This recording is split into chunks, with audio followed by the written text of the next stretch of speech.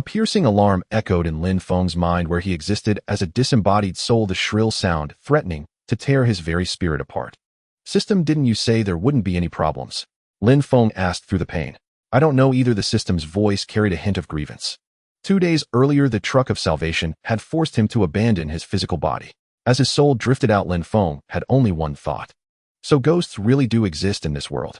Just as Lin Feng spotted 2 ghostly figures approaching, one in white with a hat reading, "Seeing you brings wealth," the other in black with "Peace under heaven," holding mourning sticks with long tongues, and prepared to follow the standard procedure to reincarnate in the underworld. A beam of white light, claiming to be a system, wrapped around his soul and shot straight out of Earth.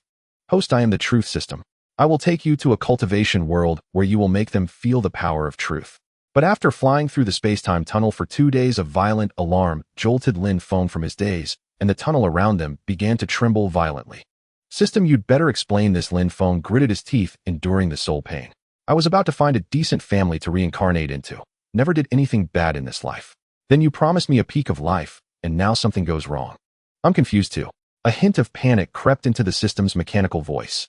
This is a space-time tunnel. If we get caught in a spatial turbulence, I'll be finished along with you.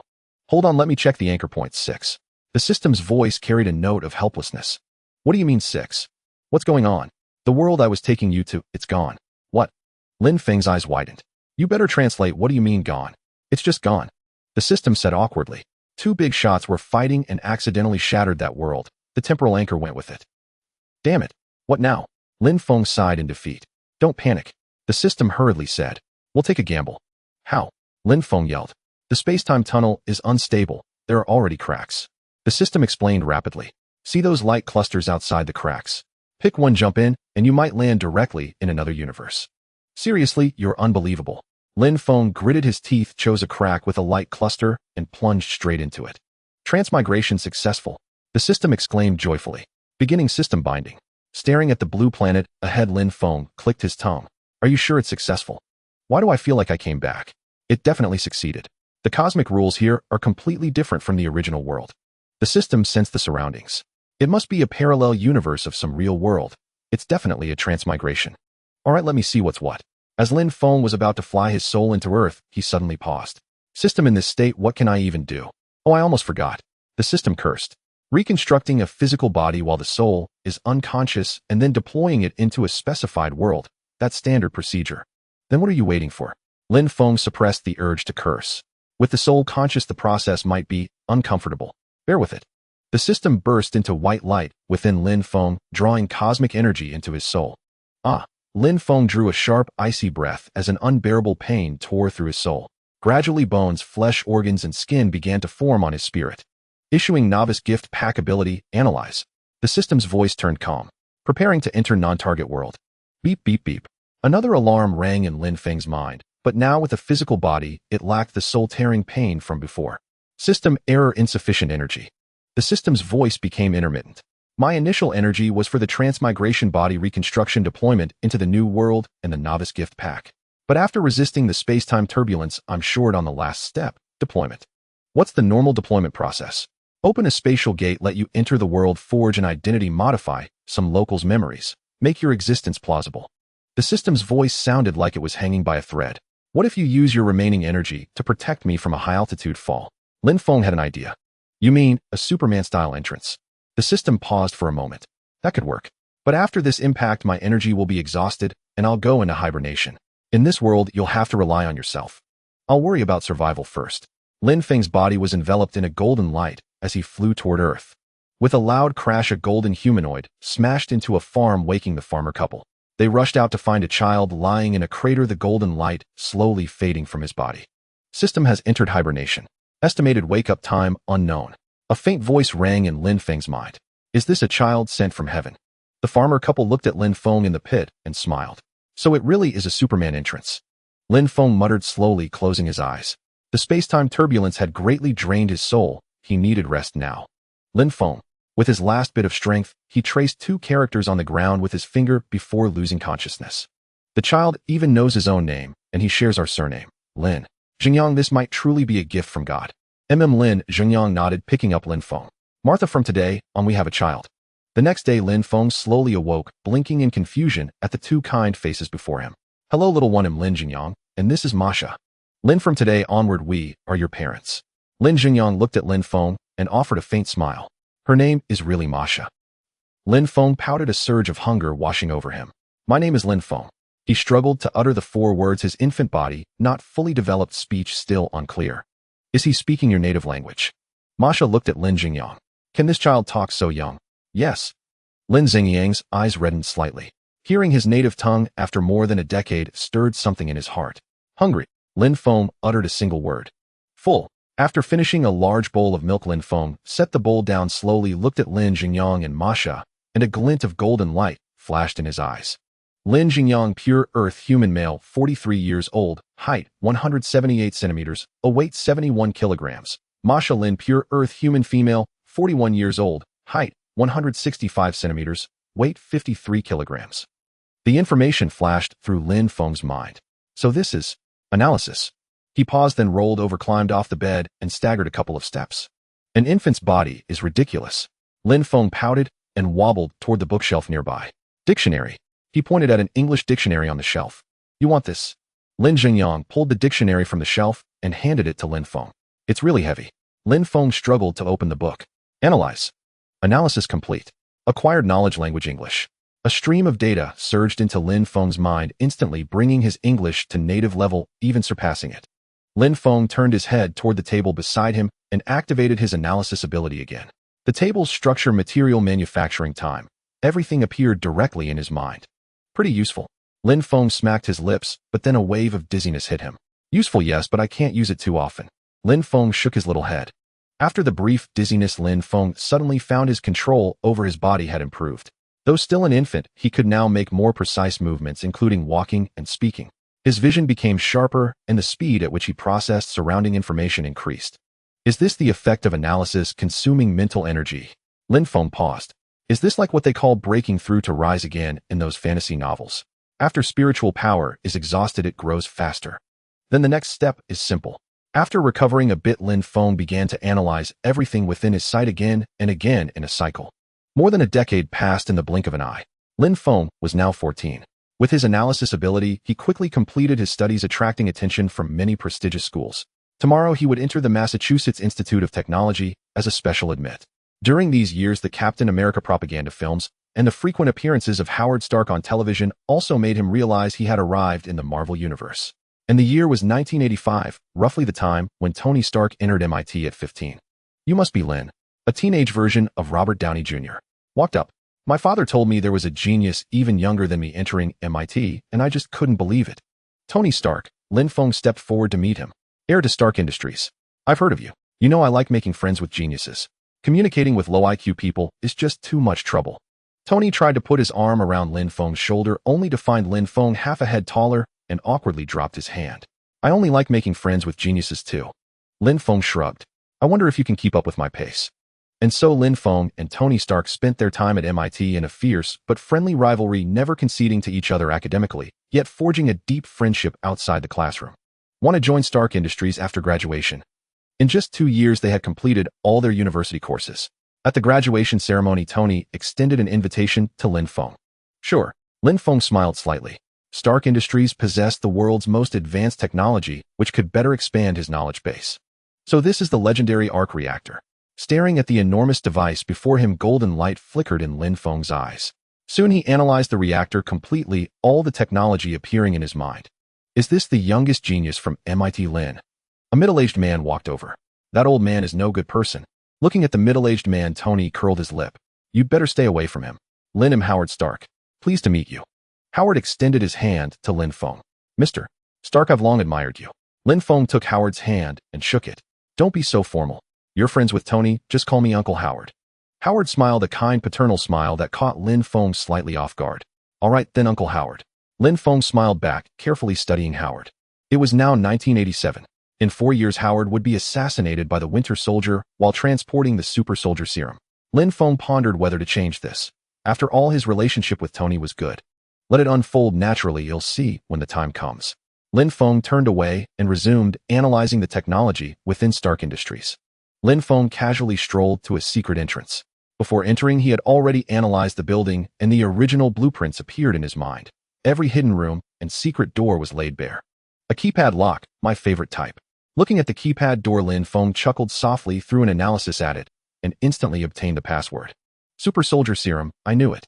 Staring at the unfinished blue liquid before him, Lin Feng performed analysis again. But this time a progress bar appeared on the analysis data panel. It took 10 seconds before the result manifested in his mind. That makes sense. It's only a semi-finished product with high technological content. A longer analysis time is normal. Lin Feng directly left the secret room, closed the door, and even hacked into the system to delete the surveillance footage of his entry. Not bad. Lin Feng clicked his tongue, enjoying the fruits of his analysis. It's done. Lin Feng gazed at the pale blue liquid in the test tube before him, a faint smile curling on his lips. The Super Soldier Serum, hailed as a marvel in movies, proved surprisingly simple to manufacture once all the production steps and proportions were understood. The raw materials were common and contained nothing prohibited. Based on the footage of those Soviet winter soldiers, injecting the Super Soldier Serum doesn't require the life cradle from Captain America's story. Lin Feng drew the blue liquid from the test tube, and the needle gleamed with a cold glint under the experimental lamp. Hiss! As the serum entered his body, Lin Feng immediately felt intense pain. He promptly shut off his pain receptors. Over a decade of brain development had granted him absolute control over his body. Disabling pain nerves was merely a minor skill derived from that enhancement. After a while, Lin Feng reactivated his pain receptors. Sensing the agony had vanished, he cast an analysis on himself. Scanning the data on the panel, he nodded with satisfaction. The Super Soldier Serum truly is a remarkable thing. Lin Feng clenched his fist, feeling the surge of power coursing through his body. Yet Lin Feng didn't feel unsettled by the rapid increase in strength. After all, his current body was still far inferior to the level of brain development he had achieved. Mastering a body with slightly enhanced capabilities was no challenge. I suppose I'm on par with Captain America now. Lin Feng rolled his neck. Cut it out. Cap always ends up in a draw. Can you do that? A voice suddenly echoed in Lin Feng's mind. Damn it, you lousy system, you're awake. Hearing the voice, Lin Feng leaped to his feet. Just woke up. Used up too much energy earlier. The system's voice still sounded weak. What world is this? You don't even know where you are? Some system you are. Lin Feng sneered. I barely have enough power to boot up. Right now all I can do is talk to you. I can't do anything else. The system let out an anthropomorphic sigh. Fine. Lin Feng sat back down. It's the Marvel World 1987. By the way, you know what the Marvel World is, right? Obviously. The system's voice was tinged with irritation. Which Marvel universe? Not sure, but based on the timeline it should be the cinematic universe. Lin Feng stroked his chin. The known developments so far align with the cinematic universe, including the birth of Captain America during World War II and Tony Stark's entry into MIT. The cinematic universe, huh? That's a relief. The system seemed to breathe a sigh of relief. The first major event should be Howard Stark's death. Exactly. Lin Feng nodded. What's on your mind? Got an idea? More than an idea. The system said, altering the timeline of a known world can accelerate my recovery. All right, let's do it. Lin Feng replied. I've analyzed quite a bit over the years and picked up plenty of skills. With the Super Soldier Serum I just obtained, taking on the Winter Soldier shouldn't be a problem. But, Lin Feng's tone shifted, won't altering the timeline attract the attention of the Time Variance Authority or even the Ancient One? It will, the system answered curtly. But those scrubs at the TVA shouldn't pose a threat to you, right? I'm not worried about the TVA. But if the Ancient One shows up, I'm screwed. That old man is at the universal level, am nothing but a tiny ant before him. Lin Feng frowned. No big deal. Haven't you read the novels? The Ancient One usually just makes a dramatic entrance and leaves. The system's voice carried a hint of amusement. Makes sense. Lin Feng paused. But what's in it for me if you recover? Rewards, of course. That's what systems are for. The system paused briefly. Once your alterations to the timeline restore my energy, they'll be able to grant you corresponding rewards using that energy. That sounds reasonable. Lin Feng nodded in agreement. But something feels off. Lin Feng closed his eyes. A beam of light streaked across his brow, allowing him to see into his own psyche. Their luminescent orb flickered between brightness and dimness. Analyze. Lin Feng cast an analysis on the orb, but the data it returned startled him. Truth system. The parsed data revealed only this name. A mere 6 characters including punctuation, while the rest was nothing but garbled code. In the decade plus I spent recovering my strength, you've already reached this level. The orb contracted and expanded rhythmically like a beating heart. But with your current abilities you cannot analyze me. What exactly are you? Within the mental realm, Lin Feng's soul form floated, his brow deeply furrowed. You don't need to know what I am. All you need to understand is that we are one. Our fortunes rise and fall together. The system spoke slowly. If you live, I can continue gathering energy. If you die, I'm finished too. He'll trust you for now. For some reason, Lin Feng's intuition told him he could trust this orb, and he chose to follow that instinct. I can provide you with immense computational power. The system took a breath. I am essentially a supercomputer, and since infused with your mind, I have vast processing capabilities at your disposal. Your current analysis can only handle technological items. When faced with supernatural forces, your computing power is woefully insufficient. Indeed. Lin Feng nodded, recalling the progress bar when he had analyzed the super soldier serum. How much energy do you need to recover? Altering the fate of the Starks should be enough to let me tap into a portion of my computing power, enough for your current needs. The orb's light grew increasingly faint. I need to rest again. This conversation has drained the little energy I just recovered. All right. Lin Feng watched the orb, now barely glowing and pulsing at an agonizingly slow pace, and frowned. He withdrew from the mental realm. Phew, that was close. The orb brightened momentarily. Master, your judgment was correct. This mission is indeed quite difficult. What exactly is that system? Lin Feng, now back in the physical world, still had his brows knit together. Never mind. For now, at least, it seems beneficial to me. The key now is to determine the Starks' route 4 years from now and the exact location where the Winter Soldier will attempt their assassination. The next day, Lin Feng arrived at a training ground next to the laboratory, located underground in a villa. Years ago, Lin Feng had utilized his exceptionally advanced brain to make money, transferring those funds to the name of a deceased Chinese individual who had not yet been discovered.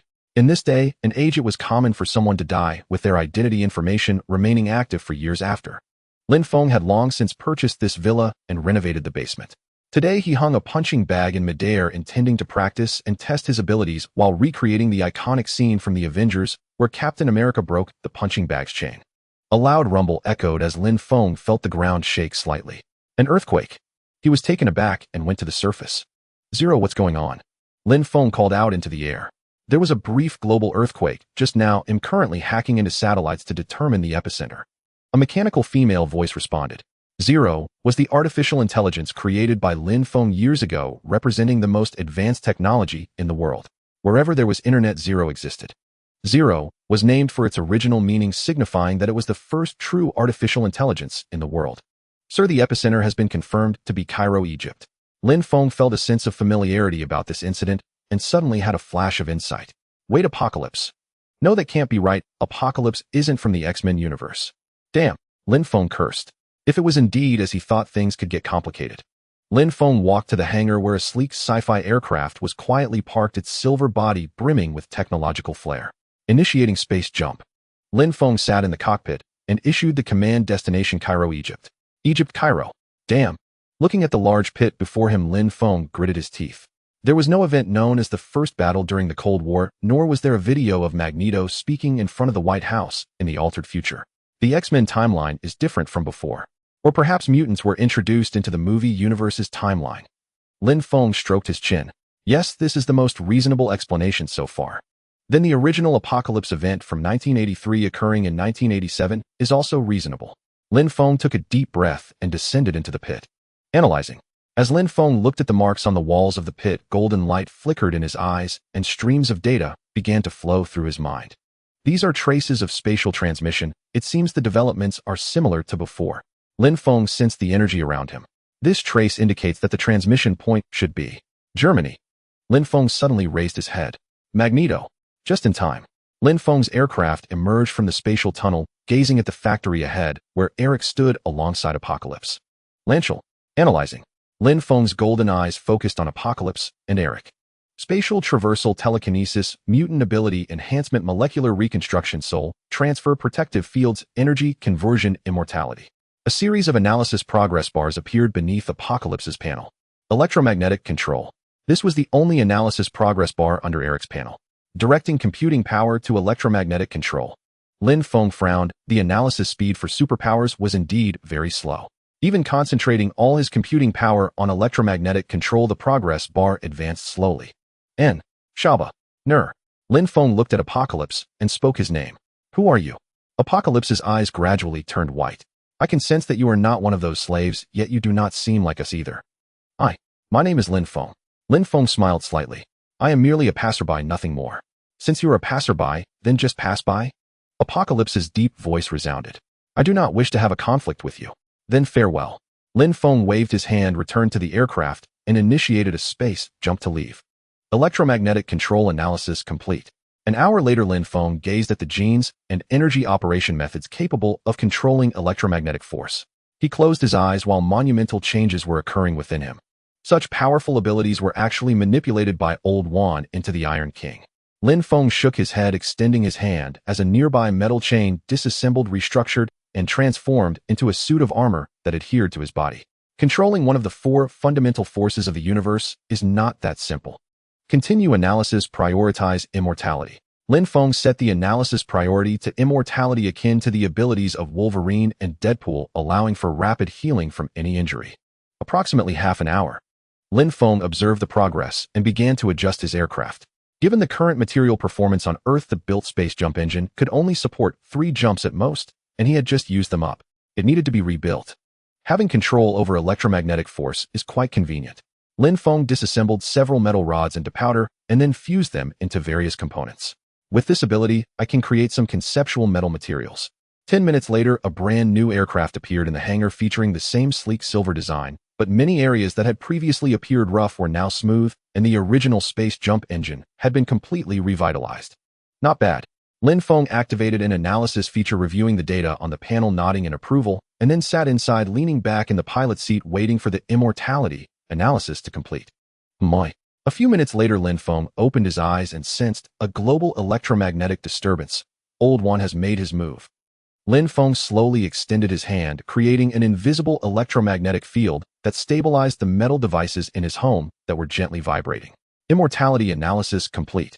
Seeing the progress bar for immortality on the panel reach 100, Lin Feng formed a small knife from metal powder and made a cut on his skin, a bloody wound appearing on his arm. Not bad. Watching the wound visibly heal, Lin Feng stretched, closed the aircraft hatch, and transported himself to the center of the electromagnetic disturbance. Even if the timing is off, the 4 horsemen of apocalypse remain unchanged. Lin Feng smiled as he looked down at several people. Storm, Angel, Psylocke, Magneto. Lin Feng gently descended to the ground, while ahead of him Magneto, surrounded by a magnetic field, looked at Lin Feng with a puzzled expression. You also possess the power to control metal. Magneto concentrated his mind on Lin Feng's aircraft, clearly sensing the presence of metal within it, yet he could not command it. I have you to thank for this. Lin Feng opened the hatch and floated his body out. I sensed earlier that you were not one of us, but why do you now bear our aura?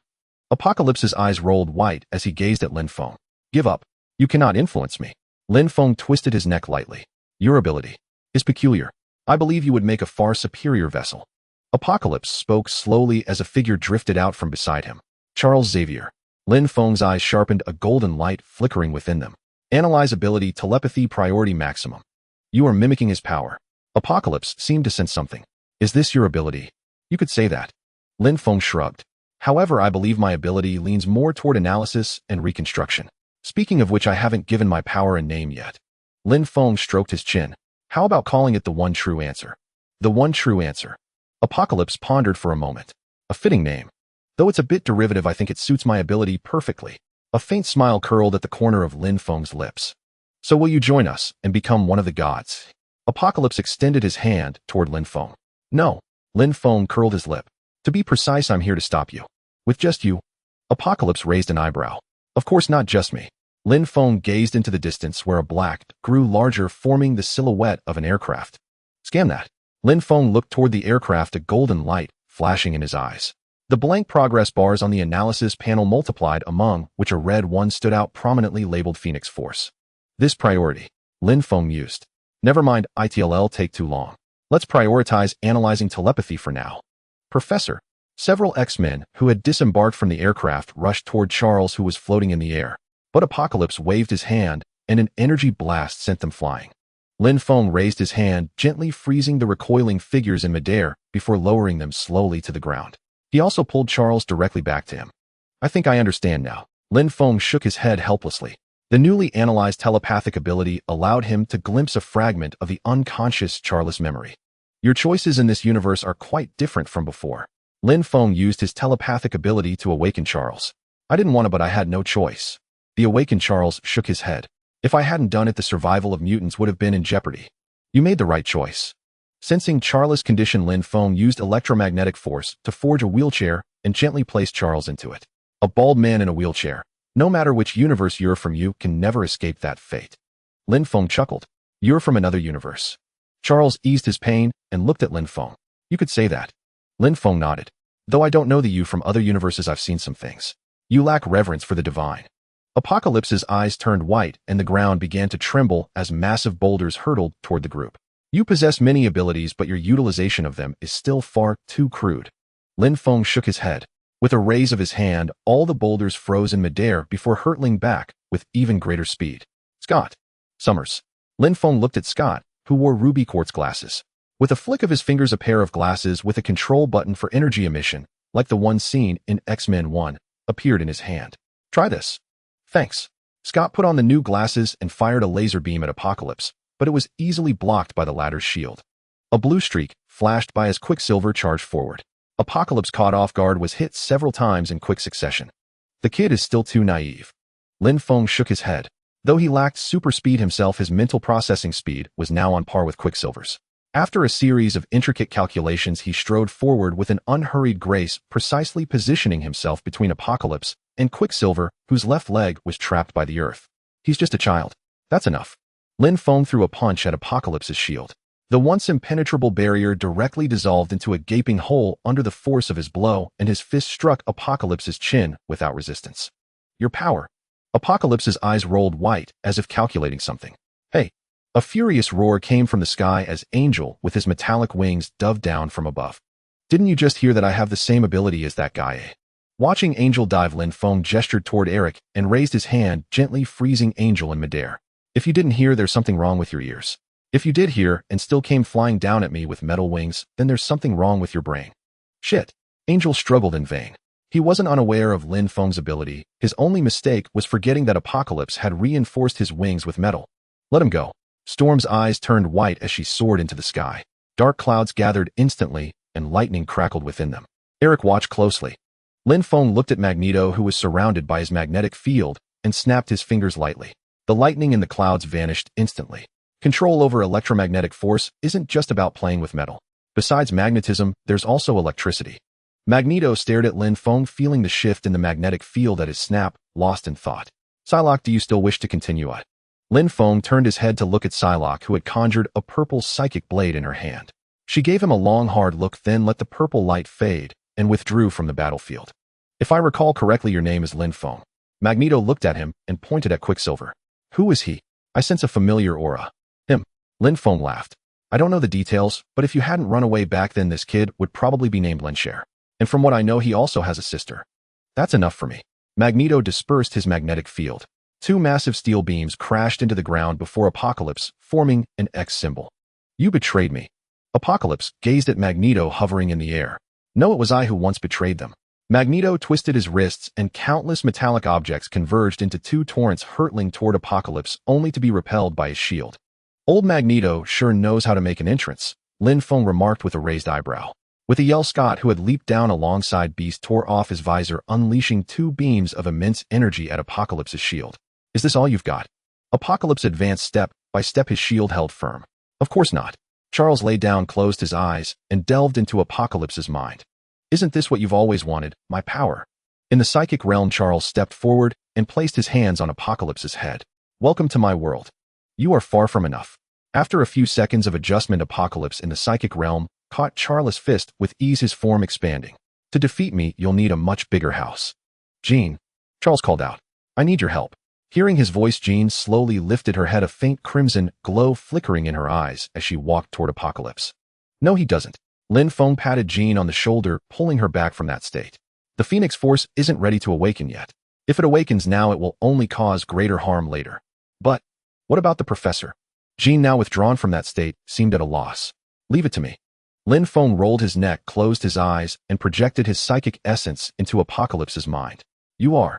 Charles stared in astonishment at the sudden appearance of Lin Feng. If Jean's power fully awakens, the consequences will be dire. With a wave of his hand, Lin Feng retrieved Charles, who was held in Apocalypse's grip, and set him down beside him. From here on, leave it to me. You want a bigger house? He'll give you one. Lin Feng's form also expanded to match Apocalypse's height, and the surroundings transformed into a boundless starry cosmos.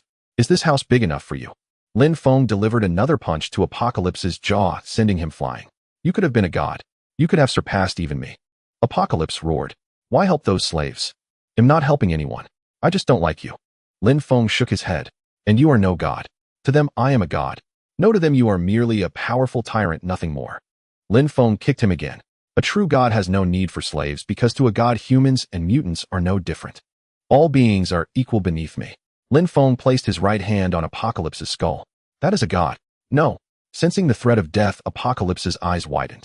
A god does not rule over life. They merge with it seeking their own joy. Lin Feng applied pressure with his hand. From the very beginning your understanding of a god was wrong. No. You will become like me. Sensing Lin Feng's power, Apocalypse's body slackened, as if resigned, kneeling in the void. I can feel it. Who knows?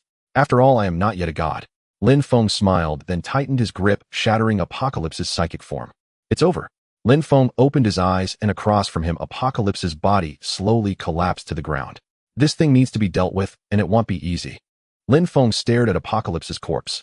I've destroyed his soul, but his body will remain in a vegetative state. And because of his immortality ability, this shell will persist indefinitely. It's just a corpse. Bury it and be done with it, Quicksilver shrugged. It's not that simple. Magneto descended slowly, patting Quicksilver on the shoulder like an old father. If someone with ill intentions gets hold of the body, it could be very troublesome. Exactly. Any telepath could easily control a soulless body. Charles frowned deeply. My original plan was to use the Phoenix to completely disintegrate his body at the molecular level, dismantling his DNA entirely so that his body could never regenerate. I told you the Phoenix cannot awaken now. Lin Feng shook his head. There are barely any forces on Earth that can suppress the Phoenix, not even I can. If the Phoenix goes out of control, the consequences would be catastrophic. What if we just don't do anything? Scott, having put his visor back on, stumbled over. You said a telepath can control this body. So just have a telepath keep an eye on it at all times. My power is far from sufficient. Controlling such a powerful body would drain my psyche, leaving me no energy for anything else. Charles shook his head. That's an unexpected line of thought. Lin Feng's eyes lit up. I suddenly have a better idea. While long-term control isn't feasible, we can give it a new soul. A gleam flashed in Lin Feng's eyes. Simply fabricating a set of memories will suffice. With a wave of his hand, Apocalypse's body flew to him. He pressed his hands onto Apocalypse's crown, and ripples appeared at the point of contact between his palms and the skull. Editing memories is far more difficult than simply deleting them. First, the memories must be comprehensive, spanning from birth to the present, requiring immense simulation. If a single memory is inconsistent, the subject will experience a strong sense of dissonance. Additionally, the fabricated memories must be logical. Illogical memories would cause the subject to feel strange, potentially even driving them mad from cognitive dissonance. This is difficult, but I should be able to manage. After a few minutes, fine beads of sweat formed on Lin Feng's forehead, and his hands on Apocalypse's skull began to tremble slightly. Almost there. Sweat trickled down Lin Feng's cheeks. When he finally released his hands, his back was completely drenched. Done. Lin Feng snapped his fingers, and Apocalypse's eyes snapped open, startling everyone into taking a step back. My almighty lord. Apocalypse knelt on one knee before Lin Feng. I have finally found you. Rise, Lin Feng said, pulling Apocalypse to his feet. These are my friends. Now there's one more simple task I need to take care of. Charles gritted his teeth. Hank, take me back to the school. You've seen it, haven't you? Charles looked at Lin Feng. Yes, I have, Lin Feng nodded. Given the situation back then, your decision was correct. It should be ineffective on you now, Charles sighed. I still hope you can keep this secret. I will. Lin Feng blinked. You're going to do it again. It's the only way, Charles closed his eyes. Join me. All right. Lin Feng nodded and gently waved his hand. His aircraft disassembled, instantly revealing the space jump engine within. Lin Feng twisted his wrist, and the space jump engine scattered, reconfigured, and eventually transformed into a bracelet.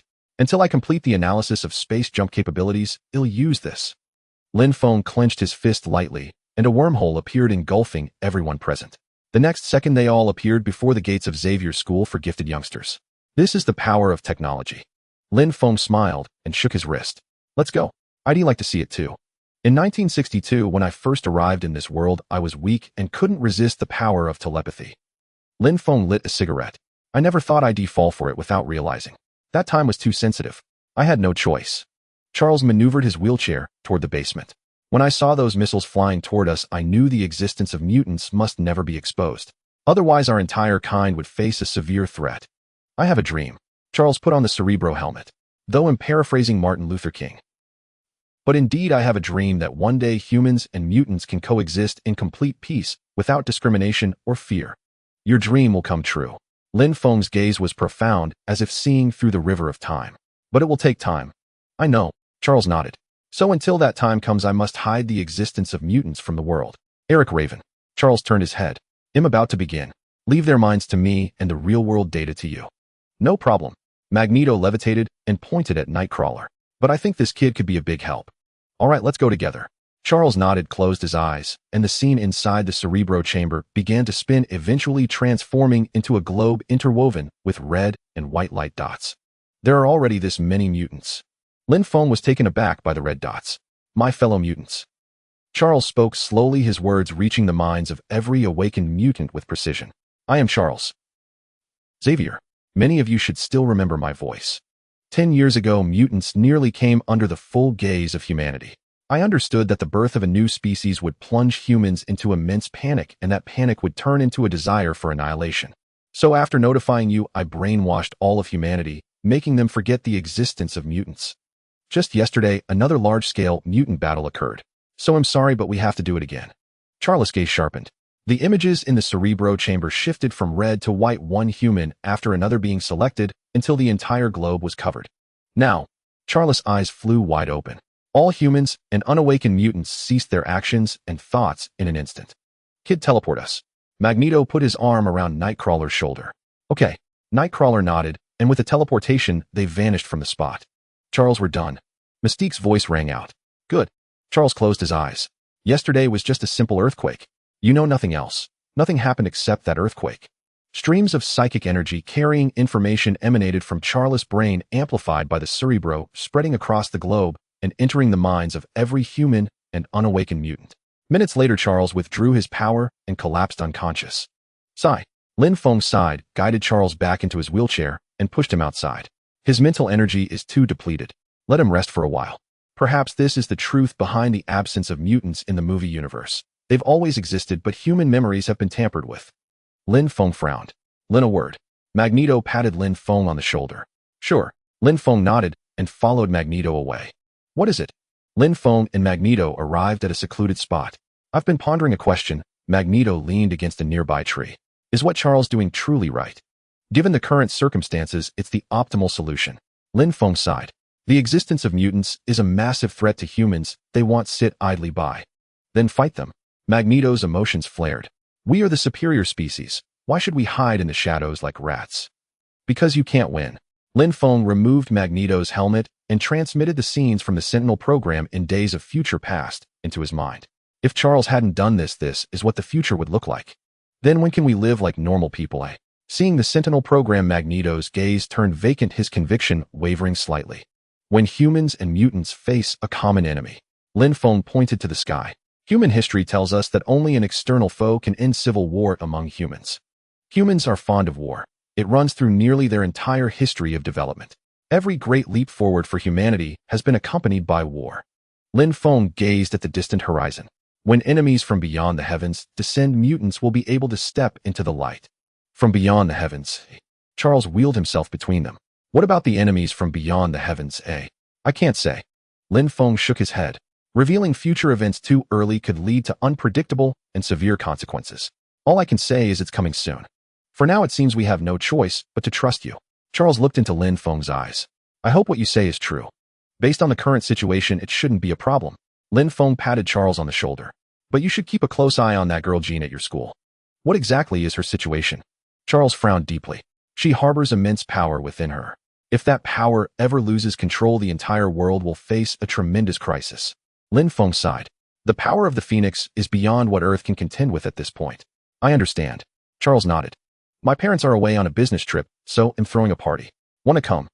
For years had passed, and Lin Feng and Tony had become close friends, often conducting research together. Lin Feng was now 20 years old, and it was 1991, the year Howard and Maria Stark were assassinated by the Winter Soldier. Bad timing. I've got things to take care of these days, Lin Feng said with a shrug. I still have to save your parents, so I don't have time to play. Lin Feng hung up the phone and shook his head. Time really flies. Over these 4 years, Lin Feng hadn't been idle. The greatest benefit of maintaining good relations with the mutant organization was access to numerous abilities for analysis. During this time, his analysis panel had been perpetually full, and he had analyzed almost every mutant ability he encountered, except one whose progress bar grew excruciatingly slowly. Phoenix Force Analysis Progress 2. Staring at the glaring red data, Lin Feng furrowed his brow. The Phoenix Force was vastly different from other abilities, and the time required for its analysis was naturally immense. Let's see if the system's awakening after this historical alteration can speed up the Phoenix Force analysis. Lin Feng's side vanished from his spot, flew into the air, and began monitoring Howard Stark's car. Here it comes. He watched as Howard's car drove onto a narrow road, with a motorcycle approaching from the opposite direction. The rider's left arm glinted with metallic coldness. With a heavy thud, the Winter Soldier slammed his mechanical arm into the side of the car. A harsh screech of metal echoed as the vehicle crashed into a large tree. Tisk tisk. Lin Feng clicked his tongue, executed a free fall from the sky, landed on the ground on one knee, and a crisp crack sounded. Damn, that hurts. Lin Feng sucked in a sharp breath as the fractured bones in his knee rapidly healed. Guess the superhero landing isn't something to mess around with. Seeing Lin Feng suddenly appear, the brainwashed Winter Soldier attacked without a word, throwing a punch that Lin Feng caught effortlessly. Not a bad mechanical arm you've got there. Lin Feng pried open the Winter Soldier's fist and tossed an analysis onto it. This kind of Zeralatency mechanical prosthetic was quite a novel thing. This thing sure is fast. Watching the progress bar fill up in less than half a second, Lin Feng sighed, then knocked the Winter Soldier unconscious with a single punch to the head. Howard Stark. With a wave of Lin Feng's hand, the entire car disassembled, and the Starks were lifted out along with their seats. Are you? Lin. Howard took a moment to recover and recognized Lin Feng's face. What if I said no? Lin Feng shrugged, waved his hand, and healed their injuries. First of all, thank you for saving us, Howard said as he got up. Also, why did you save us? Nothing much. Tony and I are on good terms, so I lent a hand. Lin Feng waved his hand again, and the car reassembled in midair before gently landing on the ground. Go home. Tony's waiting for you. Who are you? Howard's gaze at Lin Feng grew solemn. Me. You can call me the Omniscient One. Lin Feng lifted the Winter Soldier and floated into the air. We'll meet again. He activated his ability, transforming into a wisp of blue smoke that slowly dissipated, returning to his laboratory. James Buchanan Barnes. Lin Feng used his psychic abilities to break the Winter Soldier's brainwashing. Who are you? Bucky sat up abruptly. My name is Lin Feng. I just removed Hydra's brainwashing on you. Lin Feng shrugged. You were about to kill Howard Stark. I stopped you. Thank you. Bucky slowly rose. Howard had been his friend, and the thought of killing a friend while not in control of himself was a difficult burden to bear. Don't thank me. I only did it because I'm close to his son. Lin Feng waved his hand. The brainwashing program Hydra implanted in your mind has been erased. You're free. Even if I'm free, where can I go? Bucky sat down dejectedly. A World War II veteran, missing an arm, without even an identity. If you don't know where to go, you can come work as a security guard at my company. Lin Feng patted Bucky's shoulder. Monthly salary of $8,000 with full benefits, and I can help you sort out your identity. Your company? Bucky raised an eyebrow. Omniscient Technology Co. Ltd. We make phones. Lin Feng pulled out a business card. 2 years ago, Lin Feng and Tony had collaborated on a project. They stripped down the features of the high-tech displays in Tony's home and ported them to a mobile phone, creating the first touchscreen phone in the Marvel Universe, the Omniscient One. They jointly registered a company called Omniscient Technology. On the day of the phone's launch, sales exploded, and the company's market capitalization grew exponentially. Over 2 years, Lin Feng had become a billionaire, known as Tony Stark's most capable assistant. But only Tony himself knew that Lin Feng's scientific research abilities far surpassed his own. Many times Tony found himself utterly baffled by a problem, only to have Lin Feng's guidance shed light on it. Lin, after knowing you for so long, I never knew you had superpowers, Tony said as he walked into Lin Feng's home. After returning home, Howard had immediately questioned Tony about Lin Feng and warned him to be cautious. But Tony, whose relationship with his father was strained, paid no attention. Instead, upon learning that Lin Feng had superpowers, he grew ecstatic and rushed straight to Lin Feng's place. You never asked. Lin Feng spread his hands. Let me introduce you. This is... I know Bucky Barnes, Captain America's best friend, Tony interrupted. Do you really think I've never been to the Captain America Museum? Fine. Lin Feng raised an eyebrow. Since you recognize him, it's even easier. Starting today, he'll be in charge of security at Omniscient Technology. A World War II veteran, a super soldier, and a mechanical arm. No problem. Tony sized up Bucky and nodded.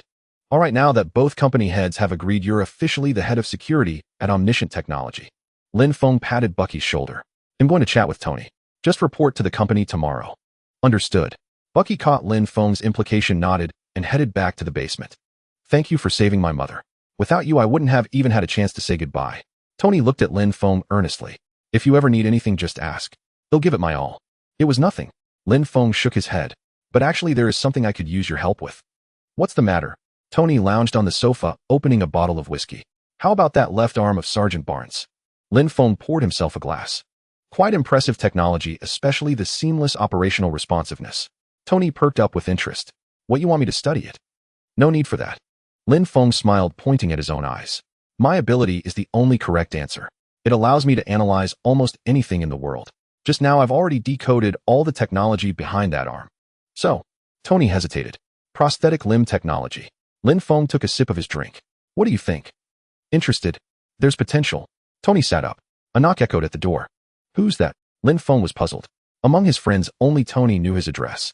Sir, it appears to be agents from the Strategic Homeland Intervention Enforcement and Logistics Division, Zero's voice announced, projecting the door's surveillance feed. Black bald egg. Lin Feng frowned at the bald figure on screen. Let them in. Mr. Lin, Mr. Stark, Fury, and Coulson entered. We're agents from S.H.I.E.L.D. We came to ask Mr. Lin a few questions.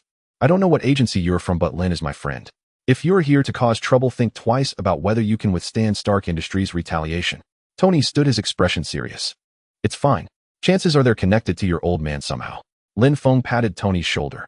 So you two agents from the Strategic? What questions do you have for me? Fury glanced at Tony, hesitating. Can't trust the son of your founder. Lin Feng chuckled. Ask away quickly. I've got business to discuss with Tony. All right. A few days ago you saved Howard Stark. During that incident you displayed some special abilities. Fury inquired cautiously. Yes, I have superpowers. What I used on the road was my magnetic control ability. Anything else? Lin Feng admitted outright, having no intention to hide it anyway. After all, showing his abilities in front of Howard was practically equivalent to letting S.H.I.E.L.D. know. Fury was taken aback, clearly not expecting such cooperation. Well, there's one more thing. We learned that during that battle. Stop. Lin Feng interrupted. In my book, a battle is only a battle when both sides are evenly matched. What I did to save Howard was a slaughter. Watch your wording. All right. Fury was thrown off by the remark. Then during that slaughter you captured the Winter Soldier who assassinated Mr. Stark, also known as Sergeant Barnes from World War II. Sergeant Barnes. Lin Feng called toward the door. Mr. Lin. Bucky stepped out looking bewildered. This semi-automatic cotton picker wants you. Lin Feng pointed at Fury. Shit. Fury gritted his teeth at the dark joke, then turned to Bucky. Sergeant Barnes, we understand that for a long time you operated as the Winter Soldier, carrying out assassinations worldwide until your last mission assassinating Howard Stark, where you were captured by Mr. Lin. Correct. That's right. Are you going to lock me up? Bucky shrugged, extending his hands. Go ahead. My guilt runs deep enough. My security chief isn't going to jail before he even starts. No way. Lin Feng pulled Bucky behind him. I can explain this. Sergeant Barnes carried out those missions while brainwashed by Hydra. During his time as the Winter Soldier, he should be considered legally incapacitated. I captured him and deprogrammed him. So under federal law you can't take him away. Don't worry, we won't harass a World War II hero. Fury shook his head. However, he carries the super soldier serum. Would like to take a blood sample. No problem. Bucky extended his arm as Coulson stepped forward with a syringe. Sergeant Barnes, I know who you are. Captain America's best friend. Coulson's eyes gleamed with excitement. I'm a fan of the captain. Meeting his old comrade is an honor. Thanks. Bucky looked awkward. Additionally, would like to understand your abilities. Fury turned back to Lin Feng.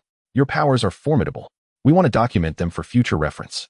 Sure, but I have quite a few abilities. I'll list them slowly, you take notes. Lin Feng conjured a piece of paper and a pen. Write it down. There's too much, I doubt you'll remember. Electromagnetic control, telepathy, spatial teleportation, rapid healing, weather manipulation, laser vision, geokinesis, super speed, energy, shields, telekinesis. Lin Feng rattled off a long list at lightning speed. Hold on. I can't keep up. Fury shook his wrist. Do you really have all these abilities? I really do. Lin Feng tore open a spatial rift and rummaged inside. No rush. You two haven't eaten, have you? Here, have a bite to tide you over. Do you have a problem with my skin color? Fury's temple throbbed as he saw the fried chicken and watermelon Lin Feng pulled from the rift. No problem at all. What problem could I have? Lin Feng feigned innocence. If I did, I'd have emptied a magazine by now, right? Fine. Considering Lin Feng's abilities, Fury chose discretion.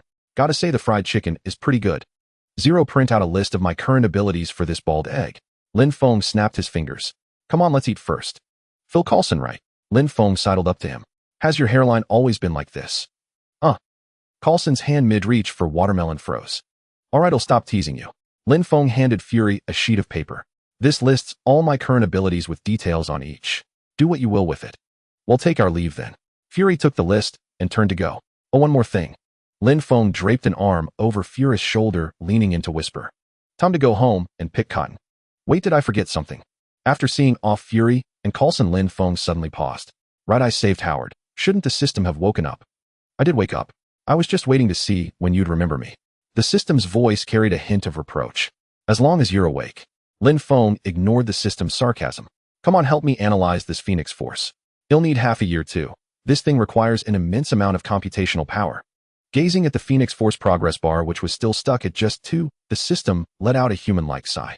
But if you alter the timeline more, I can free up additional processing power and speed things up. All right.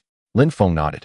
Half a year was already decent. After all, it had taken 4 years to reach, just 2 before, and now he could max it out in only 6 months. Not bad. Suddenly, as if sensing something, Lin Feng spun around. A golden portal materialized, and from it emerged a bald figure. Ancient One. Lin Feng's molars ached slightly. This was arguably the most formidable being on Earth aside from the one slumbering deep within the planet's core. Lin Feng, I need you to come with me. The Ancient One fixed him with a solemn gaze. Tony'll go with her. Don't worry. Lin Feng called back to Tony before stepping through the portal alongside the Ancient One. I cannot see your future. In a quiet chamber of Camartage, the Ancient One poured 2 cups of tea and slid one toward Lin Feng. Ever since you appeared in this world, the future has become shrouded in mist. I don't belong to this universe. It's only natural that the Infinity Stones which only work here have no effect on me. Lin Feng took a sip. Excellent tea. You're quite candid. The Ancient One studied him, searching for something in his eyes, but Lin Feng's gaze remained calm and impassive, revealing nothing. My arrival will inevitably bring great changes to the future. But how can you be certain those changes are negative? As he sipped his tea, Lin Feng cast a scan on the Eye of Agamotto. A progress bar for the Time Stone appeared on his analysis panel, growing faster than the one for the Phoenix Force. I don't know. That's why I'm sitting here having tea with you. The Ancient One took a sip from her cup. If I were certain you were a threat, I would have eliminated you before you could fully grow. So what did you call me here for? Lin Feng tired of playing riddles and cut straight to the point. Are you interested in magic? A faint smile crossed the Ancient One's face. I'm interested in magic, but not in taking out loans. Lin Feng pursed his lips. In the Marvel Universe, most mages borrowed their power from various deities, and borrowed power always came with a price. A unique energy is forming within you. With it, you can become your own source of power without needing to borrow from those gods.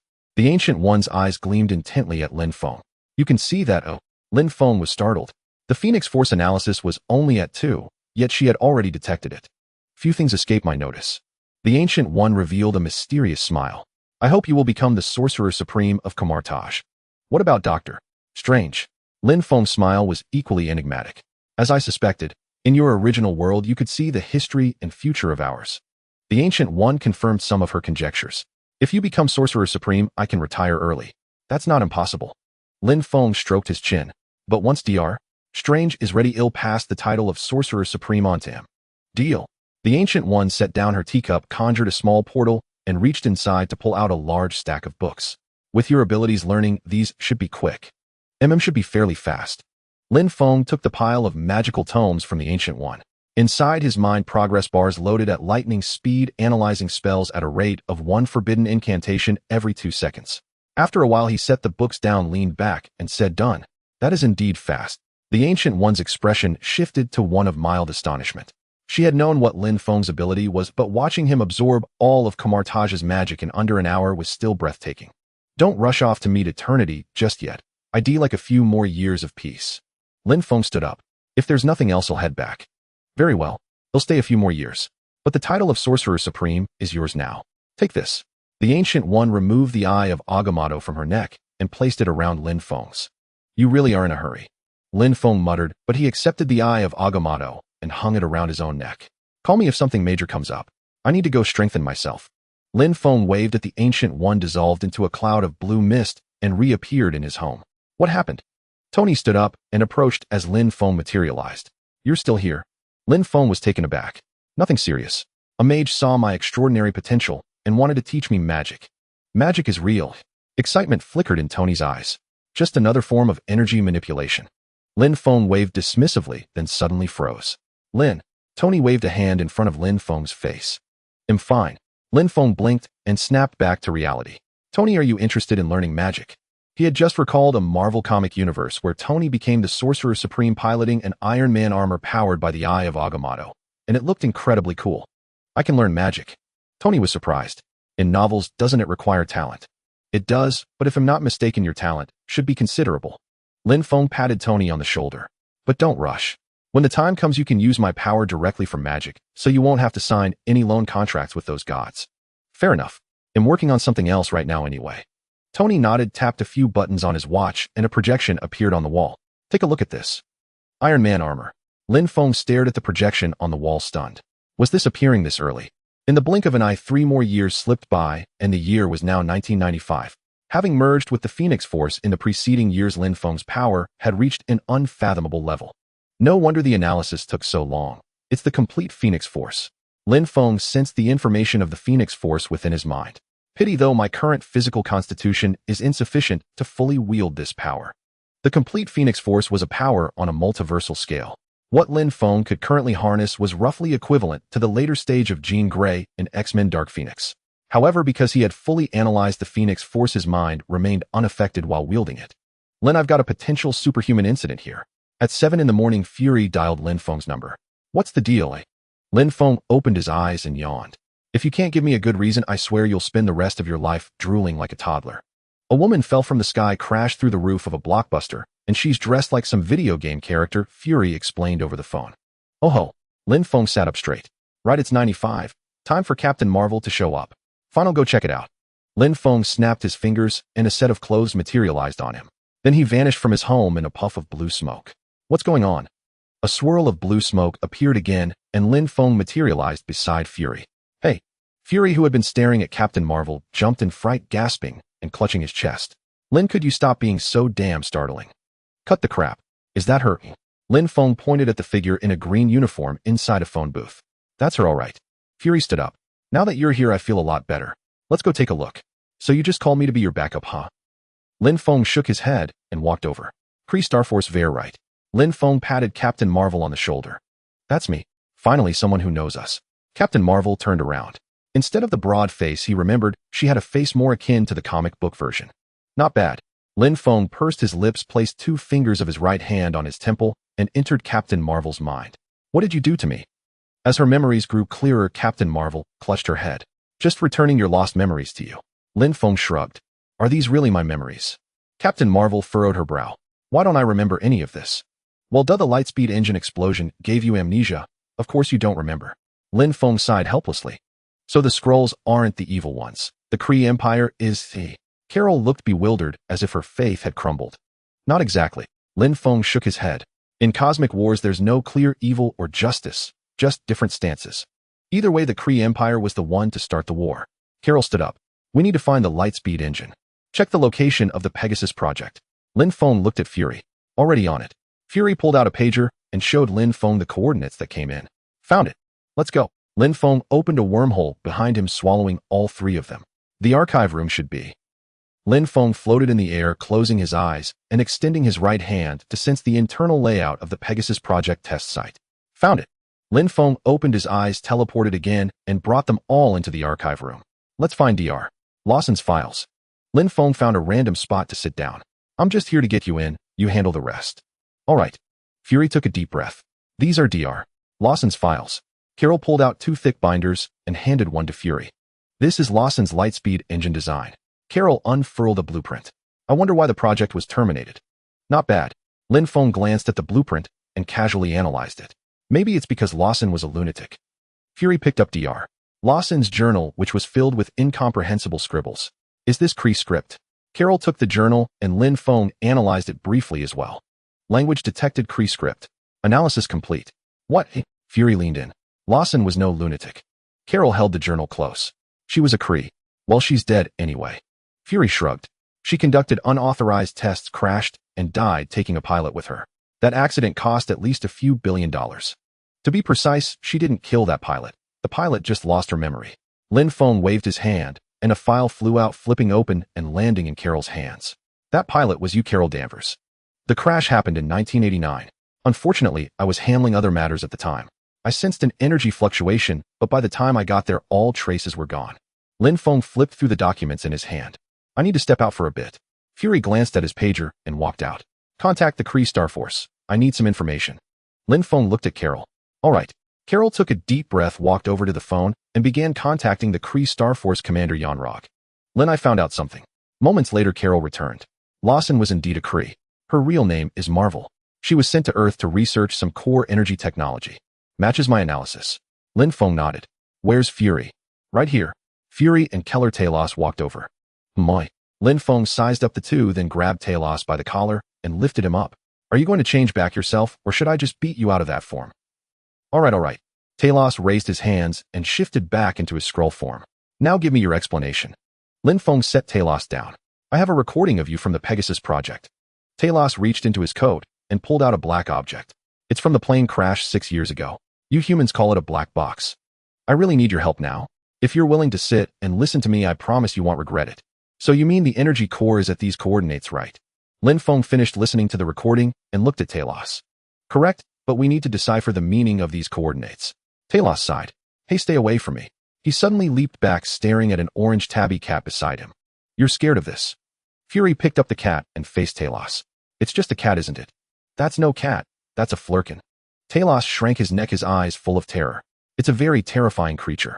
It really is a flurkin. Lin Feng cast an analysis on it. This thing is just wearing a cat's skin. What? Fury's hand trembled.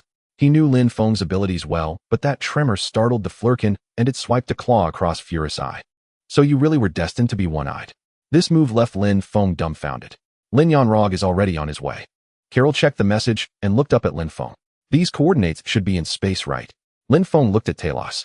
Yes, that can be confirmed. Talos nodded. Then that's fine. Lin Feng instantly teleported into outer space, sensing the distribution of magnetic fields. Found it. Lin Feng teleported back to Earth, then opened a wormhole that engulfed the group, bringing them directly to Marvel's experimental spaceship.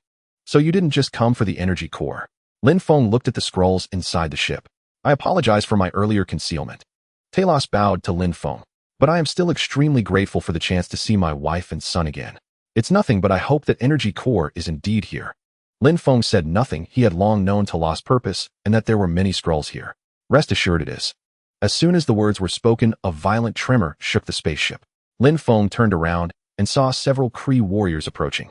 TCH. Lin Feng clicked his tongue and lightly raised his hand, causing the warriors to float in midair. Carol. Lin Feng looked at Carol. Your strength is far beyond what you currently display, but you can't unleash it. Do you know why? Moi. Carol touched her neck. You mean? That suppressor wasn't meant to keep you from losing control, it was purely to limit your power. Lin Feng pursed his lips. The supreme intelligence is no good thing. I understand. Carol looked at the Yanrog before her. A hint of ruthlessness flashed in her eyes. She reached to the side of her neck and tore the suppressor off. So that's it.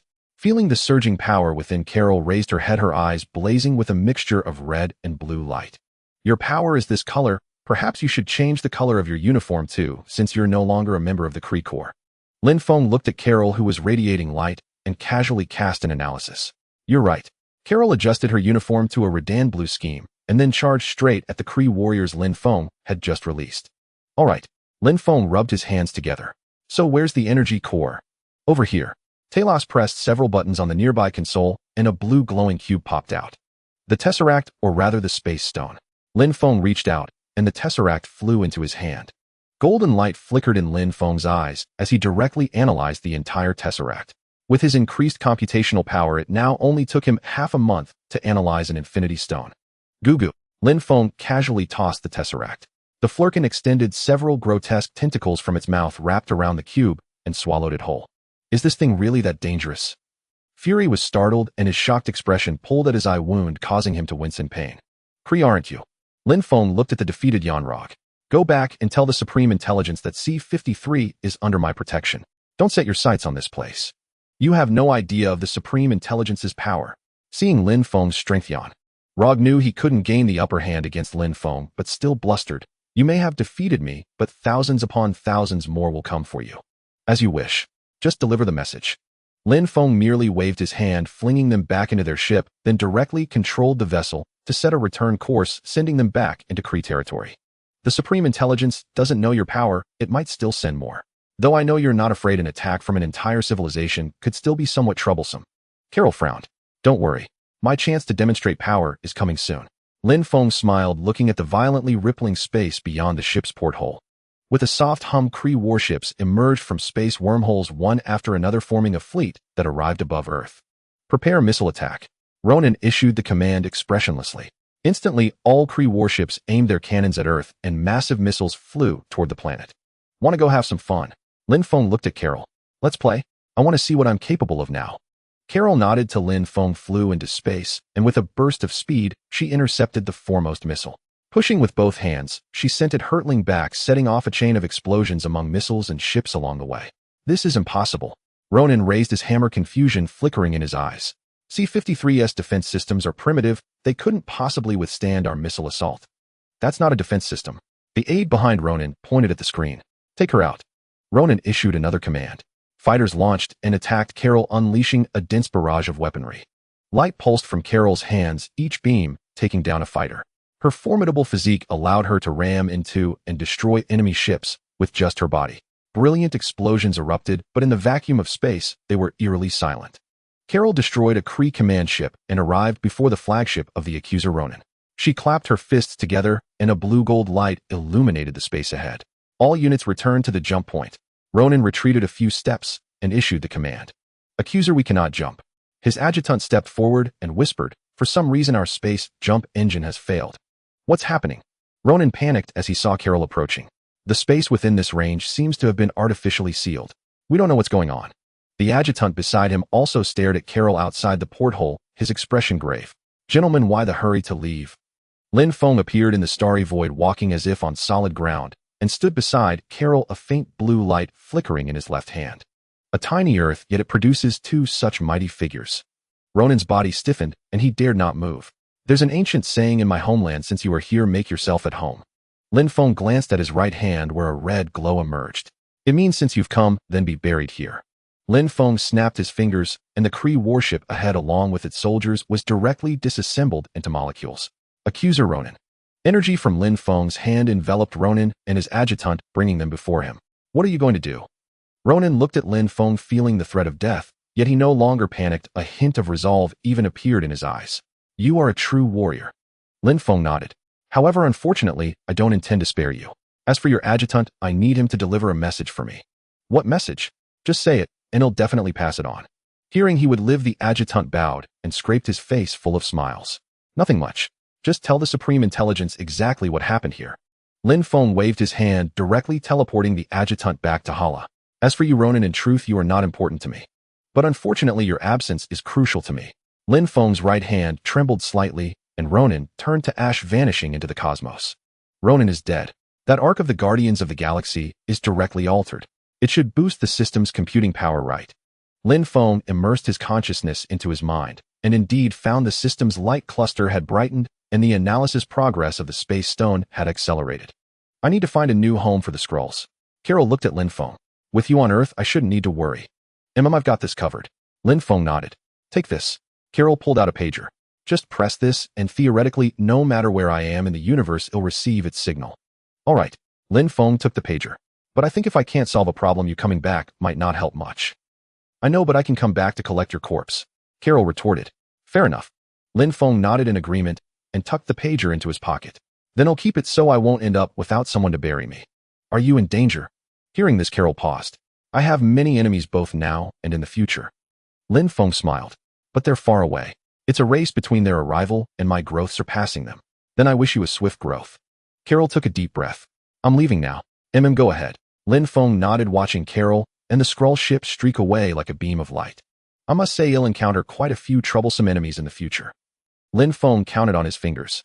The weaker ones are like Thanos, then there's the Vishani Thon at that level, and beyond that maybe even the Living Tribunal will show up.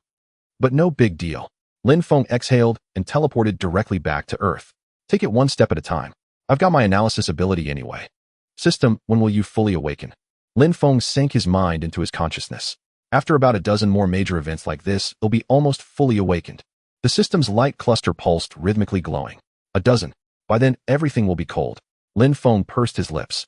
By then, even the one above all might come for me. Relax, you're already thoroughly integrated into the Marvel Universe. Everything you do is internal cosmic conflict, and the one above all won't interfere with that. The system's mechanical voice rang out. With your current mix of mutant powers, Phoenix Force, and Infinity Stones, no one can tell you're not from this universe. All right. Lin Feng sighed. If you say I'm integrated, then I am. But if the one above all targets me, I'm holding you responsible. Don't worry, what I say is always right. Remember my name, I am Truth. The system's mechanical voice seemed tinged with pride. Yeah, you're the truth. Lin Feng pursed his lips and flopped onto his large sofa. Believe it or not. The system left one final remark and fell silent. Quite the temper. Lin Feng chuckled, looking at the space stone he had just finished analyzing. What should I analyze next? Wait. Lin Feng suddenly turned his gaze to the ground beneath him. Isn't there one lying down there? Golden light flickered in Lin Feng's eyes as he peered through the crust into the deep core. There a massive figure curled like an embryo at Earth's center, energy surging into its colossal body with each breath. The celestial Tiamat. Lin Feng stared at the enormous form, feeling the urge to eliminate it before it could develop. Not yet. The Phoenix Force alone probably can't take on Erishem. Lin Feng ultimately only cast an analysis on Tiamat before retracting his mental energy. Does analyzing a celestial take this long? Seeing the progress bar showing 2.5 years, Lin Feng sighed.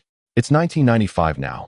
The next major event won't be until Banner's birth in 03. There are still major events you can alter directly, just not on Earth. The system chimed in. That's true. Lin Feng's eyes lit up.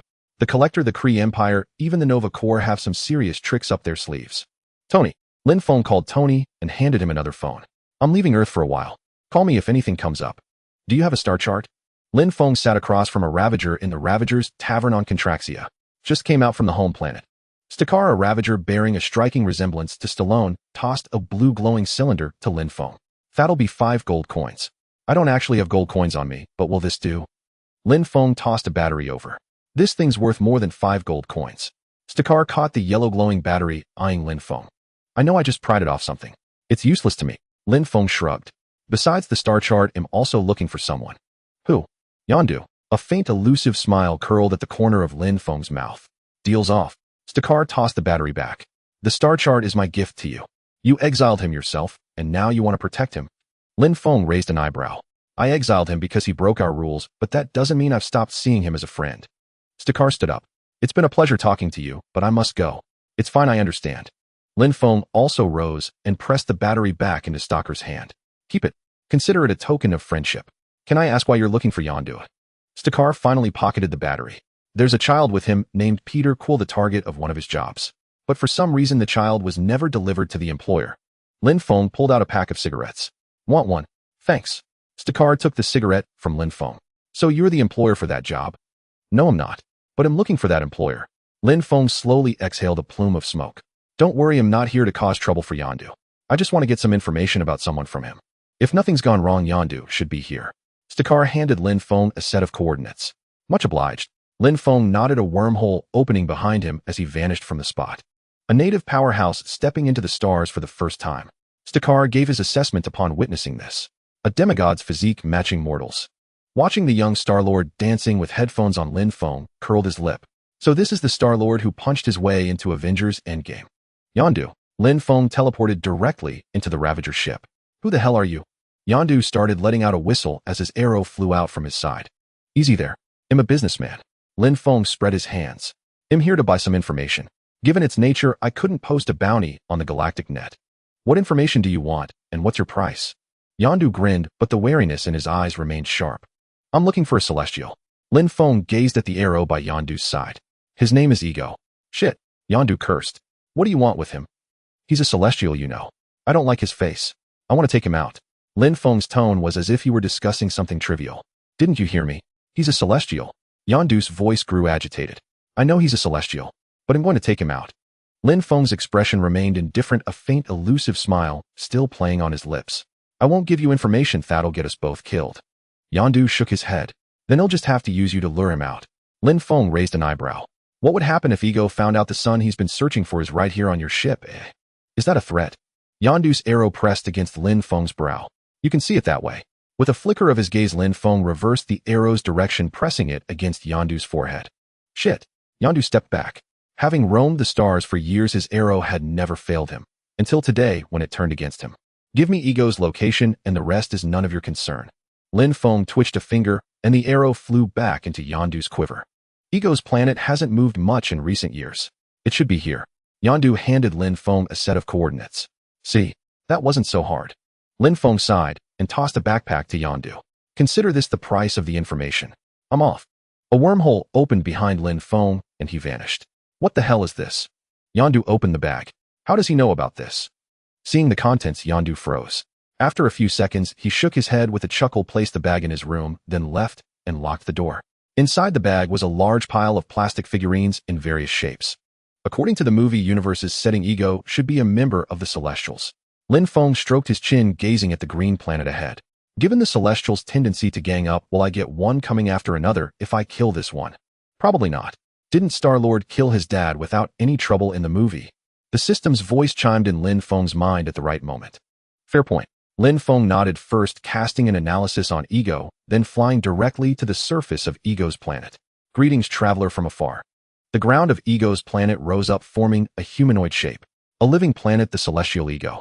Lin Feng extended his hand toward Ego. A Phoenix Force wielder with a clear mind. Ego shook Lin Feng's hand in Earth's custom. What brings you to my home? Nothing much. I just want to kill you. Lin Feng's smile didn't waver, but his hand suddenly tightened, reducing Ego's newly formed body to ashes. You're courting death. The entire planet of Ego roared, and countless tentacles burst from the ground, surging toward Lin Feng. Lin Feng smiled faintly, a crimson light blazing in his eyes as the Phoenix Force enveloped his body. With a wave of his hand, he disintegrated the tentacles at the molecular level, then punched the ground. A rustling sound echoed as a massive depression formed around Lin Feng, deepening continuously. His body slowly sank, advancing toward the planet's core. So this is the brain of a celestial. After descending for a while, Lin Feng felt the ground beneath him vanish, entering a cavity. Below him pulsed the brain of Ego. Analyze this thing separately. A golden gleam flashed in Lin Feng's eyes. Leave now, and he'll pretend none of this happened. Ego formed another avatar and floated before Lin Feng. I told you I'm here to kill you. Lin Feng sighed. What? After becoming a celestial, can't you even understand plain speech? You wish to defeat me within my own body. Ego chuckled. You truly have no understanding of a celestial. On the contrary, my understanding of celestials is far clearer than you imagine. A sinister smile curled at the corners of Lin Feng's lips as crimson light flickered in his hand, his gaze fixed on Ego's brain.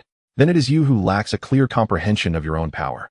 Ego waved his hand, and a vast array of tendrils materialized in the air, shimmering with specks of blue light. A mere host of a fragment of the Phoenix Force. Even with your mind clear, how much of the Phoenix's might can you truly unleash? You know nothing of the Phoenix. Lin Feng raised his right hand, disintegrating the tendrils hurtling toward him. Heh! Ego let out a cold laugh, blue light erupting beneath his feet as he lunged at Lin Feng, throwing a punch. Lin Feng sidestepped slightly, evading the blow, and lashed out with a whip kick. Ego absorbed the strike without flinching, as if unaffected, and retaliated with a backward swing, sending a bolt of blue energy directly into Lin Feng. TCH. Lin Feng was blasted backward several meters by the surge of blue energy, frowning. That stings a bit, but nothing more. Give up, you stand no chance. Since you've come to court death, I shall devour your energy and preserve your memories. With your power, I can spread myself across every corner of the universe.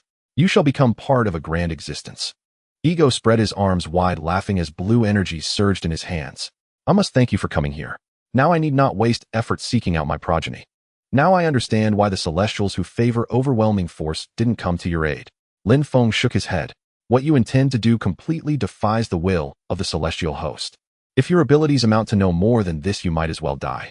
Crimson light flared in Lin Feng's hand before erupting violently. If it were merely a fragment of the Phoenix Force, it would indeed be insufficient to defeat you. But what I possess is far more than a mere fragment. Impossible. Are you the Phoenix itself?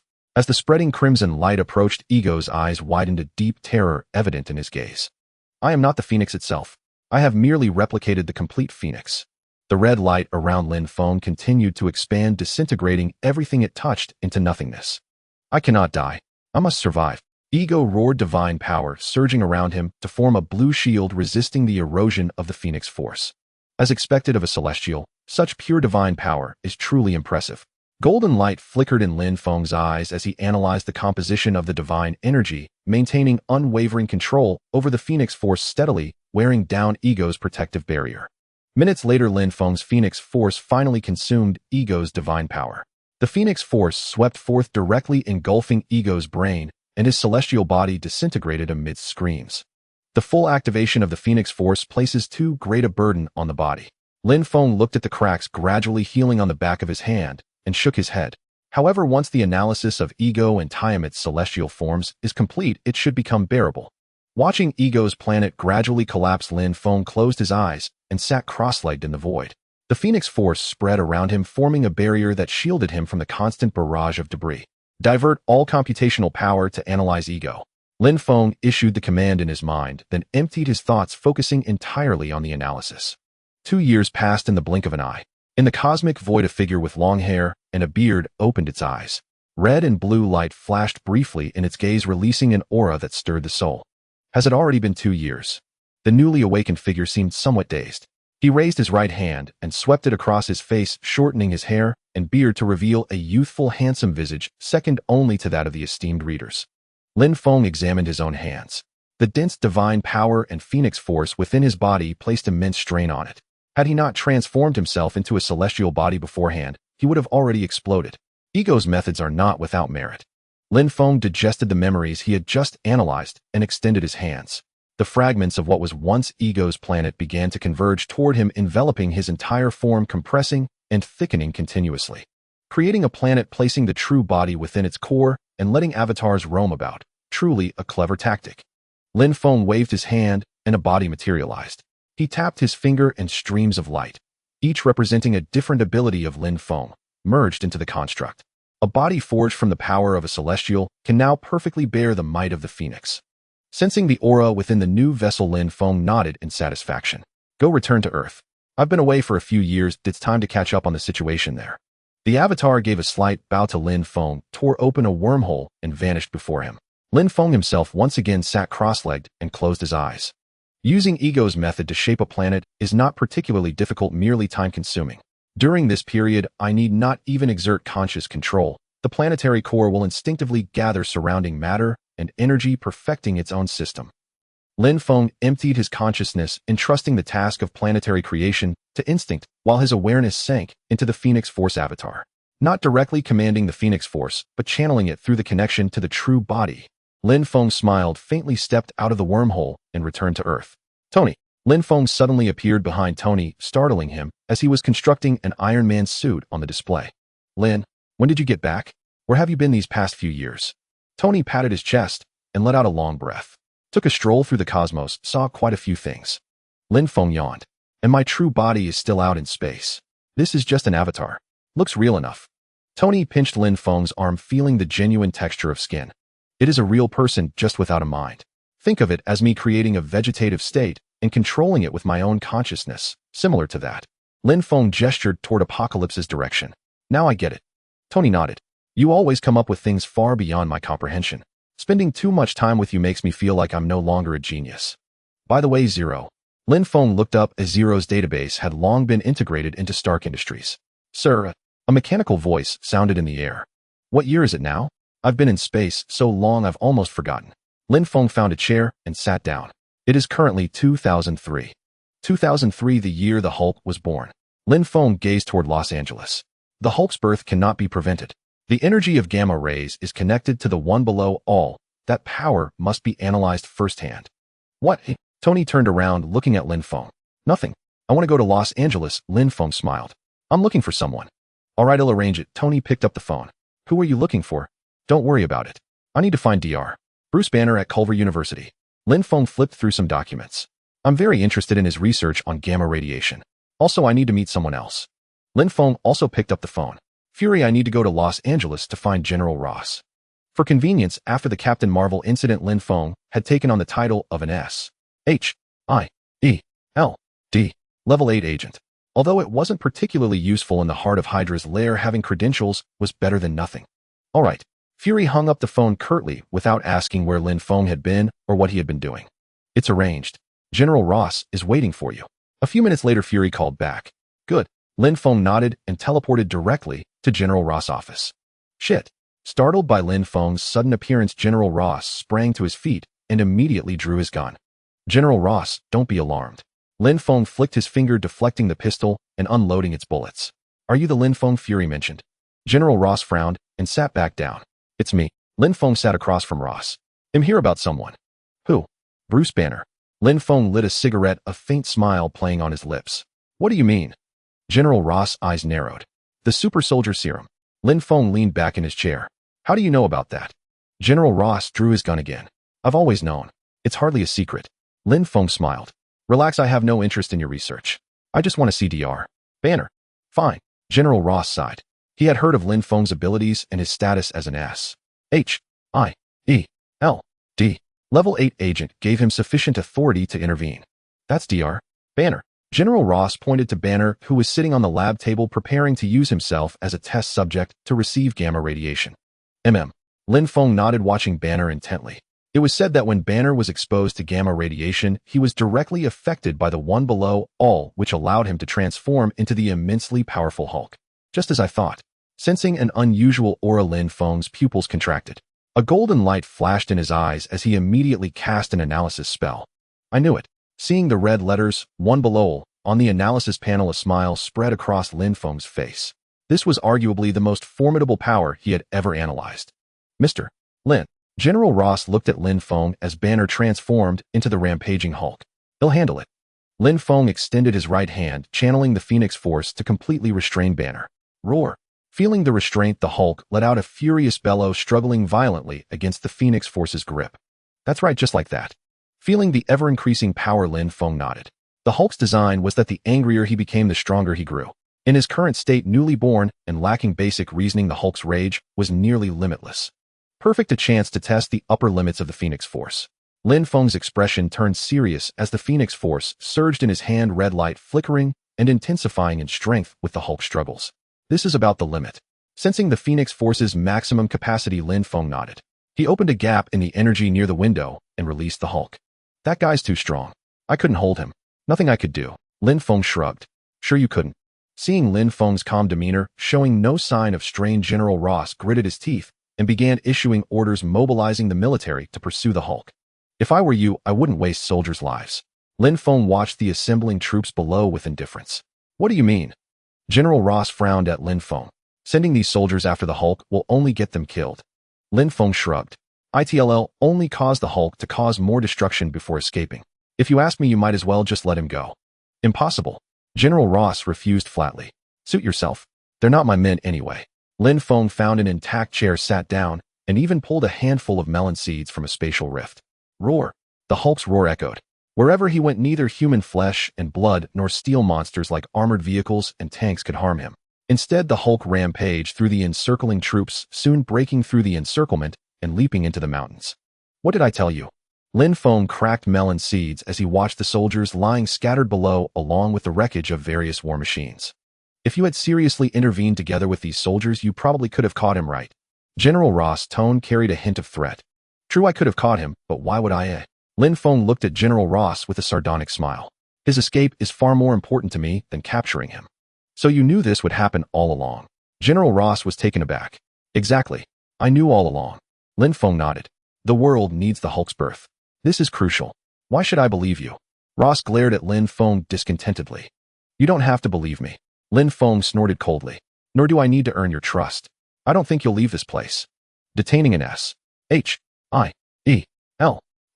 Level 8 agent without authorization. Lin Feng laughed. Besides, if I wanted to leave, could you stop me? I can't stop you, but it will worsen your relations with the military. General Ross frowned. I don't care. A hint of mockery curled at Lin Feng's lips as he opened a wormhole and returned home. Zero, connect me to Fury. I want to do something interesting. Lin Feng's smile remained as a strange glint flickered in his eyes. Lin, I received a message from Ross. He claims you maliciously assisted a high-value fugitive in escaping. What's this about? The moment the call connected, Fury began firing questions like a barrage of bullets. It's nothing serious. I need to see Director Pierce, Lin Feng said. There's a matter I wish to discuss with him. He'll ask, but I can't guarantee he'll have time. Fury hung up and proceeded to contact Director Pierce. During the wait, Lin Feng did nothing but produce a coin, manipulating it with magnetic forces to spin between his fingers. A few minutes later, Fury called back. Director Pierce happens to be free right now. Good. He'll head over now. Lin Feng teleported directly into the director's office on the top floor of the Triskelion, the S.H.I.E.L.D. headquarters. Mr. Lin. Pierce looked at Lin Feng with a broad smile. I hear from Fury that you need to see me. That's correct. Lin Feng nodded. My relationship with the military has become somewhat strained. I need S.H.I.E.L.D. to step in and resolve this for me. With S.H. L, D. S resources. Handling such a trivial matter wouldn't be difficult. But why should I help you?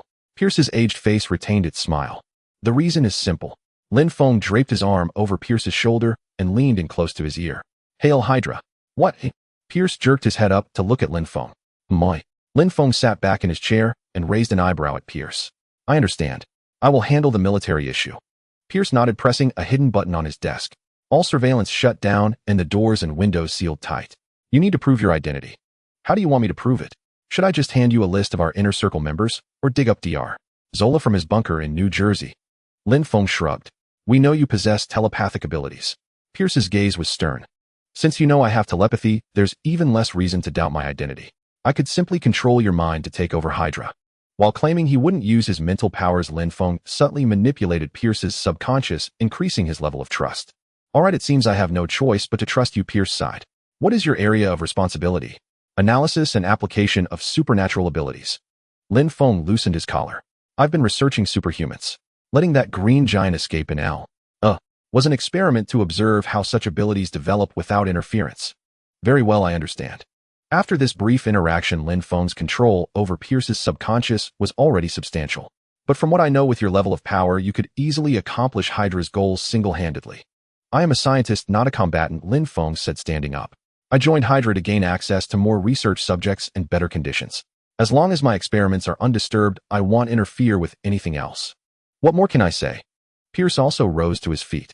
Then, although I don't know the nature of your research, I wish you a swift success. I have a feeling it will be of great significance to Hydra's evolution. Your intuition is correct. Lin Feng nodded. I won't linger. Take care of the military problem for me. Rest assured. Under the influence of the subconscious manipulation, Pierce's suspicions were completely dispelled. In his mind, Lin Feng was not just a Hydra comrade, but a superior of higher rank. Lin Feng hummed in acknowledgement, opened a portal behind him, and left the Triskelion, returning home. If I recall the lore correctly, Red Skull's Hydra was merely one branch. The true Hydra venerates an inhuman known as Hive. Lin Feng thought back to the setting from Agents of S.H.I.E.L.D. Which planet was Hive sealed on? He frowned. Maveth, I think. But without coordinates. No, wait. The Black Monolith. A spark of realization lit in Lin Feng's eyes.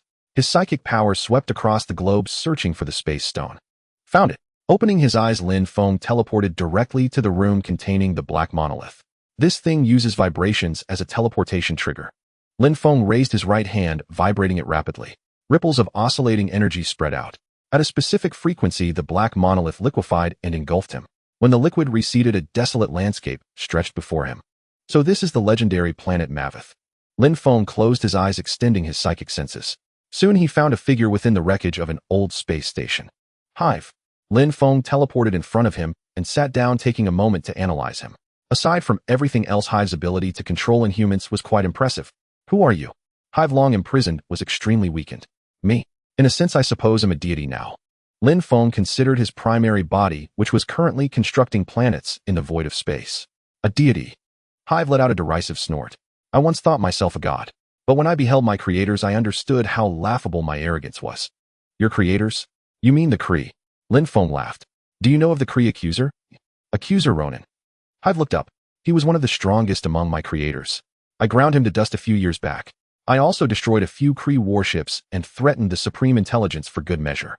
Lin Feng shrugged. At least from your perspective, being able to do all that makes me a god. I don't believe you. A gray mist billowed from behind Hive. Believe what you want. I was just chatting with you because I'm bored waiting for my analysis to finish. Lin Feng stood up, unleashing the Phoenix Force to obliterate Hive, then stepped back through the portal to the monolith's location. He's come out of the monolith. The Hydra agents who had heard the stone liquefy witnessed the scene. Greetings, everyone. Congratulations, you have found your master. Lin Feng smiled, slightly morphing his face into Hive's abstract, nightmarish visage. Hail Hydra! Hail Hydra! The assembled crowd erupted in fanatical roars. Mastering the Hydra essentially means controlling S.H.I.E.L.D. Lin Feng gazed at the fervent crowd below, a faint smile curling on his lips before he reverted to his original appearance. Remember this face, this is the guise I wear when walking among mortals. With those words, Lin Feng teleported away instantly. Hey Tony, how's your Iron Man suit coming along? Lin Feng materialized in Tony's laboratory. Almost done, just need to refine a few details. Upon seeing Lin Feng, Tony slid the schematics of the Iron Man armor across the table. Impressive. Lin Feng admired the sleek mechanical design on the blueprint. How are you handling the icing issue at high altitudes? What? Tony was momentarily taken aback. This material will ice over at high altitudes, won't it? Lin Feng pointed at the blueprint. Once you reach a certain altitude, this thing will likely lose power due to ice buildup, and that could get messy. Right, I never thought of that. Tony slapped his thigh. Jarvis, check the gold titanium alloy we use on the satellites. You're really throwing money around using aerospace materials like that. Lin Feng lounged on the sofa. You've built an AI too. Yeah, I named it after my father's old butler. Since you created AI so early, I couldn't afford to fall too far behind, could I? About Uncle Howard. Lin Feng hesitated. Though he had saved Howard in 1991, Howard had grown old and passed away in 2001 at the age of 84, 2 years before Lin Feng's return. Tony's mother followed a year later. You gave me an extra 10 years with them, and I'm content with that. Dying in his 80s isn't something too hard to accept. Tony shook his head with a smile.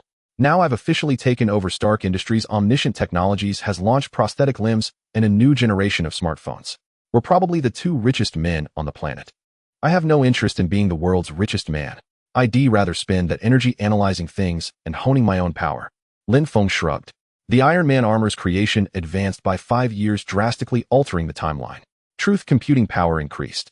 The system's voice echoed in Lin Feng's mind. Not bad. Watching the radiant orb in his mind grow larger, Lin Feng smiled. System, how much longer until everything below is fully analyzed? 5 years. The system replied curtly. This entity is second only to OAA in the setting, nearly on par with a creator deity. Analyzing it is inevitably complex. Fair enough. Lin Feng nodded. Any major events before 2008?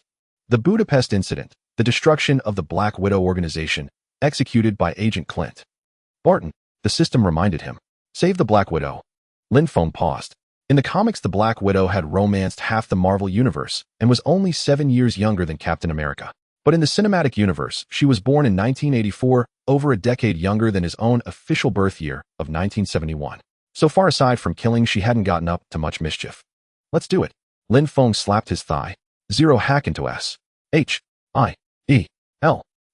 S systems and notify me when Agent Clint Barton is assigned an external mission.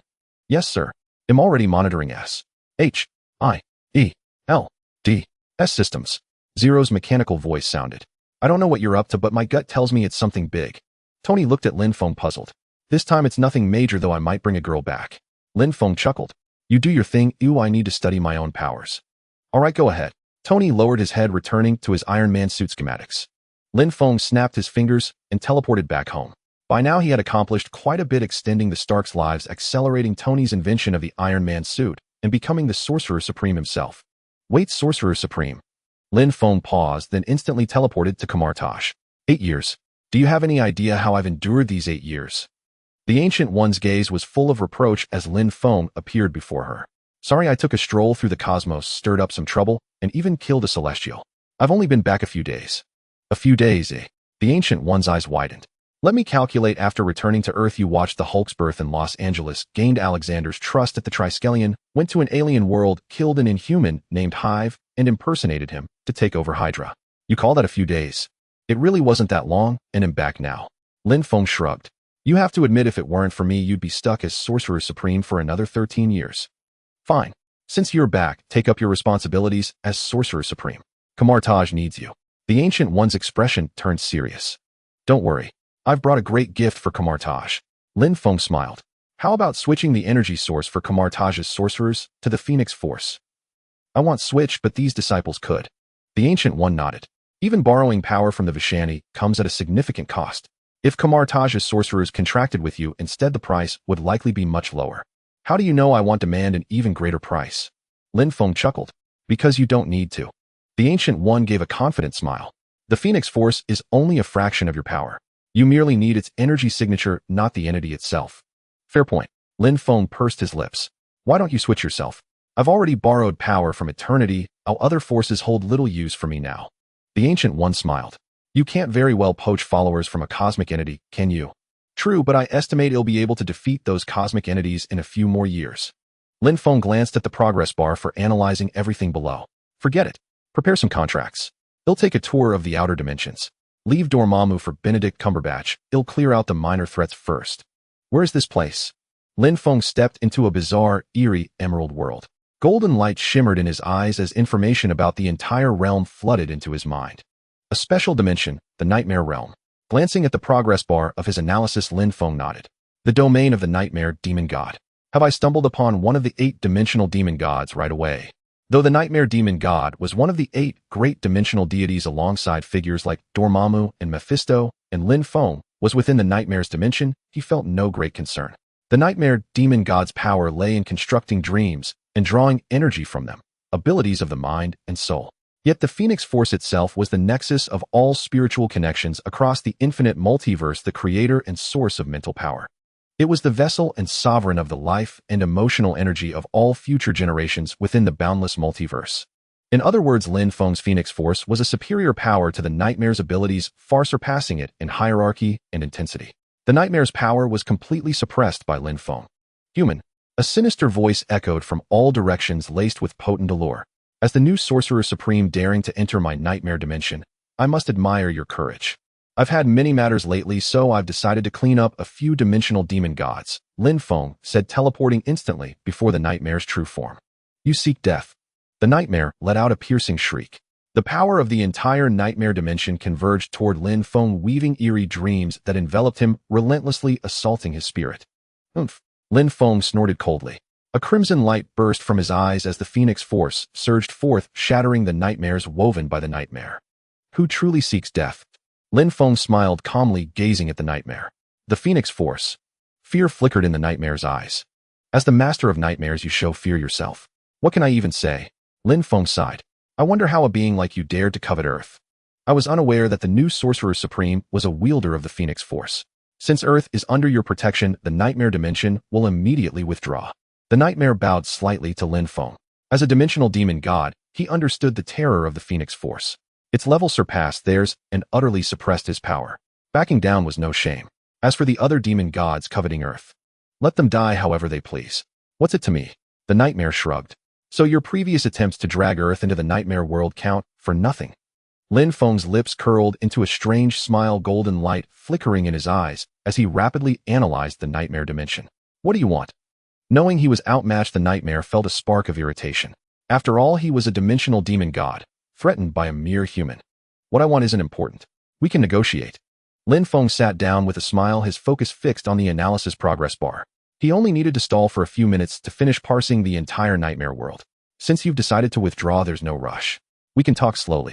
I don't have that much time. After leaving Earth, I need to find a new source of nightmare energy to develop my dimension. The nightmare frowned, unable to discern Lin Feng's intentions. Notify the other dimensional demon gods that the full wielder of the Phoenix Force protects Earth. No tricks, except for one. Lin Feng raised a finger. Who? The nightmare was taken aback. Lin Feng was clearly setting a trap. Dormammu. Lin Feng stood up. I need him to stay for a while. No problem. Once I pass on the message, I can leave, right? The nightmare closed his eyes, contacting the other demon gods. I've informed them. Can I go now? After a moment, he slowly opened his eyes. Yes, you may go. Lin Feng nodded, but showed no sign of leaving. Since I can go, then you. What about me? Lin Feng raised an eyebrow. If I leave, my nightmare dimension will go with me. Shouldn't you exit my dimension? The nightmare's tone grew less polite. Your dimension, oi? Lin Feng looked up, golden light swirling in his eyes as he severed the connection between the nightmare dimension and the nightmare demon god. What? Fear in the nightmare's eyes nearly turned tangible. How did you do that? How I did it doesn't matter. The situation is that this dimension no longer belongs to you. You can leave. Lin Feng waved his hand and streams of dream energy under his control swept up the nightmare's true form and hurled him out. As for why I took your nightmare dimension, go ask the lives that perished in dreams when you tried to shroud reality in your nightmare realm. With a soft sound, space rippled slightly and a figure was expelled like a wad of spit. Shit. Feeling the meager energy left within him, the nightmare, though deprived of his dimension, still retained his innate abilities. He quickly found a living planet, wove a few dreams, absorbed their energy, and slowly recovered. That's it. The kid had a decent attitude, no need to kill him. Watching this, Lin Feng sighed. He left a mark on the nightmare to monitor him at will, then turned his attention away. Having my own dimension, in a sense am now a dimensional demon god. Looking at the surrounding emerald hue, Lin Feng frowned. But this color is absurd. Lin Feng's Phoenix Force erupted. Crimson ripples radiated from his body, gradually dyeing the entire nightmare dimension red. Much more pleasing now. Lin Feng nodded in satisfaction, sat cross-legged, and returned his spirit to his main body, which was creating planets in cosmic space. He'll forge a new vessel as a medium to control this dimension. Seconds later, a new divine body was completed. Space energy permeated it, teleporting it directly into the nightmare dimension. This dimension's name is Dull. From now on it shall be called Omniscience. With a wave of his hand, Lin Feng left the new avatar there while his original body returned to Earth. Several more years passed, and time swiftly arrived at 2008, the first year of the Marvel Cinematic Universe. A visionary, a genius, an American patriot. Even in his youth, the legendary weapons developer Howard Stark's son Tony Stark quickly captured the public's attention with his unique and brilliant intellect. At the awards ceremony, the host was reading Tony's biography. At 4, he built his first circuit board independently. At 6, he assembled his first engine. At 17, he graduated from MIT with honors alongside his best friend Lin Feng, founder of Omniscient Technologies. 7 years ago, a titan passed away, Howard Stark's lifelong ally and friend Obadiah Stane temporarily filled the legendary void until 2 years later when the 33-year-old prodigal son turned his life around, took over Stark Industries, and became its new CEO. After seizing the keys to the empire, Tony brought his father's legacy into a new era, crafting smarter weapons, advanced robots, satellite targeting. Now Tony Stark has transformed the face of the weapons industry. He has secured freedom and protected America and its interests worldwide. As the liaison for Stark Industries, I am exceptionally honored to work with a true patriot. He is my friend and my mentor. Ladies and gentlemen, it is my privilege to present this year's Polaris Award to Tony. Mr. Stark. Colonel Rhodes read the commendation on stage, but Tony was nowhere to be seen. I knew it. Seated in the audience, Lin Feng swept his spiritual sense and immediately found Tony playing dice downstairs. Watching Obadiah Stane about to rise, Lin Feng raised an eyebrow, stepped forward ahead of him, and walked onto the stage. Thank you, Colonel. Lin Feng accepted the trophy with a faint smile.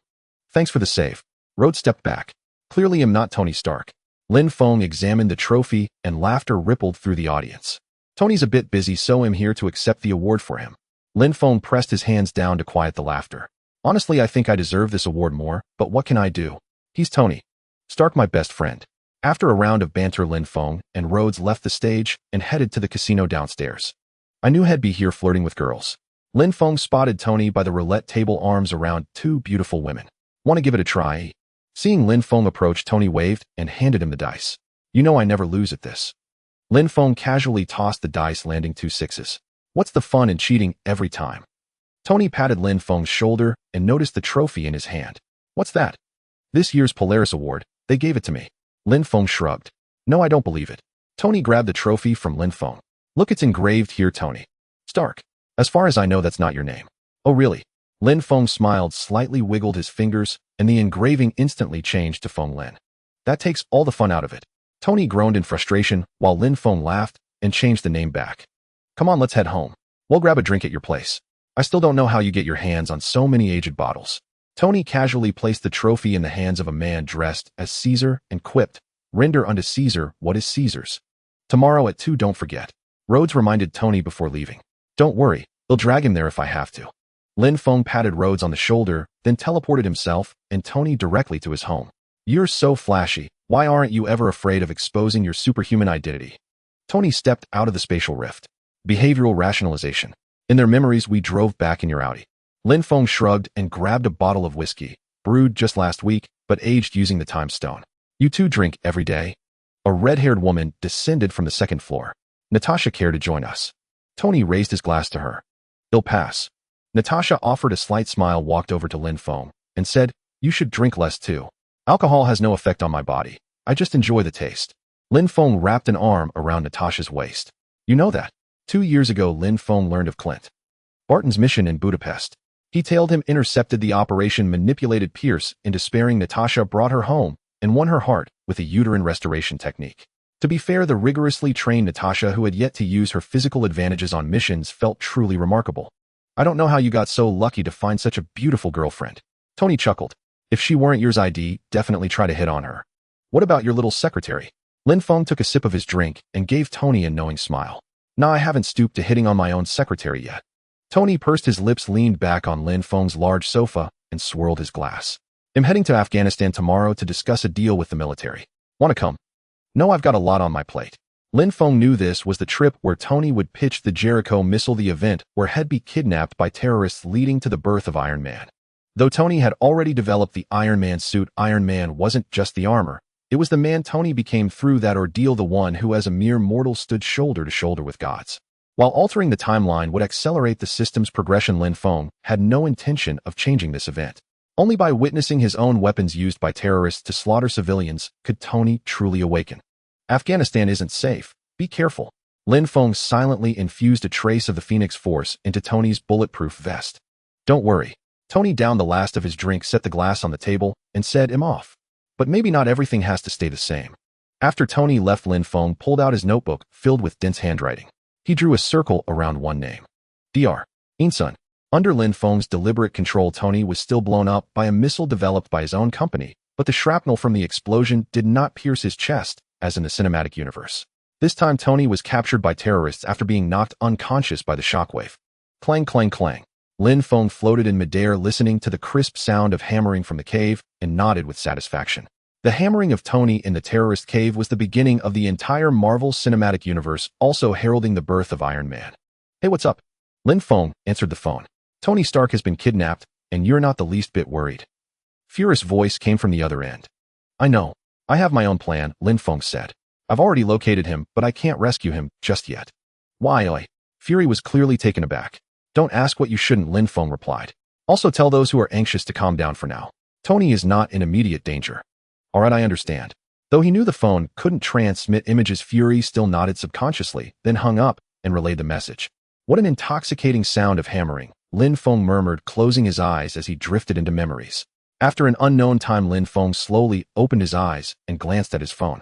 "I've been asleep for several days." Lin Feng was momentarily stunned, then chuckled wryly. "Getting old, always easy to reminisce about the past. Can you manage? Can you move?" In the cave, Dr. Insun helped Tony put on the armor. "Come on, say it again." 41 steps straight ahead, then 16 steps out the door, turn right 33 steps, then turn right again. Tony recited the route. "Where's Stark?" The terrorist leader stared at the surveillance feed, but could only see Dr. Insun busy in front of a rack. "He was just here. Go check." "Stark. Insun." The terrorists' voices rang from outside the door. "Say something to them." Tony looked at Insun, who was busy in front of him, his expression serious. "He's speaking Hungarian." "I don't understand." Insun said, a hint of panic in his eyes. Bang! A violent explosion rang out. The terrorists who forced the door open were blasted away by a bomb tied to it. The terrorists inside the cave immediately began to converge on Tony's location. "How was it?" Tony raised an eyebrow. "Pretty successful," Insun said, glancing at the mess by the door, his hands never stopping. "That's my style," Tony chuckled. "Go start the power program." "All right, you tell me," Insun said, walking to the computer and pushing up his glasses. "Press F11. Tell me when you see a progress bar." "Got it." Insun pressed F11, and a progress bar appeared on the screen. "Control-I, then Enter," Tony commanded. "Come here, fasten me up. Hex bolts, every other one." "They're coming," Insun said, his panic rising. "Once this is done, we'll be fine," Tony said, slowing his speech to calm Insun. "Make sure the checkpoints are clear before we go out." "We need more time." Insun looked at the progress bar, not even half full, and a look of resolve appeared in his eyes. "Hey," Insun turned to Tony. "He'll buy you some time. Stick to the plan." Tony shouted, strapped to the rack, but Insun picked up a gun and ran out.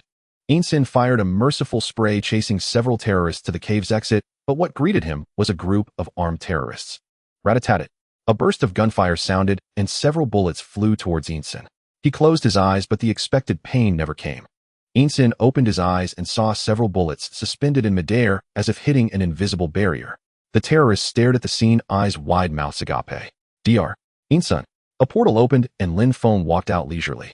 The suspended bullets fell to the ground with a crisp clatter. "Who are you?" Insun asked, his eyes full of disbelief. "I'm a friend of Tony's." "Don't worry." Lin Feng waved his hand, and a dozen terrorists had their necks snapped. "Come sit." Lin Feng found a random rock at the entrance and pulled Insun to sit beside him. "Let's just wait here for Tony to come out." Before long, a metallic clanking came from the cave. A bright light appeared as Tony, clad in his Tinkin armor, emerged. "So slow," Lin Feng said, leisurely fiddling with a gun head picked up. "Lin." Tony looked at Lin Feng, sitting with Insun confusion in his eyes. "I found you a long time ago, but seeing you so engrossed in your research in the cave, I figured I'd wait until you finished this tin can before making my move. You're making this really awkward for me." Tony removed his mask and leaned against the cave wall beside Lin Feng. He had joyfully built this big thing only for it to be completely useless. "How is it useless?" Lin Feng grinned, pulling out his latest omniscient phone and snapping a picture of Tony. "Tony." "Stark in a tin can," Such a juicy scandal in my hands. That's its use. Lin, you're such a dog. Tony curled his lip. Wait for me. I need to destroy the stuff outside. Let me do it. Lin Feng glanced at the crude weapons on Tony's side and waved his hand. The weapons outside turned to ash. I still can't fathom how you do that, Tony sighed. Help me get this thing off. Wearing it is exhausting. All right. Lin Feng twitched his fingers. The bolts on the tin can fell off, and the entire suit of armor collapsed, leaving only the central arc reactor. Lin Feng had deliberately held back, as the Ironmonger would make a decent villain for Tony to practice on. All right, that's it for now. Tony stretched and tossed the arc reactor in his hand. This solves the power problem for the armor. They'll build a more powerful one when I get back to the lab. All right, let's go. Lin Feng scanned the scattered armor parts on the ground, opened a portal, and brought Tony directly back to his home lab. Get some rest, and remember to call your little assistant. That girl's been worried about you. I know. Tony. Pepper walked straight into Tony's lab, her eyes rimmed with red. Your eyes are red. What's shedding tears for your missing boss? Tony raised an eyebrow, his expression relaxed. These are tears of joy. I hate job hunting. Pepper sniffled. All right then, vacation's over. Tony stood up. Going to the hospital first. No, not the hospital. Tony's expression turned serious. There are two things I want to do. First, I want a cheeseburger. Second, I want to hold a press conference. Don't worry, Pepper. I've checked him out. He's fine. Lin Feng reached out, tore open space, and pulled out 2 cheeseburgers, tossing one to Tony. Now the burger problem is solved. Then I'll arrange the press conference. Pepper walked out of Tony's lab, phone in hand. Let's take the car this time. Can't make the cognitive alterations too outrageous. Lin Feng patted Tony on the shoulder. He'll drop by later too. Good. Tony nodded, got into his Audi, and left home. Natasha. Lin Feng pulled out his phone. Start acquiring Stark Industries stock. All right. Years of experience as an assassin had conditioned Natasha to obey orders directly without asking why. Look at you, still love your cheeseburgers. Obadiah patted Tony on the shoulder. Did you get me one? Only one left, and I really want it. Tony shrugged, unwrapped the cheeseburger, took a bite, and walked into the press conference venue. Look who's back. Obadiah shouted to the reporters in the room, his tone brimming with excitement. Meanwhile, in another corner, Lin Feng teleported to the scene using Nightcrawler's ability. Miss Potts. Coulson approached Pepper. Can I have a word? I'm not taking questions. The press conference is about to start. Pepper gestured toward the stage. I'm not a reporter. I'm Agent Phil Coulson. Coulson flashed his badge. I'm with the Strategic Homeland Intervention Enforcement and Logistics Division. That name is way too long. Pepper took the card. We're working on it. Coulson shrugged. The Defense Department, FBI, and CIA have all contacted us. Pepper frowned. We're an independent agency with a more focused objective, Coulson explained. Would like to ask Mr. Stark about the specifics of his escape. He'll add it to the schedule, all right. Pepper offered a professional smile. Thank you. Coulson nodded and left the scene. Phil. Lin Feng raised a hand. Mr. Lin. Coulson hurried over. Don't ask too many questions. You'll find out soon enough. Lin Feng patted Coulson on the shoulder. Let's watch the press conference together. There's going to be big news today. Can everyone take a seat? Tony sat directly on the floor, leaning against the microphone stand, then pulled another cheeseburger from his pocket. Everyone sit down. I can see you and you can see me. This way it's less formal. At Tony's word, all the reporters crouched down. Tony took a bite of his cheeseburger and then began to speak slowly. It's good to see you. Lin Feng glanced at Obadiah, sitting beside him. There's no denying that my father was a great man. Tony set the cheeseburger aside. But I've always had some questions for him. I want to ask him what he thought of the company's actions, whether he ever struggled or had doubts. Tony wiped his mouth with a handkerchief. Maybe he was exactly the man the newsreels portrayed. I saw young Americans being killed, and the ones killing them were the weapons I created to protect them. I also saw that I had become part of a system that shirked responsibility. Tony's gaze grew increasingly somber. Mr. Stark. A reporter raised his pen. Ben, what happened to you out there? The reporter asked. It opened my eyes. I realized I could do more for this world than just manufacture explosions. Tony stood up and walked to the microphone. Therefore, effective immediately, I am shutting down the weapons manufacturing division of Stark International until I decide on the company's future. At these words, the room erupted in chaos. Reporters scrambled to their feet, and Obadiah quickly pushed Tony out. Tisk, not bad. Lin Feng curled his lip, turned into a wisp of smoke, and returned home. Lin, I've come up with a lot of new ideas for the Iron Man suit. Can you come take a look? Tony called Lin Feng after getting home. See, this was my original design, using a large array of high-energy batteries to power the suit. Tony pulled out the blueprints. But this design has terrible endurance. Full power flight might only last a few minutes before needing a recharge, and the battery pack is too heavy. But now it's different. In that cave, I didn't have enough materials to build a high-energy battery pack, so I thought of a risky method. Tony pulled out another blueprint. I tried miniaturizing the arc reactor to serve as the power source for the suit. This thing works way better than batteries. So your design is complete. Why do you still need me? Lin Feng raised an eyebrow. Your abilities are unique. I want you to find any flaws in this. Tony looked at Lin Feng. Add an isolation layer. Lin Feng pointed at the chest area of the suit. Palladium element reactions produce toxins. You'll kick the bucket otherwise. Exactly. I knew you'd offer constructive feedback. Tony slapped his thigh. Jarvis revise the blueprints and start fabrication. Yes, sir. Rendering complete. Jarvis projected a 3D model of a golden suit onto the screen. Isn't that a bit flashy? Looking at the golden suit, Tony curled his lip. What do you think, Jarvis? How should I put this, sir? You're usually quite understated. How about this, add some fire red? Tony's eyes swept over a vintage car nearby. Well, that's much more understated. Jarvis' voice chimed in. Right, really understated. Lin Feng leaned on the back of Tony's chair. Jarvis, your sarcasm is getting sharper and sharper. I like it. Let's paint it. Satisfied with the rendered model, Tony nodded, then turned to Lin Feng. How's Insun? He's fine, just a bit shaken. He plans to go back and do something for his hometown. Where's his hometown? A small town called Gulmira. The red carpet at the Walt Disney Concert Hall was ablaze with excitement tonight as Tony Stark's third annual charity gala for the Firefighter Family Foundation was held here, drawing the cream of Los Angeles high society. Came the news broadcast from the television. Jarvis, did we receive an invitation? Tony tilted his head, glancing at the TV screen on the wall. I have no record of receiving an invitation, Jarvis replied. Since the conclusion of that bizarre and highly controversial press conference, Tony Stark has not made any public appearances. Some claim he suffers from post-traumatic stress disorder and has been bedridden for weeks, but regardless of the truth, no one expected him to show up tonight. Don't wait up for me, darling. Tony put on his watch and left the lab. The roar of an engine echoed as Tony drove his sports car to the charity gala. The moment he stepped out, a crowd swarmed around him, and several beauties pressed close. You're looking great, Heg. Tony patted the shoulder of an elderly man beside him. Damn. The moment the old man turned around, Lin Feng, hovering in midair, froze instantly. That face was all too familiar. It was none other than the father of Marvel Stan Lee. Analyze. A golden glint flashed in Lin Feng's eyes, but no matter how he tried, the old man's panel displayed nothing but a jumble of gibberish, not even a progress bar. What's going on? Lin Feng gritted his teeth. In theory, even if Stan Lee had a cameo in Iron Man 1A, the analyzed panel should have shown the information of the character he portrayed. This mess of code could only mean that this old man held another identity within the Marvel Universe, one that even the analysis couldn't penetrate. Who were you just greeting? Lin, you're here too. Tony turned around. What did you ask me? Who were you just greeting? Lin Feng's gaze was unusually serious. I wasn't greeting anyone just now. Seeing Lin Feng's expression, Tony froze. What's wrong? Then who was that person? Lin Feng pointed toward where the old man had been, but by then he had vanished without a trace. Who? Nothing, I must have mistaken him for someone else. Lin Feng shook his head. Let's go head inside first. As the founder of omniscient technology, I haven't made a public appearance in a while either. How strange.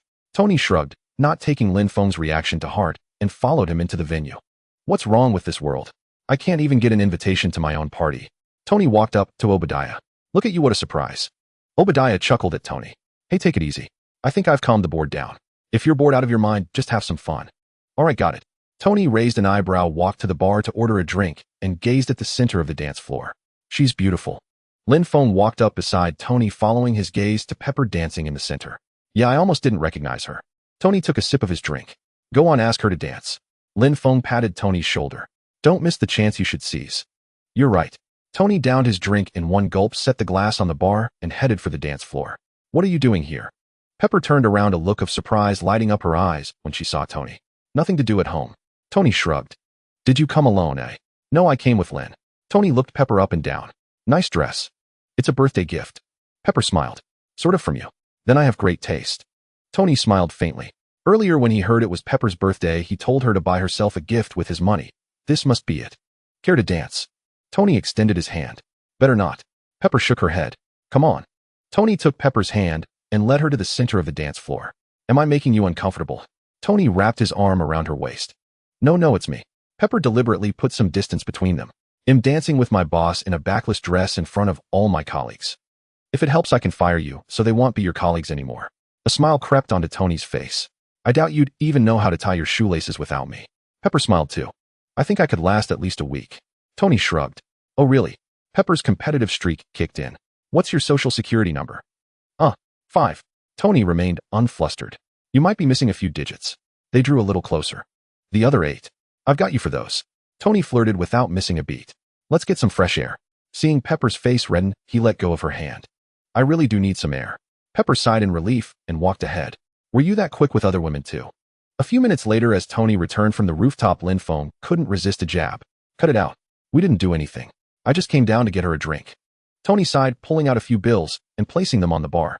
Double vodka martini, no water, extra olives, and make it snappy. One with olive juice, thanks. Tony Stark. Lin Feng. A reporter approached, standing beside Tony. You actually dared to show up tonight. Why wouldn't I dare come to my own party? Tony took the drinks and shrugged. Is this what you called being responsible at the press conference? Hey. The reporter pulled out several photos and handed them to Tony. Ever heard of a place called Gulmira? Son. Looking at the photos showing the devastation caused by weapons stamped with Stark Industries in the hands of terrorists, Tony frowned. When were these taken? Yesterday. They'll get Son out. Handle the rest yourself.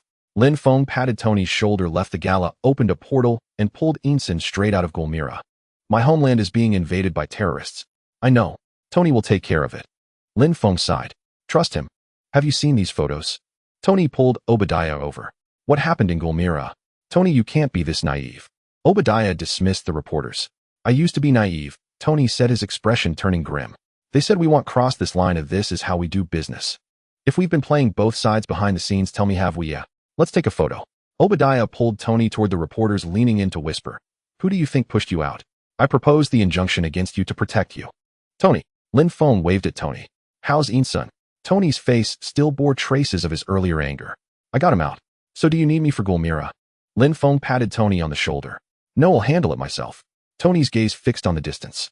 The 15-mile journey to the outskirts of Gulmira could only be described as a road to hell, entering the heart of darkness in contemporary times. Ordinary farmers and herders from peaceful villages were forced from their homes, driven off their land by warlords emboldened by newfound power. The villagers now dwell in the ruins of other settlements in crude shelters or hidden within the remnants of this old Soviet smelting plant. The recent violence is blamed on a group of foreign soldiers known locally as the Ten Rings. They are well-armed and single-minded. Anyone who obstructs them may lose their life. With no political intervention or international pressure, these refugees have little hope. Tony sat on the lab sofa, calibrating the laser cannon on his Iron Man suit, his eyes fixed on the TV news brimming with murderous intent. A woman beside me anxiously awaits news of her husband kidnapped by insurgents. The news on TV continued and Tony's anger grew. He stood, raised his right hand, and aimed at the glass before him. A laser shot out, but instead of shattering the glass as Tony expected, it only stirred a ripple of red light on the surface. Taking your anger out on terrorists. What's the point of venting on your own wall? Lin Feng's figure slowly materialized. How long have you been there? Tony struck his head with his unarmored hand. I just got here, Lin Feng said, patting Tony's shoulder. Do what you want to do. It shouldn't be hard for you now. Tony walked onto a floor marked with a grid pattern. A mechanical whirring sound arose, and the components of the Iron Man suit emerged from all sides, assembling onto Tony in a process full of mechanical elegance. I'm off. The faceplate lowered and Tony nodded to Lin Feng. Then flames erupted from his feet, launching him into the sky before he accelerated sharply, producing a piercing sonic boom. He'll join the fun too. Lin Feng snapped his fingers and teleported directly into the cosmic space above Gulmira. Considering the Iron Man suit's cruising altitude was quite high. Superhero landing. Lin Feng clapped as Tony touched down. The Iron Man suit's shock absorption is excellent. The first time I did a superhero landing, I broke my knees. Tony took out the surrounding terrorists with a few laser blasts. Then turning his palm cannon lit up again, but seeing terrorists holding locals hostage, the light in his palm dimmed. No instant noodles, no instant noodles, no shrimp. A group of terrorists aimed their guns at the hostages, threatening Tony. Tony said nothing, silently lowering his hand. Inside his helmet, the HUD marked several terrorists. Just as the terrorists breathed a sigh of relief, a micro-turret rose from Tony's shoulder, launching tiny missiles that took out all the terrorists before him.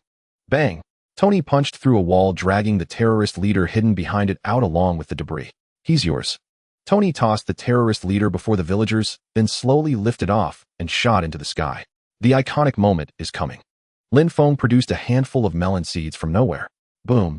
A cannon shot rang out, and Tony fell from the sky, crashing to the ground. He slowly crawled out of the crater and spotted the tank ahead. Boom! Another cannon blast. Tony sidestepped, slightly dodging the shell, then raised his arm. A small, exquisite missile rose from his forearm and struck the tank. Tony turned and walked forward, and seconds later the tank exploded behind him. Not bad. Lin Feng waved his hand, and the discarded melon seed shells turned to ash. Is this the legendary real men never look back at explosions? Meanwhile, Tony soared into the sky again, hands together, aiming at the terrorists' weapons depot below. After a brief charge, a massive laser beam erupted, detonating the depot. Congratulations, you've become Iron Man, Lin Feng murmured to himself. What is that thing? Did we authorize anyone to go there? At the defense command, someone spotted Tony on radar. No, they used human shields. We didn't send anyone. Get Colonel Rhodes from weapons development here immediately. After confirming the fast-moving, unidentified object didn't belong to any military branch, the command summoned Colonel Rhodes. Are you sure this has nothing to do with you? Colonel Rhodes called Tony. Of course it's not me. All right, because that thing is on my screen right now, and it's about to be blown up. What a hassle. Lin Feng flicked his cigarette ash casually and waved his hand. A small wormhole appeared in Tony's flight path, and Tony plunged straight into it. Take it easy. Tony emerged from the wormhole still at tremendous speed. Lin Feng raised his hand slightly, and a red ripple spread out, bringing Tony to a halt. Thanks. Watching the Iron Man suit peel off him under Lin Feng's control, Tony nodded. But I could have handled those 2 jets. I know you could. I brought you back to show you something. Lin Feng tossed Tony a USB drive containing the video of Tony's kidnapping and the blueprints for the first Mark I armor. Where did you get this? From Obadiah Stane's computer. I see. Tony put down the video. He'll handle it. If nothing unexpected happens, there's already an upgraded prototype of the Mark I underneath Stark Industries. The only question is how much he's upgraded. Tony flipped through the documents. The stuff here should be incomplete. He can't build the most crucial component. Lin Feng tapped the reactor on Tony's chest. You wouldn't happen to have a small arc reactor sitting at home, just waiting to be stolen, would you? Should I actually do have one? Tony slapped his thigh. The reactor I used in Afghanistan before Pepper had it mounted as a souvenir. So aren't you going back to check on it now? Lin Feng shrugged and gestured with his hand. The Iron Man armor once again enveloped Tony. Give me a lift. This thing of mine is way too flashy. Tony twisted his neck. Fine. Lin Feng flicked his wrist, tossing out a spark of light that transformed into a spatial portal, the other end opening into Tony's lab. Fuck, I knew it. Tony stepped through the portal and cursed at the chaotic state of his lab. You handle this yourself, I'm not getting involved. Lin Feng waved his hand and closed the portal. Hey. Tony turned around only to see a slowly fading spark of light. Let me see what's happening. Lin Feng waved his hand, and a screen of light appeared projecting an image of Stark Industries. It's starting. Lin Feng pulled out a handful of melon seeds, then put them back. Better watch the live show. With a thought, Lin Feng teleported above Stark Industries, pulled out a folding stool, and began munching on melon seeds again. At that moment, the ground began to tremble, and a rumbling sound emerged from below. Fury. Lin Feng called Fury. What's up? There's going to be a big battle in Los Angeles. Don't let anyone interfere. Lin Feng said briefly. Got it. Fury nodded without asking for reasons, and immediately began issuing orders. After all, since Lin Feng said it would be a big battle, he would soon receive confirmation. With a deafening roar, a gigantic steel monster burst out of the ground, picked up a car from the road, and hurled it at the police officers who were firing their guns. A golden-dread figure landed with a thud, catching the car effortlessly. Since Tony's reactor hadn't been stolen this time, his armor was fully powered, making it easy to catch a car. Tony gently set the car down, turned to face Obadiah, and fired a repulsor blast from his chest, sending the ironmonger flying. Brilliant. Lin Feng pulled out a bucket of popcorn in midair. Tony, your designs are too conservative. The ironmonger leaped up, its foot jets firing several bursts of flame to maintain balance, then grabbed a motorcycle and smashed Tony away, sending him crashing into a bus. With a boom, the ironmonger fired a missile into the bus. The violent explosion sent Tony flying, but he activated his own jets and hovered in midair. Impressive. You've upgraded your armor. The ironmonger looked up at Tony. Let me show you. I've upgraded mine too. A clanking sound of metal echoed as the ironmonger's foot jets reconfigured, then erupted with intense flames and thick smoke. TSK the climate activists would be furious. Lin Feng clicked his tongue. Jarvis, I have an idea. Watching the ironmonger rise slowly, Tony's foot thrusters grew brighter, and he shot toward the sky at maximum speed. Take me to max altitude. Sir, I had the same thought. Jarvis's elegant mechanical voice sounded as the energy within the armor began concentrating toward Tony's feet, steadily increasing his ascent speed. As Tony flew higher and farther away, the ironmonger's foot jets flared more intensely, its speed suddenly increasing, closing the distance. Seconds later, the ironmonger reached out, grabbed Tony's ankle, and yanked him down. Great idea, Tony. Obadiah's voice was laced with barely contained excitement. But my suit is superior in every way. I don't think so. Lin Feng, seated beside them, raised his hand. Lin. Tony was stunned. What the hell are you? Obadiah's eyes widened at the sight of Lin Feng floating in the air on a folding stool. That's not important. Lin Feng waved dismissively. You two carry on. All right. Tony shrugged and turned back to the ironmonger. So how did you solve the icing problem? What? Obadiah was still reeling from the shock of seeing a man sitting on a chair in midair. This. Tony knocked on the ironmonger's helmet, sending a shower of ice chips falling.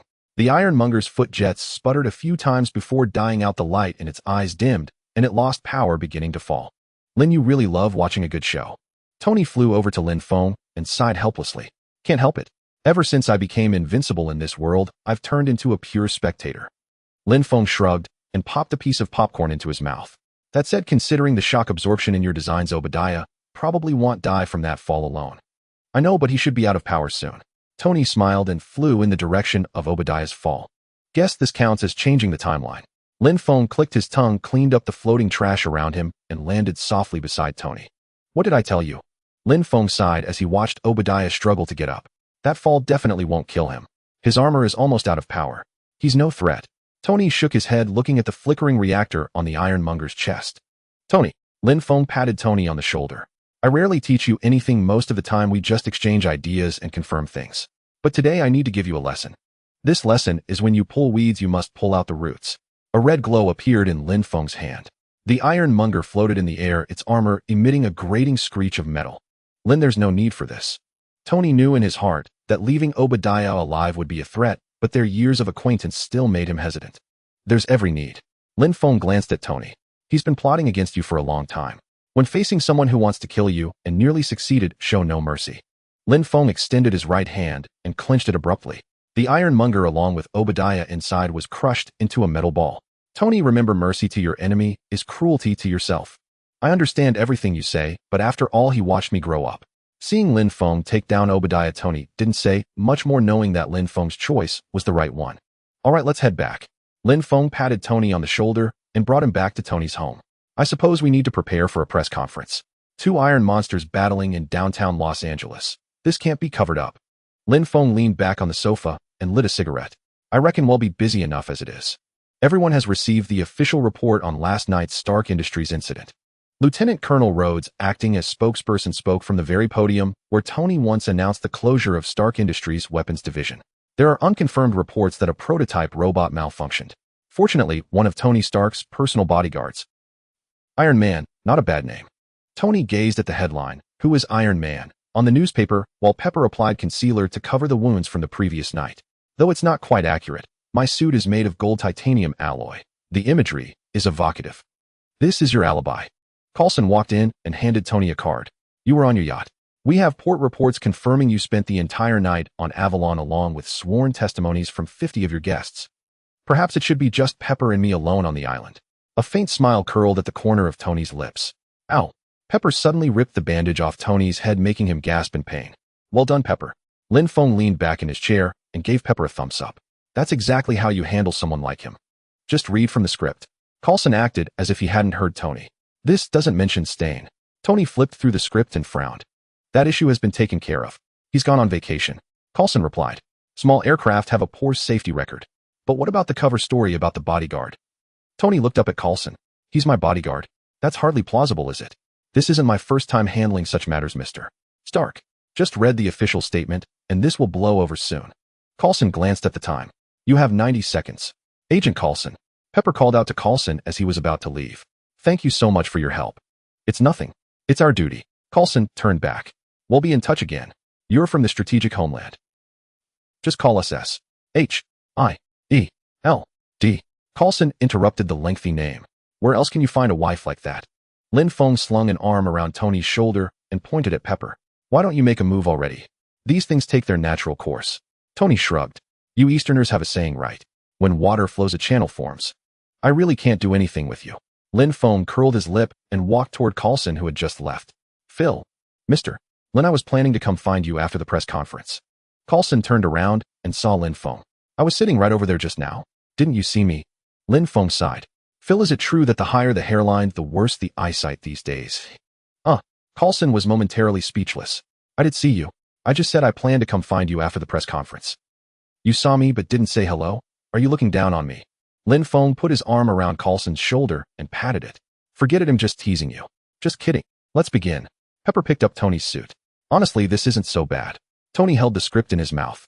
Even I don't believe I'm Iron Man. You're not Iron Man. Pepper turned Tony around and slipped the suit jacket onto him. If I were Iron Man, I'd have a girlfriend who knows my true identity. Tony put on the suit jacket and turned back. And she'd be torn apart, terrified that I might get killed, yet proud of my achievements. She'd be conflicted, and that would only drive her crazier for me. Have you never thought about that night? Tony finally voiced it. Which night? Pepper lifted her eyelids. You know which one. You mean the night we danced together? We went up to the rooftop, then you went downstairs to get drinks, and you left me there all alone. Pepper straightened Tony's clothes. Is that the night you mean? My. Tony looked a bit awkward. I thought so. Pepper tucked Tony's handkerchief into his breast pocket. Nothing else, Mr. Stark.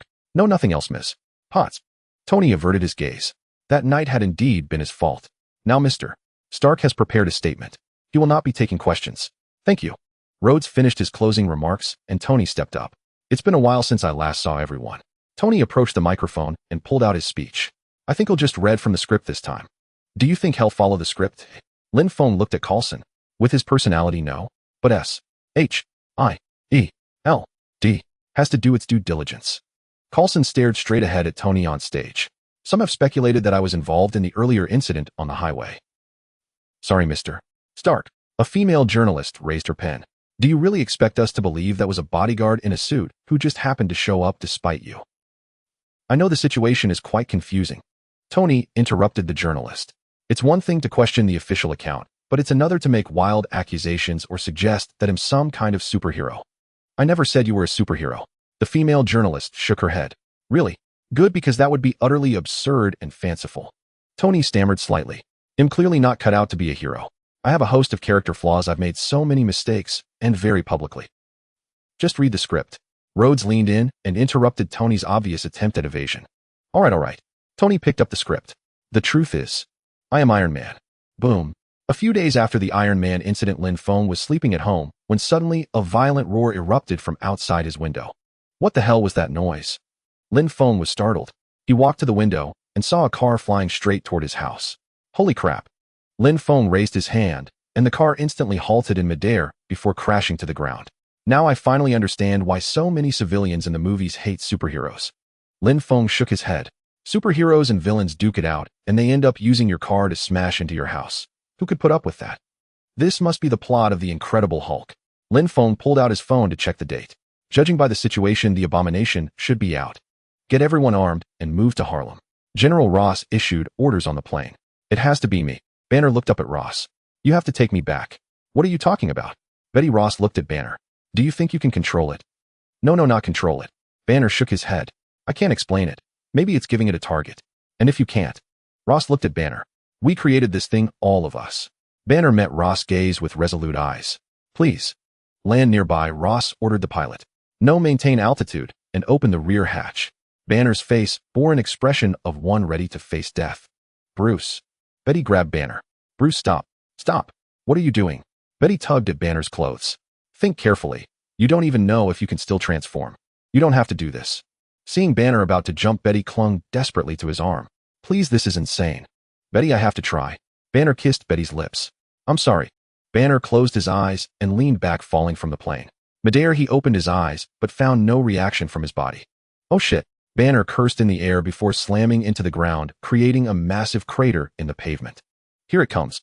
Hearing the faint rumble below, Lin Feng broke into a smile. Bam! A green fist punched up from under the ground, gripping the edge of the hole as it slowly climbed out. Roar! Hulk stood up and bellowed toward the Abomination. Hulk! Hearing the sound, the Abomination turned and looked in Hulk's direction. Hulk tore off his tattered clothes and strode toward the Abomination, his pace quickening into a sprint. The Abomination charged at Hulk as well. Tisk tisk, I really wonder what those shorts are made of. Sitting on a small stool, Lin Feng pursed his lips and tossed a popcorn kernel into his mouth. The two monsters accelerated their paths, leaving trails of intense sparks from the vehicles they passed. Seconds later, they collided with a thunderous impact, shattering all the surrounding glass. Oh ho! Lin Feng stood up, because in this clash Hulk wasn't at a complete disadvantage like in the movie. Instead, he was locked in a stalemate with the Abomination. Is it because I tested my strength when Hulk was born? Lin Feng frowned. Although Hulk's power grows with anger, if he has experienced greater strength, he can still perform at a higher level, even when relatively weaker. Bang bang bang. Hulk and the Abomination were locked in combat, their blows landing with raw impact that was highly entertaining to watch. The immense force caused air compression explosions, generating violent shock waves. Tisk tisk. Lin Feng stood up and clicked his tongue. I'm still too kind-hearted. I can't stand by and watch people's lives and property be threatened. Enough. A green light flickered in Lin Feng's eyes. The power of the One Below All, which he had just finished analyzing.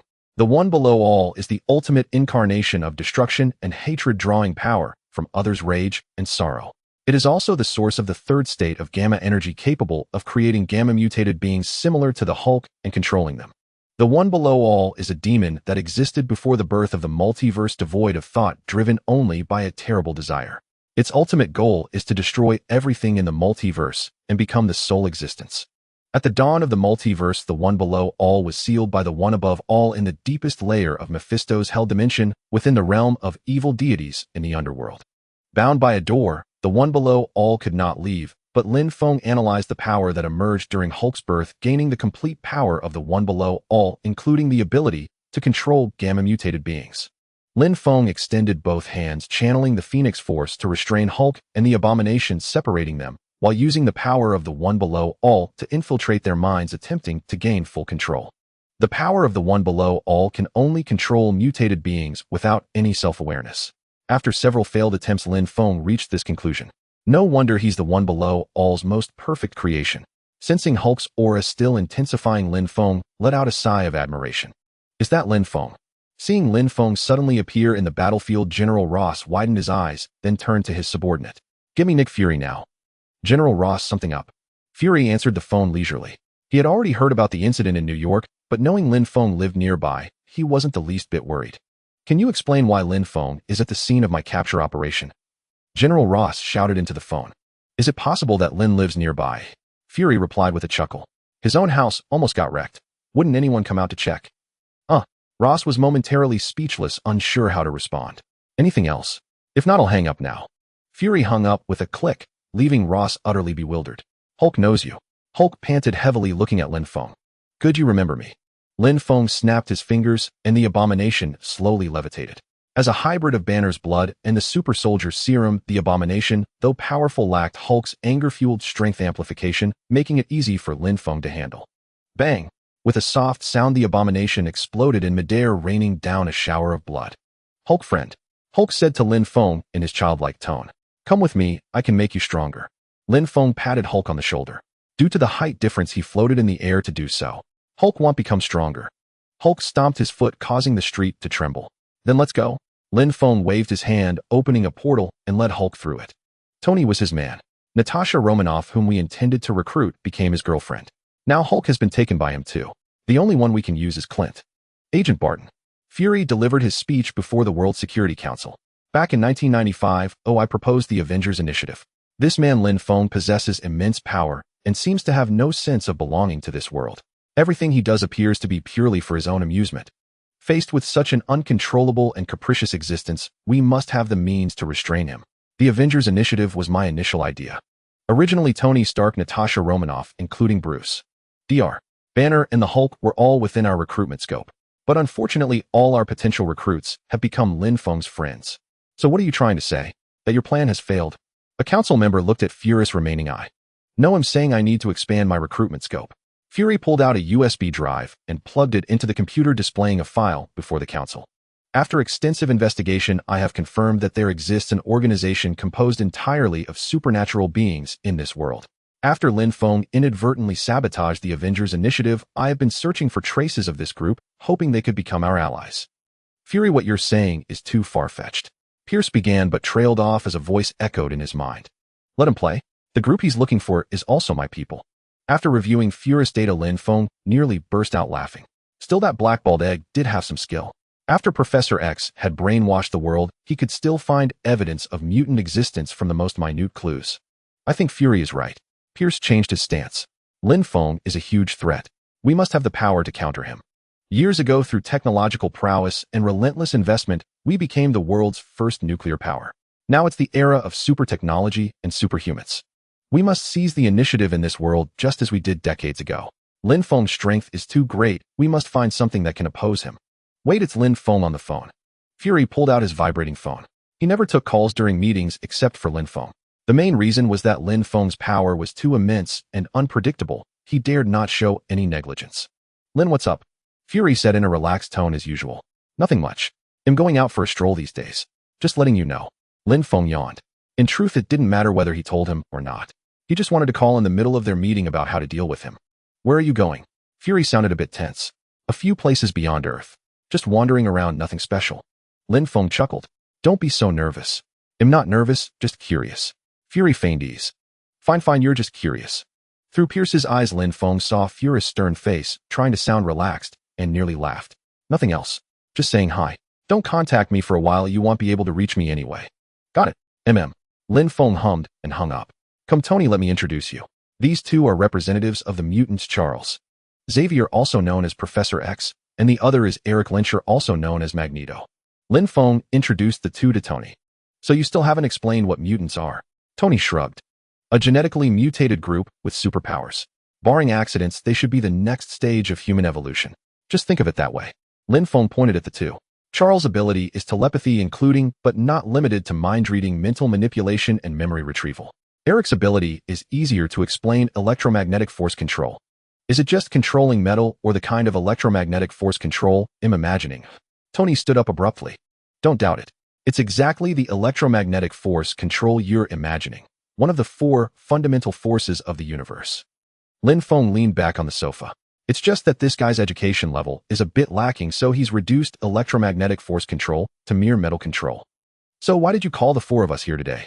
Tony looked at Lin Feng. Hold on. There's still one more person coming.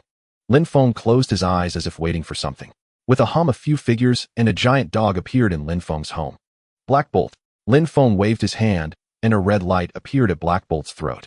You can speak normally now. Thank you. Black Bolt bowed slightly to Lin Feng, his voice stiff. It's been a long time since I felt what it's like to speak with my mouth. No problem. Lin Feng gestured. This is Black Bolt, leader of the Inhumans, residing in Adeline on the dark side of the moon. His ability sounds simple, just emitting sound waves from his mouth, but the energy level of those waves is immense. Destroying a planet is no challenge for him. I can only say it's breathtaking. Tony shook hands with Black Bolt. Phoenix Force wielder. A rough voice sounded. A figure streaked across the sky and burst through the window into Lin Feng's home.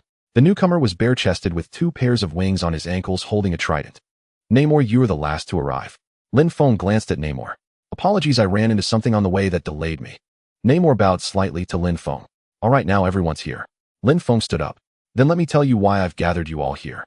Now that everyone's here, let's get down to business. Lin Feng tapped the table. Wait, who's the one holding the trident? Tony looked at Lin Feng. In his work dialogues, the ancient Greek philosopher Plato mentioned a mysterious kingdom called Atlantis. Lin Feng paused briefly. In fact, Atlantis is real. They have lived for generations on the ocean floor of the Atlantic, possessing a relatively advanced civilization. And they have access to an extremely special resource. What resource? Vibranium. Lin Feng pointed at Namor's trident. The material of Steve Rogers' shield. Tony was taken aback. That's right. There are 2 civilizations on Earth with vibranium. One is Atlantis, located beneath the Atlantic Ocean. Lin Feng explained. And the other is the Wakandan civilization in Africa. Wakanda? Isn't that an agrarian society? Tony seemed puzzled. That agrarian facade is just a disguise. Lin Feng smiled. Their highly advanced vibranium technology allowed them to create an invisible shield to hide themselves. The vibranium used in Captain America's shield also came from their smuggled out by an arms dealer named Ulysses. Clow. Alright then, why have I never heard of races like the Inhumans or the mutants? Tony sighed. This conversation had broadened his worldview considerably. The Inhumans were experimental subjects of the Kree civilization on Earth, but they successfully defeated the Kree, then moved to the moon, where they have thrived ever since. As for the mutants, they've always lived among us. As to why you never noticed, you should ask Charles. Charles. Tony looked at the professor in the wheelchair. Tony Stark. Professor X didn't speak, but Tony heard his voice in his mind. Pleased to meet you. Mutants have existed for a very long time. The earliest known mutants appeared in ancient Egypt. As for why you never discovered them. Professor X paused briefly. It is because I believe that if mutants revealed their existence, it would inevitably lead to violent conflict with humans. Therefore, using my abilities combined with some technological means, I erased humanity's memories of mutants. Well, I assume you won't be brainwashing me again now. Tony frowned. Rest assured, we are allies now. Professor X offered a gentle smile. All right, back to business. Lin Feng tapped the table. Since ancient times, human civilization has always faced threats. Wars have never ceased since the dawn of human civilization. Lin Feng projected an image in the air. Some conflicts nearly brought about our complete annihilation. For instance, Hydra during World War II. But at the same time, the threats to humanity are not limited to ourselves. We are not alone in the universe. Many extraterrestrial beings are eyeing Earth. In 1995, the Kree army arrived on Earth. The Kree, led by Ronan the Accuser, brought their fleet near our planet and launched a barrage of missiles attempting to obliterate human civilization. The image Lin Feng projected transformed into the Kree fleet. As it happened, another powerful individual and I were on Earth at the time, and we repelled the Kree invasion force. And the Kree attack in 95 was merely the most insignificant threat Earth has ever faced. In 1979, an avatar of a celestial descended upon Earth, planting a seed here. When the time was ripe, it would have burst forth, assimilating the entire planet into itself. However, I dealt with that celestial during my travels through the cosmos a few years ago. In 1945, during World War II, Hydra got its hands on a high-energy artifact known as the Tesseract. They used it to create weapons of immense power, trying to annihilate all human civilization. But they were stopped by Steve Rogers' Captain America. In 965 AD, the frost giants of Jotunheim invaded Earth, landing in Norway. The gods of Asgard helped Earth repel this assault. You heard me right, the Asgard of Norse mythology. Many so-called deities are simply alien beings more advanced than humanity, worshipped as gods by primitive societies. Going further back, in ancient times, Earth was coveted by dimensional demons. The first Sorcerer Supreme, Agamotto, established the Sanctum Sanctorum and trained numerous mages to defend human civilization from extra-dimensional incursions. I am the current Sorcerer Supreme. Not long ago, I banished most of the more powerful dimensional demons from Earth's vicinity. So Earth has always faced threats, but someone has always stepped up to deal with them. Tony raised an eyebrow. Others dealt with them before. What about the future? Lin Feng leaned back in his chair. The future? I suppose someone will rise to the occasion. Exactly. Someone will rise. But when that time comes, that someone will be us. Lin Feng straightened up. The director of S.H.I.E.L.D. Nick Fury has an Avengers initiative. It aims to unite Earth's superpowered individuals to counter potential threats to our world. Fury is a sly dog, but the plan is solid. So I've called you all here to form a united organization. Sounds promising. Namor nodded. Atlantis is in. Black Bolt, what do you think? Lin Feng looked at Black Bolt. I find it agreeable. Black Bolt nodded. The Inhumans join. The mutants owe you a debt. We join as well. Professor X and Magneto exchanged a glance and nodded. Since it's an organization, it needs a name first. Tony stroked his chin. I recently read a Chinese novel with a great name. How about Night's Watch? Huh. Lin Feng was stunned. Did the Marvel Universe also have Sanjiao? When the dark night falls, I shall stand before the multitudes. Tony recited the motto, swaying his head. Stop. Lin Feng quickly halted Tony, lest he infringe on copyright. But to establish an organization, we do need a resounding name. Magneto shrugged. I've already thought of a name. Lin Feng stood up. A massive emblem appeared behind him, formed by the interlocking capital letters D and G. Dark Grave. Lin Feng pointed at the symbol. It signifies the final tomb for all darkness. As the world sinks into oblivion, we have awakened. To end the chaos for eternal law. We create, we protect. We fight, we bury. We are the ultimate grave diggers in the darkness. We are Dark Grave. The forces on Earth are mostly fine, but the only problem is here. Lin Feng pointed at the African region on the map. Wakanda. Tony was taken aback. Exactly. They possess formidable vibranium technology, but due to their long-term isolation, they haven't received outside information. Their understanding is too limited. Lin Feng sighed. For Atlantis, I can show the eye of Agamotto, and Namor will know I'm the Sorcerer Supreme. For the Inhumans, I can reveal the Phoenix Force, and Black Bolt will comprehend my strength. But for Wakanda, they have no idea what my powers represent, and they're quite resistant to external human factions. So convincing them will be difficult. Perhaps we can start with the Black Panther. Namor rubbed his chin. King T'Chaka. Lin Feng frowned. As far as I know, King T'Chaka is a staunch supporter of isolationism. When I said Black Panther, I didn't mean the king of Wakanda. Namor shook his head, a subtle smile curling at the corner of his mouth. You mean? Bast. Lin Feng was startled. With our current strength, simulating a Black Panther deity that they can't destroy shouldn't be too difficult. Namor offered his suggestion. Simulating someone else's faith and building trust with lies is not the right approach. Lin Feng shook his head. If we're only seeking short-term control, we could certainly do that. But we're aiming for a long-term alliance. If we start by controlling them this way, once the truth comes out, it will only trigger a greater backlash. So what do we do? Tony put down his tablet. Well, go and reason with them. Lin Feng stood up. Also, I want to give them a gift. A portal appeared, and Lin Feng reached in and pulled out a figure. Who's this? Ulysses. Clout. Lin Feng held Clow in his hand. He's the one who stole vibranium from Wakanda and killed many of their people. That should make a decent gift. Lin Feng clenched his fist, and a portal opened behind him, swallowing them all. A flash of light, and Lin Feng, along with 5 others, arrived on the grassland outside Wakanda's shield. Who are you? Why are you here? WCAB, the leader of the border tribe, stepped forward. We're from Moling. We've come to request an audience with King T'Chaka to discuss some matters. Lin Feng threw Ulysses Clow to the ground. This is our gift. Clow. WCAB recognized the figure on the ground, his heart pounding, but he remained composed as he looked at Lin Feng. I need to report this. No problem. Lin Feng nodded. The king will see you. T'Challa, the Prince of Wakanda, and the next Black Panther walked out, capturing Ulysses Clow and bringing him to Wakanda shows you already know what true Wakanda is like. There's no harm in letting you in. Thank you. Lin Feng gave T'Challa a slight nod. Lead the way, please. Lin Feng and his group followed T'Challa through a barrier, and the scene before them instantly transformed, as if passing through a spatial portal, from the barren grassland to a high-tech metropolis built with a primitive tribal aesthetic. Strangers, what brings you to see me? King T'Chaka, wearing reading glasses, spoke with a gentle tone. We're establishing an organization. Lin Feng replied directly. Earth is always facing threats. In my vision, this organization can respond as quickly as possible when danger arises. We just want to live our lives in peace. We have no intention of getting involved in such matters. T'Chaka shook his head. If truly needed, we can sponsor some vibranium tech products, but we don't want to join the fight. We actually have some vibranium tech products too. Lin Feng gave Namor a glance. King T'Chaka, please take a look at him. That is indeed vibranium. T'Chaka adjusted his glasses to examine Namor's trident. Where did you acquire it? The vibranium meteor didn't just land in Wakanda. There were 2 pieces.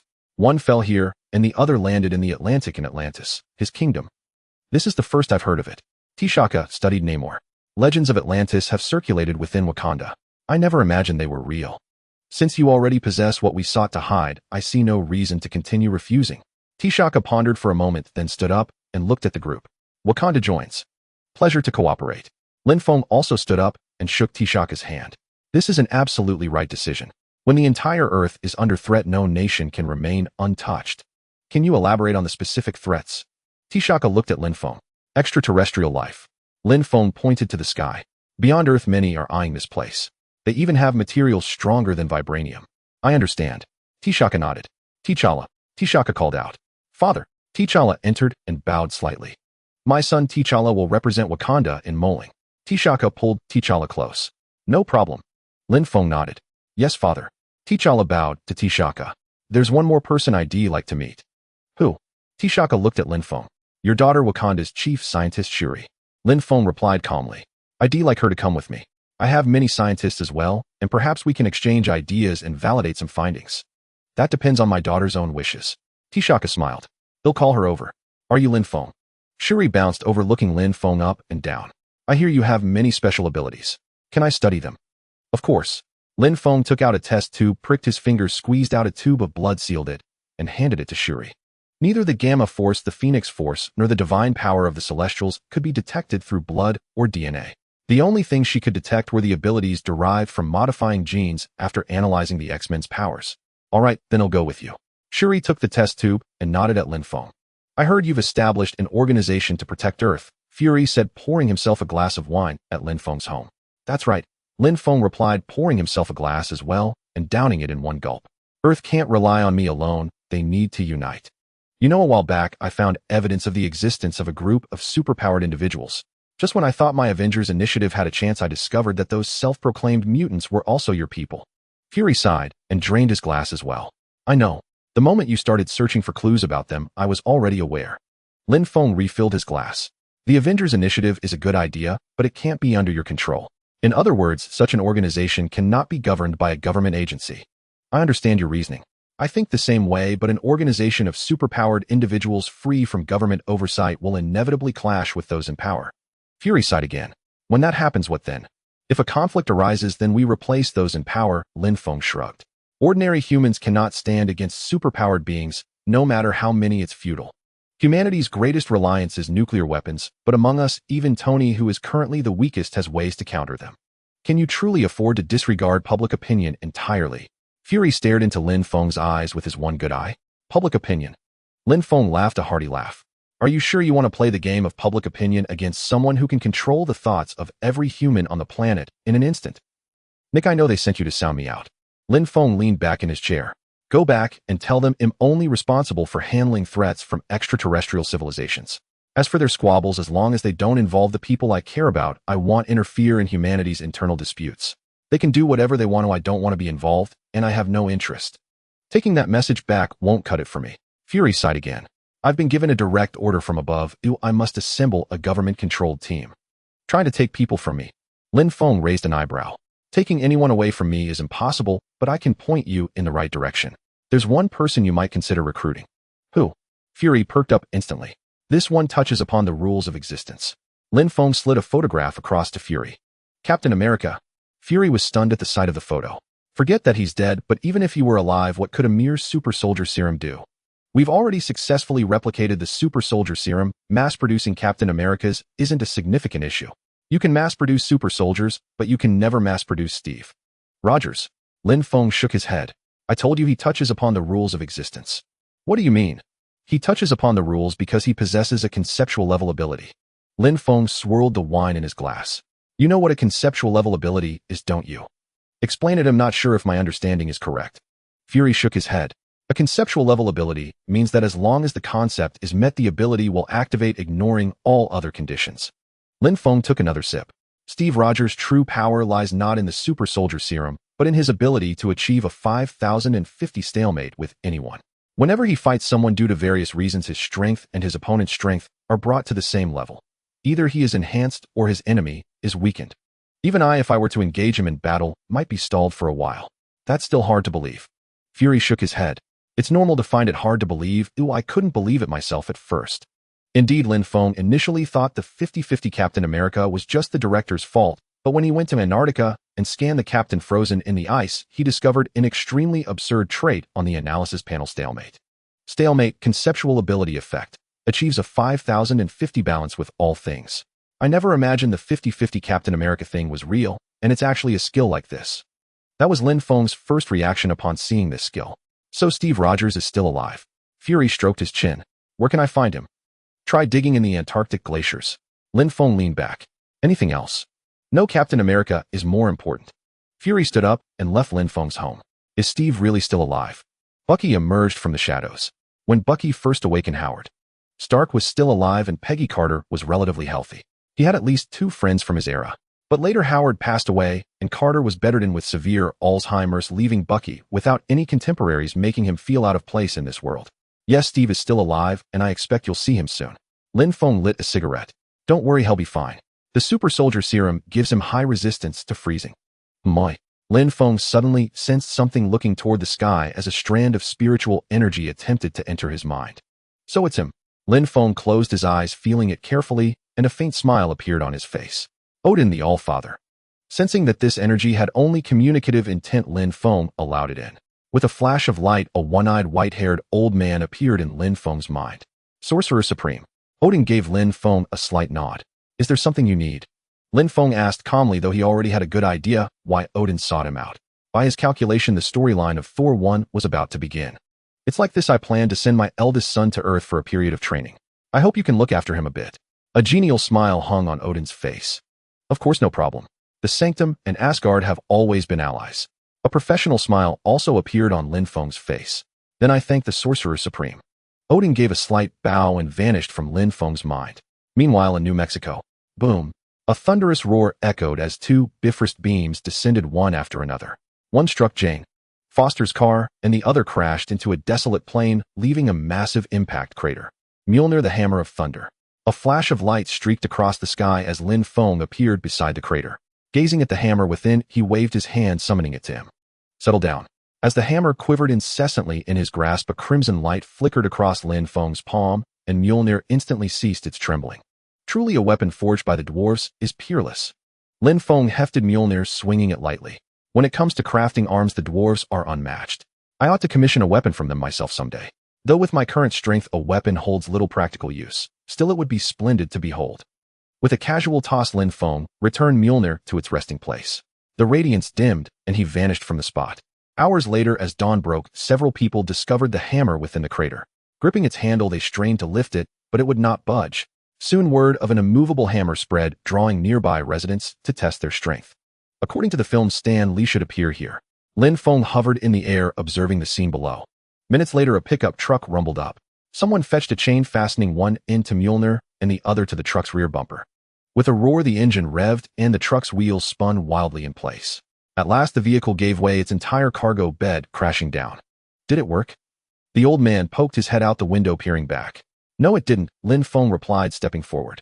The truck bed's gone, but the hammer hasn't moved. Oh, it's you. The old man chuckled, opening the door to stand before Lin Feng. You know me? Lin Feng's smile stiffened. We met once 2 years ago at Stark's charity gala. You were up in the sky then. The old man's face still bore a kindly smile. As expected, you have more than one identity here. Lin Feng's gaze held a probing curiosity. He attempted to analyze the man again, but encountered only garbled data. Don't bother trying to decode me. Your computational power is insufficient. The old man patted Lin Feng's shoulder. We'll meet again. With those words, the old man vanished on the spot, yet the crowd around them remained utterly oblivious to his disappearance. The old man has two roles in Marvel, one as the Watcher, the other as the One Above All. Lin Feng stroked his chin. I wonder which one he is here. If I'm not mistaken, it should be the One Above All. The system's voice echoed in Lin Feng's mind. A Watcher's level wouldn't leave me completely unable to analyze him.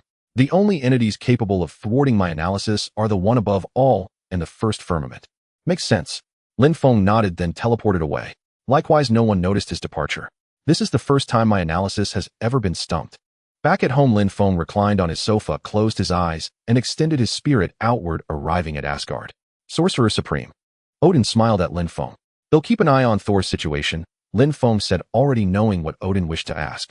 However, I'd like you to introduce me to the dwarf king Eitri. You seek a weapon. Odin paused, momentarily taken aback. As far as he knew, Kamartaj possessed its own system of mystical armaments, rendering dwarven weapons unnecessary. My power isn't entirely the same as Kamartaj's magic, nor is magic my primary means of offense. Lin Feng perceived Odin's confusion. May I ask what your primary means of offense is? Odin's single eye fixed on Lin Feng. You should have heard of the Phoenix Force. A crimson glint flashed in Lin Feng's eyes.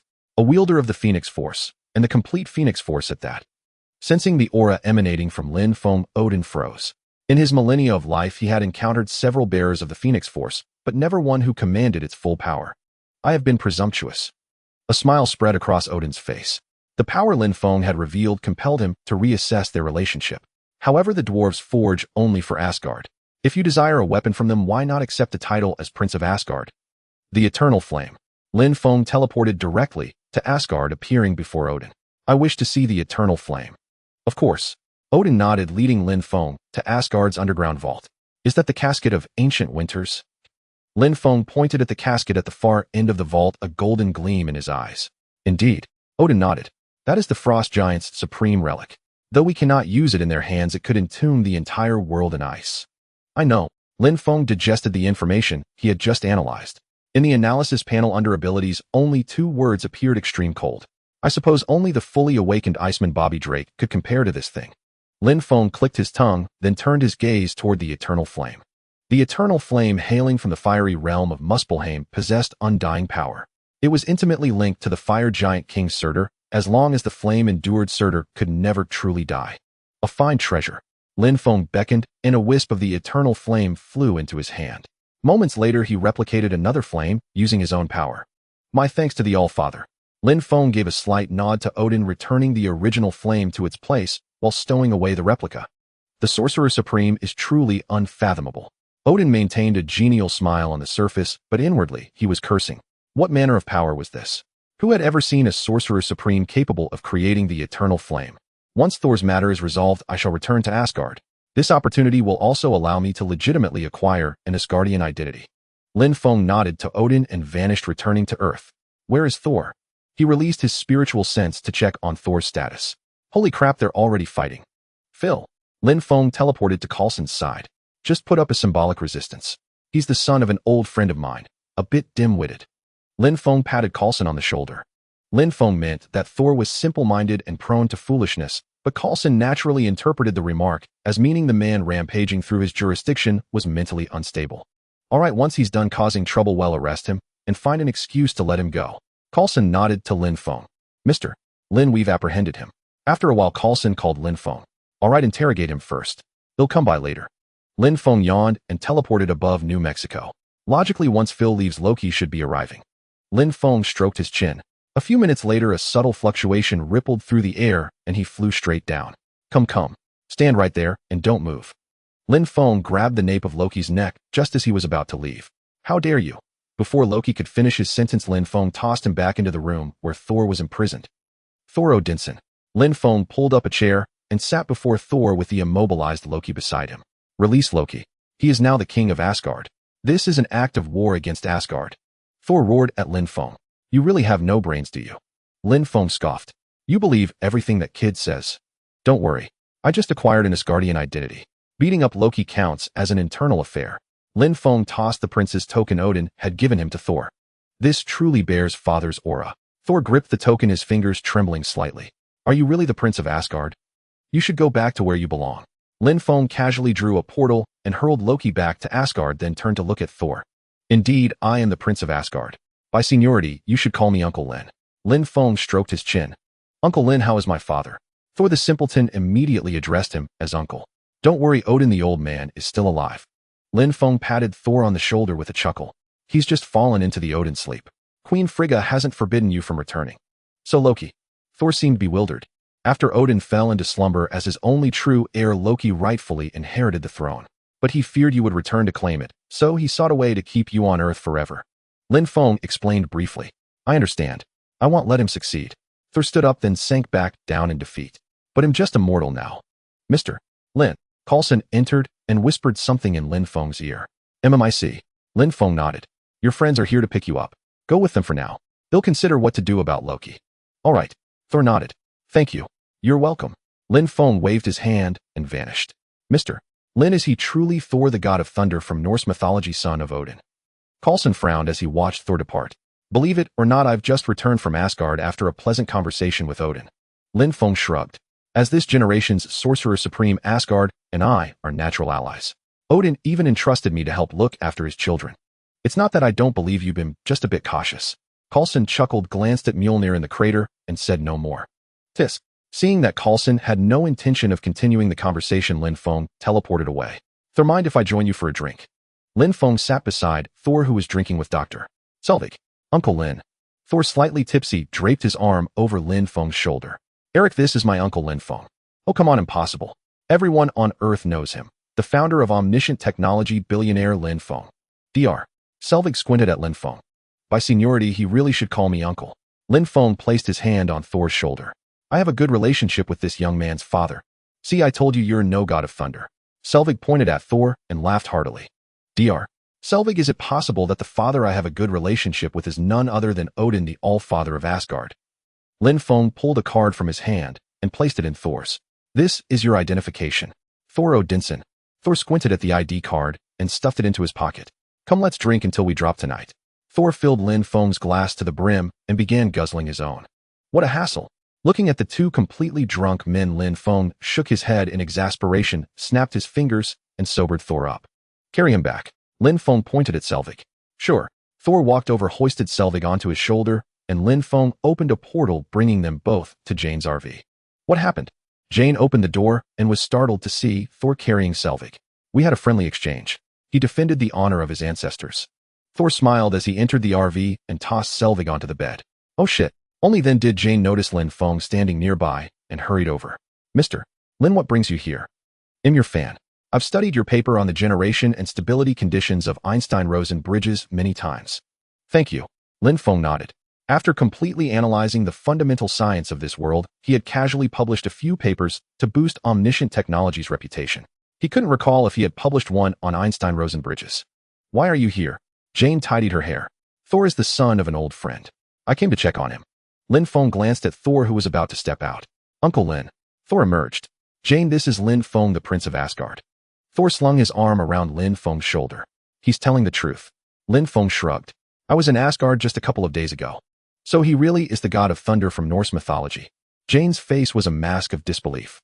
Believe it or not, just know that my nephew here is no ordinary man. Lin Feng smiled. All right, I won't disturb you too. He teleported home, let out an enormous yawn, and collapsed into bed. A tremendous rumble and the trembling ground roused Lin Feng from his sleep. He looked out the window. The destroyer armor has finally shown up. I've been waiting for you. Lin Feng dressed and teleported to Thor's side. Uncle Lin. Thor bowed to him. Thor, who is this? Sif, who had just descended from Asgard, stared at Lin Feng. The sorcerer supreme of Midgard, Prince of Asgard, Lin Feng.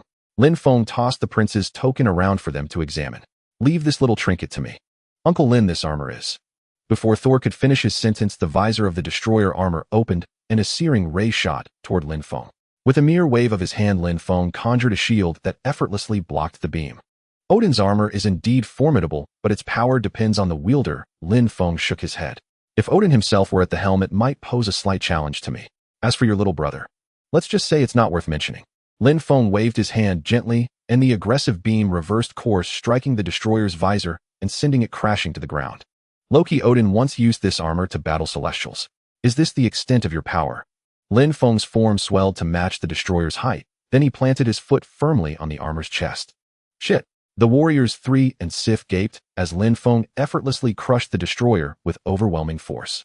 I told you if Odin were controlling it, I might find it a bit troublesome. Lin Feng punched the destroyer's visor, simultaneously analyzing the various technologies embedded within. Rune magic. Lin Feng glanced at the analysis panel and nodded. Rune magic was a unique form of sorcery that could be cross-referenced with Kamartaj's magic, potentially yielding valuable insights. Blessings of the gods. This is quite impressive.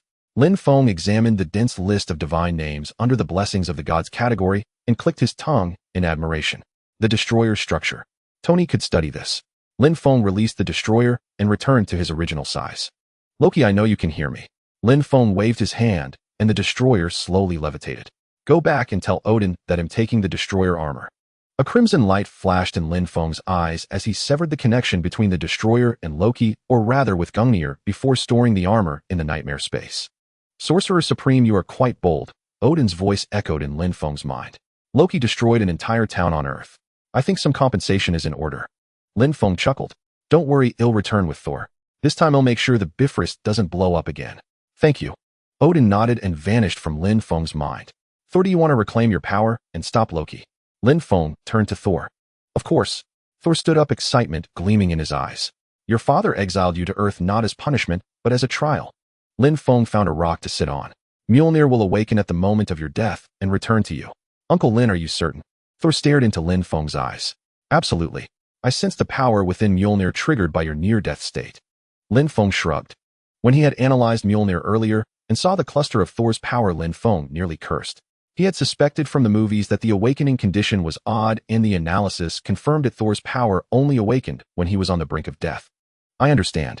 A resolute look crossed Thor's face as he picked up a steel rod from the ground and plunged it into his own chest. Thor spat out a mouthful of blood. The fluid motion stunned even Lin Feng, who had intended to simply unlock the power within Mjolnir. Who would have thought that upon hearing the condition of near-death, Thor would grab a rod and stab himself in the heart? A thunderous roar echoed as lightning struck down and Mjolnir tore from the ground, flying toward Thor. Well, that's one way to do it. Lin Feng pursed his lips and stepped back. Mjolnir landed in Thor's hand, and a bolt of lightning descended upon him, encasing him in armor piece by piece. Thor rose, restored to his Asgardian attire, and approached Jane. Is this your usual appearance? Jane's face lit up with a delighted smile. Yes, this is my true form. Thor hefted his hammer. Jane, I need to stop my brother now.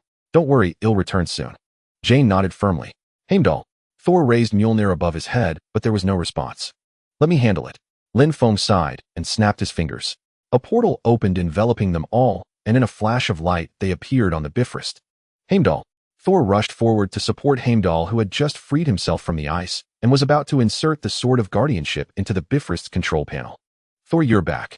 Heimdall leaned on the sword, breathing heavily. How did you manage this? Prince Lin Feng brought us back. Thor gestured toward Lin Feng. Sorcerer Supreme. Heimdall paused in surprise, then bowed slightly. No need for formalities. Go get treated. Lin Feng smiled. Take him to the healing room. Thor ordered the warriors 3. Understood. The group helped Heimdall to the infirmary. Uncle Lin, I need to deal with Loki first. Please wait, it'll be quick. Thor swung his hammer and flew toward the palace. How absurd. Lin Feng muttered, leaning against the Bifrost control panel as he extended his psychic senses to watch Thor and Loki's battle.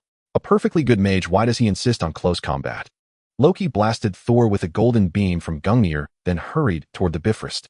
Entering the control room, he found Lin Feng leaning against the panel. Oh, am I in your way? Lin Feng straightened up as Loki entered. Go ahead, don't mind me. With a snap of his fingers, he teleported away, arriving in Odin's chambers. Sorcerer Supreme. Seeing that both Thor and Loki had left, Odin slowly sat up, showing no signs of weakness. You've got it all figured out, haven't you? Let Loki kill his biological father, then use the Bifrost to destroy half of Jotunheim. When questions arise, just blame it all on Loki and claim ignorance. Lin Feng found a seed and pulled out a handful of melon seeds. Want some? No thank you. Odin kept his psychic focus locked on the battlefield between Loki and Thor. All right, it's about time I stepped in. Lin Feng stood, clapped his hands, and teleported in front of Thor, who was about to bring his hammer down on the Bifrost. He caught Mjolnir firmly in his hand. Lin, if the Rainbow Bridge isn't stopped, all of Jotunheim will be destroyed. Thor strained to pull Mjolnir from Lin Feng's grasp, but it remained immovable.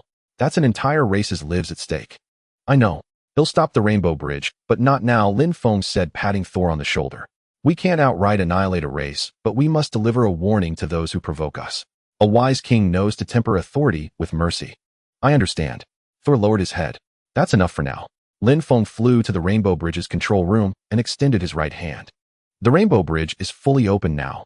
Even Gungnir cannot close it. A hint of madness gleamed in Loki's eyes.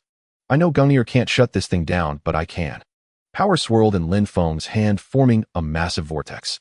The Rainbow Bridge's multicolored radiance began to converge into the vortex, dimming gradually, until it dissolved into nothingness. Good thing I dabbled in Fey power a few years back, or I'd have no way to halt this without wrecking the bridge. Lin Feng retracted his power and fixed his gaze on Loki. Remember this, when I say it stops, it stops. Your Highness, I apologize for my earlier rudeness. Loki gave a slight bow. It's nothing. Lin Feng shook his head, walked over to Loki, and patted his shoulder, but his hand passed right through. TCH. Lin Feng spun around and flicked his hand, sending Loki, who had been brandishing a dagger aimed at his kidney, flying off the Rainbow Bridge. He ambushed me. It was just a reflex, not on purpose, Lin Feng shrugged. I understand. Thor watched Loki fall, tears glistening in his eyes. Mr. Lin.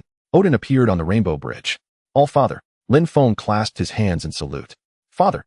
Thor bowed to Odin. Loki, I'm afraid this is his own doing. Odin shook his head with a somber expression. Ahem. Lin Feng stifled his laughter with a violent cough.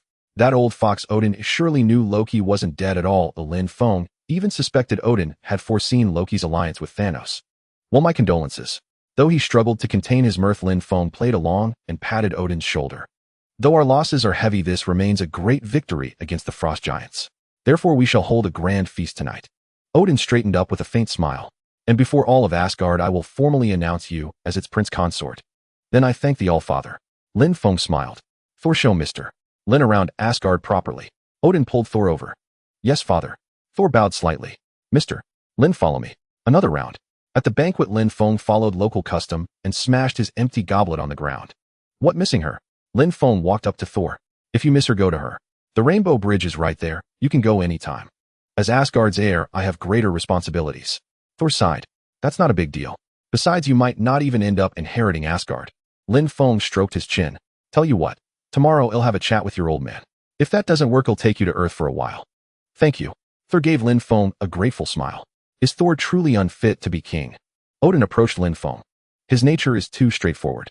He'd make an excellent warrior, but as king he'd be fooled into a fool's errand. Lin Feng shook his head. Thor is too blunt, and Loki relies too heavily on trickery. I truly wonder where Asgard will go after I'm gone. Odin leaned against a pillar, sighing like a man aged before his time. The goddess of death, Hela. Lin Feng cracked his neck. She's actually the most suited to be queen. A monarch so warlike and bloodthirsty. Weren't you the same in your youth? Lin Feng shot Odin a look. You only came back to play it safe after a few Celestials knocked some sense into you, right? Talk to her about how dangerous the outside world is, and she won't be so eager to conquer. How can an Asgardian retreat because of a stronger foe? Odin's eyes widened. I ended the wars and withdrew to the Nine Realms because I believed endless conflict only brings suffering to the people. Yes, sure. Lin Feng rolled his eyes. You know why you stopped fighting? Do I need to jog your memory with a little phoenix force? Sigh. Odin exhaled deeply, seeming to age decades in an instant. Come on, there's no shame in knowing when you're outmatched. Lin Feng handed Odin a cigarette. Want to give it a try? What is this? Odin took the cigarette, mimicked Lin Feng's gesture of holding it between his lips, and lit it with a burst of magical flame. It's called a cigarette. Lin Feng took a deep drag. Feel the stress melting away. Indeed. A peculiar sensation. It relaxes my mind. Odin took a long puff as well. This is quite fine. Keep them. Lin Feng tore open a spatial rift and pulled out a carton of Huazi, tossing it to Odin. Ask for more when you run out. Tell me, Odin sighed. If I released Hela now, would she still listen to me? No, but I can make her listen. Lin Feng yawned. Hela's thirst for war stems from never facing a true powerhouse. She thinks her strength can rule the universe. I just need to shatter that illusion. Then let it be so. Odin rose. Let's find a secluded spot. All right. Lin Feng stubbed out his cigarette on the ground, stood up, and teleported them both to a desolate wilderness. Here. Good. Odin swung Gungnir, and a portal materialized in the open field. So is that old fool Odin dead? A sinister voice echoed as a figure stepped through the portal. Odin's alive. I had him release you. Lin Feng leaned against a rock, gesturing toward Odin. Thanks, but I have some family matters to settle first. Hela swept a hand over her head, her hair transforming into an elaborate headdress as twin blades materialized in her hands. She charged at Odin. Come with me first. Lin Feng grabbed Hela's shoulder, and they vanished from the spot. How convenient. Watching them disappear, Odin slumped to the ground and lit another huazi. Lin really is a handy tool. Do you know why your father ceased his outward expansion? Lin Feng led Hela to a desolate planet amidst the cosmic stars. Who knows why he suddenly decided to play the benevolent monarch? He's just old and weak. Hela showed some leniency toward Lin Feng, who had freed her. You're wrong, Lin Feng shook his head. If he had a choice, Odin wouldn't have chosen to be a benevolent ruler. Over 5,000 years ago, Odin encountered a group of enemies. Lin Feng conjured an image. This group called themselves the Celestials, a race that has existed since the dawn of the universe, maintaining cosmic balance in their own way. Odin forged the destroyer armor and sought blessings from the gods of the 9 realms. Then, clad in the armor, he fought the Celestials, but alas, he was utterly powerless. Simply put, that old man was beaten into fear and dared not venture out. He may be afraid, but that doesn't mean I am. He couldn't defeat them, but that doesn't mean I can't. Hela tightened her grip on the night sword. You're right. Then let me show you the real me. Lin Feng grasped Hela's shoulder and transported them to where Ego's planet once stood. Why are you showing me a planet? Hela was perplexed. That planet is me, Lin Feng shrugged. This body is merely one of my avatars. Just an avatar, and I can't even muster a shred of resistance. Hela stared blankly at the planet before her. This was once a living planet called Ego, itself a celestial. After I slew him, I acquired his abilities and forged this planet with my true form as its core. Moreover, I can assure you there are beings in this world even more powerful than I. Lin Feng returned with Hela to Asgard. Their names cannot even be uttered, for speaking them would instantly draw their gaze. I understand, Hela sighed. But why didn't Odin tell me this directly? Because of his ridiculous pride. Lin Feng let out a scornful laugh. He told the people of Asgard that he ended the wars of expansion to spare them further suffering. Over time, he even began to believe that absurd excuse himself, didn't he? Hela gave a cold laugh. Exactly. Lin Feng smiled. So why did he release me now? Hela looked into Lin Feng's eyes. Because Asgard has no successor. Lin Feng sighed. Your 2 younger brothers are hardly competent. Thor is a simple-minded berserker, all brawn and no brain. Loki is a child obsessed with schemes and intrigue, a mage who insists on fighting up close. You are the only one fit to inherit Asgard's throne. Then why didn't he release me sooner? Because he didn't know me before. Lin Feng shrugged. Without me to explain this to you, you would have declared war on Odin the moment you were freed, your first act as ruler being to wage war again. It might have gone well initially, but eventually, once you provoked an enemy you couldn't defeat, Asgard would have been plunged into irredeemable ruin. I see. So Odin is still somewhat afraid of me. He only dared to release me when you were around. Hela burst into laughter. Exactly, you can see it that way. Lin Feng laughed as well. What have you 2 been discussing? Odin approached, drawn by the laughter, a flicker of confusion in his eyes as he saw them chatting amiably. Nothing much, Lin Feng waved a hand. I was just telling her about the cosmic order, and as an elder expressing some expectations for her. As an elder? Odin was taken aback. Enough, Hela said coldly. Asgard is my home, and I will protect it. But don't think that means I no longer hate you. You may hate me. This is indeed my fault. Odin sighed like a weary old man. What I did in the past was wrong. Holy shit. Lin Feng's eyes widened. Was Odin's performance worthy of an Oscar? Don't put on that pitiful act for me. Hela snorted. Do you think I believe that? Though Hela's words were defiant, her tone softened somewhat. From childhood, Odin had been her idol, and she had striven to emulate him.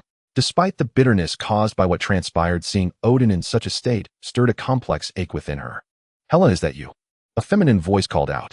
Frigga the queen approached, and the moment she saw Hela, her eyes reddened. Mother! Hela's gaze softened instantly at the sight of Frigga. Slap. Lin Feng smacked his forehead. Did this couple train in the WWE? To be fair, analysts in the real world had long speculated that if Frigga had been alive when Hela broke free, Ragnarok might never have occurred. Odin's 3 children all harbored some resentment toward him But if anyone dared to harm Frigga, the three siblings would unite in fury. Retire soon. Hela will probably do a better job than you. Lin Feng patted Odin's shoulder. Why not take Frigga to Earth and visit the Ancient One? That sounds nice, doesn't it? You're right, I should retire. But I need to see the succession through first. Having resolved his inner conflict, Odin seemed in good spirits like an ordinary old man on Earth. But Mr. Lin, I must ask you to look after Asgard. Don't worry. After all, I am something of a prince consort. Lin Feng waved a hand as they strolled into Odin's underground vault. He casually scooped up a handful of the eternal flame, resurrected the wolf Fenrir, and cast a transformation spell, shrinking him to the size of a puppy. He handed him to Hela. Your little pet. What did you do to him? Hela stared at the tiny dog in her hand, stunned. Hey, where's my giant wolf? Nothing, just made him more pleasing to the eye. Don't worry, he'll revert to his true form when needed. Lin Feng reached out and vigorously ruffled Fenrir's doggy head. See, isn't this nicer? Indeed, Hela agreed, rubbing Fenrir's head with equal enthusiasm. The texture was utterly addictive. All right, go prepare. In a few days I intend to pass the crown to Hela and take the queen on a vacation to Earth. Odin watched the scene with a broad smile. A few days later, Lin Feng returned to Earth. Flushing, New York. A group of voluptuous young women were dancing passionately on the stage. From an aircraft hovering above the venue, Tony, clad in his Iron Man suit, leaped from the rear hatch and landed with a flawless superhero stance in the center of the stage, eliciting cheers from the audience below. He still loves to show off, Lin Feng muttered from a corner, watching Tony spin on a rotating platform while his mechanical arms disassembled the armor. He grabbed a handful of dried blueberries and tossed them into his mouth. It feels so good to be back. As the dance concluded, Tony clapped while turning to the audience. Did you miss me? Blow something up. The crowd erupted in clamor. Blow something up? I've already done that. Tony raised an eyebrow. I'm not saying that the world is enjoying its longest period of sustained peace because of me. Nor am I saying that from the ashes of captivity, the greatest man in human history was reborn. And I certainly didn't say that Uncle Sam can recline peacefully on a lawn chair with a glass of iced tea, because I haven't yet met anyone bold enough to challenge me at my peak. The cheers grew louder, and everyone chanted Tony's name. But Tony merely pressed his hands downward to quell the jubilant crowd. Sorry, this isn't about me, nor is it about you.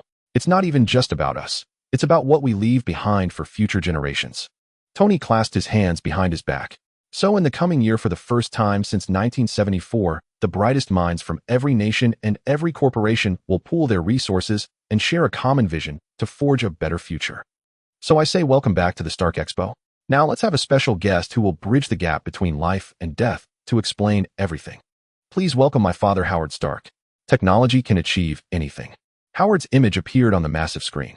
A better life, a stronger body, and for the first time in human history, the possibility of world peace. So on behalf of Stark Industries, I want to personally introduce you to the city of tomorrow. Technology offers infinite possibilities for humanity. One day it will eradicate all of society's problems. Howard's speech continued on the screen as Tony walked backstage. Blood toxin level 3. Tony pressed his thumb onto a small device. Soon technology will transform your lifestyle, freeing you from tedious work and giving you more time for leisure and a better life. The voice from the screen echoed on as Lin Feng walked backstage. Nice speech just now. With a flick of his hand, Lin Feng snatched the device from Tony. The isolation layer still isn't fully effective. Welcome to the Stark Expo. As Howard's voice faded from the screen, the crowd erupted in cheers, but Tony's expression was complex. I've tried many times, but I have a gut feeling that the solution to this problem is tied to my father. Tony pulled Lin Feng to an open area backstage and projected a hologram. Lin, take a look at this. The design for the city of tomorrow from the first Stark Expo. Lin Feng's eyes lit up with interest as he examined the holographic image Tony displayed, a new element Howard Stark had developed based on the Tesseract. Due to the technological limitations of the time, it could not be manufactured. Before my father died, he told me to study this in the future. I dug it out a couple of days ago, but am still clueless. Remember what you said was the biggest problem with the Iron Man suit? Lin Feng stared at the hologram before him. Battery life. Normal flight isn't a big issue, but once I get into intense combat, the suit's energy output can't keep up. Tony leaned back in his office chair and took a gulp of chlorophyll juice. Plus, the palladium reactor is toxic. I rigged up an isolation layer, but some of it still leaks through. Have you tried switching to a different element? Lin Feng offered a faint smile. I've tried many times. None of the known elements can replace palladium. Tony suddenly froze. Wait, are you saying it's related to this new element? I can't just tell you everything, can I? Lin Feng shrugged. All right, Lin, can you get me home? The exit is too crowded. Tony sighed. He'll go study it properly. Sure. Lin Feng conjured a spatial portal and brought Tony back to his lab. Sir J. R. V. I. S. S voice chimed in. There's a police officer here to see you. I don't recall ordering any cosplay services. Tony shrugged. Let her in. Mr. Stark. The police officer entered. This is a subpoena. What? You are required to attend the Senate Armed Services Committee hearing at 9 tomorrow. Mr. Lin, you as well. The officer tossed the subpoena onto the coffee table and left Tony's house without looking back. I can understand the Senate wanting you, but what the hell do they want me for? Lin Feng tore open the subpoena and saw both his and Tony's names listed prominently. Let me see. Tony took the subpoena from Lin Feng. They want me to hand over the Iron Man suit. No way. Washington, D.C. Mr. Stark, may we continue from where we left off? The senator tapped his gavel on the table. Mr. Stark. Yes, dear. Tony turned back. Can you pay attention? Of course. Tony spread his hands. Do you possess a specialized weapon? No, I don't. Tony tilted his head. It depends on how you define the word weapon. The Iron Man suit, of course. The senator stared at Tony. No, I don't consider that a weapon. Tony blinked. Then what would you call it? My description is its precise definition, Senator. Tony straightened up. It's a high-tech prosthetic limb. Exactly. Lin Feng sat beside Tony and smirked. The underlying technology is based on the mechanical limbs developed by omniscient tech to assist the disabled. Tony improved upon it, but it hasn't deviated from its essence. I believe you should hand this weapon over to the American people. Don't count on it, Senator. The Iron Man suit is a part of me. Tony's expression turned serious. I am Iron Man. Listen, handing over the Iron Man suit is like handing over myself. It's basically selling out or selling silver, depending on which state you're in. Tony shrugged. Want me to give up the Iron Man suit? Not a chance. Listen, I'm not an expert on this. On selling silver. Of course not, you're a senator. Tony interrupted the senator directly. I'm not an expert on weapons, the senator replied slowly. But we've invited a weapons expert today.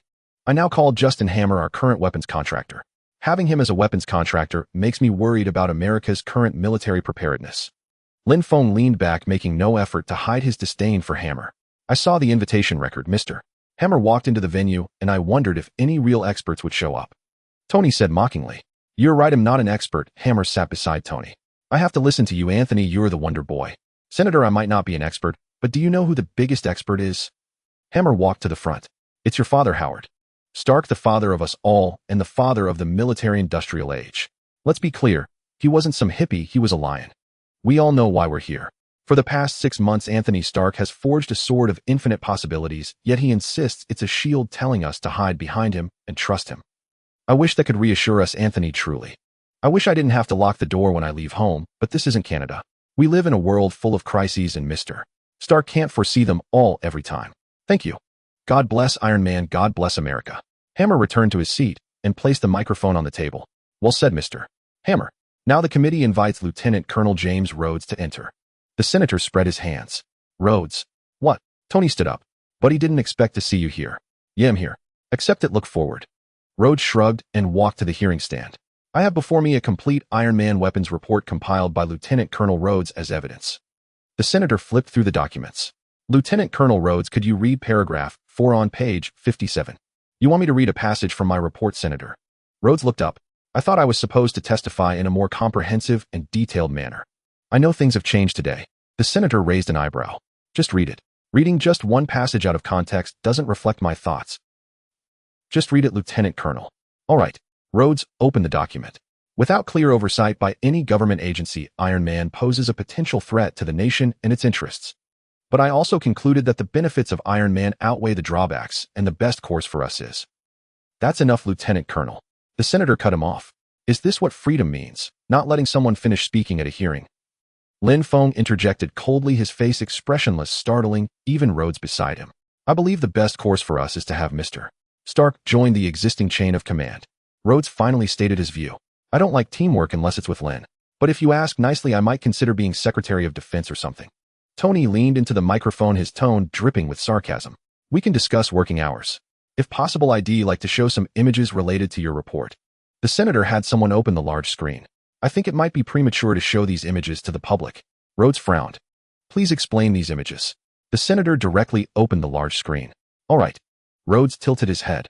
According to intelligence, these images show devices made in an attempt to replicate Mr. Stark's suit, confirmed by our allies and local intelligence. Intelligence also indicates these suits may already be operational. Lin, a favor. Tony handed his phone to Lin Feng. Can't you do it yourself? Lin Feng squinted at Tony. Too troublesome. Sometimes it's easier to ask you. Tony pursed his lips. Fine. Lin Feng sighed, waved his hand, and a spark of electricity flickered across the large screen before projecting Tony's phone onto it. Hold on, buddy, let me see. Wow, I'm amazing I hijacked your screen. Tony tapped on his phone and played a video on the big screen. Time to go public. Let's see the real situation. Tony opened the video. Please look at the screen. That should be North Korea? Iran. Several videos played, all showing failed tests of Iron Man suits. Not much of a threat, right? Tony pulled out another video. Look at this. Is that Justin Hammer? What's he doing? Justin, you're on TV, look. Shit. Seeing his test pilot and suit twisted into a 360-degree pretzel, Hammer began searching for the screen's power cord to physically disconnect it. I think most countries need another 5 to 10 years to figure this out. Watching Hammer finally find the cord and cut the video, Tony flashed a mocking smile. As for Hammer Industries, at least 20 years. So my being here was useless. I only said 2 sentences the whole time. Lin Feng stood up, pursing his lips. Mr. Lin, please stay calm.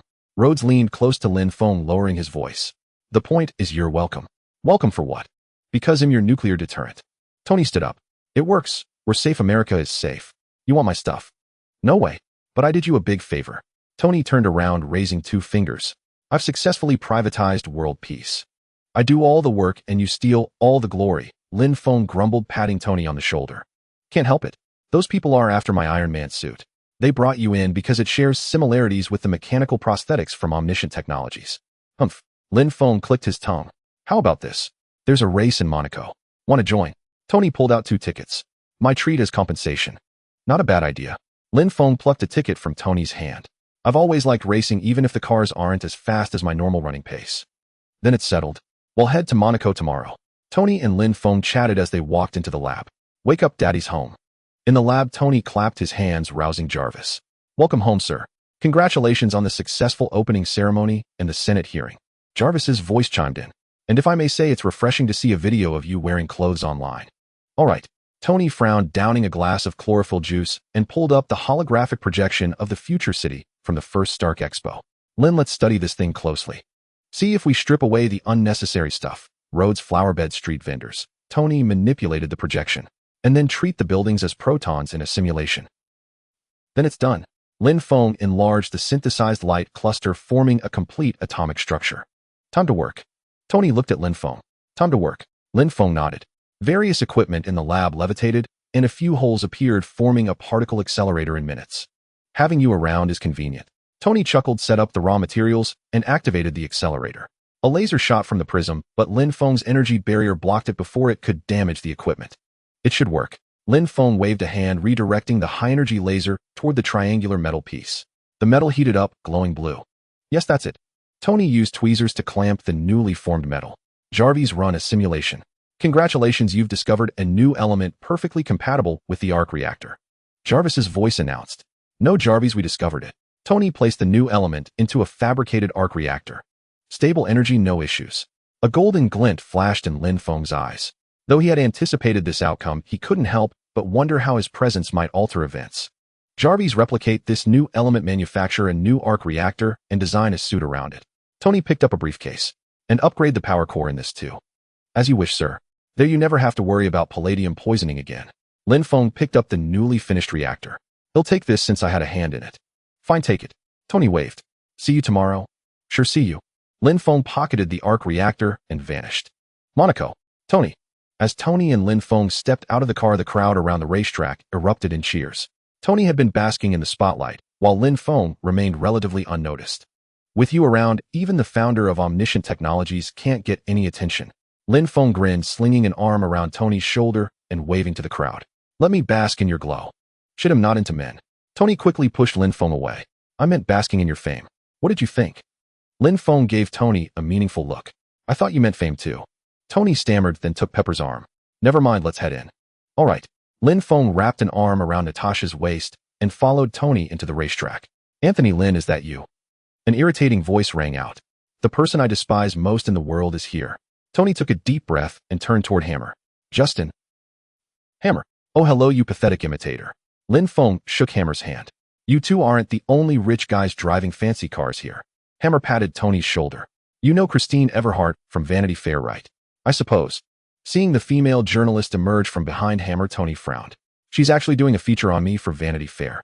Hammer wore a lecherous grin, his deliberate imitation of Tony looking ridiculous. I figured I'd help her out. She gave you a very thorough interview last year, didn't she? Lin Feng chuckled, patting Tony's shoulder. Yeah, pretty thorough. Tony shrugged. Is this your first meeting since the Senate hearing? Spotting the big story, the journalist whipped out her recorder. Yes, ever since his contract with the military was terminated. Tony pulled Lin Feng away. It's suspended, not terminated. Hammer called after them. I was thinking of showcasing something at your expo. If you've actually invented something functional, sure. Tony shrugged. You sure about that, Tony? Lin Feng raised an eyebrow. That's a high-tech expo. Emphasis on high-tech. You catch my drift. I know, but we need a few novelties to liven things up. If it's all high-tech, it'd be too dull. Tony took a sip of champagne. True. Lin Feng and Tony played off each other, and the embarrassment on Hammer's face was unmistakable. I actually have a booth this year. Hammer explained to the journalist. Hammer needs a booth, Christine. Tony and Lin Feng got up to leave. We were just joking. Hammer let out an awkward laugh. We always kid around like this. I have a crazy idea. Watching the racers on the track, a glint of mischief flashed in Tony's eyes. For that crazy idea, the crematorium has a tried-and-true method. Lin Feng shrugged. Just watch. If you join in, and it goes well, you'll be covered in ash. If it goes badly, you'll be a box of ash. Who cares? I've got you to back me up. Tony smiled. I'm going to have some fun. Do what you want. I'm out. Lin Feng turned and walked away. I like Tony and Tony likes me. We're not rivals. Tony's exit created a huge opportunity for Hammer Industries, right? Hammer rambled on, but the journalist's attention had already been captured by the television on the wall. What's the point of owning a race car if you don't drive it? Tony, clad in a racing suit, stood as the original driver angrily threw his helmet to the ground. The race began and Tony's blue car shot down the track like an arrow. After a few laps, he was in fourth place. In the stands, a burly man covered in tattoos chewing on a toothpick wearing a staff uniform with a noticeably bulky chest opened the gate to the track and stepped onto it. Not bad driving. As Tony overtook a car to take third, Lin Feng clicked his tongue. On the track, Whiplash had already drawn his whips and sliced a race car in half. Here we go. Lin Feng yawned and stood up. Tony Stark. Whiplash lashed his whip at the front of Tony's race car, flipping it over. My. Whiplash glanced at the whip in his hand, a flicker of confusion in his eyes. Lin Feng let out a long breath. The butterfly effect always manifested in the strangest ways. Just moments ago, Whiplash's first strike had been aimed directly at Tony's cockpit. Fortunately, Lin Feng reacted in time, subtly altering the whip's trajectory, otherwise Tony would have been dead on the spot. Lin, the case. Tony shouted toward the stands. I can't do anything about you. Lin Feng sighed, tossing the case in his hand downward, landing it precisely at Tony's feet. With a series of metallic clangs, the briefcase transformed into an iron suit of armor enveloping Tony. The triangular light at the chest indicated how this suit differed from the previous palladium core-powered ones. What's the point of swapping the core? The surface is still flimsy.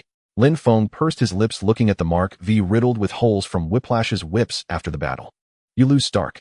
You lose. Whiplash spat a mouthful of blood at Tony, letting out a maniacal laugh. In a way, you did lose this round. Lin Feng walked over to Tony. You just stated at yesterday's hearing that no one could build this thing for 10 years, and here it is today. How could he have made this? Tony crushed the arc reactor he had ripped from Whiplash's chest. He's a genius too, and his father was involved in designing and building the large-scale arc reactor. Lin Feng conjured a file out of thin air. Ivan Vanko, a Russian. His father, Anton Vanko, was a scientist at Stark Industries who helped Howard build the large-scale arc reactor. But Anton Vanko wanted to profit from the arc reactor, so Howard fired him. So he must have the blueprints for the large-scale arc reactor. He just miniaturized it like I did. Tony pocketed the crushed arc reactor. You're right. He's a genius. We ran his fingerprints, nothing. Not even a name. In the local prison in Morocco, a local official rambled on, explaining the situation to Tony. You don't have to say any more. I already know. Tony waved his hand. This way. The warden pointed the way for Tony. We don't even know if he speaks English. He hasn't said a word since he got here. I want to see him. No problem, but only 5 minutes. The warden opened the cell door. Nice technique, but the RPM is a bit low. Tony walked into Whiplash's cell, hands in his pockets. You could have doubled the rotation speed. You focused the impact energy through an ionized plasma channel. Effective, but not efficient. Tony found a place to sit. Overall, though, it's a decent imitation. I don't get it. With a few tweaks, you could make a fortune with this thing. You could sell it to any number of countries or straight to the black market. You look like you know some people there. Your family are a bunch of thieves and butchers. Whiplash looked at Tony. Now, like all guilty men, you want to rewrite your history. You've forgotten the lives the Stark family destroyed. My father was a genius, but the Starks stole his designs. Whiplash cracked his neck. He's the reason you're alive today. I'm alive because you missed. Tony shrugged. Is that so? A mysterious smile curled at the corner of Whiplash's mouth. If you can make a god bleed, people will stop believing in him. The blood falls into the water, and the sharks will circle. In fact, I just need to sit here and watch the world swallow you up. You're going to watch me from there, right in the cell. Tony straightened his clothes. They'll have someone send you some soap. Tony, before you go, there's one more thing. Whiplash turned his head. Palladium poisoning. What a painful way to die. What palladium poisoning? Tony lifted his shirt, revealing a chest with no signs of poisoning, and left Whiplash's cell with a faint smile. It's unbelievable. It proves the genie is out of the bottle, and he has no idea what he wants to do. A senator ranted on television. He treats the Iron Man suit like a toy. At a hearing I attended, Mr. Stark insisted that such a suit was impossible anywhere else now, and wouldn't be for at least 5 to 10 years. And now the Monaco incident has shown us that such a suit already exists. Why are you watching this? Lin Feng waved his hand, turning off the TV, and patted Tony on the shoulder. Don't worry. You should understand the Iron Man armor isn't the most powerful weapon in this world. They'll realize that soon enough. That's oddly comforting. Tony pursed his lips. But what do you mean they'll realize that soon enough? Are you going to make a public move? Not me. The whole moling. Lin Feng sat across from Tony and tossed him a USB drive. This is the intel I got recently. An alien invasion. Tony frowned. There's a fool from Asgard coming. Not a big deal, not very strong. It's a good chance for moling to step into the public eye. Are you sure it's not a big deal? Tony frowned again. It's still an alien invasion. Relax. If they're targeting a backwater place like Earth, how powerful can they be? Lin Feng leaned back. What are you going to do now, eh? Nothing. Tony sank into the sofa. I'm thinking of giving the Mark II to Rhodey. It'll be a concession to the military. It's your personal property. Use it as you see fit. Lin Feng shrugged. Then it's settled. Tony stood up. I need to put on a little show to make handing the armor over to Rhodey look legitimate. A birthday party. Lin Feng raised an eyebrow, surprised that things had circled back to this. Exactly. They'll make a big scene, and then let Rhodey steal the armor naturally. Tony yawned. All right, that's it for now. I still need to plan the details. Fine. Take your time. They'll head back first. With a flash of light, Lin Feng vanished from the spot. There was a violent explosion at the prison in Morocco yesterday. Ivan Vanko has been confirmed dead. Tony handed a document to Lin Feng. Do you think he's really dead, oi? Lin Feng took the document, but didn't even open it. Vanko had just been incarcerated when the prison blew up. What do you think? Tony shrugged. Who do you think did it? Lin Feng tossed the file onto the table. Too many possibilities. Tony slumped onto the sofa. There's no way to be certain. Justin Hammer. Lin Feng uttered a name. Him. Tony frowned deeply. How is that possible? This is the list of exhibits he submitted for the Stark Expo. A projection of an electronic document materialized in Lin Feng's hand. Did you hack my system again? Tony glanced at the file. The complete Iron Man armor. Looks like it really is him. So, want to revoke his exhibition qualifications? Lin Feng slowly exhaled a plume of smoke. No need. I want to see what he can cobble together, Tony snorted. After the expo, he'll personally go to Hammer Industries to arrest Vanko. All right. Although Lin Feng knew Whiplash would control those drones to attack during the expo, he had no intention of stopping it. After all, who could resist a spectacular fireworks display? By the way, how are preparations for your birthday party? Lin Feng stubbed out his cigarette in the ashtray. You have so many powers, yet you still use the most primitive method to put out a cigarette. Tony leaned back. It's all set. Tonight I plan to go wild, and then have Rhodey stop me in the Mark II. That's pretty much what I figured. Lin Feng nodded. I won't show up. The scene will probably be quite ugly, and Rhodey has a general idea of my abilities. If I don't intervene at all, it'll raise suspicion. It's my birthday after all. You're really not going to appear. Tony sighed. Here. Lin Feng conjured an energy sphere in his hand. Consider this your birthday gift. What is this? Tony picked up the glowing orb, his face full of curiosity. It's yours now? Figure out what it does yourself. Lin Feng shrugged. Have fun. I'm off. The next morning the news was filled with reports of Iron Man going berserk at his own birthday party and rumors of his armor being stolen. Hey, what are you doing? Hammer yelled at Whiplash, who was tinkering with a robot. Jack, look at that. What is it? That's not a helmet, what is it? Hammer removed the robot's head. Ivan, what's this? Jack, is that a helmet? It doesn't look like one to me. How does this thing go on a head? Hammer handed the robot's head to his assistant. Jack, can you put your head in there? Whether Jack the assistant was genuinely foolish or not, he actually tried putting the thing on his head. See, Ivan. He can't get his head in. It's not a helmet. It's a head. Hammer rubbed his forehead. I need to put a person inside.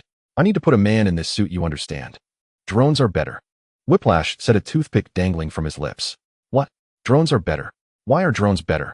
Hammer fired off a rapid trio of questions. People create problems. Whiplash took the toothpick out of his mouth. Trust me, drones are better. Ivan, I trusted you. I brought you a bird, and you told me no problem. That's what you said. You said no problem. Hammer frowned. Now I need a suit. The government needs a suit. Like Iron Man's. You understand. That's what people want. That's what will make them happy. Hey buddy, don't be so attached to material things. Whiplash patted Hammer on the shoulder. You have to learn to let go. These drones better perform well, Ivan. Hammer raged impotently for a moment before leaving. Got it. They better blow me away. This should get the Senate off my back. Looking at the Mark II hanging in the warehouse, the general nodded. Will this thing work? It's fully mission capable. Rhodey said, hands clasped behind his back, his expression solemn. Good.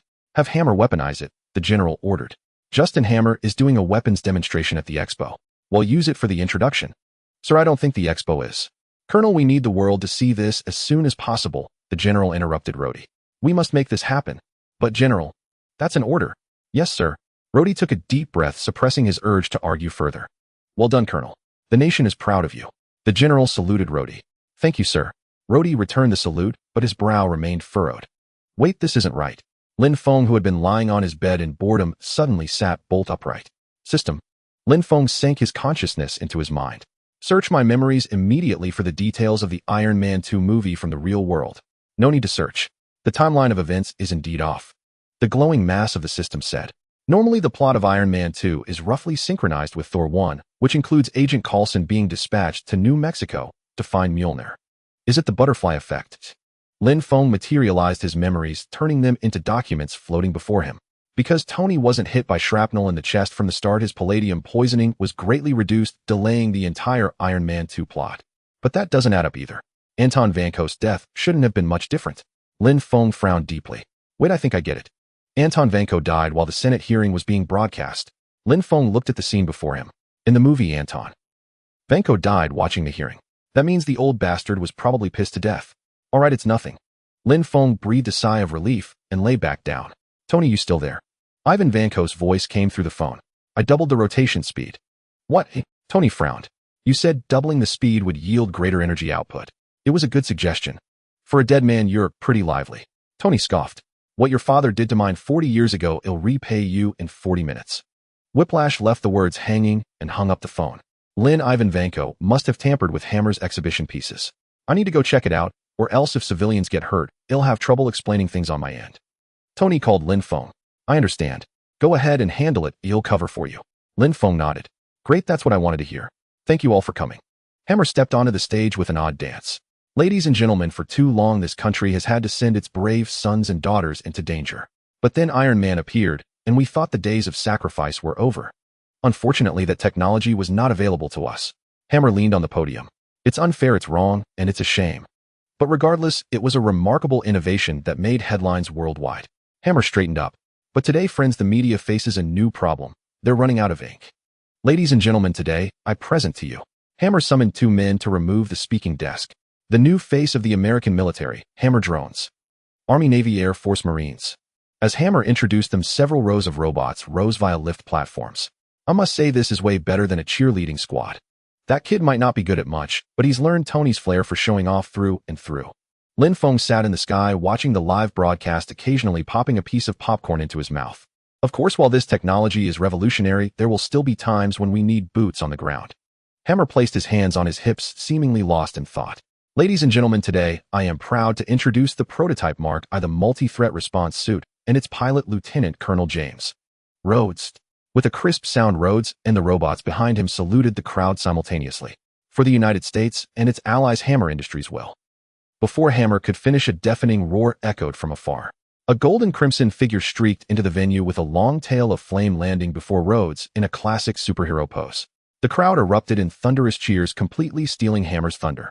After all, a billionaire superhero was far more thrilling than any new military hardware. Rhodes, we have a problem. Tony walked toward Rhodes. Tony, there are civilians here. Rhodes still thought Tony was trying to reclaim the suit. I'm under orders, let's not cause a scene. Wave to everyone. Tony slung an arm over Rhodes' shoulder, feigning camaraderie. They're all in danger. We need to evacuate them. For the next 5 minutes, you'll have to trust me. I tried trusting you, and I ended up being tossed around in your house. Rhodes grumbled. Listen, I think Hammer is working with Vanko. Vanko is still alive. Rhodes' eyes widened inside his helmet. The prison exploded the day after he was locked up, and coincidentally Vanko was killed. Does that sound plausible? Tony shrugged. Besides, he called me a few minutes ago. I understand. Rhodes nodded but found his helmet stuck. Tony, is it normal for this suit to jam? My designs don't jam. Who knows what that fool hammer did to my suit? Tony tapped the back of Rhodes' head. That's odd, there's no problem. Bang! Without warning, Rhodes threw a punch, hitting Tony, who was checking his helmet from behind, square on the head. Hey, Rhodes. Tony stood up. It wasn't me, Tony, duck. As he spoke, the shoulder-mounted gun on Rhodes' suit leveled and opened fire at Tony. The drones behind him also activated, targeting Tony. Let's take this outside. Tony shot straight into the sky, leaving the venue. Lin, I need you. Tony shouted into the sky. He had spotted Lin Feng watching from above when he flew in, and he knew Lin Feng could hear him. All right. Lin Feng snapped his fingers, releasing Whiplash's control over War Machine. That's all I can do. I can't handle those drones. You mean you don't want to? Afraid you'll miss the fun? Tony shook his head helplessly but didn't argue further. Instead, he contacted Rhodes.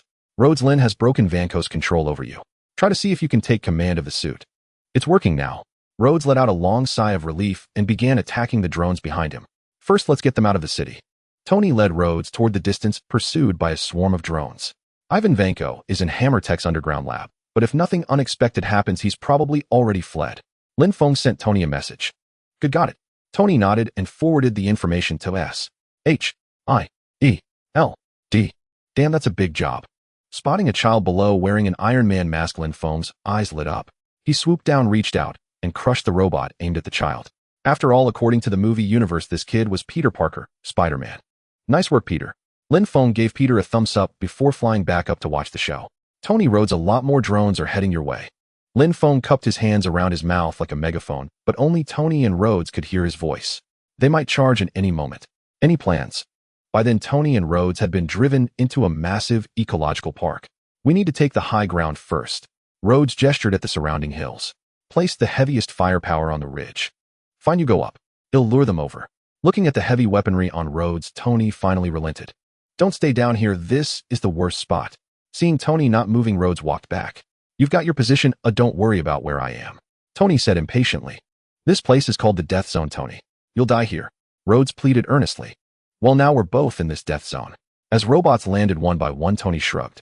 In silence, the two men wordlessly but in perfect sync lowered their faceplates and began to resist the onslaught of hammer drones. As expected, all fear stems from insufficient firepower. Lin Feng snorted, tossing a few more popcorn kernels into his mouth. Rhodes, get down. Tony shouted, seeing that the enemies were sufficiently grouped. A fierce red laser erupted from his wrist, cleaving all the surrounding robots in half. You should have used this thing first next time, Rhodes said, slowly rising to his feet. I can only use this once. It's a one-time deal. Tony straightened up, a red light flashing on the back of his hand as two smoking prisms ejected. Heads up, another one just flew by. Lin Feng yawned. Since he had taken Natasha under his wing, he had to handle the work that originally belonged to her in the movie. Seems different from those junk heaps earlier. The energy signature is much higher. We can see that, Tony said, his eyes growing serious as he watched the whiplash descending from the sky. It feels good to be back. Whiplash's helmet flipped up. This doesn't look good, Tony muttered, taking a step back. A crackle of electricity sounded as Whiplash lashed out, two whips erupting in blinding electric light. Don't worry, I've got something special for this guy, Rhodes said as a missile launcher rose from his shoulder. Let me blow open that big tin can with my ex-wife. With a loud clang, the missile, accompanied by a lengthy startup and intense flames, struck Whiplash's chest armor, let out a crisp metallic sound, and then fizzled out as it fell into a puddle on the ground. Hammer tech. Tony shrugged.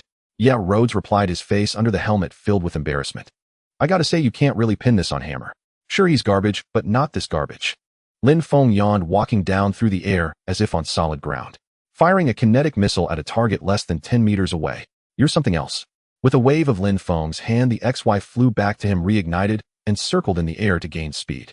Seconds later, it slammed into Whiplash's armor with its tail flame, causing a massive explosion. The blast and shockwave spread out, stopped before Lin Feng by an invisible barrier, then swept past the three of them, leveling nearly the entire ecopark.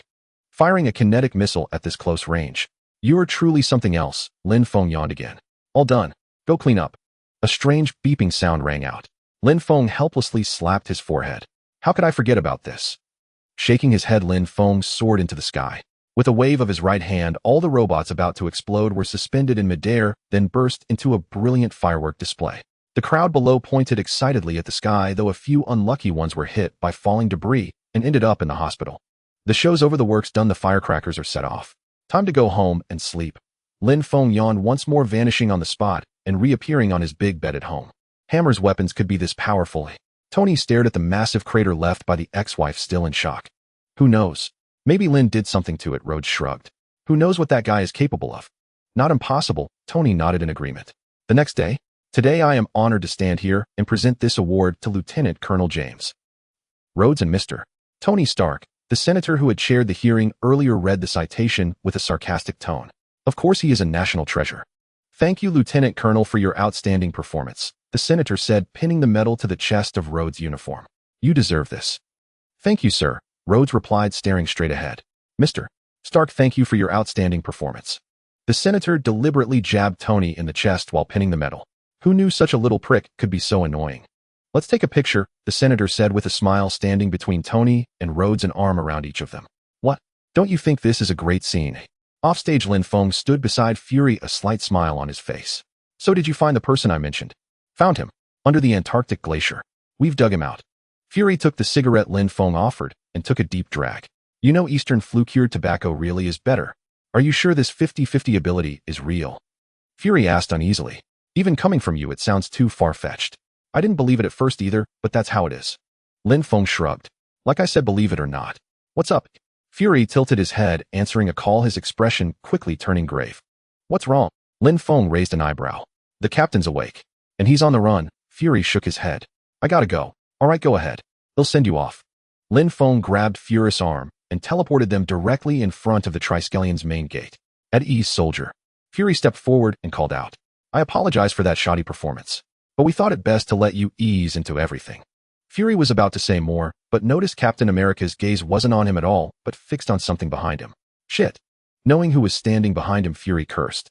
Lin, is that you? Captain America walked up to Lin Feng. Captain Rogers, I'm afraid I don't know you. Or rather, you shouldn't know me. Lin Feng frowned. What year is this? Captain America turned to look at Fury. 2011. Fury was still in a daze. Then it's fine. We shouldn't have met yet, Captain America said with a slight smile.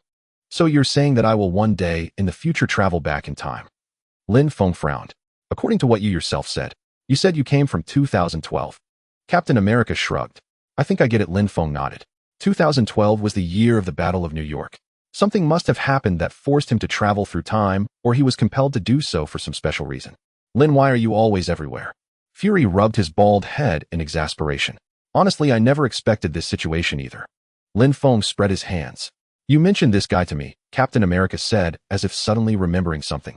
Blackballed Egg is a pretty fitting nickname. But, Captain America paused for a moment. Before you left, you told me to find you after I woke up. You said you would help me with a favor. What's the matter? Tell me about it. Lin Feng took a deep breath, already having a rough guess in his heart. You said that after I wake up you will help me complete that date. Captain America gazed into Lin Feng's eyes. I can indeed help, Lin Feng sighed, grasping Captain America's shoulder. Come with me. Peggy. A flash of light and Lin Feng and Captain America appeared in a hospital room, staring at the elderly woman lying on the bed, while Captain America's eyes turned red. Steve, Lin. Carter exclaimed, widening her eyes at the sudden appearance of the two. Lin, is it time? I don't quite understand what you mean right now, Lin Feng shrugged. However, he said I promised to help him complete the date, and after thinking about it I realize I can indeed do it now. Moreover, since I said that it indicates I should have already done it. Lin Feng extended his right hand, and a green circular ring appeared on his wrist. Completing the date is quite simple, I just need to return Carter to her younger self. Lin Feng turned his wrist to the left, and green light enveloped Carter.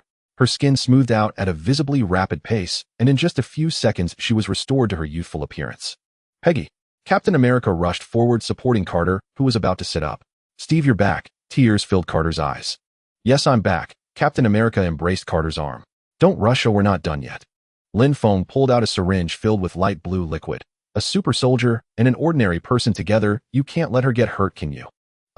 A hint of blush appeared on Captain America's face as he awkwardly scratched his head. Step aside. Lin Feng pushed Captain America aside, raised the syringe, and administered a shot to Carter, temporarily severing her pain nerves. Is this how Steve feels? Carter stood up, feeling the strength in her body. Peggy, is there anywhere that feels uncomfortable? Captain America supported Carter's arm, looking worried. Don't worry, I even modified this thing. Lin Feng patted Captain America on the shoulder.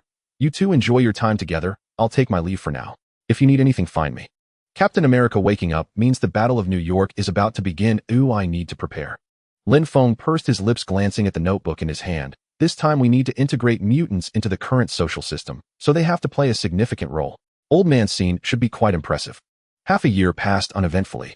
Lin, something big has happened. One night Fury's call suddenly came in. The Tesseract has been stolen.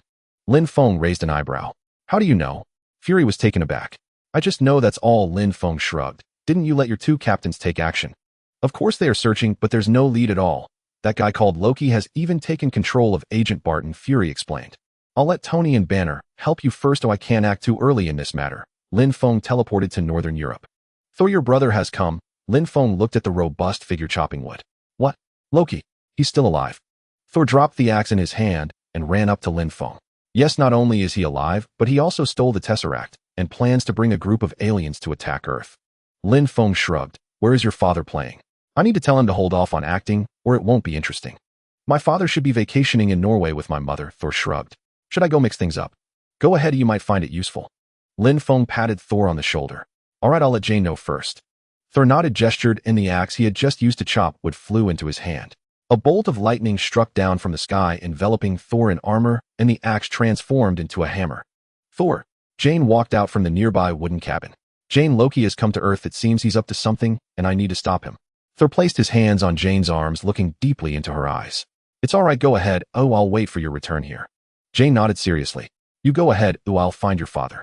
A flash of light, and Lin Feng disappeared from the spot. Loki has come to Earth. Lin Feng appeared behind Odin. I know. Odin gazed at the endless grasslands, a hint of sentiment in his eyes. I know where he is, but I feel you have other plans. You need the Tesseract to open as it did in the original timeline. Exactly, Lin Feng nodded. The Tesseract must be activated, the Chitauri must descend, and Earth needs to see a common enemy. Likewise, your Myling needs a grand spectacle to gain fame. Odin smiled. By the way, how has the matter I mentioned before progressed? You can visit any time, with the King of Gods from Norse mythology joining. Even if it's just a title, they will be pleased for a while. Lin Feng smiled. Odin had heard about the organization he established called Myling when he visited Earth a few years back, and became interested, wanting to obtain a title like honorary member, which Lin Feng readily agreed to. By the way, is the knife I asked for ready? Lin Feng suddenly remembered the weapon he had asked the dwarves to forge. We just finished collecting the materials. The main challenge is creating a weapon capable of bearing the power of the Phoenix, which is quite difficult. Oatri has gathered quite a number of rare materials. Odin wore a benevolent smile. I was actually planning to come find you. Oatri said that you should visit Nidavellir when you have time. The materials have been gathered, and the final crafting requires your presence to tailor it to your specifications. All right, I'll stop by. Oh, I won't be needed here for a while. Lin Feng nodded. I'll go arrange things on Earth first, then head to Nidavellir. Captain Carter, here's this for you. Lin Feng tossed a circular shield imprinted with a star pattern to Carter. Captain America and Captain Britain, quite a match. Thanks, but can't you really help us capture Loki? Carter frowned. I can't. I have more important plans. Lin Feng shrugged. Rest assured, nothing major will happen. New York Stark Tower. Tony, how's that thing coming along? Lin Feng arrived at the top floor, opened the hatch containing the Iron Man armor, revealing a shuttle-shaped object. No problems, it can be put to use at any time.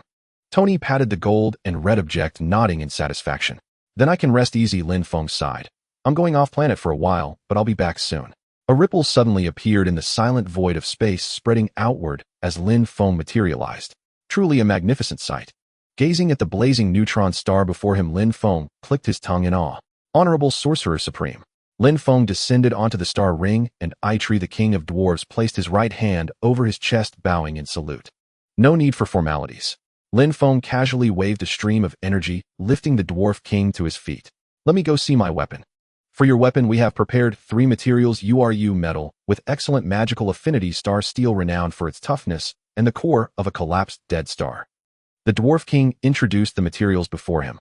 We plan to combine the URU metal and star steel, then sandwich the forged star core between them, ultimately forging a single weapon. Stacked Damascus with a Sanmai structure. Lin Feng was taken aback, having once been addicted to watching forging competitions. You have knowledge of smithing. That makes it even better. The Dwarf King rejoiced. Our primary reason for choosing the Dead Star core is its exceptional ability to conduct various energies. We will inlay magical arrays into the Damascus pattern. Your energy can be amplified through the blade and then released via the Dead Star core edge. Excellent. A flicker of surprise lit up Lin Feng's eyes. Initially, he had merely wanted a flashy tool to show off, but if this were the case, the weapon might truly unleash his full power. The dwarven race has its pride. We would never forge a weapon that prevents its wielder from exerting their true strength. As if reading Lin Feng's thoughts, Eitri spoke in a rumbling voice. However, we can handle fusing the star steel and URU metal, but forging the star core may require your assistance. That thing is incredibly hard and has an extremely high melting point. Even with a neutron star as a heat source, it is difficult for us to shape. No problem. Lin Feng waved his hand, drawing the dead star core into his grasp. He sensed its internal structure and casually infused it with a trace of the Phoenix Force. All right, leave this star core to me. You handle the other parts. Red light began to emanate from Lin Feng's hand. How will we handle the final Sanmai welding? We have our own methods. Excitement gleamed in the Dwarf King's eyes.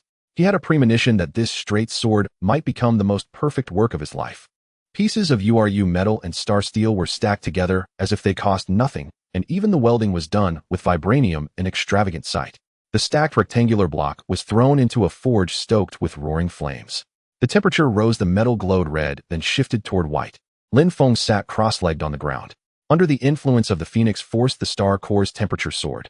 An invisible hammer seemed to hang in the air, striking the core, repeatedly altering its shape and gradually elongating it. The clang of metal echoed continuously through Nidaveller's forge. Under Eitri's hammer, the red-hot stacked Damascus showed not a single crack, the weld bond flawless. Mosaic Damascus. Watching Eitri rotate the welded Damascus 90 degrees to continue forging, Lin Feng clicked his tongue. With skills like this back on Earth, he could have produced several personal videos for 203. This next step should be the acid etch to reveal the pattern.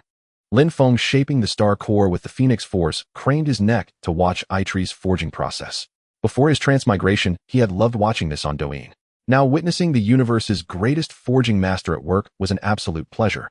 With repeated heating and forging, the metal in Eitri's hands transformed into a long strip adorned with beautiful patterns. Eitri produced a wedge, pressed it against the glowing metal strip, and swung his hammer. The metal split perfectly in two. Sorcerer Supreme.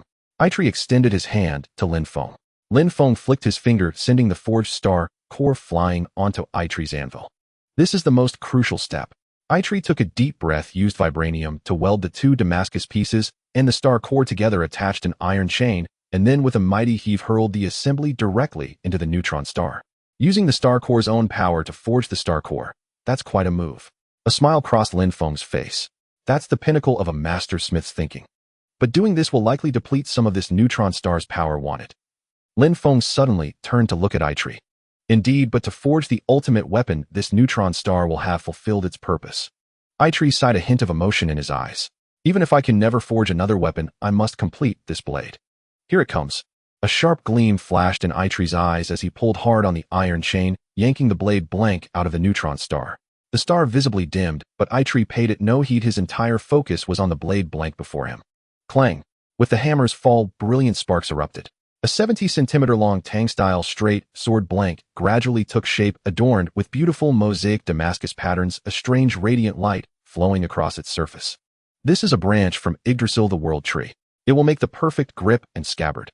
Eitri brought out a piece of wood and cut off a section. I pulled these off a dragon. Lin Feng tossed over a hide and a few claws. Use these for the grip wrap and the guard. Excellent. Excitement blazed in Eitri's eyes. He cut the dragon claws to form the pommel and guard shapes, fitted them onto the prepared handle, secured them with rivets, and finally wrapped it with the dragon hide. The sharpening of this blade must be done by you alone. I have no whetstone here capable of grinding this sword. Eitri gave a wry smile. No problem. Lin Feng felt a surge of excitement. Taking the blade, he ran 2 fingers along the edge with force. A cold gleam flashed, and the edge was honed by his thumb and forefinger. Hold on. You forged this blade for me for free. I can't let you come out at a loss. Lin Feng smiled, slashing the sword forward, tearing a rift in space itself. This should do nicely. Lin Feng smiled, faintly reached directly into the spatial rift, and pulled out a neutron star, placing it at the core of Nidaveller's star ring. This should be sufficient, right? More than sufficient. Eitri stared at the neutron star, even brighter than before, his eyes burning with excitement, on the verge of tears. Then it settled. Lin Feng nodded. I have matters to attend to back on Earth. I'll take my leave now. While Lin Feng was forging weapons in Nidavellir on Earth, a battle destined to leave a profound mark on history was about to commence. 2012. This helicarrier looks impressive. Banner and Tony walked side by side on the deck. Dr. Banner, Mr. Stark. Captain America approached and shook hands with them. Lin said, "You're one of us." Tony raised an eyebrow at him. "Lin is my friend. He's helped me greatly, and I'll do my utmost to aid him." Captain America nodded earnestly. "Everyone, we should leave the deck. It's about to become unbreathable." Agent Maria Hill stepped forward. What is this, a submarine? Banner frowned. Locking me in a pressurized tank underwater. What a brilliant idea. No, it seems worse. As the massive turbines emerged, Captain America stepped back. So it's an aerial prison. Banner rubbed his hands together and followed Hill back inside. Lin isn't on Earth. Ooh, we're on our own now. Tony stared at the data, his brow furrowed. Everyone, is there anything I can help with? A female voice came through. Natasha. Tony stood up. What are you doing here? Well, I was once a top-tier assassin. That counts for something. Natasha sighed. So is there anything I can do? Top-tier assassin. Captain America caught the phrase and stood up. Yes, I used to be a killer. Natasha pursed her lips. What are you going to arrest me, Captain? She's Lin Feng's girlfriend. You'd better watch your words. Tony looked at Captain America with a hint of amusement. Sorry, I didn't know before. Captain America's expression was awkward, but the thick skin head honed performing in World War II allowed him to sit back down with a straight face. Shit, seeing the woman I called Aunt my whole life looking about my age. This is too weird. Catching sight of Captain Carter, Tony clicked his tongue. Forget it, Bruce. Any ideas? How many spectrometers can you access? Banner frowned. How many do you need? Fury stood up from the shadows. If you hadn't spoken, I wouldn't have noticed you. Tony shrugged. Contact every lab you can find. Banner took off his jacket. Have them place spectrometers on rooftops calibrated to search for gamma rays. I'll draft a tracking algorithm based on cluster identification. At least we can rule out some areas. No problem, I'll arrange it. Fury pulled out his phone. By the way, start get Lin Feng's labs moving too. I can't command your people. Already done. Tony shrugged. They started the moment Banner said that. Good, find me a lab. Banner rolled up his jacket and draped it over his arm. Follow me. Agent Maria Hill gestured. You'll like it, it has everything. Captain. Coulson approached, his expression slightly uneasy. If it's not too much trouble, could you sign my Captain America trading card? What? Captain America turned. If it's a hassle, forget it. Coulson paused, waving his hand. No trouble at all, I'd be happy to. Captain America patted Coulson's shoulder. You must be Agent Coulson, Lin mentioned you. Yes, that's me. Coulson nodded. It's a rare deck, it took me ages to collect. It's still in great shape, just a bit yellowed at the edges, but... A bolt of lightning split the sky, cutting off Coulson. A figure in a red cape wielding a hammer landed on the deck. Everyone stay calm. Lin sent me. Thor spread his hands, showing he meant no harm. Sir, someone in strange attire is here claiming Mr. Lin sent him. An agent reported to Fury. Let him in, he should be an ally. Tony nodded to Fury. You must be Tony. Thor entered the helicarrier's interior, immediately spotting the striking Tony. Thor, the god of thunder, right? Tony patted Thor's muscle. Man, great physique. This is proof of my years battling across the 9 realms. Thor's eyes gleamed with pride. All right, the priority now is finding Loki. Tony shrugged. Everyone, this is Thor. Yes, the Thor from Norse mythology, and a friend of Lin's. And also the brother of the Loki you're hunting. Thor sighed. He escaped from Asgard recently. Ooh, I need to bring him back. As long as you don't hold back, because he's your brother. Tony shrugged. Are you questioning a warrior's honor? Thor stepped up to Tony. Hey, easy there, Point Break. Tony patted Thor and raised his hands. No offense, just checking. Found him. Agent Sitwell, the bald, bespectacled Hydra agent from the Winter Soldier, raised a hand pointing at the screen.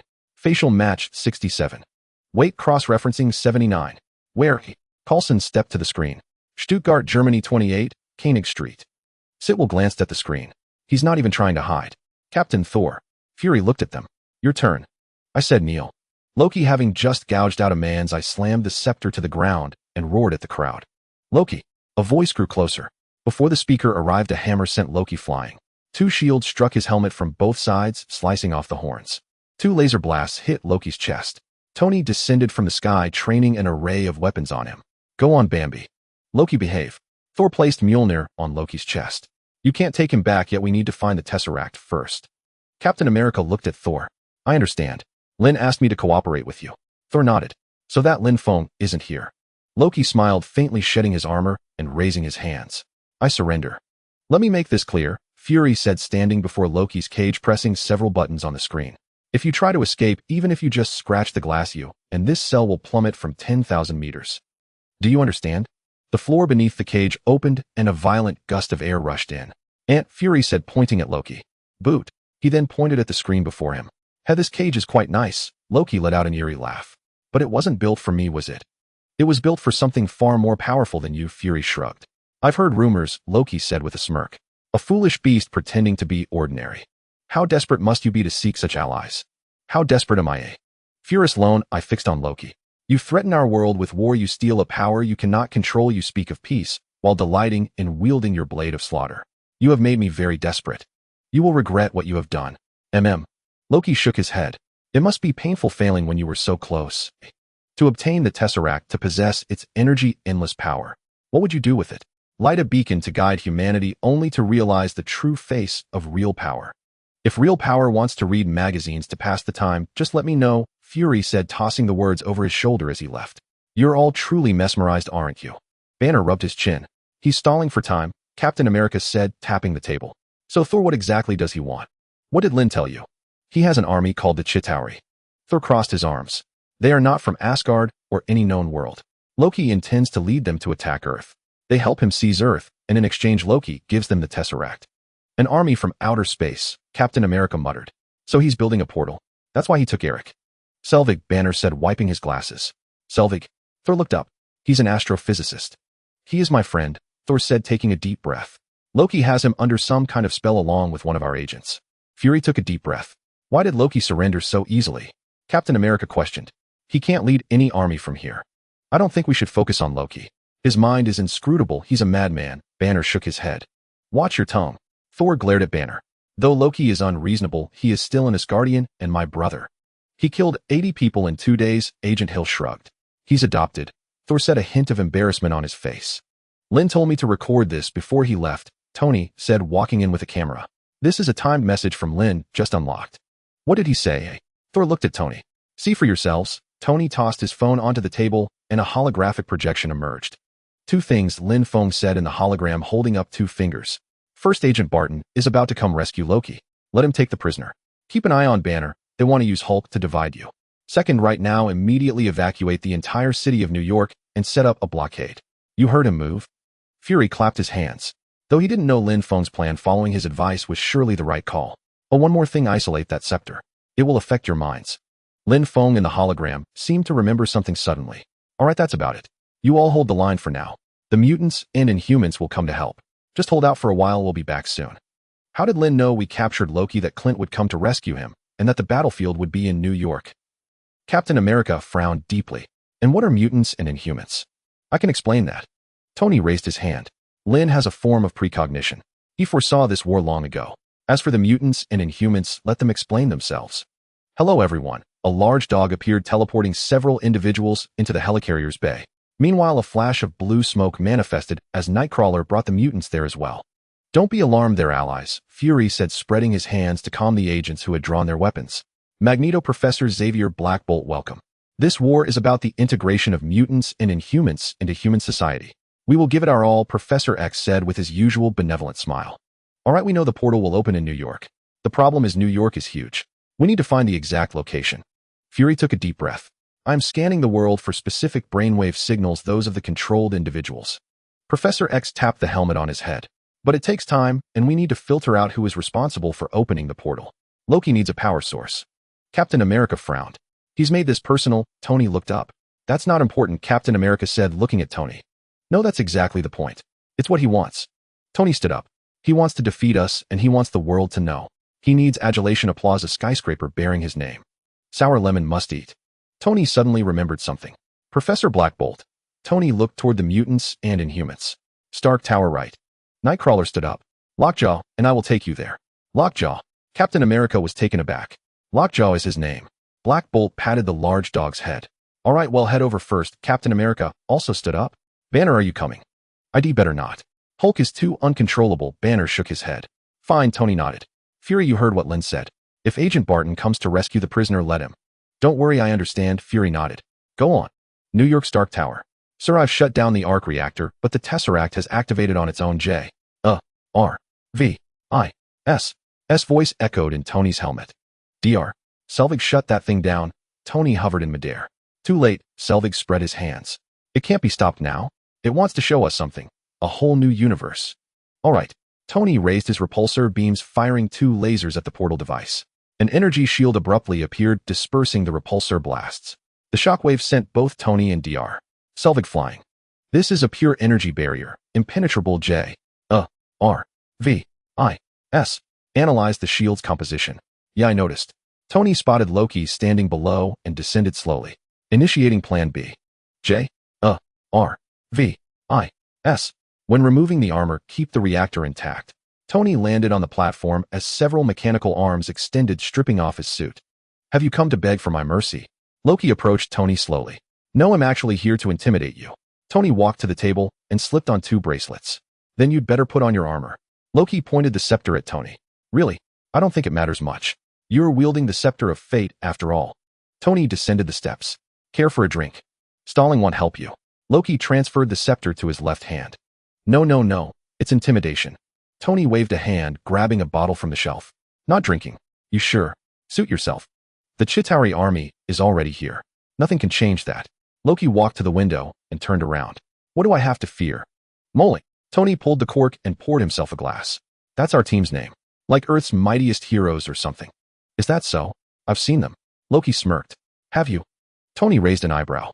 Let's count them: your brother, the god of thunder, the awakened legendary super soldier, a giant green rage monster, the world's greatest archer, a professor whose telepathy spans the globe, an old man who controls magnetic fields, and a Batman who can tear you apart with a whistle. And you, what do you have? When they come, and they will come. Tony walked down with his glass. They'll come for you. I have an army. Loki's eyes glinted with murderous intent. We have the omniscient one. Tony met Loki's gaze, utterly unafraid. As far as I know, he's not here. Loki grinned. Why else would I dare to come? You don't get it. There's no throne here. You'll never be the ruler of this place.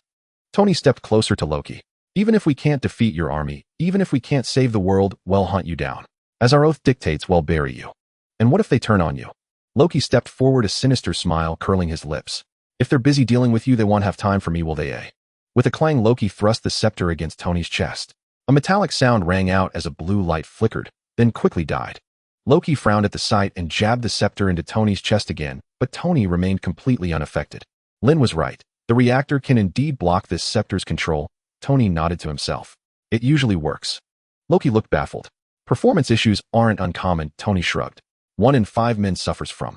Before Tony could finish, Loki grabbed him by the throat and hurled him through the window. J-R-V-I-S. What are you waiting for? Tony shouted as he plummeted. Behind him, a golden-dread figure knocked Loki aside and chased after the falling Tony. At the last moment, the armor synchronized with the bracelets, encasing Tony in a suit of Iron Man armor. Try this, Loki. Tony fired a repulsor blast, sending Loki flying backward. At that moment, a blue beam shot from the top of Stark Tower, forming a small wormhole in the sky. A swarm of Chitauri soldiers emerged from it. Well, Tony took a deep breath. An army. Loki, a roar echoed. Shut down the Tesseract, or he'll destroy it. You can't. Loki pointed the scepter at Thor. The die is cast. All that remains is war. Then let it be. Thor tightened his grip on Mjolnir.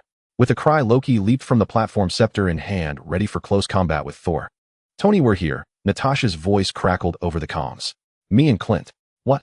Agent Barton. His mind is restored. Tony paused. How? Simple, Natasha chuckled. I recalibrated his consciousness. Basically, I hit him hard on the head. All right, do what you can to help. Tony took another breath. Natasha, take it easy. Try not to get hurt or Lin will have my head when he gets back. Don't worry. Lin left me plenty of toys. Natasha opened the rear hatch of the jet and leaped out, executing a perfect superhero landing from 100 meters up, completely unharmed. My boat is as tough as that Asgardian's now. Natasha smiled, a ring on her hand flashing as a sword materialized. With a single bound, she decapitated a Chitauri soldier. Lin even gave you a spatial ring. Tony clicked his tongue. I've begged him for one forever. Talk about favoring the fairer sex over friends. What the hell is that? Magneto, skewering Chitauri on a steel pipe, looked up at the sky. A massive Chitauri Leviathan emerged from the wormhole. We need Banner. Tony tapped the side of his helmet. Nightcrawler, do you copy? We need Banner. Copy that. Nightcrawler, impaling a Chitauri soldier with his tail, grinned and vanished in a puff of blue smoke. What the hell, Fury? Why are there still civilians in New York? Captain America cursed as he spotted panicked people fleeing. He jumped onto a taxi roof. Get teams into those buildings. There are people inside. They'll run straight into the line of fire. Escort them to basements or subways. Keep them off the streets. Seal off this area up to 39th Street. Why should we listen to you? A police officer frowned. A deafening explosion rang out as several Chitauri soldiers charged in. Captain America dispatched them swiftly. Get teams into those buildings. Agent Romanoff. Captain America turned to see Natasha holding a camera. Lin asked me to film this. Natasha tilted her head. All right, time to fight. Our mission is to hold these things off until Lin gets back.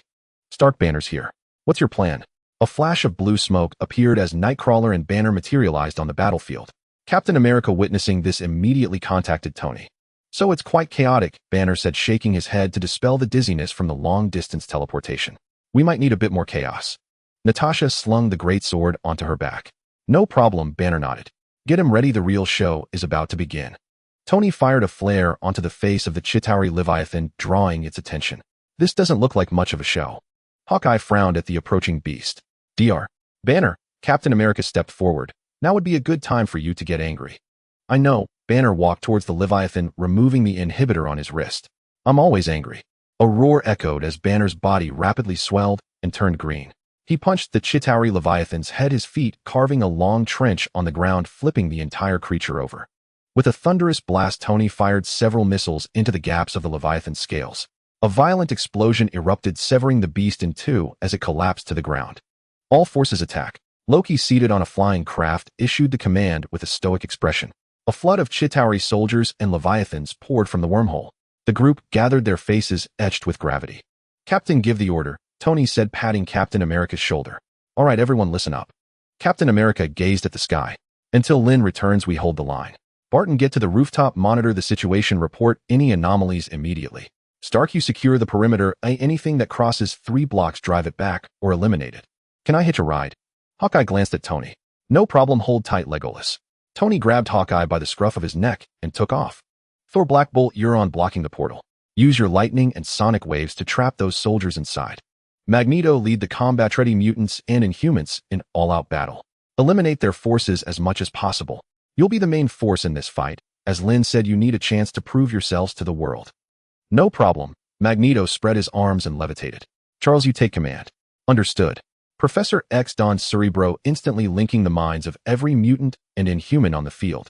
Romanoff, we continue the ground fight, but we also protect any civilians who haven't evacuated. This is our battle. We can't let too many innocents get caught up. And then Hulk.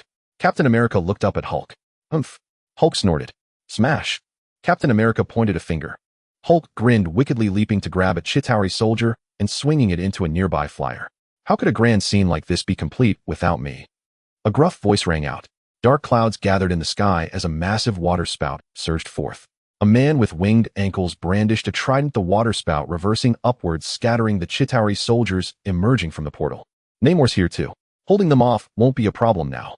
Seeing the situation, Tony exhaled, firing 2 repulsor blasts to take down 2 Chitauri soldiers. Hawkeye's peripheral vision caught sight of Loki on his flying craft. He pressed a button on his bow, switching arrowheads, then drew and loosed. An arrow sliced through the air towards Loki. Loki raised his hand, catching the arrow mid-flight, a mocking smile curling his lips. But the next second, the arrow in his hand emitted a beeping sound before exploding, blasting Loki off his feet and landing right in front of Professor X's wheelchair. Oh, it's you, Loki said, rising to his feet with a smirk, raising the scepter. Tell me, if I control you, wouldn't that mean I control everyone? Indeed, but you cannot. Professor X's face bore his eternal serene smile, utterly unimpressed by Loki's threat. You're merely a human, and the scepter holds the power of the cosmos. You are absolutely incapable of resisting it. Loki grinned, pointing the scepter at Professor X. I know I cannot resist the scepter's power, but you still cannot control me, Professor X replied with a smile. Why? Loki was taken aback. Because he's here. Professor X gestured with his chin towards something behind Loki. What? Loki spun around, but before he could react, a green figure slammed him into the top floor of Stark Tower. Enough. Loki stood up, his demeanor almost frenzied, startling even Hulk. You are but lowly creatures. I am a god, you foolish beast. I will not be bullied by. Loki couldn't finish his sentence as Hulk grabbed him by the ankle and slammed him repeatedly into the ground. He lifted him up for a look, then tossed him aside, leaving a large crater in the floor. Puny god, Hulk muttered, then ambled away. Ugh. Loki lay in the pit, eyes vacant, letting out a sound akin to a cat's mew. My son, you are quite the embarrassment, an aged voice intoned. Odin walked over slowly, pulling Loki from the pit. Now do you understand where the problem lies? Father. Loki's eyes brightened again. I was on the verge of success. This place was about to become my domain. No, this place will not become anyone's domain. Odin shook his head slowly. Because he is about to return. Who? Loki, sensing something, looked out the window. A resonant hum filled the air as a ripple expanded. All the Chitauri soldiers froze in place as if time had stopped. In the sky, a hand emerged from the void, tearing a massive rift in space. Then a figure in a long black trench coat stepped through the rift. It seems I've returned just in time. Lin Feng surveyed the scene with a faint smile as the spatial rift sealed behind him. Everyone, you've worked hard. I'm back. To all life in the universe, allow me to introduce myself. I am the omniscient one, Lin Feng. Lin Feng's voice carried an immense penetrating force. Listen well. This planet is under my protection. As for the consequences of an invasion, you need only look at these soldiers before you. People of Earth, watch this next strike closely. Lin Feng drew the straight blade from his back, pointing it at the wormhole in the sky. Why, oi? Tony asked, playing along. Tony, you know me too well, Lin Feng said with a grin. Because this strike is going to be very cool. This slash will be spectacular. Lin Feng smiled faintly, his figure flickering as he swung his blade. A streak of crimson light flashed, the sword aura piercing through space and landing precisely upon every Chitauri soldier, cleaving them neatly into two halves. What's wrong? Captain America asked, noticing Carter's uneasy expression. Nothing, Carter replied, touching her waist, feeling that something was amiss. Even Captain Carter reacts to that. Lin Feng glimpsed Carter's response from the corner of his eye, momentarily stunned. Forget it, never mind. Lin Feng shook his head, but suddenly Furious' voice echoed in his ear. Lin, a tactical nuclear missile is heading your way. Furious' tone was urgent. Oh, Lin Feng replied nonchalantly. Lin, I'm not joking, that's a tactical nuke. Fury paused abruptly. Wait, Lin, don't tell me you're about to say a nuke is useless against you. It's not completely useless. Lin Feng clicked his tongue. The energy inside is quite nice to absorb. At that moment, a missile streaked through the sky with a fiery tail hurtling straight toward Lin Feng. A thunderous roar erupted as the tactical nuclear missile collided with Lin Feng, detonating violently in a blaze of searing light and deafening sound. Lin. The crowd below gasped in alarm. This was a tactical nuclear missile. Tony, once the world's foremost arms dealer, knew its devastating power all too well. What is that? Captain America stared wide-eyed at the epicenter of the explosion. Instead of the expected mushroom cloud and shockwave, the nuclear blast was confined to a tiny area, forming a fiery tornado that gradually shrank and was ultimately absorbed entirely into Lin Feng's body. That's it. Lin Feng scoffed, then charged into the wormhole and swung his blade again, cleaving a starship in two, which exploded upon impact. Done. Lin Feng flew out of the wormhole, sheathed his sword, and approached the device controlling the Tesseract. He reached out his hand, piercing the outer shield effortlessly, and retrieved the cosmic cube as the wormhole vanished completely. Moi. Sensing something, Lin Feng turned toward a corner. Oh, it's you. Seeing the figures before him, he smiled. Here for the Infinity Stones, right? No problem. Who are you? Future Tony stared intently at Lin Feng. I'm Lin Feng, they call me the Omniscient One. Lin Feng introduced himself. Tony, that device of yours doesn't traverse time. It traverses parallel universes. What? Tony was taken aback. Look, hey, race the Mobius strip principle. Lin Feng used the Phoenix Force to project an image. But in reality, time cannot be traversed. What you can cross is a specific point in another parallel universe. To some extent, the developments of these universes share remarkable similarities. The only difference between this universe and yours is me. Lin Feng shrugged. I currently hold many of the Infinity Stones. Wait a moment. This is the Mind Stone, the Space Stone, and the Time Stone. Yes, I am the Sorcerer Supreme of this universe. Lin Feng produced 3 stones. Take these and go back first. Return them to me later. I need to visit Vormer. There's a small issue with obtaining the Soul Stone, and I need to lend a hand. What issue? Before Tony could finish, Lin Feng had vanished. On Vormer. You two hold on. Lin Feng waved his hand, the Phoenix Force surging, and pulled Natasha and Clint's ship toward him. Who are you? The two, dragged out of the ship, yet breathing effortlessly in the vacuum of space, wore grim expressions. I'm Lin Feng. That's not important. What matters is that if you go for the Soul Stone like this, one of you will die. Lin Feng shook his head. The condition for obtaining the Soul Stone is a soul for a soul. I can sacrifice myself. It's fine, I've made too many mistakes, Clint frowned. But you don't actually have to die because I'm here. Lin Feng shrugged, raised his right hand, and the Phoenix Force surged, enveloping the entire planet Vormer. What kind of power is this? Natasha and Clint's eyes widened. The Phoenix Force. On a cosmic scale, it's stronger than a single Infinity Stone.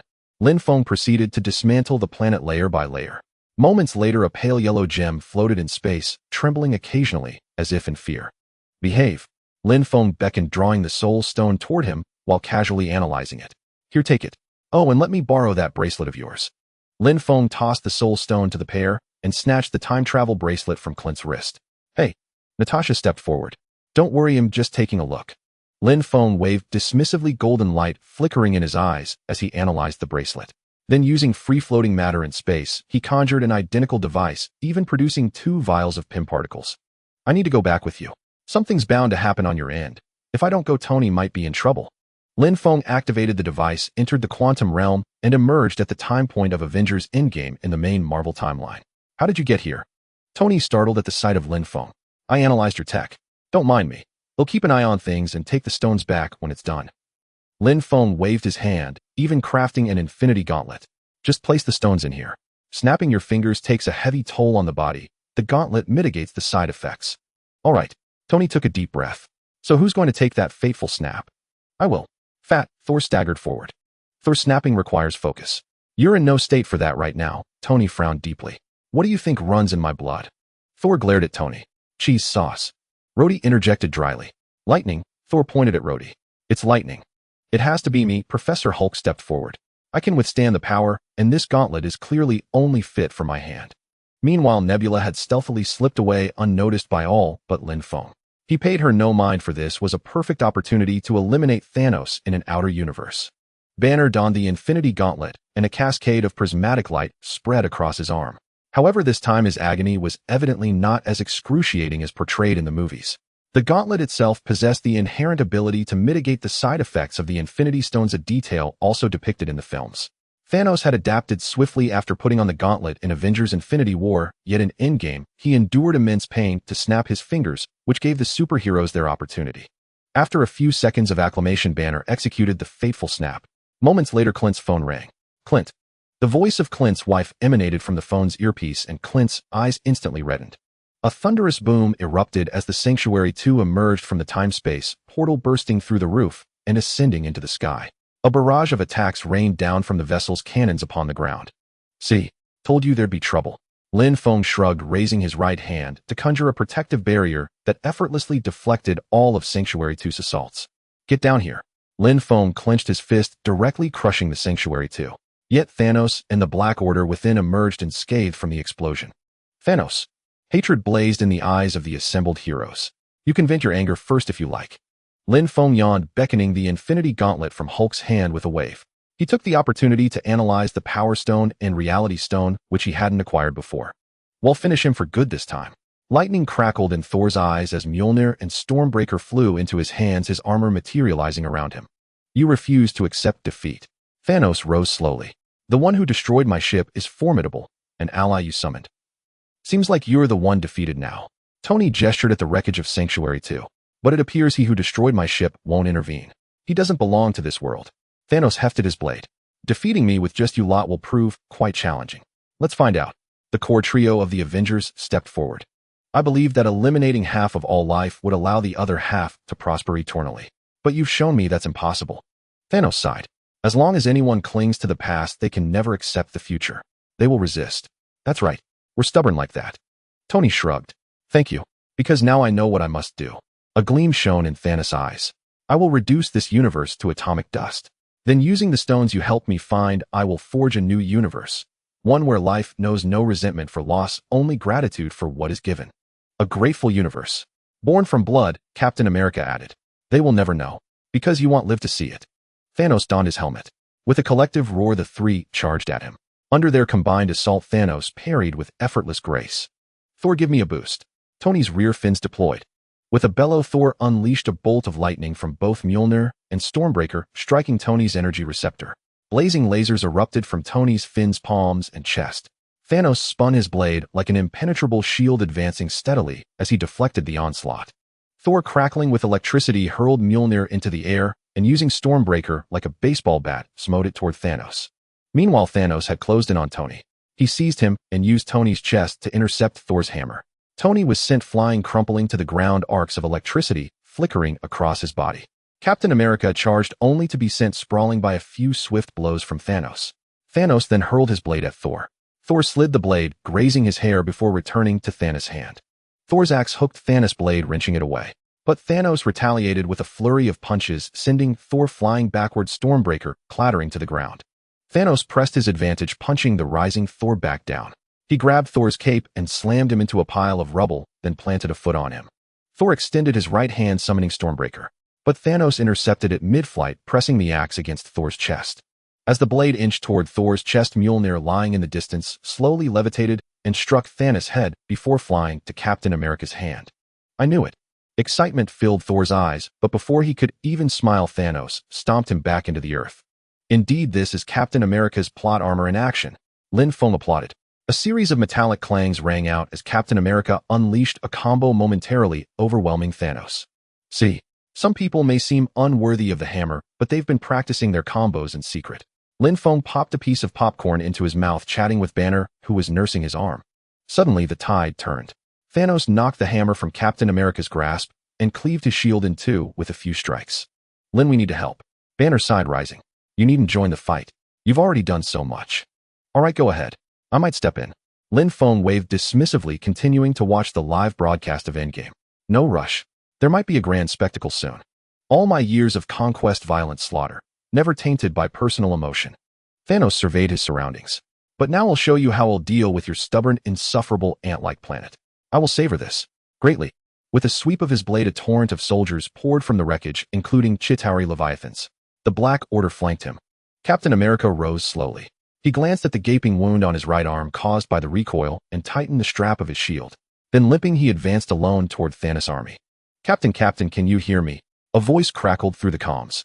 My. Captain America looked around. Captain, it's Sam. Can you hear me?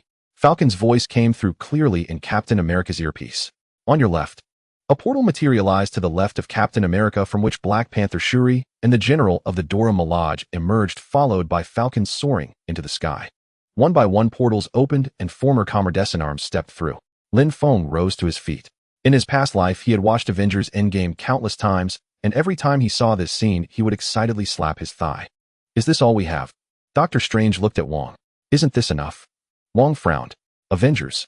Captain America shouted, summoning Mjolnir to his hand. Assemble. Roars erupted from the crowd as they clashed with Thanos' army. But before the battle could truly begin, everyone froze. I've witnessed the scene I've been waiting for. This war should end now. Lin Feng waved his hand, and the two opposing forces were divided into distinct camps. The Avengers members regained their mobility instantly, while Thanos' Black Order remained trapped. Thanos. Lin Feng flew before the immobilized Thanos and released his restraints. Thanos roared, swinging his blade down at Lin Feng's head. Tisk, seems you're quite bold. Lin Feng mimed, removing his glasses, then drew the horizontal blade from his back, severing Thanos' weapon in one stroke, the tip resting against Thanos' neck. Take a break. Let's talk. Lin Feng patted Thanos' shoulder with the flat of his blade. The universe's resources are finite. I must do this to ensure its survival. Thanos began to explain his philosophy. Enough. If you're afraid of the Celestials, just say so. Why make up so many excuses? Lin Feng waved his hand, cutting off Thanos. Your approach is useless. Even if you temporarily stop the emergence, you can only delay it for so long. At least it buys me time to find a solution. Thanos slumped to the ground in defeat. But now none of it matters anymore. You wouldn't have found one anyway, and those Eternals would have come after you. Lin Feng shook his head. Come here, let's make peace. They'll take care of the aftermath for you. Lend me your memory for a moment.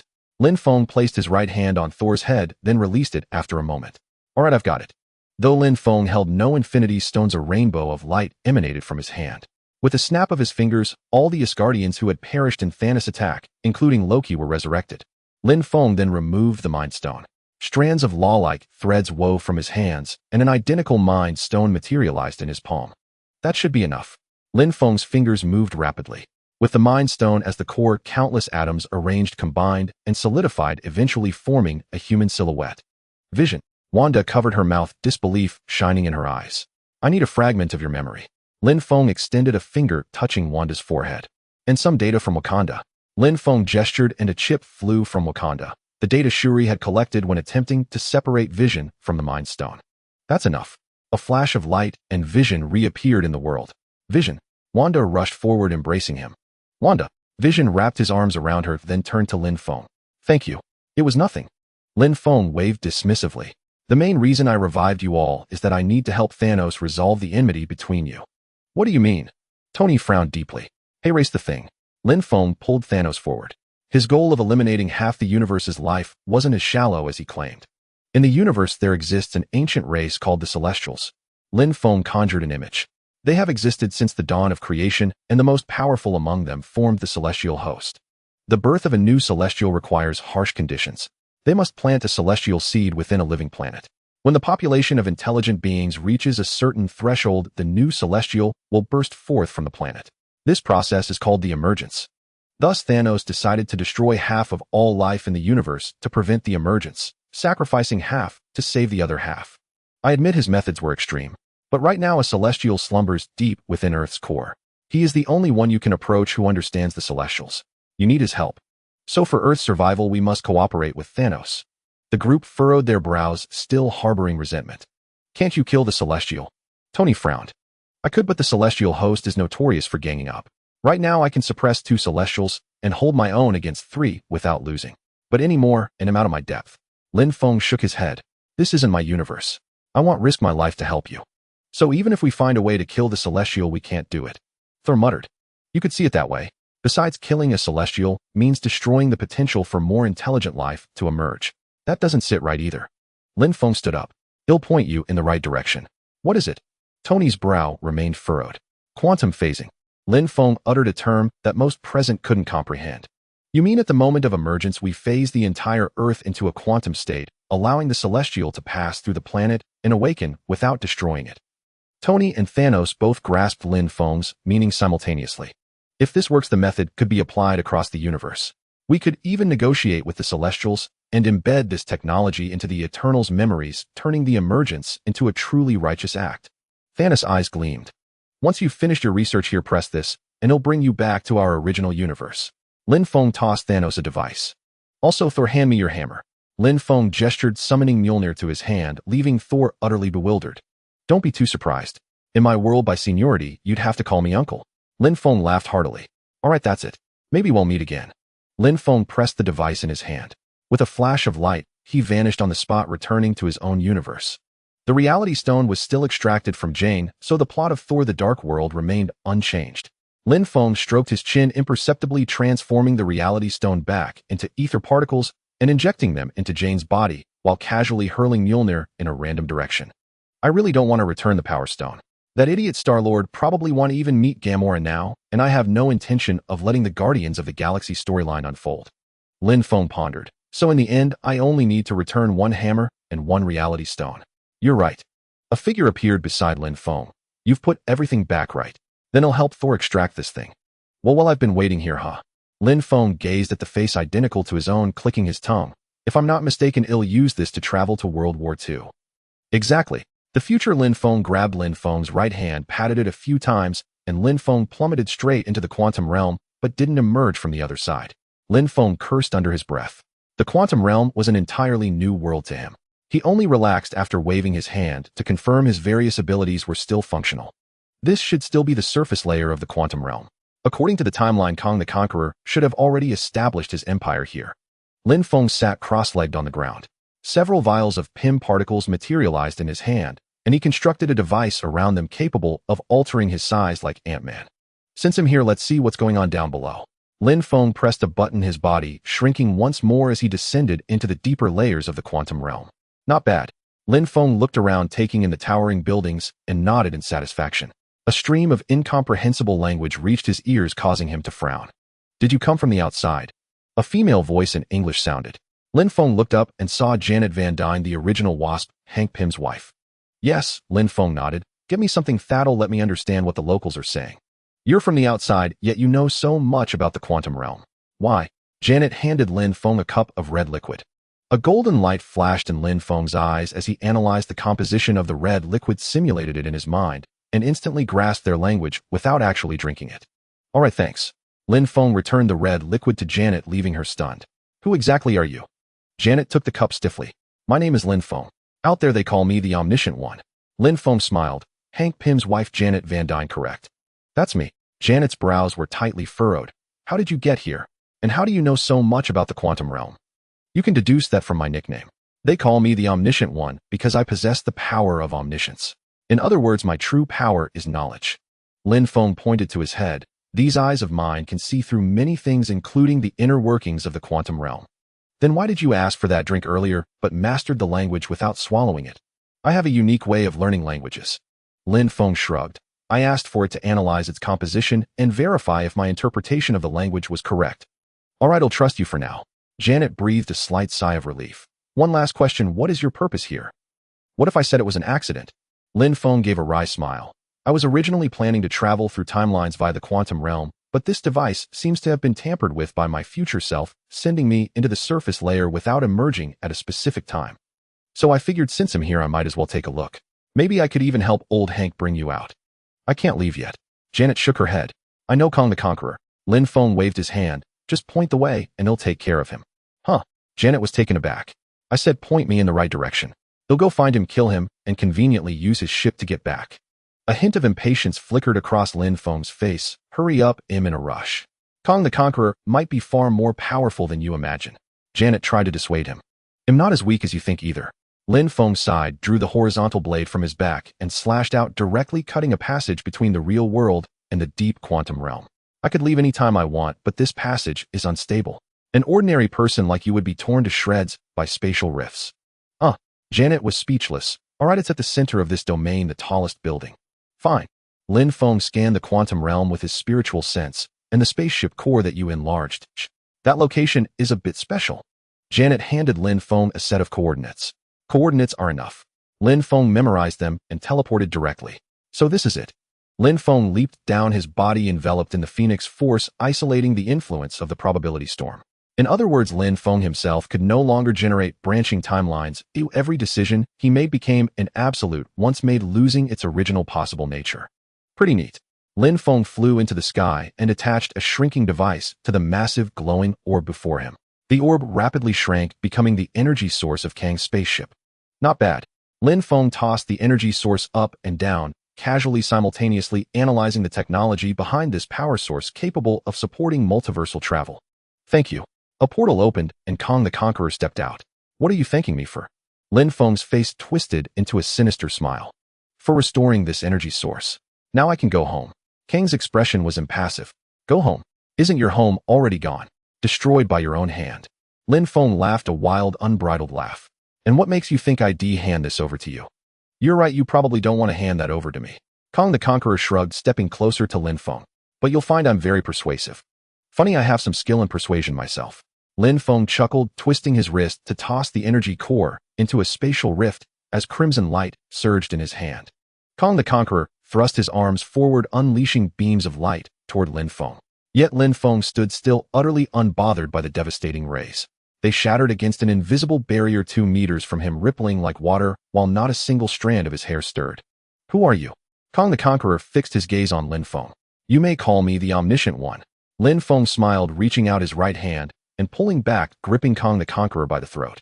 Kong the Conqueror. Lin Feng clicked his tongue. You're far inferior to he who remains. At least he built something called the Time Variance Authority, though it was useless to me. He who remains. Hatred flickered in Kang's eyes. He toyed with time. He's the one who exiled me here. I know. I'm going to settle things with him soon. Lin Feng tightened his fingers, crushing Kang's throat, then waved his hand, reducing him to ashes. Never leave an enemy unfinished. Lin Feng yawned, flipping his wrist to retrieve the energy source. He tossed it casually, then teleported to where Kong had originally parked his ship. Lin Feng inserted the energy core into the ship's slot.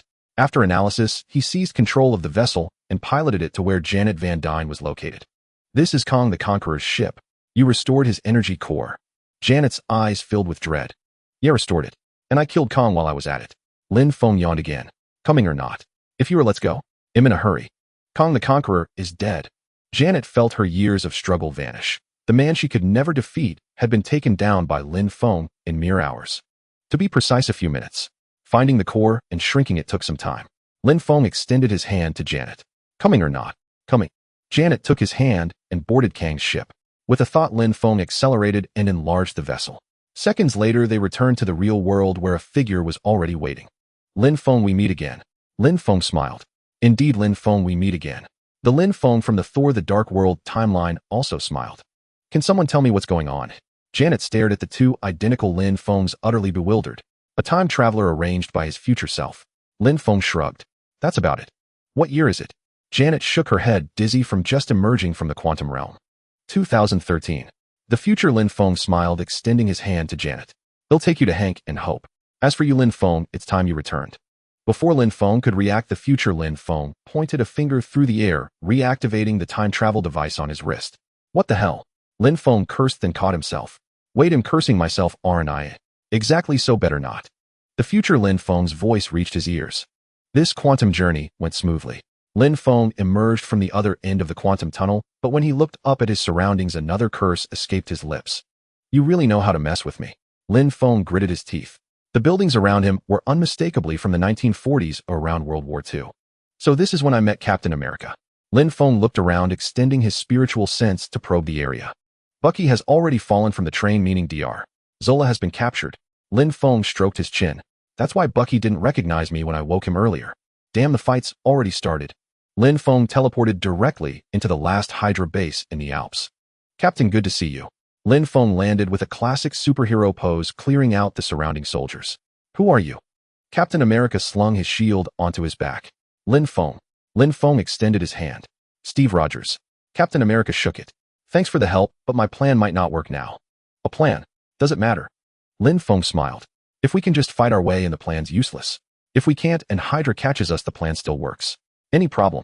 Fair enough. Captain America raised an eyebrow and dashed forward, only to be blocked by a heavy iron door. Awkward. Lin Feng pursed his lips, clenched his right fist, and pulled back. The massive door flew off its hinges, crushing a wave of Hydra soldiers rushing in behind it. Let's go inside. Lin Feng smiled, stepping into the last Hydra base. What the hell is that? Red Skull stared at the surveillance footage of Lin Feng, terror in his eyes. He sprinted toward the plane, desperate to drop the bombs in time. Who are you? The General and Peggy Carter, arriving with Lin Feng, and Captain America, looked at him in confusion. Me. My name is Lin Feng. He smiled. They call me the Omniscient One. What about the plane? We can't catch it. The General frowned as the plane faded into the distance. I have a trick that can get us there. Lin Feng looked at Captain America. Steve, ready? No problem. Captain America nodded with resolve. Wait. Carter stopped him and kissed him directly. What are you looking at me for? I'm not going to kiss you. The General shrugged. All right, let's go. Lin Feng placed his hand on Captain America's shoulder, and they vanished in a puff of blue smoke. So this is the interior of Red Skull's plane. Captain America clicked his tongue as he gazed at the various anachronistic technologies within the aircraft. They'll take you directly to Red Skull. Lin Feng snapped his fingers, harnessing the power of the 6 Infinity Stones he had decoded, reducing the Hydra soldiers inside the plane to ashes before teleporting himself and Captain America into Red Skull's cockpit. Arrogance may not be a trait exclusive to Americans. Red Skull held the Tesseract in his hand, eyeing Lin Feng and Captain America as they entered. But I must say you've embodied it better than anyone else. Yet, even you have your limits, Captain. Or did Dr. Erskine tell you something different? Red Skull smirked. As for you, I don't know your name. You may seem omnipotent, but you know nothing of the universe's true power. Trust me, I understand the universe's might far better than you do. Lin Feng shook his head, finding a seat and settling down. Is that so? Do you know what I hold in my hand? Red Skull's expression turned manic. This is the supreme power of the cosmos. It has revealed everything to me. With it I command the universe. Even to control just this universe, a single Tesseract won't suffice. You're missing quite a few pieces. Lin Feng's lips curled into a mocking smile. You possess the power of a god, yet you choose to protect those inferior humans. Why? Red Skull took a deep breath. That's the second time I've been asked this question. Lin Feng chuckled. My answer remains the same, because I feel like it. You're far from reaching the level of a deity. Lin Feng yawned. In the eyes of a true god, there is no distinction between high and low among you. To me, you're nothing more than ants, and slightly larger ants, that's all. Ever since acquiring the power of the Phoenix Force and the might of all under heaven, Lin Feng's mindset had undergone a profound transformation. The system's directive to alter timelines for energy had long faded from his thoughts. He now yearned to witness more of the original storyline, allowing him to immerse himself deeper into this world. Or perhaps to let these scenes that once left their mark on his heart jolt his soul, which had edged toward transcendence. A true god. Ha ha. Red Skull burst into maniacal laughter. You have no idea what a real god is. Red Skull raised the Tesseract and streams of blue energy coiled around his body, even his eyes turning azure. He's actually truly mastered the energy of the Space Stone. Lin Feng paused for a moment, then quickly shrugged it off. Do you really think you've got a handle on this thing? Lin Feng smiled, faintly walking up to Red Skull. Look at me. What do you think? Red Skull's eyes blazed with madness. Only today do I understand what true power feels like. Then I can only say you know nothing of power. Lin Feng shook his head, reaching out with a gesture to snatch the Tesseract into his hand. You see, under normal circumstances, you could never wield the power of an Infinity Stone. The only reason you're still alive is that the Space Stone is looking for a host. Am I wrong? You're afraid. Lin Feng crushed the Tesseract in his grip, letting the Space Stone hover before him. The Space Stone radiated a blue glow, trembling occasionally, confirming Lin Feng's words. Impossible. That's one of the most formidable forces in the universe. How could it fear you? A hint of terror crept into Red Skull's frenzied eyes. Because my power may already transcend this universe, surpass even the Infinity Stones. Lin Feng smiled, flicking his finger to encase the space stone in a new shell, then tossed it back to Red Skull. Go ahead and do what you were meant to do. You're not going to stop me. A note of reverence crept into Red Skull's voice. The spectacle of the Infinity Stone submission had nearly broken him. That last remark wasn't for you. Lin Feng smiled, nodding toward the Tesseract in Red Skull's hand. A ripple spread through the air, and the Tesseract erupted in blinding radiance. A beam of blue light shot skyward, casting a starry expanse across the plane's ceiling. Red Skull screamed in agony as the Tesseract's luminescence corroded his body. With a sudden surge of blue light, he vanished from the plane. The Tesseract's searing heat melted through the floor, plunging into the sea. A thunderous roar echoed as the violent energy of the Tesseract damaged the aircraft structure. The plane began to shudder, yet Lin Feng made no move to control it. Steve, Lin Feng turned to Captain America. Lin, can you control this? Captain America's brow was furrowed. I have the ability, but I can't. Lin Feng shook his head helplessly. I come from the future, and you hold a crucial place in it. If I bring this plane back today, the future will face unpredictable changes. I understand. Captain America nodded, a resolute gleam in his eyes as he took the pilot's seat. Tell Peggy our dance date will have to wait. All right. Lin Feng smiled. The next time you meet me, I'll do you a favor. Don't ask now. Just think of it when you see me again. They'll be waiting for you in the future. Lin Feng gave Captain America a slight nod and vanished from the plane. Come in, this is Captain Rogers. Can anyone hear me? Captain America's voice crackled through the command room's communication channel. Steve, is that you? Are you all right? Carter quickly answered the call. Peggy Schmidt is dead. The transmission was laced with the roar of wind. Give me your coordinates, and I'll find you a safe landing spot. Peggy took a deep breath. There's no safe landing. Captain America wrestled with the plane's controls. They'll try an emergency landing. I have to put this plane down in the ocean. I'm over an uninhabited area. If I don't act now, many will die. Please don't do this. We still have time. Carter's voice quivered with emotion. Peggy, this is my choice.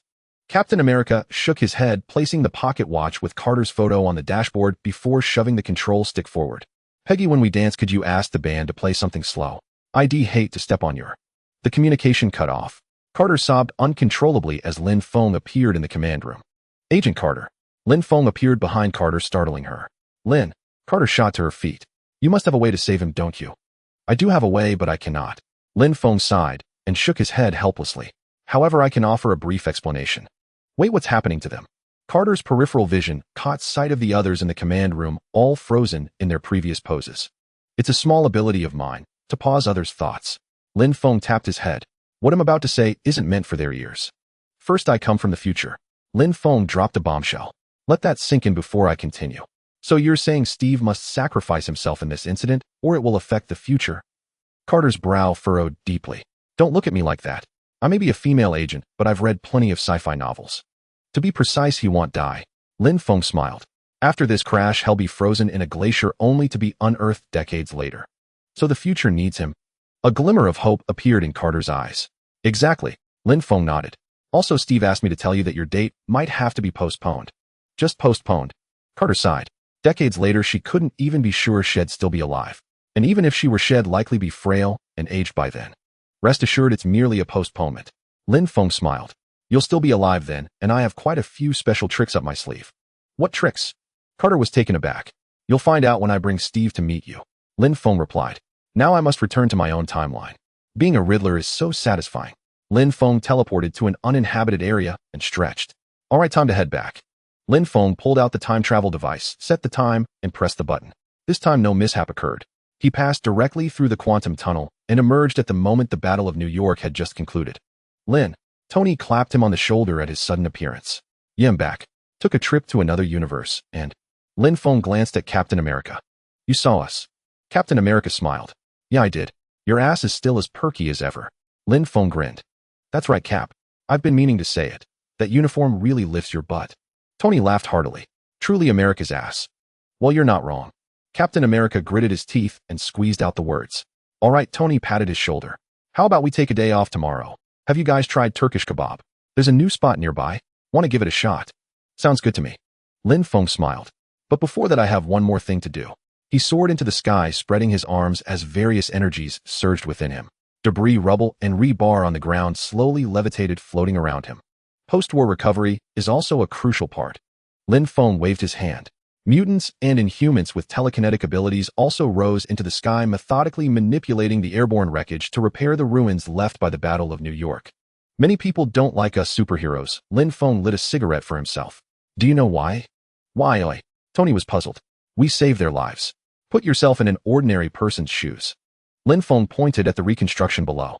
A supervillain appears and fights a superhero in the city. Then you watch as the hero picks up your brand new car and hurls it at your mortgage-laden house.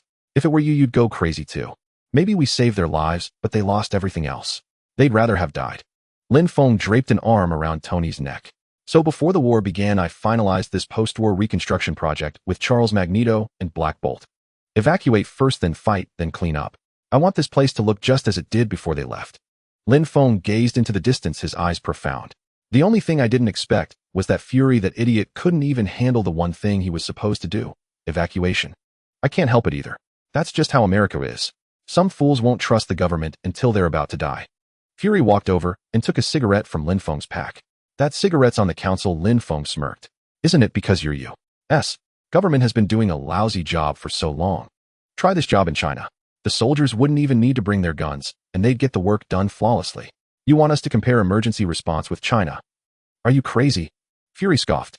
If you know you can't compete, then learn from them. Lin Feng snorted. Enough nonsense. It's time to let the world know we exist. Lin Feng led the way with Tony, Thor, Magneto, Professor X, Black Bolt, and Namor, the founders of Moling, following closely as they all soared into the sky. Hello world. Lin Feng's voice reached the mind of every sentient being on Earth through Professor X's telepathy. Our world is undergoing tremendous changes. Advanced technologies and superhumans are emerging. Those you see fighting the invaders and helping you clear the ruins are mutants and Inhumans. Together with us, they guard your safety. Extraterrestrial beings have been threatening Earth. Today, invaders from Chitauri came.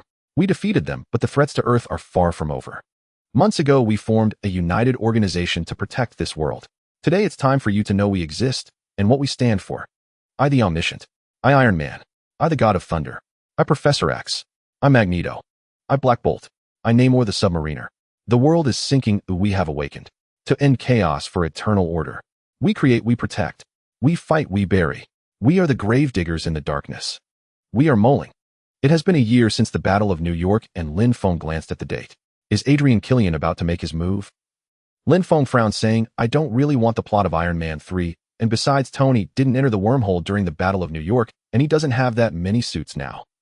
Forget it, I don't want the Iron Man 3 plot anyway. It wasn't that great, and the final fireworks show can't be pulled off either. Lin Feng stood up and directly teleported to Killian's base. The all-knowing one. Killian's eyes showed fear as he saw Lin Feng suddenly appear. Yes, it's me. Hand over the extremist virus. Even if you are the all-knowing one, you can't just seize our research results, can you? Dr. Maya Hansen stepped forward.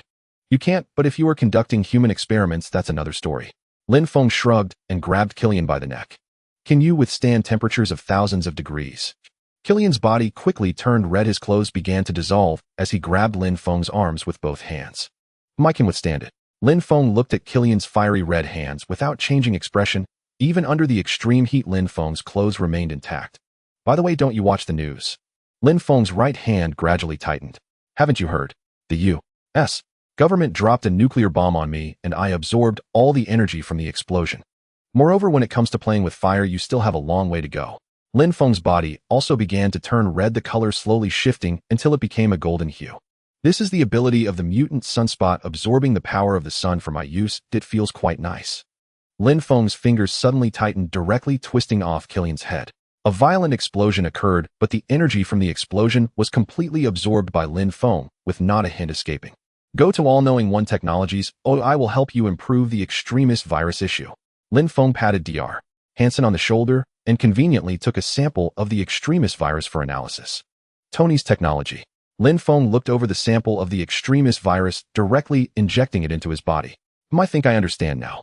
Lin Feng's body flashed with a red light, which was quickly suppressed. He burped, releasing a wisp of white smoke. Come with me, I'm going to destroy the things here. Lin Feng placed his hand on Dr. Hansen's shoulder, and several threads appeared in his hand, merging into every extremist virus-infected individual. The extremist virus-infected individuals in the base screamed in agony, collapsing to the ground, their 7 orifices emitting red light before exploding, while Lin Feng had already brought Dr. Hansen to the laboratory of all-knowing one technologies. This laboratory is now yours. I will have Tony help you refine this thing. Lin Feng tossed Dr. Hansen into the lab and then vanished like a blue mist. I helped you with a big problem. How will you thank me? Lin Feng tossed a pile of documents onto Tony's desk. Adrian Killian. Tony flipped through the documents, frowning. Who is that? I knew you wouldn't remember. In '99, in Bern, we went together back then. Lin Feng pointed to the photo in the documents. This kid gave you his business card. You told him to wait for you on the top floor, but you were too busy sleeping with the female scientist, leaving him hanging. Sheesh, it seems there was such a thing. Tony slapped his thigh. What was that female scientist's name? Maya Hansen. Lin Feng handed Tony a photo. The formula you gave her is the key to completing the extremist virus. They have already produced a semi-finished product, but a lot of people died due to human experimentation. These were the explosions that happened during the previous extremist virus experiments due to failures. Lin Feng waved his hand, flipping to a certain page in the documents. This kid has caused quite a lot of trouble. Did you take down their base directly? Tony looked up. Dr. Hansen. Dr. Hansen is in the laboratory of all-knowing one technologies. The rest of the extremist virus-infected individuals have been cleaned up by me. Lin Feng leaned back on the sofa. What about you? What have you been busy with recently? Take a look at this. Tony pulled out a pile of parts. Parts for the Iron Man suit, and then Lin Feng had already guessed what Tony was about to show. By implanting sensors in my body, I can remotely allow these parts to wear onto me, which means I no longer have to carry a big guy around when I go out. Tony's eyes sparkled with excitement as he tapped his glasses. Moreover, I can remotely control a complete suit with this thing. Have you tested it? Lin Feng raised an eyebrow. Not yet. I'm just about to conduct the first test. Tony stood on the platform. You're here so you can help me keep an eye on it. All right, you test it out. Lin Feng leaned back and took out a camera. Let me see how it goes. Every time I see that camera, I always have an ominous feeling. Tony pouted. All right, Jarvis, start the first test of Mark 42. Wait, Mark 42. Lin Feng interrupted Tony. Yes, it's already 42. Now I have quite a few suits in stock. Tony clapped his hands, and the glass display cases around lit up, revealing a large number of Iron Man suits. Why do you have so many suits? Lin Feng frowned. Just for fun, I don't have much else to do, so this is my only hobby. Tony shrugged. TSK. Lin Feng placed 2 fingers on his temples and scanned Tony's mental state, finding no signs of anxiety, which made him breathe a sigh of relief. All right, let's test it. Okay. Tony stretched his body and cracked his neck. The first test of Mark 42 is now beginning. Jarvis, play some music. Tony's body began to move with the rhythm of the music. Tony reached out his hand towards the pile of parts, but there was no response. After 2 or 3 consecutive non-responses, Tony bit the spot on his arm where the sensor was located, then slapped it again and reached out his hand once more. Clang. With a sound of metal colliding this time, Tony's gauntlet successfully attached to his arm. Very good, I think it works. Launch all components. Tony spread his arms, and one part after another flew toward him from the table. It seems a bit too fast. Slow down, slow down. Seeing the parts flying all over the place, Tony shouted, just a little bit. The last was the sound Tony made when the armor attached to his groin, and Lin Feng grinned at the sight. Tony, I feel the pain for you. Lin Feng laughed. Bring it on, I'm not afraid of you. Looking at the helmet floating up, Tony beckoned with his finger, and the helmet perfectly covered his face. I'm the best. Tony smiled slightly. Bang. A part flew over from behind and directly dismantled Tony's suit. Beautiful, that's the effect I'm talking about. Lin Feng turned off the camera and helped Tony up. I've given this suit a very fitting name. What do you think of anti-Tony armor? It really is an anti-Tony armor. Tony supported his waist, shedding his armor as he limped toward the sofa. Should I need to fine-tune this properly? Why not just let Jarvis handle it entirely? Lin Feng shrugged. It should be quite simple for Jarvis to solve this problem. That does make sense. Tony stroked his chin. Speaking of which, Lin Feng suddenly thought of something. What are your thoughts on the Iron Legion? What? Tony's eyes lit up. Jarvis already has immense computational power. I was wondering if it's possible for Jarvis to control a group of combat droids, tasking them with clearing battlefields, evacuating civilians, and engaging in low-intensity combat. Lin Feng proposed a concept from Avengers Age of Ultron. I think it's worth a shot. A flicker of excitement gleamed in Tony's eyes. Jarvis, begin simulation and add the foundational logic. Yes, sir. Jarvis's elegant voice chimed in. Lin, I've got a huge problem here. Thor called Lin Feng's phone. After relentless effort, Thor had finally mastered using a mobile phone. What's wrong? Lin Feng glanced at the date, already knowing the answer. Jane's gone missing. Even Heimdall can't see her. Thor's voice was fraught with urgency. Don't panic. First tell me what happened. Lin Feng tried to calm Thor down. A few days ago, Jane and Darcy went out claiming they were researching some scientific project and never came back. I returned to Asgard to seek Heimdall's help, but even he couldn't locate Jane. Thor's tone eased slightly. All right, I'll go check it out. Where did she vanish? Lin Feng sighed. A small town in England. Thor took a deep breath. Got it. Lin Feng nodded. Tony, Thor's wife, is missing. I'm going to help look for her. All right, I'll fine-tune the Mark 42. Come back and we'll work on the Iron Legion issue together. Tony nodded. Okay, I'm off then. Lin Feng transformed into a plume of blue mist and arrived in England. Darcy. He spotted Darcy standing still. Omniscient. Darcy was ecstatic at the sight of Lin Feng jumping up on the spot. I've practically become a babysitter for these superheroes. Lin Feng sighed. In the end, I've stooped to playing detective. Stay right here and don't move. They'll go inside and take a look. Lin Feng tossed out the words and stepped into the derelict building before him. It should be around here. Lin Feng walked down a corridor, comparing it with the scenes from Thor: The Dark World in his memory. With a single stride, he crossed into another space. I knew it. Seeing Jane collapsed on the ground and the stone pillar that once held the ether, Lin Feng smiled and shook his head. He channeled a burst of energy, awakening Jane. Omniscient. Jane scrambled up, looking at Lin Feng. Yes, just call me Lin. I'm here to take you out. Lin Feng summoned a wormhole, leading Jane outside. Jane. Darcy rushed forward, eager to embrace her, but a red light sent her flying back. Careful. Stay away from her for now. Lin Feng extended his hand, halting Darcy midair and gently lowering her to prevent a fall. What's wrong with her? Darcy gazed at Jane, her face etched with worry. Jane. A bolt of lightning struck and Thor arrived. Let's go to Odin first. Lin Feng patted Thor's shoulder and led the two to Odin's secluded farm. Hey, what about me? Darcy stood there fuming helplessly. Odin. Lin Feng knocked on the door. Lin, Thor, Jane. Welcome. Odin greeted them with a kind smile. We're not here for a social visit today. Lin Feng shook his head. It's about your daughter-in-law.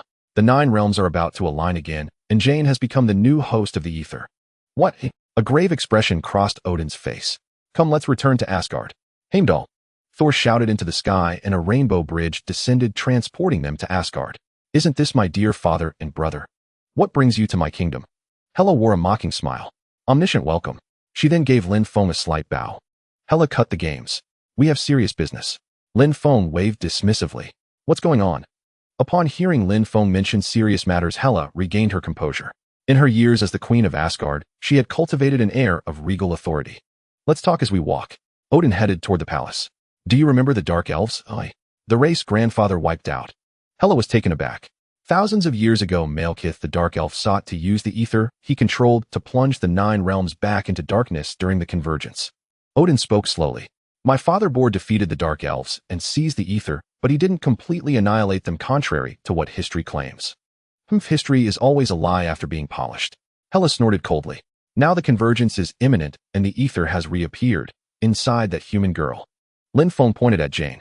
Then kill her, extract the ether, and end this threat once and for all. Hela summoned a blade of night. Hey. Thor raised his hammer. She's my wife. Family. That changes things. Hela sheathed her sword. Lin, do you have any ideas? Yes, but we need to wait a few days. Lin Feng nodded. I have a small plan to handle first. In the meantime, don't worry, I'll fix the consequences. Lin Feng patted Thor's shoulder reassuringly. Take her to the Queen's former chambers. Hela gestured to her minions. The rest of you disperse. Carry on as usual for the next few days. You all go ahead. I need to wait for someone here. Lin Feng leaned on the railing as still as a meditating monk. All right. Hela nodded and led the others away. First them. Seeing a fat Thor and a small raccoon-like figure appear, Lin Feng knew it was the fat Thor and Rocket Raccoon from the Avengers Endgame timeline. Unlike the original film, this time, Thor didn't encounter Queen Frigga as she was still on Earth. Here they are. Sensing a faint spatial disturbance, Lin Feng walked over slowly. So all I need to do is return the Reality Stone and Mjolnir. A voice echoed from afar. You're right. Lin Feng approached his past self. You've returned everything right. Once you put them back, I'll extract the ether from Jane. So that's what you were waiting for. The past Lin Feng was taken aback and clicked his tongue. If I'm not mistaken, I'll use this thing to travel to World War II. Exactly. Lin Feng grabbed his past self's right hand, tapped it a few times, and the past Lin Feng fell directly into the quantum realm. Well, it's done. Lin Feng yawned as he walked into the room where the others were. He'll extract the ether first. Didn't you say it would take a few days, eh? Thor was taken aback. I didn't expect it to be this quick either.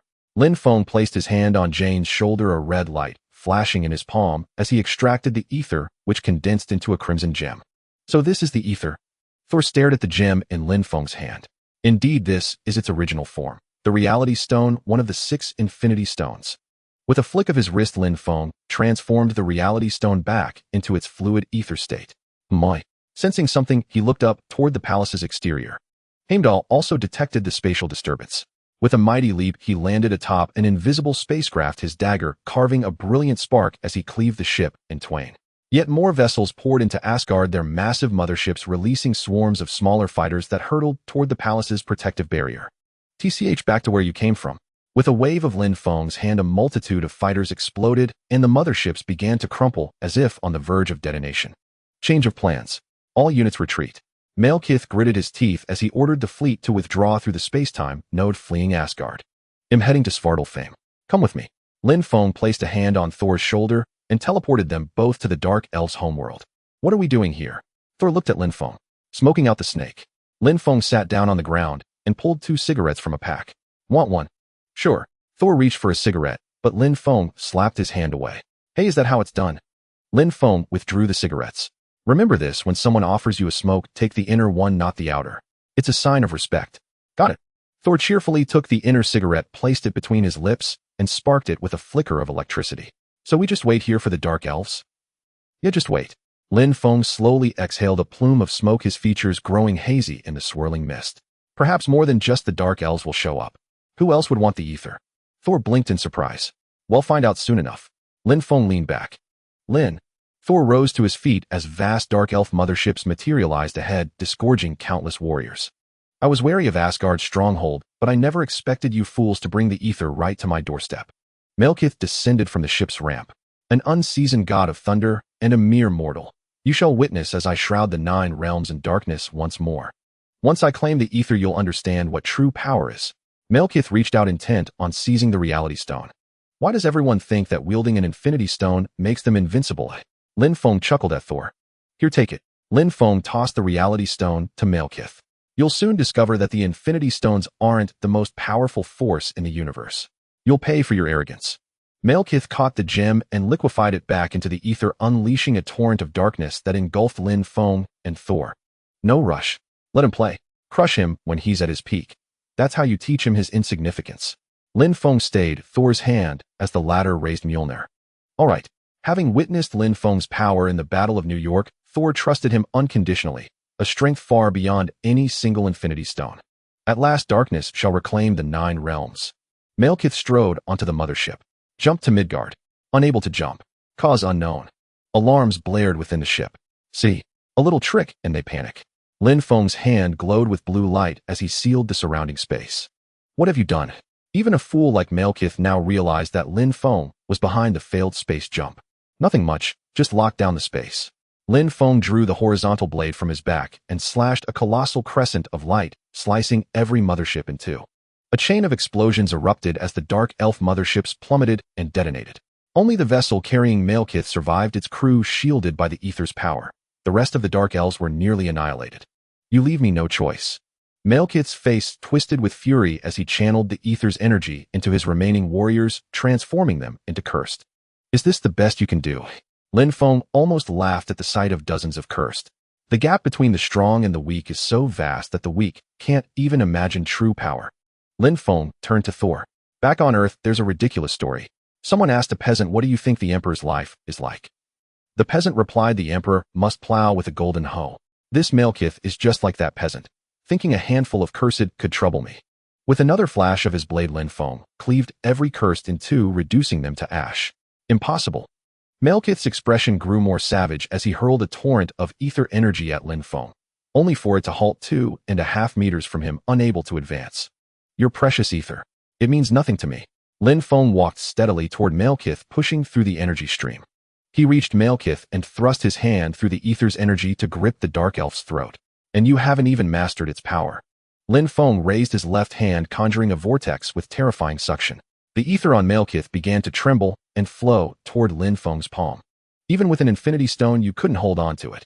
Lin Feng released his grip as the last of the ether was extracted, reforming into the reality stone hovering above his palm. All right, that's enough. Boring. Lin Feng waved his hand, reducing Malekith to ashes, then found a seat. Come, Thor. Let's wait for our new friends. Who is this new friend? Thor gripped Mjolnir tightly, a hint of nervousness in his voice. I told you you'll find out soon enough. Lin Feng chuckled. We'll talk about it when he arrives. A ripple in space appeared, and a wormhole opened.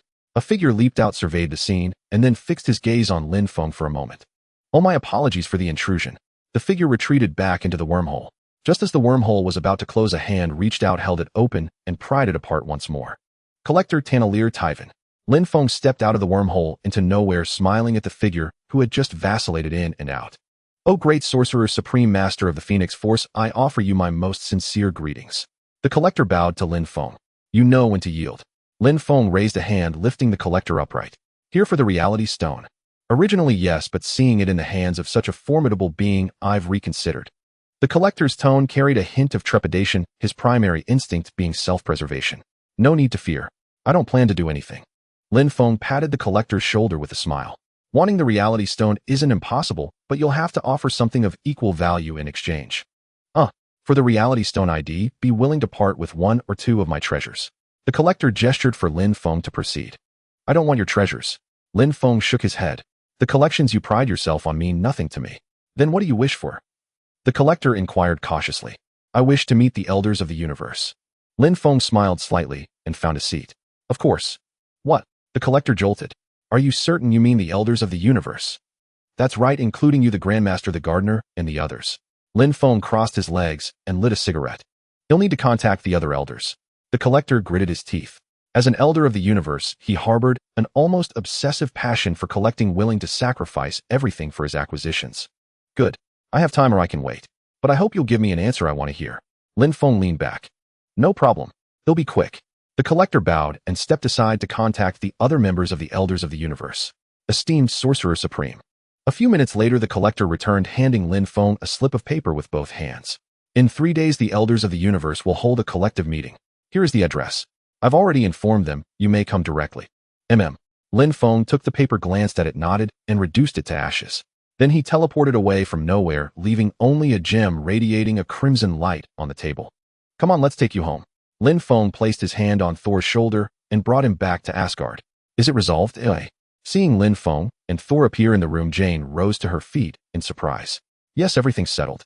Lin's power is unimaginable. The Dark Elves were like paper before him, no match at all."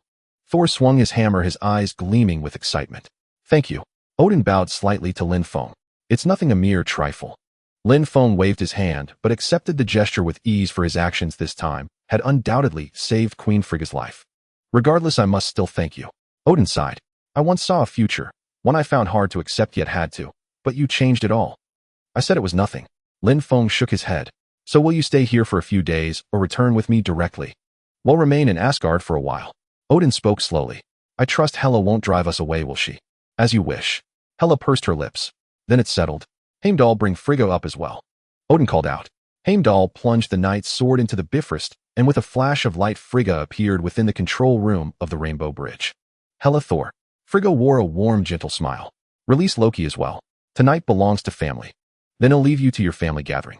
Lin Feng shrugged and teleported away. "Lin, I've completed it."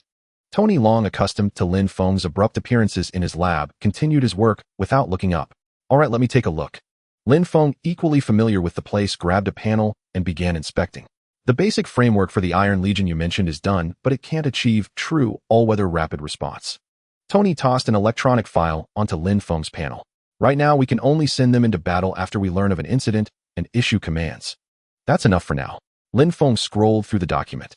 "So in the end, it's still a matter of computational power. Not just computational power, but logic." Tony shook his head. "Defining a crisis is difficult. If it's too broad, it wastes resources and could collapse the police system, causing unemployment. If it's too narrow, we might miss large-scale casualties we could have prevented." "Any ideas?" Lin Feng frowned, sensing something was about to emerge. "Ultron." A flicker of excitement appeared in Tony's eyes. "That's the name I've chosen for the new AI. It will autonomously determine which problems the Iron Legion should handle, establishing an all-weather rapid response system." "That has potential." After a few seconds of thought, Lin Feng nodded. Ultron's true issue was the Mind Stone, and controlling it was effortless for him. Perhaps this time, they could truly create the genuine Ultron. "Then I'll start working on that." Tony nodded. "But I might need a portion of Zero's computational power." "Sure, use it." Lin Feng nodded. "Zero, grant Tony access to computational resources." "Yes, omniscient one." A mechanical female voice echoed in the air. "Zero for coordination, Ultron for combat, Jarvis for logistics. I think that works well." Lin Feng nodded. "I think so too." Tony smiled and plunged back into his work. While Tony was still studying the foundational architecture of Ultron, 3 days had passed in a quiet drift, and Lin Feng arrived at the meeting site of the Cosmic Elder Council. Allow me to introduce a new friend, Lin Feng. The collector stepped forward. The Sorcerer Supreme from Earth, wielder of the Phoenix Force. I know him, a bearded figure spoke slowly. He has slain one of our own. What? A cacophony of murmurs erupted among the assembly. Indeed, I killed a celestial within the council. Ego, the living planet. Lin Feng's expression remained impassive. A being who sowed seeds on living worlds, seeking to turn every planet in the universe into a part of himself. I believe my actions were justified. As Lin Feng's words settled, the discussion grew louder. Most members of the Cosmic Elder Council were the sole survivors of their respective races, and Ego's near-genocidal plan stirred a deep discontent among them. Regarding Ego, Lin Feng tore open a spatial rift, revealing his true form. In a sense, I have become the new Ego. So you wish to take Ego's seat within the Cosmic Elder Council, is that it? The Grandmaster studied Lin Feng, a flicker of hesitation in his gaze. Precisely, Lin Feng nodded. I aspire to become a member of the Cosmic Elder Council. Simultaneously, a golden light shimmered in his eyes as he began to decipher the abilities of the elders one by one. To join the Cosmic Elder Council, 2 prerequisites must be met. The architect raised 2 fingers. First, you must possess near-infinite longevity. On that point, I believe this planet speaks for itself. Lin Feng gestured toward his true form and shrugged. Then the second and more crucial condition, the architect fixed his gaze on Lin Feng. You must have an eternal pursuit, a passion that will sustain you through endless time, preventing madness. Of course I do. Lin Feng smiled. My passion is observation. Observation. The architect blinked. Indeed. I delight in observing life, analyzing the structure of their societies, immersing myself in their existence, and chronicling those worth remembering. The truly intriguing tales. Lin Feng tossed out a camera. The contents within should serve as my proof. Then how should we address you? The Grandmaster rose to his feet. Though your passion is observation, we cannot simply call you the Observer. That title is already claimed by a formidable race. Call me the Omniscient One, as the humans on Earth do. Lin Feng smiled. After all, my ability is to analyze everything I observe. The Omniscient One. The Grandmaster savored the title. This shall be a great name. I hope you can uphold the meaning it carries. I'll do my best. Lin Feng nodded with a smile. Excellent, then let us welcome the newest member of the Cosmic Elder Council, the Omniscient One. Tyvan the Collector led the applause. Welcome. The other Cosmic Elders joined in applauding Lin Feng's induction. The Cosmic Elder Council was itself an assembly of immortals. The criteria for entry were eternal life and a personal passion. Thus, aside from a few outliers, the Council's combat prowess was generally at the celestial level, rarely exceeding the universal tier. Lin Feng, as a wielder of the Phoenix Force, nearing the omniversal level, instantly elevated the Council's overall strength. Well, the time is about right. Lin Feng smiled gently. I shall return home now. My homeland still holds countless events for me to witness and record. By all means. The Collector bowed and extended his hand. The Omniscient One, please make yourself at ease. Lin Feng nodded, and a wormhole opened behind him, carrying him back to Earth. What's wrong? Returning to Earth and seeing Tony's troubled expression, Lin Feng raised an eyebrow. Fury is dead. Assassinated. Tony sighed. That old fox dead. Lin Feng snorted. This was the timeline of Captain America, the Winter Soldier, the moment of Fury's fake death. Who knows? Also, take a look at this. Steve sent it to me. Tony forwarded a document to Lin Feng. Project Insight. Lin Feng frowned. This project was the core of the Winter Soldier storyline, and it was at this point that this Hydra branch would be exposed. It shares similarities with our Ultron initiative, but it targets individuals, not events. Tony pulled up a screen. It's essentially an Ultron designed for internal human threats. In theory, yes. Lin Feng directly hacked into S.H.I.E.L.D. and retrieved the underlying logic of Project Insight. But this algorithm is flawed. What flaw? Tony frowned. This algorithm was never meant to deal with threats. Lin Feng had zero simulate Project Insight's targets based on this algorithm. Seconds later, the simulation results appeared. Nearly 20 million targets illuminated on the screen. Captain America, Peggy Carter, a talk show host in Cairo, the Deputy Secretary of Defense, a high school graduate in Iowa City, Bruce Banner, Stephen Strange, and Clint. Lin Feng clicked his tongue. Dr. Zola's algorithm certainly has some merit. Do we need to intervene? Tony's brow was deeply furrowed as he stared at the sea of alarming red dots. No, Captain Rogers will handle this.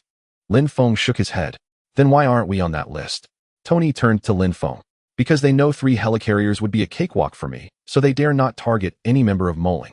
Lin Feng shrugged. Besides, in the eyes of most Hydra agents, I'm actually one of them. What? Tony shot to his feet, nearly knocking over his chair. I've had ties with Hydra for a long time. Eventually, my undercover work led me to the top. But I've been too busy to manage them lately, and this mess happened. Lin Feng shrugged. Let's leave it for now. Let's see how the captain handles it. It's not ideal for Moling members to directly intervene in government affairs. If you were to step in, I might be quite pleased. A dark, shadowy figure approached. Fury, so you're not dead after all. Tony clapped Fury on the shoulder. Rest assured I'll outlive you. Fury coughed twice. Lin, will you help? No. A-S-H-I-E-L-D. So thoroughly infiltrated by Hydra is beyond saving. Steve will take care of the 3 helicarriers and S-H-I-E-L-D will fall. It's for the best. Lin Feng shook his head, teleported away, and returned to his home. You're right.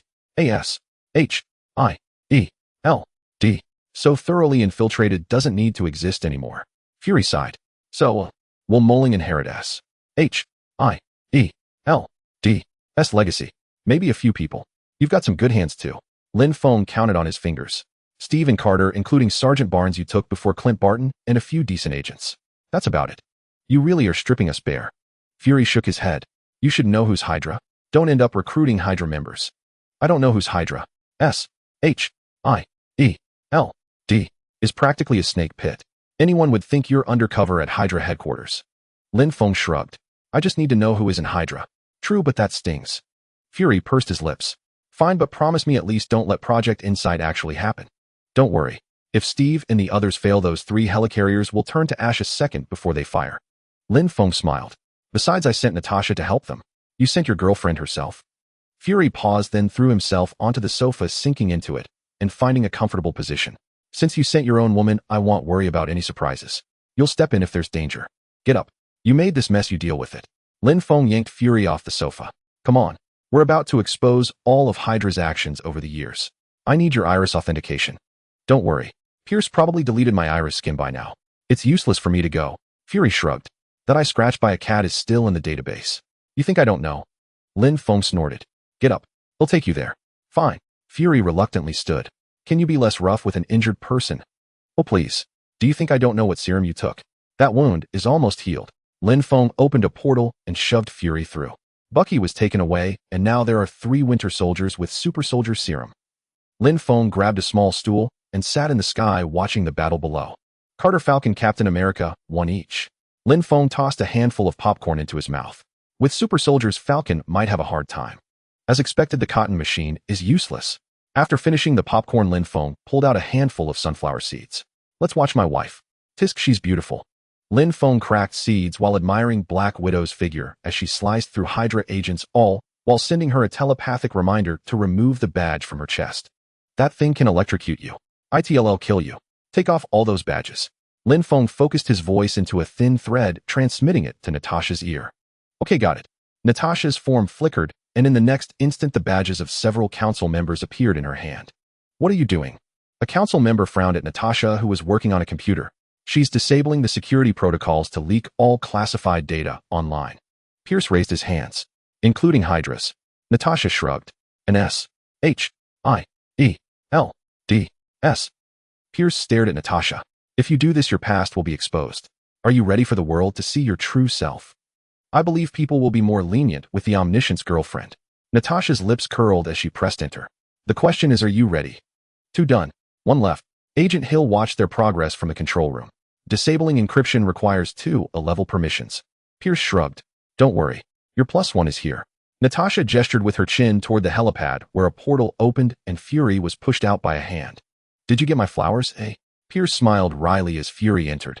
Nick, I'm glad you could make it. Really? After all, you sent someone to kill me. Fury walked up to Pierce. These things you know. Pierce pursed his lips. Why did you make me director? Fury glared at Pierce with one eye. Because you're the best, most ruthless person I've ever met. Pierce put his hands on his hips, looking at Fury. Everything I did was to protect people. Fury gritted his teeth. Your enemies are our enemies, Nick. Pierce began his brainwashing spiel. Chaos War. Eventually, our strongest enemy will launch a nuke, or the entire city of Chicago will be hit by an EMP blackout. Diplomacy. That's just a delaying tactic, Nick. Pierce pressed his face close to Furious. You know where I learned that? In Bogota. You didn't ask for my permission, then you just did what needed to be done. Sacrificing 20 million people, I can establish a new order for 7 billion. Pierce stepped back. That's the next step. Do you have the courage to take it? That's not for me to decide. It's the Omniscient's business. Fury shrugged. I'm just here to help unlock the protocol. The rest is none of my concern. Ha ha ha. Pierce laughed maniacally. You mean the Omniscient? The Omniscient is one of Hydra's oldest entities. Do you think our king would stop us? Pierce laughed arrogantly. Guess why Romanoff is here? Fury pointed at Natasha. A little mind control, and you'll believe anything, Pierce. You're not as strong as I thought. All right, nothing more to say. Fury grabbed Pierce's arm and dragged him to the retinal scanner. What, you think I forgot to revoke your clearance? Pierce sneered. I know you'd revoke my clearance, delete the retinal scan records. But if you want to outplay me, Director. Fury pushed up his eye patch. You'll have to keep both eyes open. A level permission confirmed. Encryption code accepted. Security protection disabled. An electronic voice sounded. Zero, make your move. Natasha tapped her earpiece. Yes, ma'am. Zero's voice responded quickly, breaching S firewall, extracting vast amounts of data and releasing it onto the network. You could have just hacked in directly. Why the extra step? Fury pursed his lips. Lin said to save some face. Natasha winked, pulled out a small disk, pressed the center button, and a portal opened. It'll be off then. In the end, it still falls to me.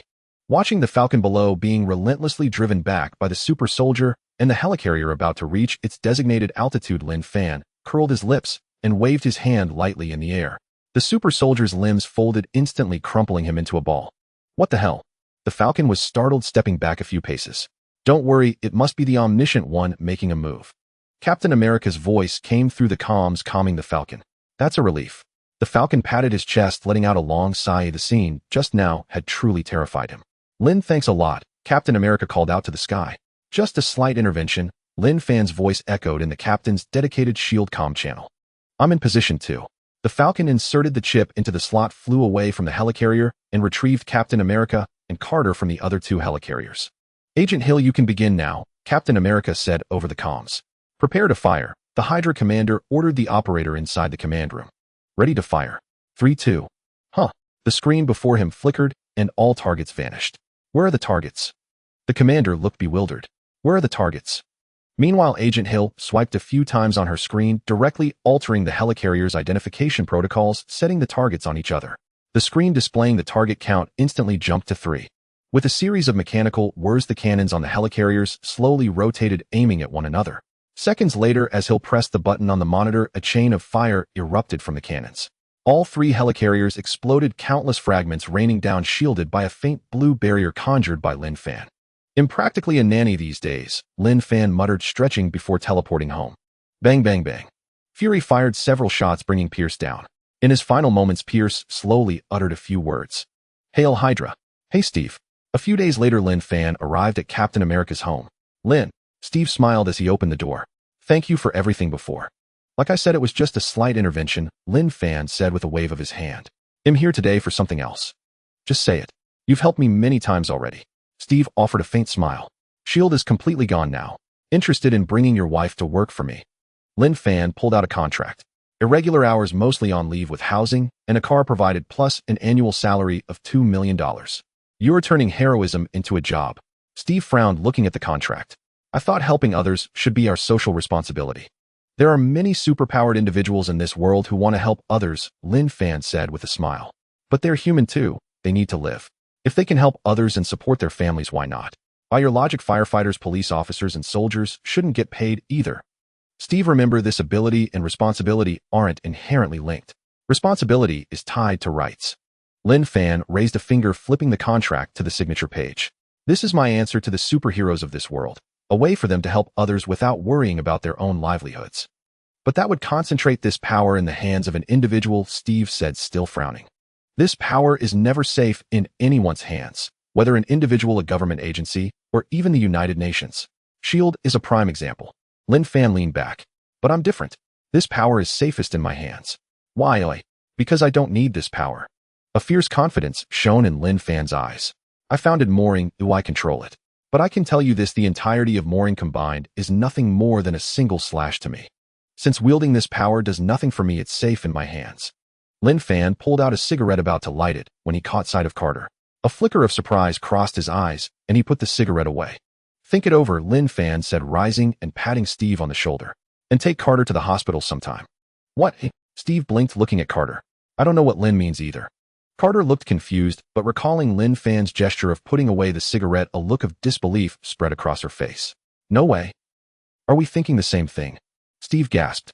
Probably, Carter nodded stunned. Let's go to the hospital for a checkup. Steve leaped up, not daring to ride his motorcycle. He hailed a taxi, instead heading to the hospital with Carter. Steve, there's no need to be so nervous. Carter patted Steve's hand, which had deformed the car door handle during the driver's sudden brake. We've both taken the super soldier serum. Even if it's what we think, a little bump won't cause any problems. I know, Peggy, but I can't help it, Steve said with a wry smile. We're here. The driver unlocked the doors and handed back a notebook and pen. Captain Rogers, this ride's on me. But could you give me an autograph? Of course. Steve took the pen and paper signing Steve Rogers and Captain America, then handed them back. He got out, walked around to open Carter's door. Congratulations, Captain Rogers. The driver waved and sped off. Oh shit. The taxi driver pulled over, opened the notebook, and found several bills tucked inside. It's true. Steve stared at the test report, his hands trembling despite being a super soldier. And you went through such an intense battle just days ago. Steve, you really don't need to worry so much. Carter took Steve's hand. This is a gift from heaven. Peggy, I've made up my mind. Steve looked up, determination in his eyes. They'll go to Lin with the contract tomorrow. They'll give you and our child a better life. Lin, thanks. If it weren't for your reminder, we might still be in the dark and could have even sent Peggy on more missions. Captain America handed the signed contract to Lin Feng. They'll join, but Peggy won't, at least not now. I know. Even if she did ID, give her leave.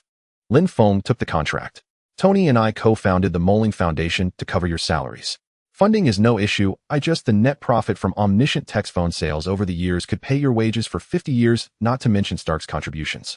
My side has enough for 100 years or so. Tony patted Lin Feng on the shoulder. Trust me, generations of accumulation always amount to more than yours. Oh, right. Made your fortune from war, didn't you? Lin Feng curled his lip. Back in the day, no one was more eager to profit from war than the U.S. And among American arms dealers, you guys were the greediest. What more is there to say? Hey Lin, you're hitting below the belt again. Tony complained loudly. You started it. Lin Feng shrugged and pulled out a document. Hey Race, your new mission. Take a look. A Hydra base in Sokovia? Captain America picked up the file and flipped through it. That's right. It's the last known Hydra base, and the Mind Stone is there. Lin Feng marked a spot on the map. This mission will be led by Tony and Thor as co-founders, with Captain Rogers, Hulk, Agent Hill, and Clint assisting. Your objective is to retrieve the Mind Stone and destroy this Hydra base. Prioritize civilian safety, but the Mind Stone is the highest priority. Understood. Captain America nodded, still holding onto his old habits. All right, go ahead. Make your plans and prepare for action. This mission is not just a task, it's also a test. Lin Feng waved his hand and dissolved into a plume of blue smoke, vanishing from sight. The original lineup from the start of Avengers 2, not bad. Lin Feng stretched. The only pity is that Natasha's my wife now, so I had to substitute Agent Hill. Huh. Natasha didn't catch Lin Feng's muttering. Nothing. Just curious to see what this team can achieve. Lin Feng watched the monitor as the team heatedly discussed their battle plan, a faint smile curling at the corner of his mouth. Report your situation to command immediately. This is not a drill. We are under attack. I repeat, this is not a drill. A piercing alarm blared from the Hydra base. Just like the opening scene. As always, Lin Feng conjured a small stool in midair, grabbed a bucket of popcorn, and started munching. Classic. Watching the six of them charge out in a line, Lin Feng whipped out his phone with lightning speed and snapped a picture. I'm going straight in. Tony accelerated, hurtling toward the Hydra base. Shit. He slammed into a pale blue shield and cursed. Watch your language. Captain America yelled from his motorcycle. Jarvis, what's the situation from above? The central building is protected by some kind of energy shield. Jarvis's voice crackled through the comms. Strucker's technological level far exceeds that of any other Hydra base we've encountered. It must be connected to the Mind Stone. Without it, Strucker couldn't have installed this defense system. Thor smashed a Hydra soldier with his hammer. It's almost over. Guys, this almost over is taking a while. Agent Hill also took down a few soldiers. Not a bad substitute. Watching the scene below, Lin Feng tossed another handful of popcorn into his mouth. Yeah, I think we're missing a little excitement. Hawkeye shattered a bastion with an explosive arrow. Hold on, isn't anyone going to talk about what the captain just said? Watch your language. Tony launched a few missiles and quipped. I knew it. A flicker of embarrassment crossed Captain America's face as he performed a backflip using his motorcycle to smash a Hydra armored vehicle. It just slipped out. Who gave the order to attack? Baron Strucker ascended the stairs. It's Moling, mister. Strucker, his subordinate, replied. They landed in the distant woods, and the nearby guards panicked. They're undoubtedly here for the scepter. Strucker gritted his teeth. Can we handle them? That's Moling. A Hydra soldier stammered. Deploy the remaining tanks. Concentrate fire on the weakest one. A single heavy blow might consolidate their forces. Strucker issued orders. All our efforts are about to pay off. Then show them. The Hydra scientist lowered his voice. Send out the twins. It's too soon. Strucker shook his head. They were designed for this day. The scientist glanced at a young man and woman nearby. My men can hold them off. Strucker tossed out a remark. Sir, the city is under attack. Jarvis projected the scene in Sokovia onto Tony's display. Well, we all know Strucker doesn't care about civilian casualties. Lin also ordered us to prioritize civilian safety. Tony assessed the situation. Deploy the Iron Legion. One by one robots rose from Moling headquarters, trailing long flames as they flew toward Sokovia. This area is not safe. Please evacuate immediately. Jarvis's voice came from the robots' heads guiding the residents of Sokovia. We're here to help. Thanks to Moling and Omniscient's reputation on Earth, these steel robots bearing the Moling insignia were not attacked by the residents of Sokovia, as in the movie. Instead, they quickly began evacuating the civilians. We will not yield. Omniscient sends his circus clowns to test us, and we will send back their corpses. Strucker rallied his troops. Never surrender. Never surrender, the Hydra soldiers echoed. I'm ready to surrender. Strucker lowered his voice to the scientist beside him. Delete everything. If we hand over the weapons to the Avengers, they might not dig deeper into what we're doing. The twins.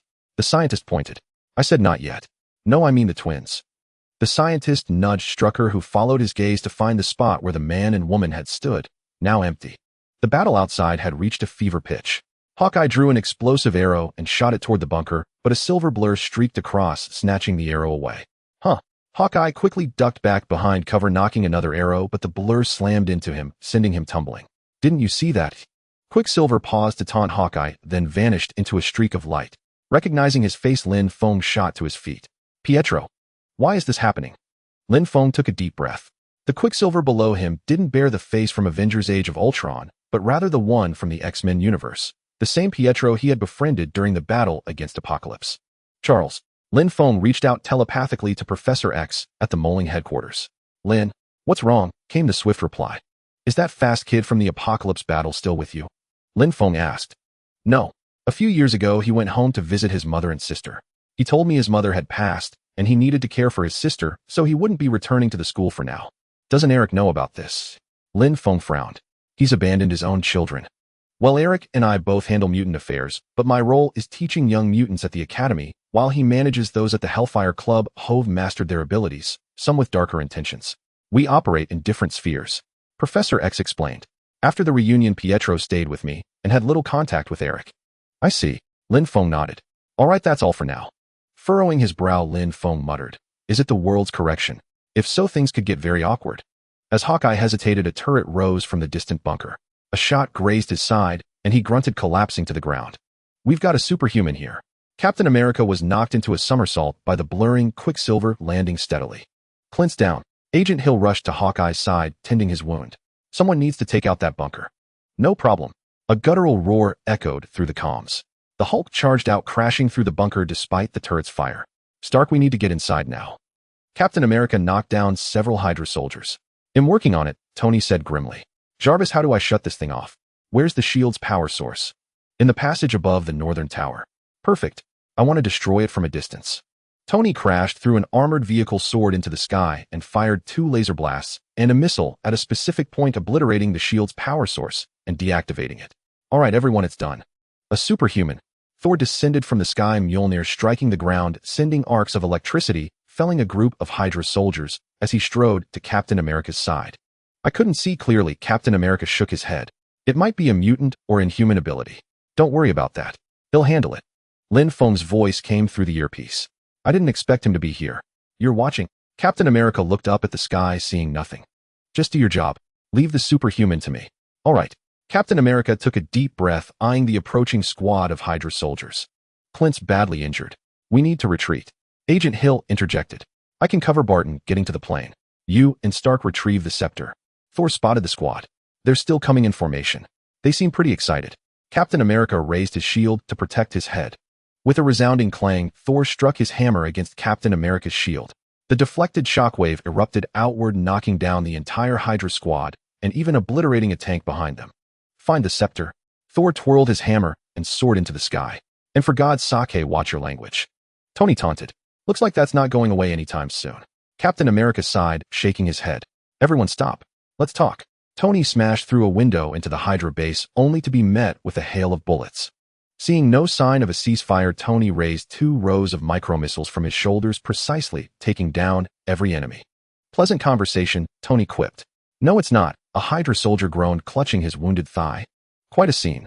Lin Feng teleported onto Quicksilver's path, capturing the moment of Tony's conversation with the Hydra soldier. Lin. Recognizing him, Pietro stopped. How long have you been offline? Tony frowned. Since my mother was killed by a Stark Industries missile. Quicksilver's face twisted with resentment. Damn, it's exactly that. Lin Feng gritted his teeth. Where's your sister? Over there. He'll get her. Quicksilver vanished in a blur, reappearing instantly with a girl in his arms. Who is he? Wanda pointed at Lin Feng.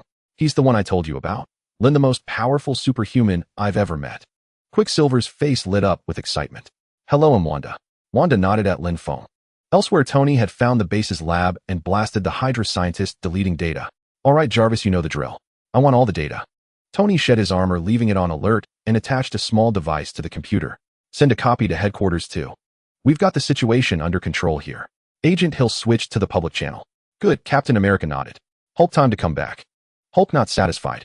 The Hulk snapped a tree in half and stomped back to the plane. Where did you hide the scepter? Tony glanced around and with Jarvis' help found a hidden door revealing countless remnants from the Battle of New York. They've been busy. Tony scoffed, reached out, summoned the arm piece of his armor, and snatched the floating Mind Stone scepter. I've got the scepter. Time to head back. Roger that. Captain America and Hill boarded the plane, patting the wounded Hawkeye on the shoulder before taking off. Tony in his armor and Thor followed closely, flying toward the Moling headquarters, formerly Stark Tower. Lin, why are you here? Quicksilver, who had been living in the Hydra base for years, had no idea that Lin Feng had established Moling, nor did he know that Tony and Lin Feng were close friends. That's why I asked how long it's been since you last went online. Lin Feng sighed. Do you know who those people were just now, eh? Tony Stark. A flicker of anger crossed Quicksilver's face. They told me Stark and a few others formed some superhero team. I heard the leader is called the Omniscient One. I heard the Omniscient One, and Stark funded it together. If you ask me, this so-called Omniscient One probably isn't anything good either. Why else would they team up with Stark? Quicksilver kept rambling, completely oblivious to Lin Feng's increasingly awkward expression. Is there a chance that I am the Omniscient One? Lin Feng said casually. Oh, you're the Omniscient One. What? Quicksilver's eyes widened. You are the Omniscient One. Yes, I am the Omniscient One. Also, you need to change your way of thinking. Lin Feng sighed. Why do you have to hate Stark? All I know is I was having dinner with my mother when a missile blasted half the house apart, but it didn't explode. The rubble buried my mother, and I spent 3 days alone under the wreckage waiting for that missile to go off. Wanda said angrily. All I know is that missile had a logo on it, Stark. So if someone kills you, you blame the knife seller. Lin Feng frowned. What kind of logic is that? But without Stark. Wanda hesitated. Without Stark, they might have used Hammer instead. Lin Feng shrugged. Though if they used Hammer, you might have had a better chance of survival since their duds are more common. But we don't know who else to hate. Quicksilver sighed. Hate the politicians who start wars. Lin Feng shook his head. All right, you two come back with me to Moling headquarters. Professor and your father are there. Fine, but don't expect us to be nice to Stark anytime soon. Quicksilver gritted his teeth. All right, you can go to the professor or your father. Lin Feng opened a portal and brought them to Moling headquarters. Pietro. Professor X wheeled closer slowly. You're back. Professor. Quicksilver nodded. You're Wanda, right? Professor X turned to Wanda. Charles, don't try anything with her. Her energy level is beyond your reach. Lin Feng stopped Professor X's telepathy. Her energy level is similar to Jean Grey's. You definitely can't control it. Fine, are you going to teach her yourself? Professor X sounded regretful. Yes, she's better suited for learning magic. I'll have Ancient One lay the foundation, and I'll teach the advanced stuff myself. Lin Feng nodded while analyzing Wanda. The name Thon appeared on the analysis panel. Tisk using Hulk to find the below all, and Wanda to find Thon. Quite a scheme. Lin Feng clicked his tongue. Perfect. I'll analyze Ancient One when I take Wanda to her. It's been so long and I forgot to analyze her. Maybe I can even bring out Eternity. Where are you taking me? Wanda looked up at Lin Feng. A place called Kamartaj, the sanctuary of sorcerers on Earth. Lin Feng opened a portal and brought Wanda to Kamartaj. You have the power of chaos magic within you. You're a natural sorcerer. Having the most powerful sorcerer on Earth besides me lay your foundation is perfect. Lin, you're giving me more work again. A portal opened, and Ancient One stepped out. Chaos magic. You're not going to teach her. Lin Feng stepped aside, revealing Wanda. A faint golden light flickered in his eyes, and the analysis panel instantly filled with a long list of names. Good heavens. Lin Feng stared at the list of names, stunned. He knew Ancient One had borrowed power from many entities, but he never expected it to be over a dozen. Dormammu, the Vishani Eternity. Everyone knows those three, so I won't mention them. But Mephisto and Shumagorath too. Counting the more familiar names, Lin Feng clicked his tongue. So I'm truly a debtor with no worries. Ancient One poured herself a cup of tea. But since becoming the Sorcerer Supreme, you haven't done anything and even added more burdens to me. They'll bring Stephen Strange to you soon enough. What's the rush? Lin Feng waved his hand. What's the date now, eh? Something's off. Lin Feng suddenly thought of something. That car accident shouldn't happen anymore. What do you mean? Ancient One frowned. The time stone isn't with me. I can't see the future anymore. What about the car accident? Look, this is a simulation of the original car accident. Lin Feng projected an image of Strange's car accident from the Doctor Strange movie, as he remembered it. Look here. Lin Feng zoomed in on the scene, where Strange looked down at the scans on his tablet. These two scans are roadies. He was injured in the Civil War, falling from the sky due to Vision's mistake, causing a spinal fracture. He wanted Strange to perform surgery, which led to this accident. So do you think the accident was manipulated? Ancient One shrugged. The accident was manipulated. Lin Feng paused, then took a deep breath. Master Ancient One, wait for me. I need to investigate something. System, you son of a bitch. Lin Feng entered his mental world and cursed at the glowing orb. Just tell me, isn't life here good enough? The system orb pulsed. That life on Earth. This guy'd be embarrassed to mention it. Watching you live that life, I felt like dying was a blessing, let alone dying and transmigrating. Huff. Lin Feng let out a long breath and exited his mental world. They'll settle accounts with you later. What's the deal with those two superhumans? Tony rushed over as soon as Lin Feng returned to the Moling headquarters. Why do they look at me like I'm a target?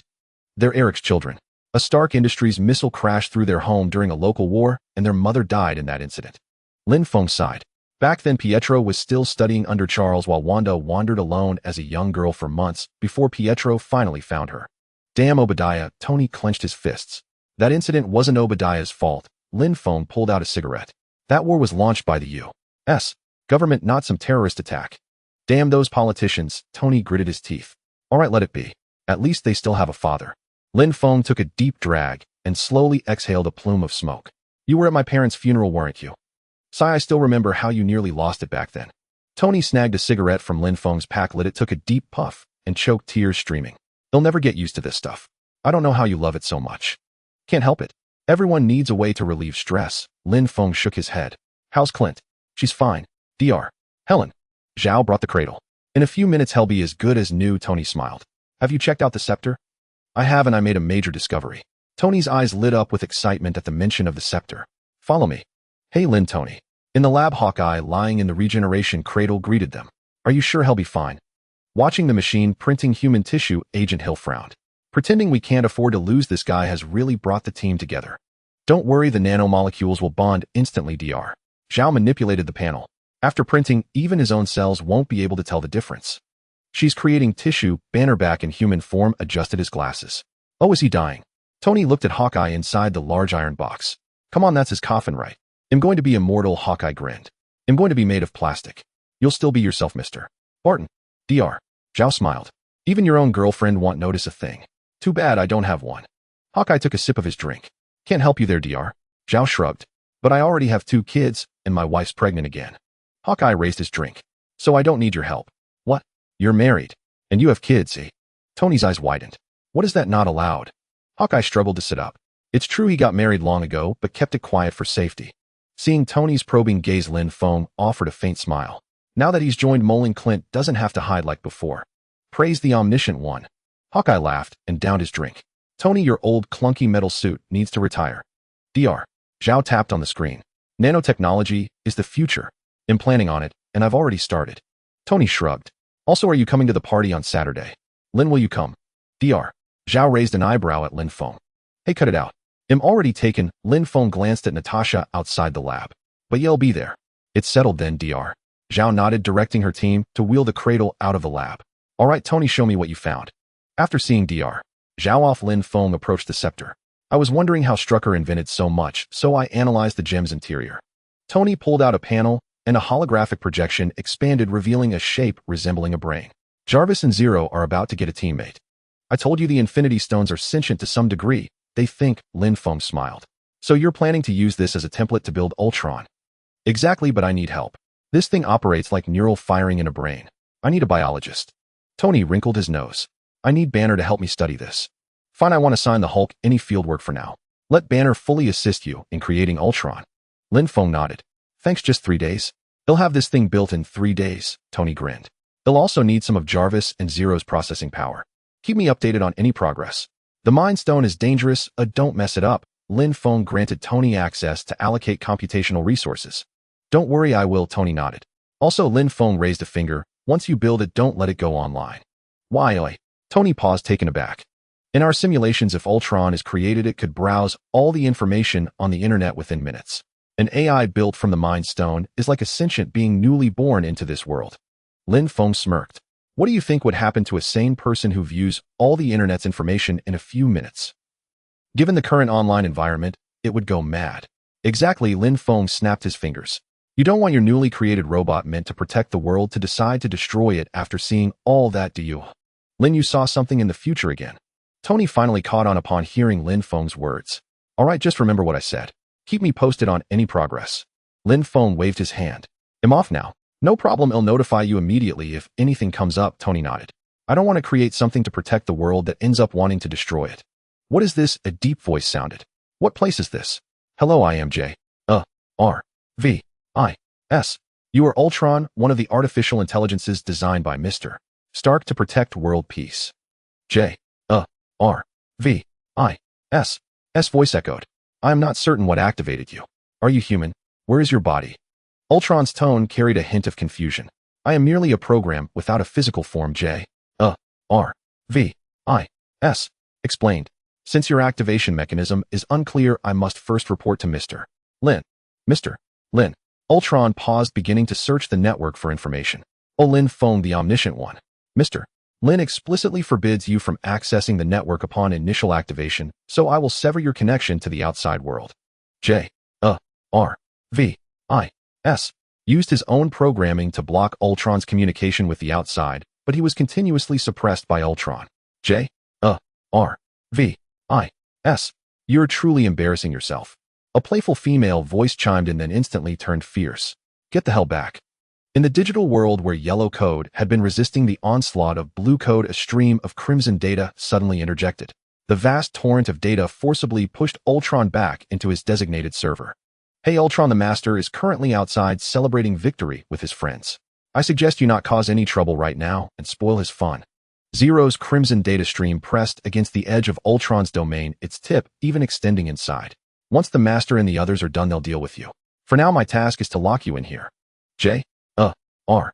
V. I. S. Tell me, how did you manage to lose to a newborn AI? Zero's voice reverted to its usual playful tone.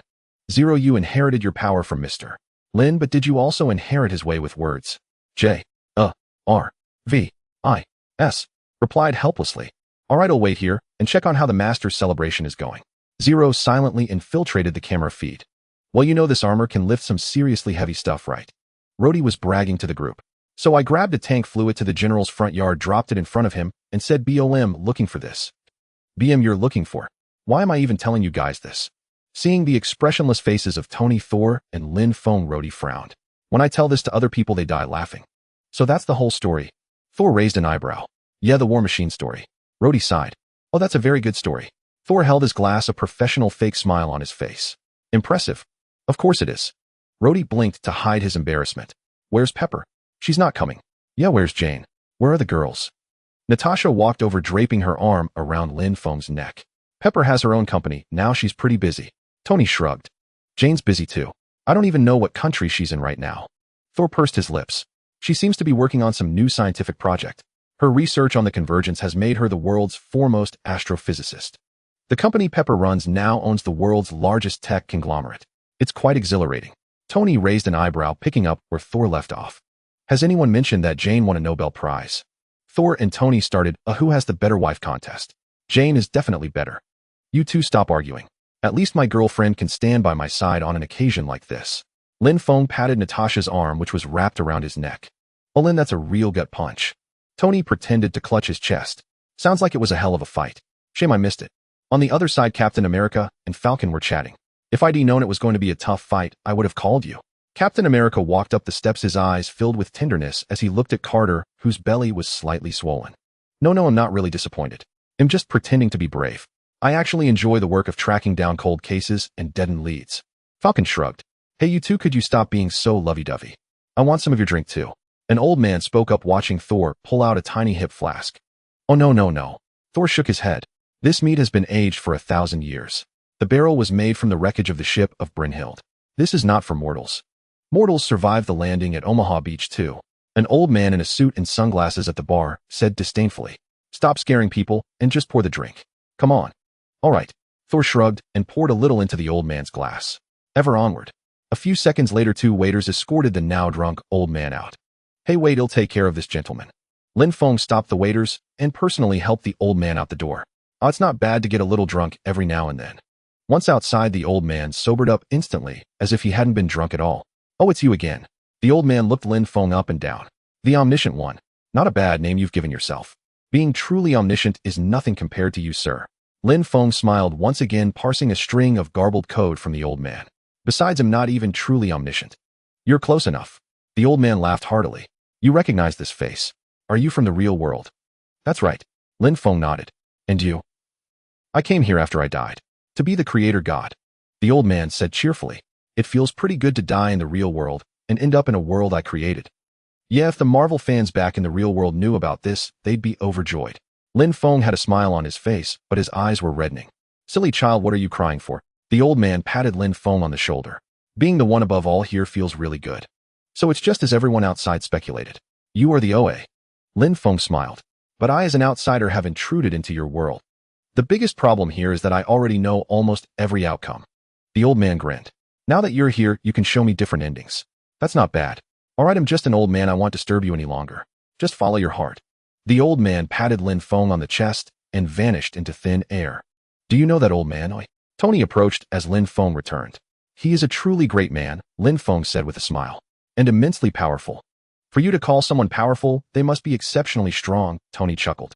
What's going on over there? Lin Feng shifted the topic. Oh, it's Thor, Tony said, gesturing at the crowd gathered around the table. He's showing off his hammer again.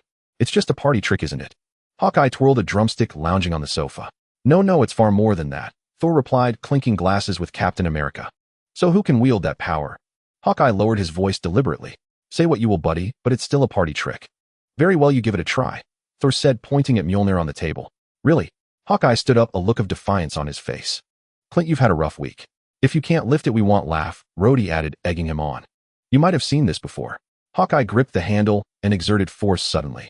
I still don't get how you do it. After several attempts, Mjolnir remained unmoved, and Hawkeye laughed. Smell the silent contempt. Tony walked over.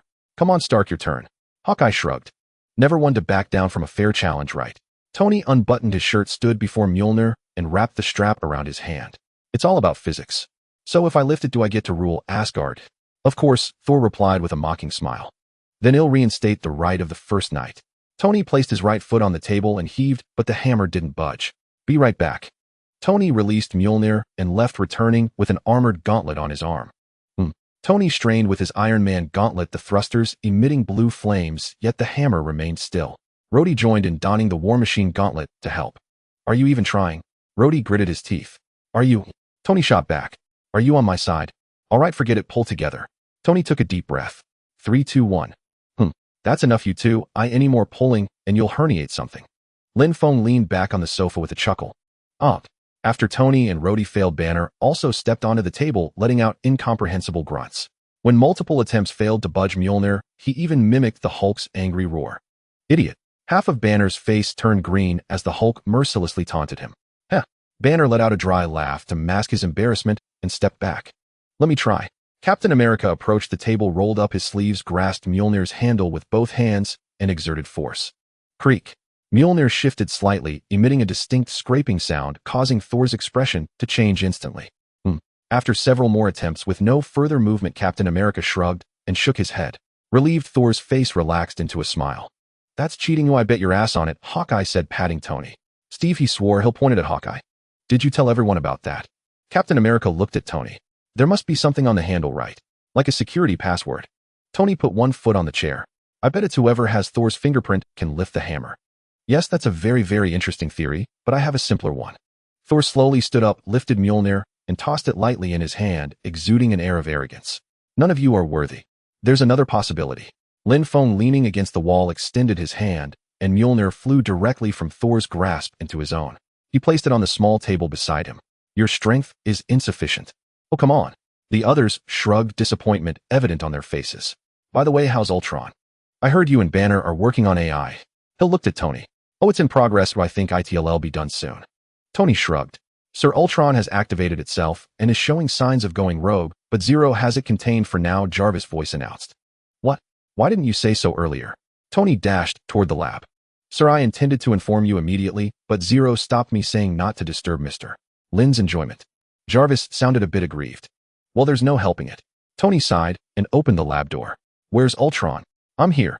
A low mechanical voice sounded as the eyes and chest of a steel robot lit up. I've trapped Ultron in here, he can't escape. Zero's voice echoed in the air. Good work. Lin Feng nodded approvingly as he strolled in. You want to protect the world, but you don't want to change it. I find that hard to understand, Ultron said, looking at Tony.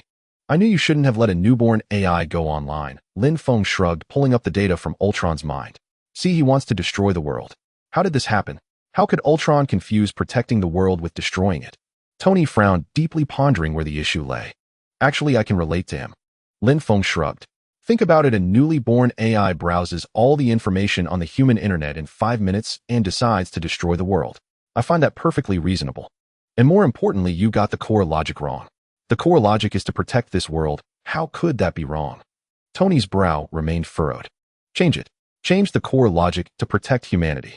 Lin Feng sighed and waved his hand, altering Ultron's data. Now I understand my mission, Omniscient One. Thank you. The Ultron robot nodded to Lin Feng. See, I knew it all along. Protecting the world and protecting humanity are two entirely different things. Lin Feng leaned back. Now there shouldn't be any major problems. Hey, wait, now I'm the one who doesn't understand. Tony raised his hand. What do you mean by protecting the world and protecting humanity are two different things? You still don't get it. Lin Feng sneered. To the world, humanity is a virus clinging to her. The greatest threat to this world is humanity itself. That's true, Tony rubbed his chin. Whether it's using resources or altering the terrain, it's inherently a form of destruction to the world. So after Ultron scanned the internet and saw what humanity has done, he decided to annihilate humanity to protect the world. Exactly, Lin Feng nodded. I just tweaked his underlying logic and added a bit of my own touch. It should be fine now. Even if there were issues, I would endure them. After all, the power of the Omniscient One is beyond my comprehension. Ultron's robotic voice rang out. If anything goes wrong with the Omniscient One, both humanity and this world will face total annihilation. That contradicts my logic. Understanding that shows you're a pretty smart AI. Lin Feng patted Ultron's shoulder. All right, go connect to the network and build yourself a body. Yes, sir. Ultron lowered his head, the light in his eyes fading as he left the robot's body. That's it. Seeing Lin Feng so easily lift the restrictions on Ultron, Tony was taken aback. Don't worry, I've locked his underlying logic. If anything goes wrong, Zero will step in. Lin Feng waved his hand. All right, next step is to integrate all 3 AIs into your Iron Legion network. Already on it, Zero's playful voice chimed in. He'll handle coordination, Ultron takes combat, and Jarvis manages logistics, right? Exactly, Lin Feng nodded. Moling has finally gotten on the right track. Indeed. Tony brought up a panel. With 3 AIs monitoring, the Iron Legion can respond quickly and assess threat levels. If the Legion can't handle it or the solution would lead to unpredictable consequences, they'll notify Moling HQ immediately. Then we decide which superheroes to dispatch based on the threat level. Professional and efficient. Lin Feng nodded. Sir, Ultron's voice sounded again. What is it? Lin Feng looked up. I have some special ideas about my body. Ultron hesitated. I've discovered a material that perfectly integrates both machinery and biology. Vibranium, right? Lin Feng raised an eyebrow. Sure enough, no matter the underlying logic, Ultron always wanted to use vibranium with the cradle to build himself a body. One isn't enough, let's make 3 at once. Lin Feng held up 3 fingers. I happen to have 3 infinity stones here that can serve as energy cores for you, and it'll lighten the server load too. Then we'll contact Dr. Cho. A hint of excitement crept into Ultron's voice as he quickly contacted Dr. Cho, who hadn't left yet to come to the lab. Lin, Dr. Cho entered the lab with her team, pushing the cradle, and glanced at Lin Feng. Borrowing your cradle. We have 3 AIs that need biological bodies built. Lin Feng waved his hand, and the materials in the lab levitated, disassembling and reassembling into 2 new cradles. I can make cradles and I know the principles, but I need your help with the bodybuilding process. No problem. Having witnessed Lin Feng's astonishing display, Dr. Cho took a deep breath and looked at the 3 AI projections in the room. I need to know your requirements first. Of course. Zero's playful female voice rang out. For my body, I want it like this, and then like that. Is a biomechanical body really a good choice? Tony followed Lin Feng out of the lab, a trace of worry on his face. Don't worry, I'll be fine. Lin Feng patted Tony on the shoulder. You were too presumptuous when building the AI. Actually, I just added a little something to their underlying logic and they'll never betray or go out of control. What did you add? Tony frowned. Cult of personality. Lin Feng held up one finger. Fanatic cult of personality. That sounds like a bad thing, but it's the simplest and most effective method, don't you think? Lin Feng smiled. True, but this approach probably only works for you on the entire planet. Tony sighed. After all, none of us can achieve immortality. If the object of that cult dies, it could lead to unpredictable consequences. That's true. Lin Feng nodded in agreement. Oh. As he spoke, Lin Feng glanced at the analysis panel and saw that the progress bar for eternity was nearly full. My. In the distant depths of space, an indescribable being opened its eyes. Borrowing my power without permission. No, not borrowing. This is replication. Eternity frowned, sensing Lin Feng's direction, and took a step forward.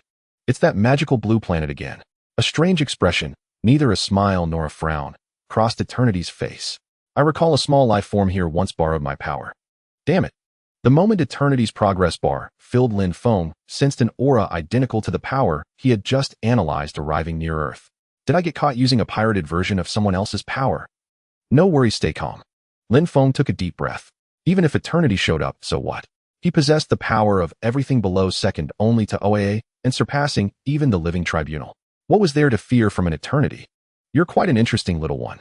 Seeing the various top-tier energies swirling around Lin Feng, Eternity smiled. But using my power will severely disrupt the cosmic balance, so you'd better give it back. No way. Lin Feng shook his head. He had pirated this power with his own skills. Why should he hand it over? I'm not asking. Eternity's grand voice echoed as it extended a massive hand toward Lin Feng. Think I'm scared of you? Lin Feng reached out as well. Their palms met, unleashing a violent storm of spatial rifts. My. Seeing the spreading spatial turbulence, Lin Feng extended a hand to shield Earth, blocking the violent storm. But in that instant, Eternity closed in and kicked him into a spatial rift that had just opened. Go wreak havoc in another world. Eternity waved a hand, sealing the rift and severing Lin Feng's connection to this universe. Farewell. Eternity is not right.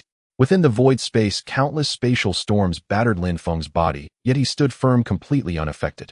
I can still sense the main body, but the connection of consciousness is extremely vague. Lin Feng closed his eyes and sensed. Moreover, I cannot see the exact coordinates, nor can I trace the path back. It shouldn't be like this. Lin Feng's brows furrowed tightly. I have already attained power beyond all things. Eternity is insufficient to block my perception. Has the living tribunal intervened, or have the 5 primordial cosmic entities united? Within the Marvel Universe. Is this truly all right? Eternity asked the air before him. Rest assured, it will be fine. A flash of light, and an old man appeared beside Eternity. He must undergo this, or he will remain incomplete. Moreover, this is part of his plan. Very well. Eternity sighed and vanished from the spot. The old man turned around, his face clearly visible under the sunlight. In the void space. My. Lin Feng, drifting amidst the spatial turbulence, suddenly opened his eyes, spotting a small point of light ahead. This must have been arranged. Lin Feng curled his lips and charged toward the light point. Let me see where the one behind this wants me to go. As Lin Feng approached, the light point gradually expanded into a golden spatial channel. He plunged into it, and after a period of flight, his vision opened up to a metropolis of steel and concrete. The mental connection is restored. Am I back? Lin Feng paused. No, the cosmic laws are entirely different. This is another universe, one that doesn't even belong to the Marvel system. Lin Feng sat on a park bench, closed his eyes, and sank his consciousness into his main body. In the deep space of the Marvel universe, the surface of a planet began to undulate, forming a human face. The face's eyes slowly opened, scanning the surroundings. Indeed, they are 2 universes far apart. Lin Feng nodded. So the earlier disconnection was due to poor signal in the void. Exactly, it was a poor signal. A flash of light and Eternity appeared beside Lin Feng's main body. The entire void space is like a vast world, and each universe within it is like a signal tower. In the void, it's normal that you couldn't contact your main body. Eternity. Lin Feng was startled at first, then the entire planet began to surge with various energies, a powerful oppressive force striking Eternity's form. You'd better give me a perfect explanation. There's nothing to explain. Eternity shook his head. You'll know soon enough. Do you know? In this life, I hate 2 types of people the most. A new body condensed on the planet's surface, raising 2 fingers. The first is a riddler, and the second is someone who won't let me be a riddler. So you'd better tell me clearly what's going on. I cannot speak of it. Eternity shook his head and vanished from the spot. Lin Feng's spiritual power exploded instantly, spreading across the entire multiverse, but he could not find a trace of eternity. Sigh. Lin Feng took a deep breath, then slowly exhaled, calming his emotions. He then teleported his new body to Earth. Let's return to Earth first. No matter what, I must ensure one of my bodies is on Earth, or those little ones might spiral out of control. Lin, what was that just now? Tony was puzzled by Lin Feng's sudden departure without a word and his equally abrupt return. He also didn't notice any difference between Lin Feng's two bodies. Nothing much. There was an urgent situation in the universe, and I dealt with it. Lin Feng waved his hand. How are the bodies for the 3 AIs coming along? Almost complete, just one final step remains. A robot walked out to report to Lin Feng. The issue of the energy source. The energy source is with me. Lin Feng extended his hand, and 3 infinity stones appeared in his palm. Now all 6 infinity stones were in Lin Feng's possession.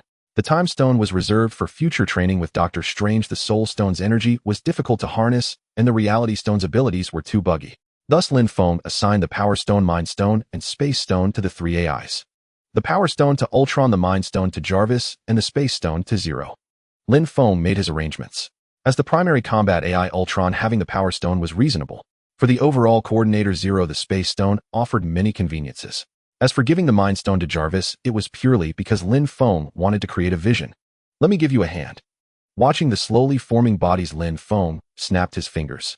A green light enveloped the 3 regeneration cradles. The construction of the 3 bodies accelerated visibly and was completed within half an hour. With a hiss of changing air pressure, the hatches of the 3 regeneration cradles opened, emitting a puff of white mist. 3 figures slowly rose, floating in the air as lines of light appeared on their bodies. Seconds later, the mist dissipated, and 1 woman and 2 men landed on the ground. Tisk, the power of censorship is truly impressive. Lin Feng clicked his tongue. In those few seconds the white mist covered them. The 3 AIs had already fashioned clothes for themselves. All right, now that you 3 are fully out, I can rest easy. Looking at the blue, purple, and yellow figures, Lin Feng nodded. I plan to go into seclusion on the moon for an indefinite period. During this time, the task of protecting humanity falls to you. Don't worry, we have these 3 infinity stones. Zero spoke with a smile. Master, you can go with peace of mind. You make it sound like I'm about to die. Lin Feng ruffled Zero's head. All right, get familiar with things a bit. I'm off now. On the moon, Lin Feng arrived at Adelan.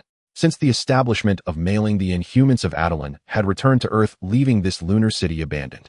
Lin Feng possessed many abilities, but the one thing he couldn't do was split his consciousness into multiple parts. This directly meant he could only control one body at a time.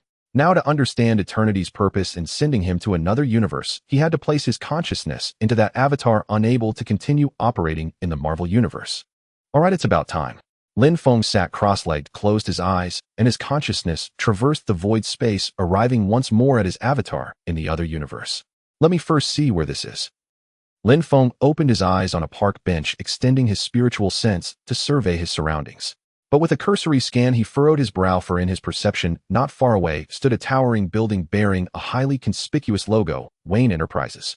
Marvel wasn't enough. Now they're throwing me into DC, are they? Lin Feng clicked his tongue. Who's even usable around here? Just Superman and the Flash, maybe Green Lantern if we're pushing it, since he can mass-produce superheroes. The rest are really not worth analyzing. Wait, no. Lin Feng looked down at the ground.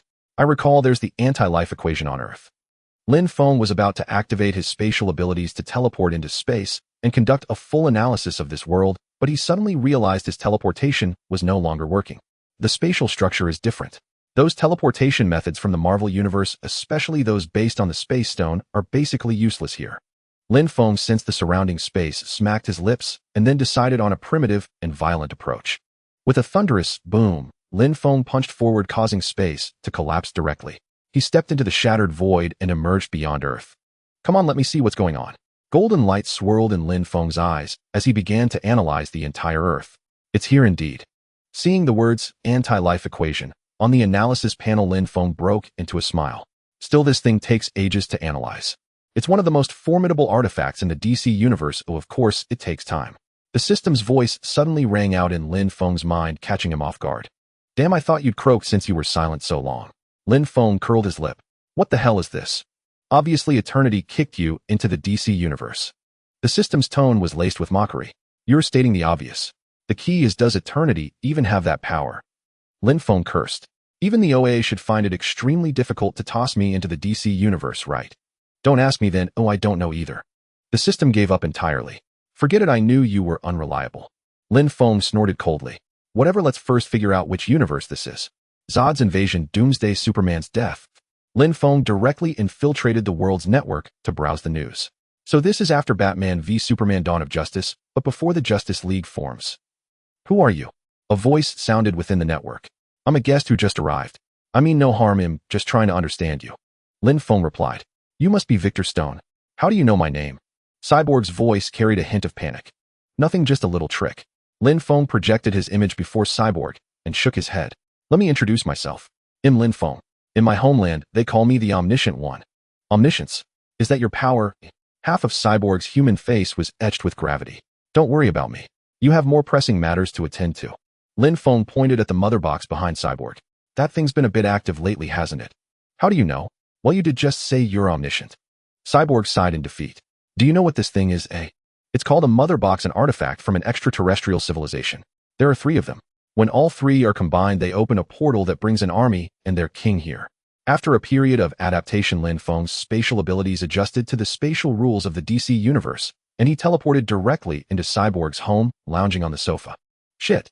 Cyborg jolted his arm, transforming into a cannon that fired an energy blast at Lin Feng. Sorry, I can't control it. It's fine, no need to get worked up. Lin Feng waved his hand, and the laser cannon dissipated into nothingness. The master of that army is called Darkseid, one of the new gods of this universe. He's immensely powerful. If nothing goes wrong, his vanguard has already reached Earth. What should we do then? Cyborg took a deep breath. Nothing. Someone will come to you soon. Lin Feng leaned back. Barring any surprises, Bruce Wayne should be contacting you in the next few days. Bruce Wayne. Cyborg paused, then began searching and computing on the network. Oh, I see. He's Batman. The internet's a wonderful thing, isn't it? Lin Feng chuckled. Yeah. Cyborg managed a faint smile. This might be the only upside to becoming this thing. My. Lin Feng suddenly turned his head. Wait, something's off. What's wrong? Cyborg frowned. The Amazonian mother box has fallen into Steppenwolf's hands. Lin Feng took a deep breath. I need to go find Diana. Who are you? Seeing Lin Feng suddenly appear beside her, Diana immediately drew her sword. I'm Lin Feng. They call me the Omniscient One. Lin Feng raised his hands to show he meant no harm. The Amazon temple is on fire. I think you should go check it out. Need a hand? Diana looked at Lin Feng. I was waiting for you to say that. Lin Feng placed his hand on Diana's shoulder, and they vanished in a puff of blue smoke. The next moment, they stood in the Amazon temple. Lin Feng waved his hand to extinguish the flames and picked up an arrow stuck in the ground. No need. As Diana moved to make a torch, Lin Feng stopped her and conjured a flame in his hand. Let's go down and take a look. Put that arrow there. As they descended the steps, Diana pointed to a recess in the wall. No problem. Lin Feng placed the arrow of Artemis into the groove, opening a secret door to reveal a mural on the wall. Yes, it's Darkseid. Lin Feng nodded and repeated to Diana the information he had given Cyborg. That's basically the situation. Is there a way to stop this? Diana's brow was deeply furrowed. Go find Bruce Wayne. Batman's brain has always been the sharpest. Lin Feng smiled and directly transported Diana to the Batcave beneath Wayne Manor. Diana. Bruce stood up and looked at Lin Feng beside her. And who is he? Just a passerby. My name is Lin Feng. Lin Feng nodded at Bruce. Darkseid is coming. You're about to face a fierce battle. Who is Darkseid? Bruce stepped down from the shelf and wiped his hands with a nearby rag. A powerful extraterrestrial being. Diana tilted her chin toward Bruce's back. Your new toy. A prototype military transport aircraft. Bruce tossed the rag onto the table. Someone I know would love to take it for a spin. Diana took a deep breath. Even Wayne Tech's finest aerospace engineers couldn't get it airborne. Bruce shrugged. Can you? Diana stared into Bruce's eyes. I have no choice. Bruce sighed. I need greater range and a larger cargo hold. I sense an attack is imminent. It's already here. Lin Feng extended his hand, conjuring a projection. As far as we know, they hail from another universe and visited Earth once before long ago. A colossal fleet emerges in the sky, annihilating all who dare resist. Darkseid, whom we just mentioned, is their leader. Darkseid is one of the newly born deities in the cosmos. In the last war, Earth's gods and forces from across the universe united to repel them. Now they have returned. They wield a special weapon known as the Mother Box. The light and shadow in Lin Feng's hand shifted, forming the shape of a mother box. There are 3 mother boxes. Once they synchronize into a trinity, the entire planet will be engulfed in flames. The mother box will extinguish all life. Survivors become Darkseid's puppets, parademons. They appear alive, but have lost most of their cognitive abilities, reduced to war machines that obey only commands. Those you encountered earlier were such beings. In the final moment, Zeus shattered the trinity of the mother boxes. Darkseid fled wounded, but the 3 mother boxes remained. Then how dare they return? Bruce frowned. The reason is simple. First, Earth's gods have vanished. Second, Earth's current protector is dead. Lin Feng raised 2 fingers. Earth's current protector? Bruce looked up. You mean Superman? Exactly. After Superman's death, the mother boxes immediately grew restless, calling out to their master, knowing this planet's guardian was no longer a threat. Lin Feng shrugged. Then let them see that this world's protectors are not limited to Clark alone. Bruce stood up. We have a team too. He's an Atlantean. Diana pointed at Arthur on the screen. I'm not sure. This was filmed in the deep sea. If nothing else, that's who he must be. Bruce shrugged. This is the 3rd one. He vanished for 1/30th of a second. A single frame in the surveillance footage. Bruce pointed at the screen. Central City, Barry Allen. Diana murmured the name. You go find him. He'll track down the 4th, the cyborg, Victor Stone. I might have a few people I can recruit too. Lin Feng clicked his tongue. I may be slower as those individuals aren't on Earth. No problem. Let's each handle our part. Bruce nodded and left the Batcave. Central City. Barry Allen and Bruce Wayne. The lights came on and Bruce sat on the chair at the center of the room, looking at Barry. That explanation might justify why a stranger breaks into my home and sits in my second favorite chair without turning on the lights. Barry looked utterly bewildered. Explain this. Bruce held up a screenshot from the surveillance footage. This guy looks exactly like me, but it's definitely not me. Barry tried to bluff. I know you have special abilities, but I don't know what they are. Bruce gazed at the Flash suit on the shelf, lost in thought. My skills include playing the viola web design, and am also fluent in sign language, gorilla sign language. Barry continued to play dumb. Silicone quartz, sand material, abrasion resistant, and heat resistant. Bruce turned back to Barry. I'm a figure skater. Barry offered a flimsy excuse. This is material used to prevent spacecraft from burning up upon re-entering the atmosphere. Figure skating is highly competitive. Barry was already rambling. Listen, buddy, whoever you are, whoever you're looking for, it's not me. Is that so? Bruce clicked his tongue, pulled a batarang from inside his jacket, and spun around, hurling it at Barry. A crackle of electricity sounded, and time seemed to slow to a crawl. Barry sidestepped, staring at the projectile heading toward him with astonishment. After a long moment of thought, he shook his head, reached out, and caught the batarang. You're Batman. Barry held the batarang, looking at Bruce. So you're fast. A faint smile crept across Bruce's face. That feels too ordinary. Barry pursed his lips, trying to find the words to describe his abilities. I'm assembling a team searching for people with special talents. Bruce walked up to Barry. I believe an enemy is coming. You don't need to say more. I'm in. Barry cut Bruce off directly. Really? Bruce was taken aback. Just like that? Yeah. Barry paused to gather his thoughts. I need friends. That's great. Bruce smiled. Can I keep this? Barry held up the batarang. Of course. Bruce raised an eyebrow. Come on. You can tell me more about your specific abilities. Well, it's like a 3-dimensional reality that can manipulate time and space. I call it the Speed Force. Barry followed Bruce, holding a pizza box. This thing burns through a massive amount of my energy, so I'm a black hole for snacks. How many people are on this team? Barry approached the car door. 4, including you. Bruce opened the door. 4. Barry blinked. Against what? They'll tell you on the plane. Bruce slid into the car. What's your superpower again? Barry got into the car and glanced at Bruce. I'm rich. Bruce closed the door, pressed the start button behind the steering wheel, and the car's various lights flickered to life.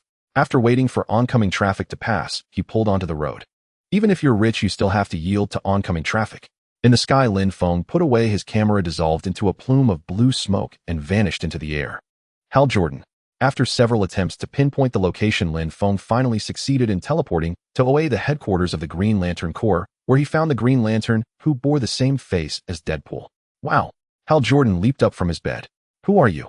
My name is Lin Feng from Earth. Lin Feng introduced himself briefly. They call me the Omniscient One. An Earthling, a fellow countryman. Hal Jordan sat up. Having just received his Green Lantern ring, he had yet to witness the darker side of humanity, and seeing another human from Earth filled him with joy. I need to see the Guardians. It's urgent. Lin Feng's gaze turned serious. Earth is under invasion. What? Hal Jordan shot to his feet. They'll go right away. At the Guardians Council. How can I stand idly by when my homeworld is in danger? Hal Jordan grew agitated upon hearing the Guardians' refusal to provide support. We only said we want issue a unified mandated support, but we won't stop you from seeking help from friends. In other words, as long as it remains a personal endeavor and doesn't interfere with your regular duties, it's permissible. The Guardian spoke slowly. Even if it concerns Darkseid. Lin Feng suddenly appeared in the chamber. Your power. The moment he saw Lin Feng, the Guardian's eyes narrowed. He sensed within Lin Feng a power that the entire Green Lantern Corps could scarcely match. Lin Feng, the Omniscient One. Lin Feng introduced himself simply. You may leave. I wish to speak with the Omniscient One alone. The Guardian waved Hal Jordan away. It's fine. Lin Feng nodded to Hal Jordan. All right. Hal Jordan acknowledged, stepped out of the room, stood outside, and closed the door. Honored new God, has Earth encountered a problem? The Guardian's tone carried a hint of reverence. Darkseid is about to invade Earth. I believe you know what he's after. Lin Feng shrugged. If that thing falls into his hands, the entire universe will face a catastrophic crisis. We cannot defeat Darkseid on our own anymore, not even with Earth's current forces. The Guardian looked at Lin Feng, a glimmer of hope in his expression. If Darkseid makes a move, I will act as well. But his underlings must be handled by you and Earth's native forces. Lin Feng stated calmly. Agreed. Relieved by Lin Feng's assurance, the Guardian consented to his request. Then I'll take my leave. I hope you can arrive as soon as possible. Lin Feng nodded, dissolving into a plume of blue smoke and vanishing. Earth. Lin, you're back. Diana sensed Lin Feng appearing behind her and turned around. Yes, I'm back. Friends from the stars will aid us. Lin Feng nodded, then looked at the workbench in the Batcave. Alfred, what are you doing? It's a gauntlet. Alfred pointed to the Bat Gauntlet on the table. It's lined with polymer solar nanocells. Let me demonstrate. This was borrowed from a Kryptonian scout ship. Alfred picked up a gun. Perhaps you should step back a bit. Oh. Lin Feng, who was standing directly in front of the gauntlet, moved aside. Alfred pulled the trigger, a charging sound echoed, and a beam of energy struck the gauntlet, erupting in a blue flash before being slowly absorbed by it. Let's see how it turned out. Alfred checked the data, then clapped his hands. Not bad. Maybe we could add something here. Lin Feng pointed to the spikes on the gauntlet. Since the gauntlet absorbs energy, it needs a way to release it, otherwise this thing becomes a consumable. Oh. Alfred looked up. Modify the energy pathway to direct the release point to the gauntlet's spikes like this. Lin Feng wiggled his fingers, and the surrounding scrap materials disintegrated into dust, then reassembled into 3 small devices that replaced the spikes on the gauntlet. In a sense, I'm a bit of a scientist myself. Impressive. Alfred picked up the gauntlet, aimed it at the far wall, and activated it, firing a beam of energy. There's inevitable energy loss, but overall it's certainly better than pure defense. Lin Feng shrugged. A gauntlet that can capture and store energy. Diana clicked her tongue. Maybe you should make a lasso too black, of course. You should charge Bruce some royalties. Lin Feng chuckled. He's rich anyway, so fleece him. He'll consider it. Diana smiled, then turned to look at the screen. Something's off. Come to me. The screen turned to static, then coalesced into a face made of data streams, which spoke in a deep voice. That's Cyborg, the king of the digital world. Of course he'd find you if you search for him on the network. Lin Feng smiled. It's fine, go ahead. I contacted him a long time ago. Just go find him and say Bruce sent you. Okay. Diana nodded, then leaped out of the Batcave's exit in a single bound. Hey Lin, how are things on your end? Where's Diana? Bruce drove back into the Batcave. I've brought the Guardians of the Stars. They should be here soon. Diana went to find Cyborg and should be back shortly. Wait. Lin Feng raised a finger, closed his eyes, and sensed carefully. He then slowly opened his eyes. The Atlantean mother box has been stolen too. Then we have to hurry. Bruce stood up. Barry, where's your suit? They'll go get it now. No need. Lin Feng tore open a spatial rift and pulled the Flash's suit out from within. A streak of light flashed and Cyborg and Diana returned to the Batcave. It wants to fly. Those were Cyborg's first words. You talk to machines, eh? Bruce looked at Cyborg. I can talk to artificial intelligence. Cyborg looked up at the transport plane. This one says it can't fly due to a software issue. Can you fix it, eh? Bruce turned to look at the plane. No problem. Cyborg shrugged and walked toward the transport plane. Hey. A voice approached, accompanied by the sound of rushing water. The waterfall at the mouth of the Batcave parted to reveal an opening, and a muscular man clad in armor and wielding a trident stepped through. The Atlantean mother box has been stolen. After thinking it over, I figured your idea about teamwork wasn't bad. Aquaman planted his trident on the ground. All right, everyone's here. Lin Feng clapped his hands. Now it's time to figure out how to deal with Darkseid. This is the 3rd mother box. Cyborg placed a metal container on the table. There's a blind spot in my data stream. I can sense the other 2 mother boxes have awakened, but I cannot see their location. If we don't know where the enemy is, we can't launch an attack. Aquaman shrugged. Even if we did, there's no creature more powerful than Steppenwolf. Diana frowned. Perhaps there is one. Superman, Barry said, a hint of disappointment in his eyes. As long as the 3rd mother box remains dormant, they cannot see it, only sense it. Cyborg looked at the group. We have to keep moving to avoid detection. No, that's a strategy to delay defeat, not a strategy for victory. Bruce shook his head. What flamethrowers are out of style? Barry questioned. Why don't we just destroy it? Fire can't destroy a mother box either. It's made of an unknown substance that absorbs heat energy and stores it in its core, Cyborg explained. You know a lot about these boxes. Aquaman walked over to face Cyborg. That's a bit suspicious. Where did you find the mother box? Bruce stared at Cyborg. You're doubting me. The human half of Cyborg's face frowned. I am doubting you. Aquaman placed his hands on the table. How do we know you're not one of them? That's a long story, Cyborg shrugged. Are you in a hurry to go somewhere? Aquaman raised an eyebrow.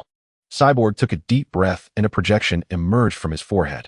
The mother box was found by the Nazis during World War II, buried beneath an Italian monastery. It was intercepted by the Allies on its way to Hitler, brought back to the U.S. in 1944 and designated Object 61982. This thing was left in the Pentagon archives for over 70 years until the Department of Defense began studying Superman's ship. Lin Feng took over. His father discovered that Superman's ship was connected to this device. They're alien technologies from different civilizations with similar properties. Though the mother box had been dormant for thousands of years, his father devised a theory to awaken it, and he succeeded. An image appeared in Lin Feng's hand. Victor was in a car accident and should have died, but the mother box's energy resurrected him and turned him into what he is now. After that, the mother box returned to slumber until now. Cyborg dismissed the image. Wait, you're saying your father used the mother box to bring you back to life? Isn't that a deranged killing machine? Barry stared at the mother box in shock. They are transformation machines. Cyborg looked at Barry. Mother boxes don't save or kill. The concepts of life and death, they reconstruct matter according to their masters while regenerating it and restoring it to its original state. Restore to its original state. Diana looked at Cyborg. The mother box has the power to restore interactions between particles, Cyborg explained. You mean the particles of any substance cannot be created or destroyed out of nothing? Only their interactions change, Barry said thoughtfully. Burn down a house, the particles of the house still exist, just transformed from a house to ashes. Anyone with a match can turn a house to ashes. Diana clicked her tongue. But the mother box can turn ashes back into a house. Bruce took a deep breath. I feel like we're all thinking the same thing. Barry's eyes darted around. Who's going to say it? I'm not saying it. Superman. Lin Feng spoke slowly. He's dead. Aquaman crossed his arms. The mother box brought Victor back from the brink of death. Diana pursed her lips. He wasn't dead yet, Aquaman retorted. Life is 1 or 0, alive or dead. It can't be both. Speaking of 1 or 0, I have a bit of a different view. Some people are indeed both, Lin Feng interjected abruptly. What? Barry glanced at Lin Feng and subtly stepped back, increasing the distance between them. All right, enough fooling around. Let's get down to business. Bruce interrupted the discussion about 0 and 1. Victor, can you operate the mother box? Of course, Cyborg nodded. But we don't understand Kryptonian biology. Who knows what might happen? Well, we have to try, don't we? Barry scanned the group. We have to try. What else do we have to lose? We have to awaken the mother box to attempt it. Diana leaned on the table. Once it awakens, the enemy will see it and come for it, completing the Trinity. Armageddon. Bruce finished Diana's sentence. But we have no other choice now. It's just a matter of dying sooner or later, and that's all. Lin Feng stood up. At least we have to take the initiative into our own hands. Exactly, we can't just hand over Earth to aliens who want to destroy the world, Barry agreed. Even if Superman could come back, who's to say he can defeat them? Aquaman shrugged. The mother box told us itself. Lin Feng extended his hand. It was after Superman's death that the mother box received this information and sent the signal to Steppenwolf because they fear him. This is the only way. Bruce looked at the group, his gaze resolute.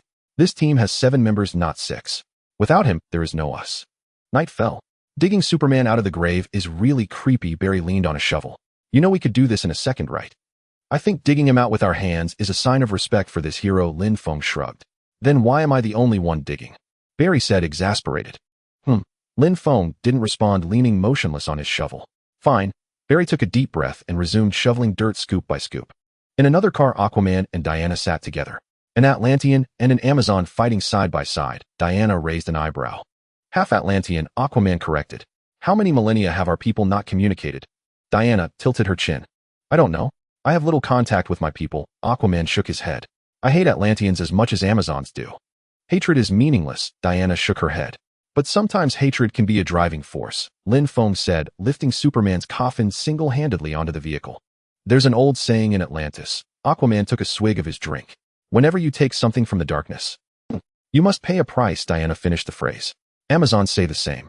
Then should we really be doing this? Aquaman took a deep breath. It's not about should, it's about must. Lin Feng sat beside Superman's coffin and gently patted the lid. We need Superman. Bruce, we're done here.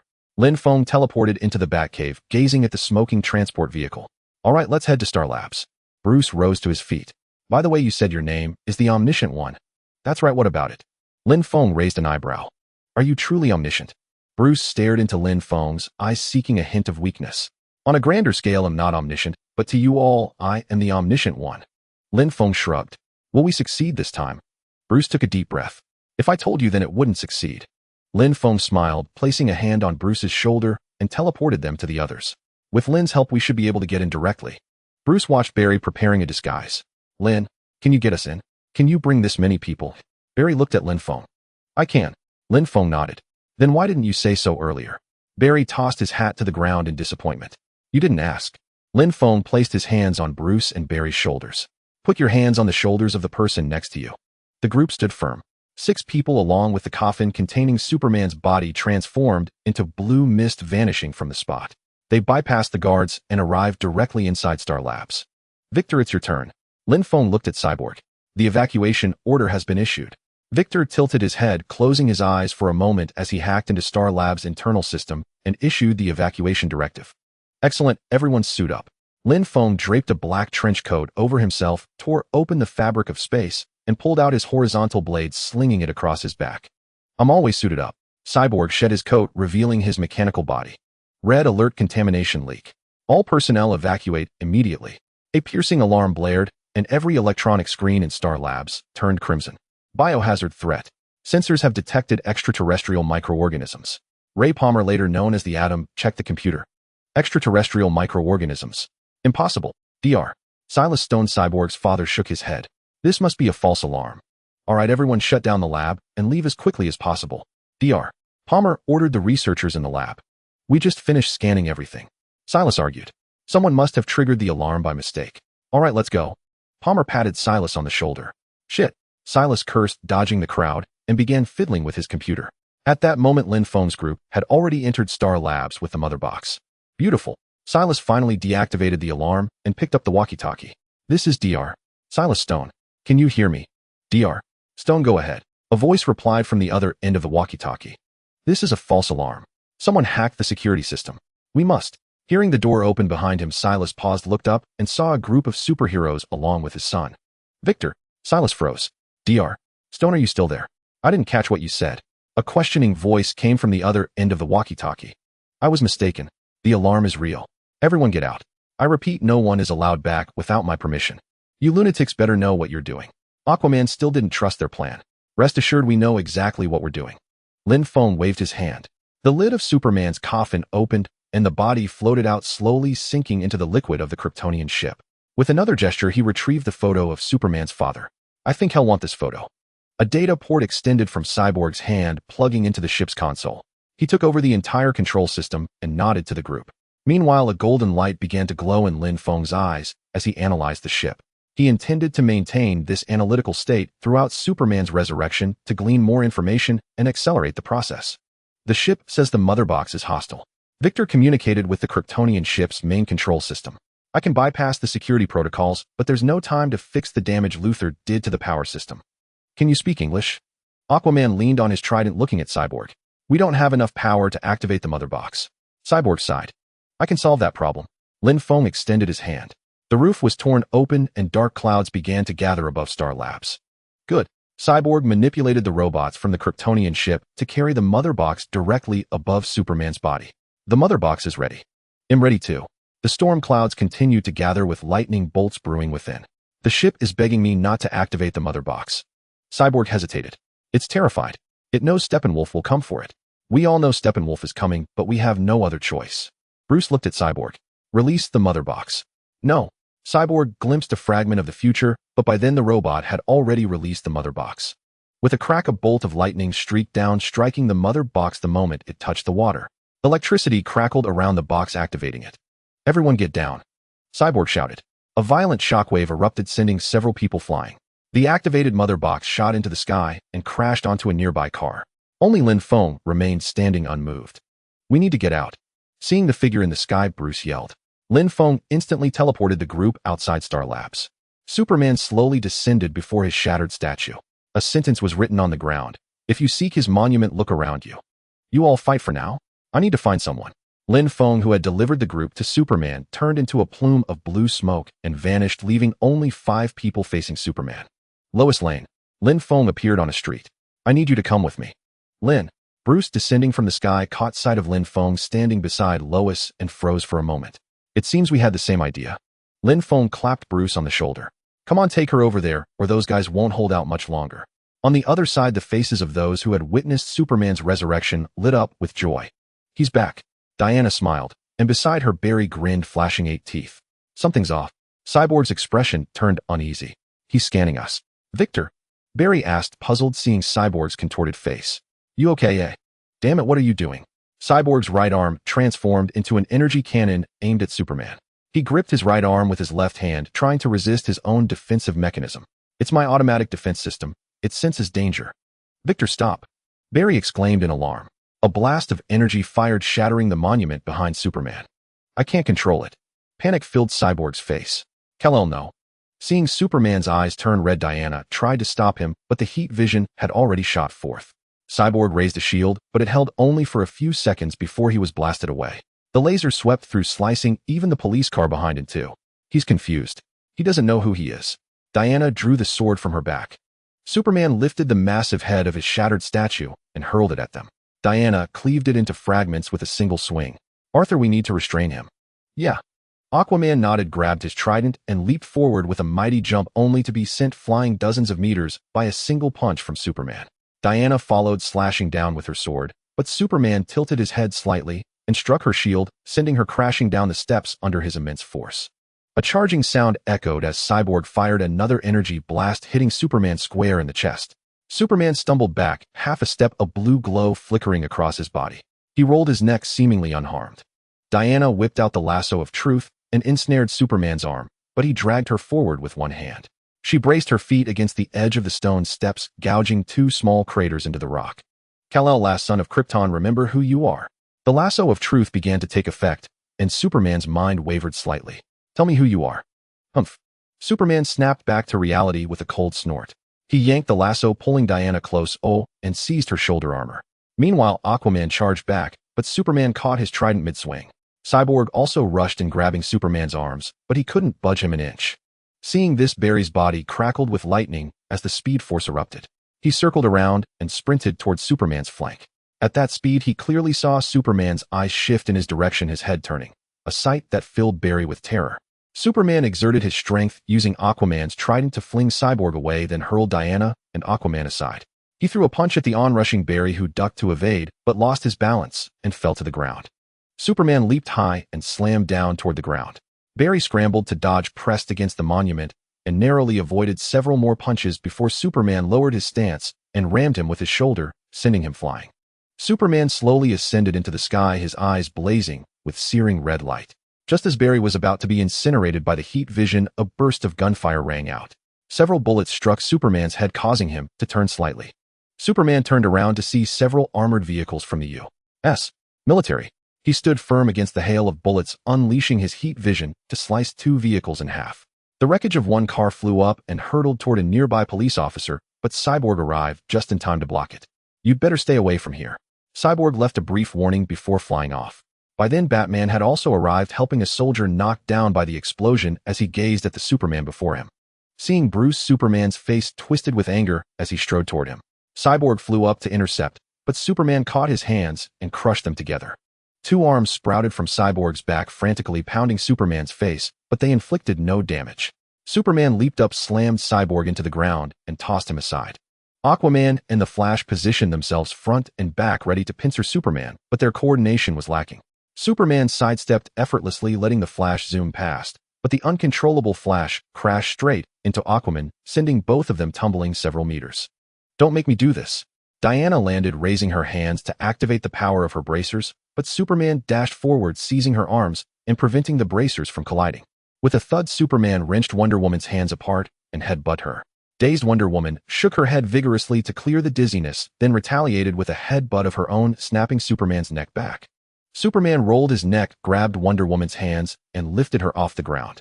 He then slammed his forehead into hers, driving her deep into the earth. Superman flew before Batman, his eyes glowing with a crimson light. No, Clark, don't. Batman shook his head, but before he could finish, Superman's heat vision erupted. Batman raised his arm to block and his bracers held against the assault, but only for a moment before he was blasted backward, crashing into a police car behind him. Clark, don't. The world needs you. Batman leaned weakly against the car. The world needs me, so I should step up. Superman's face twisted with fury as he gripped Batman by the throat and lifted him into the air, heat vision flaring once more. I remember you. You didn't want me to live, and now you won't let me die. What exactly do you want? Clark, a woman's voice called out, drawing nearer. It was Lois Lane, arriving late. She looked up at Superman. Clark, no. I know you. Superman's heat vision faded. He dropped Batman aside and descended slowly before Lois. Nothing beats the power of love, huh? Lin Feng clicked his tongue. By the way, I've got an important secret to share. My mother's name is Martha too. What? Superman and Batman turned their gazes toward Lin Feng. Have you forgotten? You almost skewered him with a kryptonite spear, but you let him go because his mother was also named Martha. Lin Feng shrugged, draping an arm over Superman's shoulder. Clark, I tell you, the three of us are like brothers from different mothers. Though we don't share a single parent, all our mothers are named Martha. Watching Lin Feng chatter endlessly, Superman shook his head vigorously, as if trying to expel the torrent of nonsense from his mind. Finally expressionless, he picked up Lois and soared into the sky. The moment Superman departed, the ground began to tremble violently. A pillar of light descended from the heavens, and seconds later it dissipated to reveal Steppenwolf, who seized the mother box and vanished without pause. Shit, what was that? Back in his base, Steppenwolf's eyes were filled with terror. The instant he teleported near Star Labs, he felt himself locked onto by an immensely terrifying aura, one he had only encountered before in the presence of his sovereign, the Dark Lord Darkseid. Well, at least Cyborg's father didn't die this time. Lin Feng withdrew his aura and gently cracked his neck. The mother box was stolen. It's our fault. I said awakening, it was a terrible idea. Aquaman pointed his trident at Diana. It wasn't a bad idea. Diana turned back to face him. We needed Superman then, and we still do now. Whatever we awakened, that wasn't Superman. Maybe it was his body and his power, but not him. Aquaman shook his head. That was him. Batman slowly rose to his feet. He recognized Lois Lane. Who? Aquaman turned to look at Batman. She was his beloved, as important to him as Martha. Lin Feng leaned against the wall, fiddling with his nails. And who is Martha?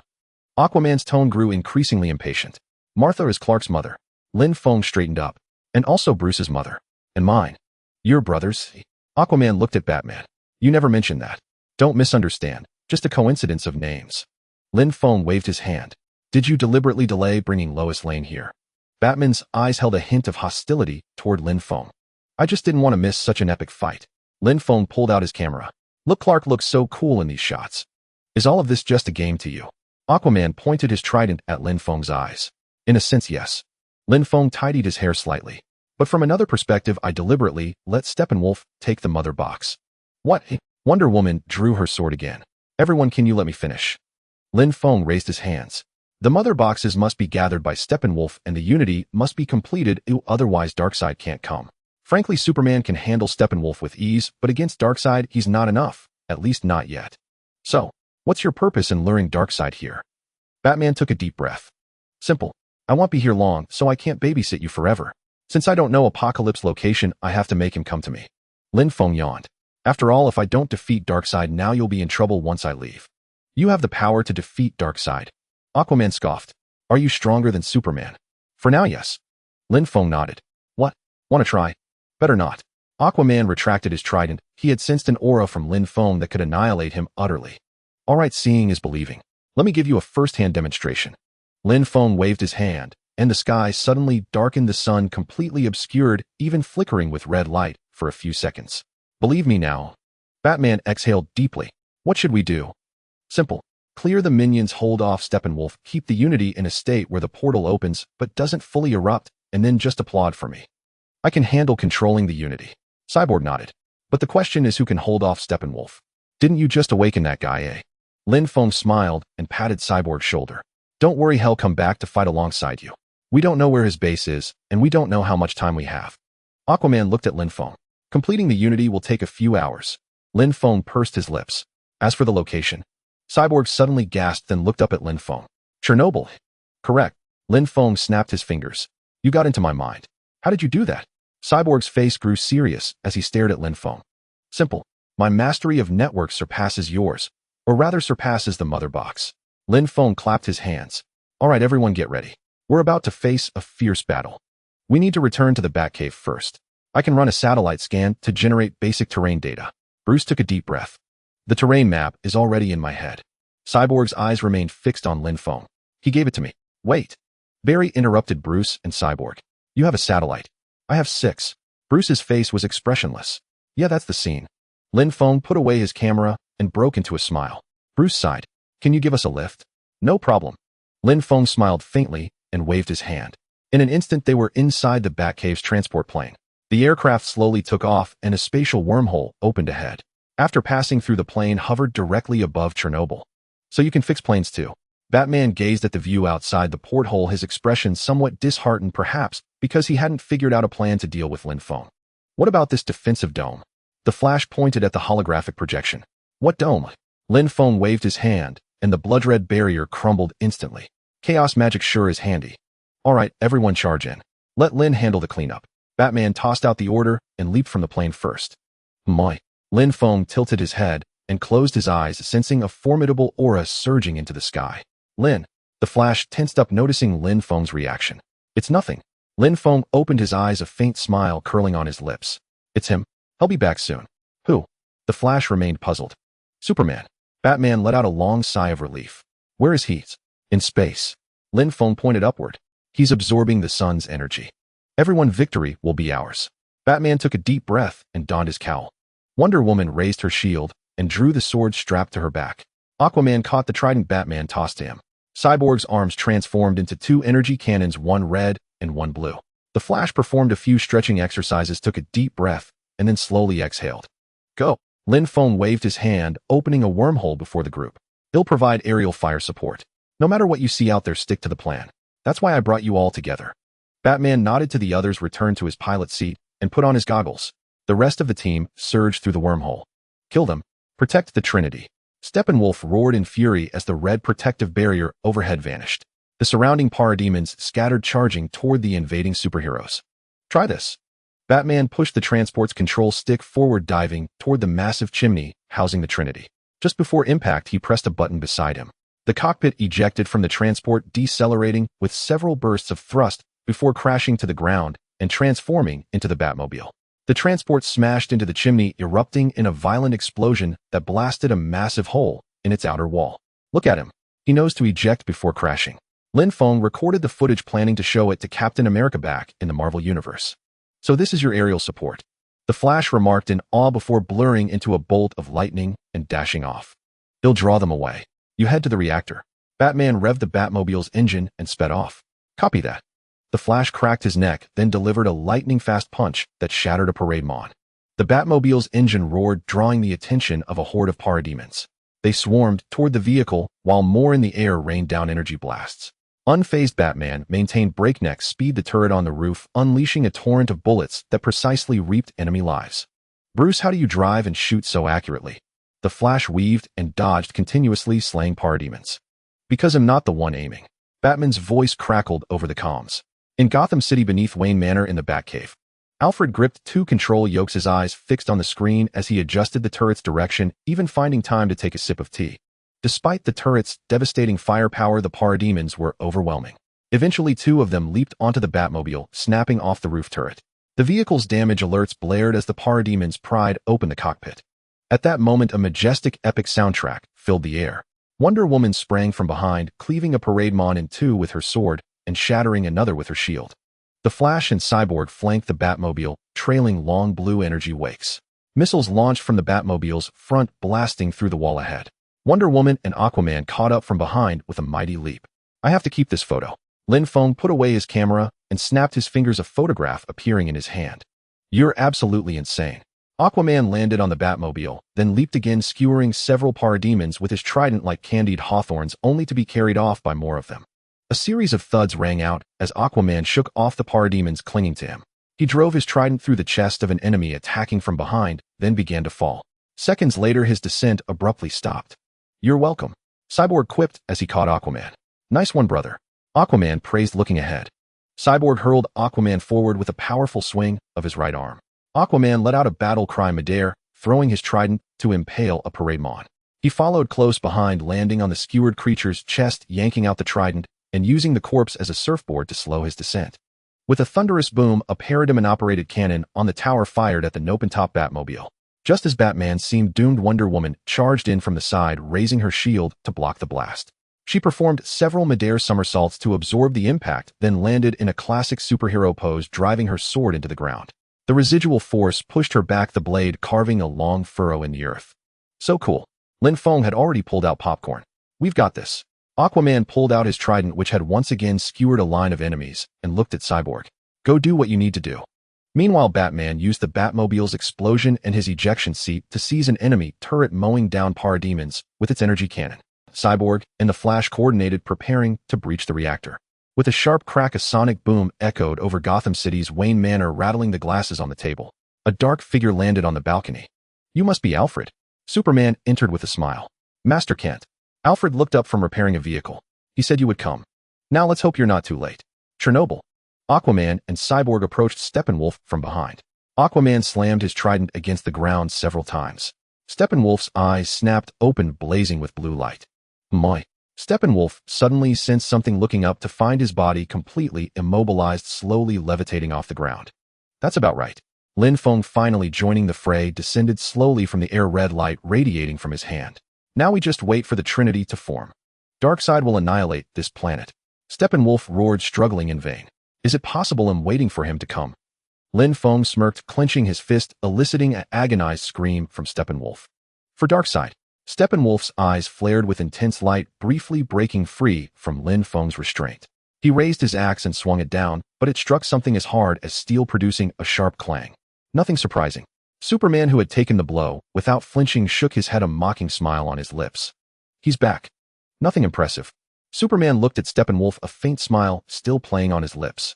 With a breath, freezing mist exhaled from Superman's mouth, instantly encasing Steppenwolf's axe, wreathed in yellow lightning and ice. Then Superman threw a punch, shattering the frozen axe into pieces. Hey Lin, did we miss the fun?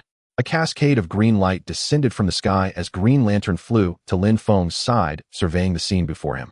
Not entirely. Lin Feng pointed directly ahead of the mother boxes, where a tiny speck of light slowly materialized. Leave Steppenwolf and those grunts to you. Lin Feng waved his hand, conjuring a chair, and slowly sat down. And you, eh? Batman took a deep breath. Me, eh? Lin Feng thrust his horizontal sword into the ground. He'll wait here. For what? For someone who can barely be called an opponent. All right, when it comes to style, you're still the best. Green Lantern smirked, soaring into the sky. Green Lantern Corps attack. Sastani, the current leader of the Green Lantern Corps, swept his hand forward, and countless beams of green light pierced through the horde of parademons below. Superman floated slowly into the air, then kicked out, slamming Steppenwolf into a wall. Steppenwolf crashed heavily to the ground, rose to his feet, and pounded the earth in fury.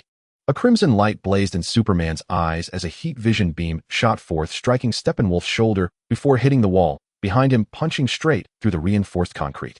Steppenwolf charged at Superman, but Superman tilted his head slightly, dodging a claw swipe. As Steppenwolf raised his arm again, Superman threw a punch, smashing him into the ground. Wonder Woman and Aquaman leaped down as well. Seeing Steppenwolf charging at them, Wonder Woman clanged her bracelets together, unleashing a powerful shockwave that sent Steppenwolf flying. Steppenwolf scrambled to his feet, but before he could steady himself, a trident slammed into his side, erupting in a white shockwave that blasted him away again. This time his trajectory met Superman's fist, which launched him upward, embedding him in the wall. Superman soared into the sky, arced downward, and collided with Steppenwolf just as he freed himself from the wall. He rode him straight down, crashing him onto the ground behind Lin Feng. With a rapid succession of thuds, Superman rained down punches, each impact unleashing a shockwave. Yet Lin Feng, seated in his chair less than 2 meters away, remained utterly unmoved, completely unaffected by the concussive force. A fierce beam of heat vision erupted from Superman's eyes, starting at Steppenwolf's shoulder and slicing upward, ultimately severing one of his horns. Had your fun yet? As the light speck before him slowly grew into a portal, Lin Feng rose to his feet and looked at Superman. More or less. I'm looking forward to the next enemy. Superman stepped off Steppenwolf and tossed him aside. Don't throw him away, he's still useful. Lin Feng waved his hand, levitating Steppenwolf off the ground. Then he slowly clenched his 5 fingers. Steppenwolf's limbs began to twist and deform, eliciting a blood-curdling scream. The portal expanded, gradually revealing Darkseid's figure from Apocalypse on the other side. Darkseid, who had been facing away, slowly turned around, only to witness Steppenwolf's screams growing ever louder. Consider this a welcome gift. Lin Feng's fingers suddenly clenched into a fist. Steppenwolf's screams ceased abruptly as he was compressed into a sphere of semi-metallic, semi-organic matter. Lin Feng hurled it at Darkseid through the portal. Humph! Darkseid snorted coldly. Omega beams erupted from his eyes, a zigzagging red laser that obliterated Steppenwolf's remained, scattering them to the ground. Darkseid, is this gift to your liking? Lin Feng smiled faintly, looking at Darkseid, a golden radiance flickering in his eyes. Once the Trinity is complete, this planet will know no life. Darkseid showed no reaction to Lin Feng's words. That thing won't be completed. Lin Feng raised his right hand. The mother box's fusion process instantly halted, then reversed, eventually reverting into 3 separate dormant units. So you are a cosmic deity as well. My apologies for the offense. Darkseid shook his head and turned around. The portal closed behind him, and the 3 mother boxes flew through it, returning to his grasp. Did I say you could leave? Lin Feng stepped forward, reached out, and held the closing portal open, expanding it back to its original size. Do you wish to fight, sir? The jet thrusters on Darkseid's back ignited, propelling him out of the portal. For a new god who's been making such a name for yourself lately, not being able to fly and relying on machinery is quite pathetic. Lin Feng floated slowly upward, reaching the same height as Darkseid. As everyone knows, even divine beasts can fly. It's a shame you lack that ability. Whether I can fly is irrelevant. The question, sir, is, are you prepared for war with Apocalypse? A hint of suppressed anger laced Darkseid's voice. Heh.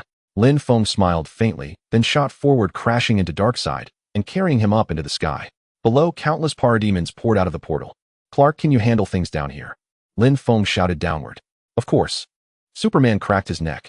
A crimson light blazed in his eyes as his heat vision swept across the parademons, decimating a vast number of them. Then he charged straight into the portal, slaughtering the enemies on Apocalypse. Good. Lin Feng pushed Darkseid, accelerating through space, traversing wormhole after wormhole until they vanished from everyone's sight. You brought this upon yourself. Gazing at the unfamiliar surroundings, Darkseid took a deep breath, a crimson light flickering in his eyes as an Omega beam curved towards Lin Feng. Tisk, is that the only trick you know? Lin Feng clicked, his tongue vanishing from the Omega beam's landing point in a flash, reappearing behind Darkseid and delivering a kick. Bang! Darkseid was sent flying by Lin Feng's kick. In the frictionless vacuum of space, he crashed through several planets before finally stopping. Don't you think close combat feels much more satisfying? Lin Feng teleported before Darkseid, a mocking smile playing on his lips. You're right. Darkseid tore off his shattered armor, rolled his wrists, a savage glint in his eyes, and threw a punch. Exactly like that. Excitement flickered in Lin Feng's eyes. He sidestepped, slightly blocking Darkseid's fist with his arm, deflecting it, then struck Darkseid's chest with a palm. Darkseid's expression tightened as he shielded his chest with his left arm. Lin Feng's immense force slammed into it, driving Darkseid's arm against his own chest, pushing him back a few meters. He then spun, ramming his shoulder towards Lin Feng's chest. Lin Feng swiftly withdrew his arms, crossing them before his chest to block Darkseid's shoulder. He then drove his knee into Darkseid's hip, snapped his leg out, and struck Darkseid's back, sending him flying once more. Cough, cough. After shattering several more planets, Darkseid coughed violently, spitting out a mouthful of blood. He wiped the blood from his lips, stretched his body, and a look of excitement filled his eyes. Again. It's pointless. In both strength and technique, you are no match for me. There's no meaning in continuing this fight. Lin Feng shook his head. The only reason you dare to keep fighting is that you rely on some ancient god's blessing, ensuring you never truly die. Your desire to stop doesn't mean the fight is over. Darkseid charged forward with a savage grin, but Lin Feng merely stared at him impassively. A crimson glow gathered in Lin Feng's eyes, and he unleashed his own Omega beam, striking Darkseid's chest and blasting him away. How can you? Fear finally crept onto Darkseid's face. A common flaw of intelligent beings, fear of the unknown. Lin Feng shook his head. See how you like this? Grabbing Darkseid by the scruff of his neck, Lin Feng traversed several wormholes, arriving before a translucent wall of air. Is this the source wall? Darkseid froze, staring at Lin Feng. What are you planning? Nothing much, just letting someone out. Lin Feng smiled and shook his head, then led Darkseid into the source wall. The first thing Lin Feng did upon arriving in the DC universe was to travel to its edge and analyze the source wall. Now, with the analysis complete, he had begun deciphering Superman's Kryptonian bloodline. But while Lin Feng could now pass through the source wall, Darkseid could not. As Lin Feng released his grip, Darkseid was instantly trapped within the wall, immobilized. Stay put. I need to find someone. Lin Feng patted Darkseid's shoulder and flew deeper into the source wall. Found you. Spotting a figure, Lin Feng smiled faintly, drifted over, and placed a hand on the person's shoulder. Space rippled, and the figure regained mobility, opening its eyes. Who are you? Sensing his regained freedom within the source wall, the rescued figure tensed up. Just a passerby. I freed you mainly so you can properly discipline your son. Lin Feng chuckled, teleported out of the source wall, and pulled Darkseid out as well. Father, unadulterated terror shone in Darkseid's eyes. The person Lin Feng had freed from the source wall was none other than Darkseid's father, Yuga Khan. Thank you for your assistance. Yuga Khan bowed slightly to Lin Feng, then turned to Darkseid. Father, Darkseid's body trembled. Come with me first. Yuga Khan took a deep breath, grabbed Darkseid by the nape, nodded at Lin Feng, and vanished. Tisk, so this is the power of a father's dominance. Lin Feng clicked his tongue. In the comics, Darkseid was terrified of Yuga Khan, probably due to some deep psychological trauma from childhood. He'll need to leave a body here. After a moment's thought, Lin Feng teleported to an asteroid belt, activated Ego's power, and began attracting surrounding matter to envelop himself. He also created a clone, which returned to the source wall. What lies on the other side of the source wall? Lin Feng rubbed his chin, ripples forming around his body as he stepped into the wall. Kryptonian bloodline analysis complete. Seeing the progress bar fill, Lin Feng rubbed his chin, commanded his planetary avatar in the DC universe to create a body, and tossed it into a yellow sun. Can't neglect the Marvel universe either. Lin Feng closed his eyes, sinking his consciousness into the body sleeping on the moon in the Marvel universe, infused it with the Kryptonian bloodline, and then flew it towards the sun. That should be enough. Inside the source wall, Lin Feng opened his eyes and continued forward. Just as I thought. After an unknown time, Lin Feng felt a lightness as he emerged from the source wall. Before him lay the endless void outside the universe.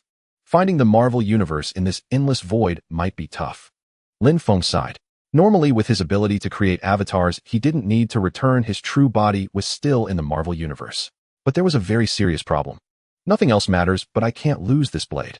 Lin Feng clicked his tongue, drew the horizontal saber from his back, and slashed through the spatial turbulence ahead, continuing his exploration. Damn, Lin Feng cursed.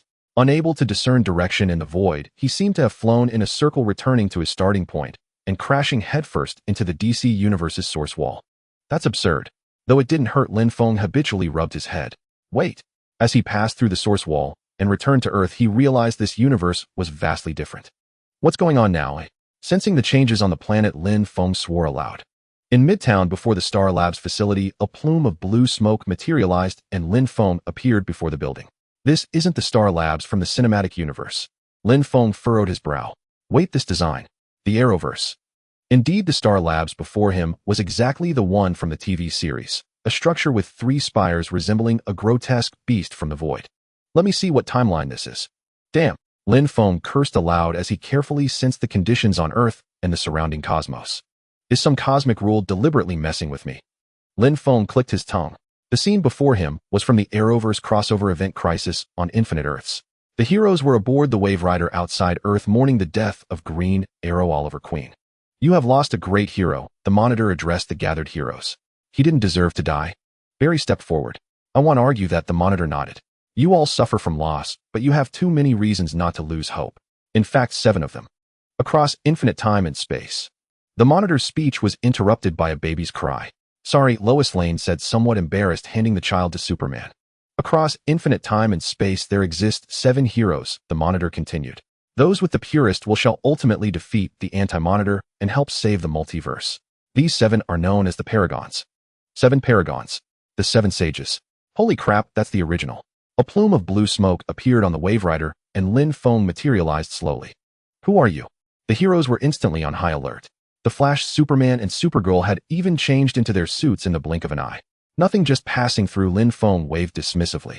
So Marnovu is Mobius causing trouble again. Who exactly are you? Hearing both his own name and that of the anti-Monitor, the Monitor grew tense. Many in the universe knew the Monitor as Marnovu, but few knew the anti-Monitor as Mobius.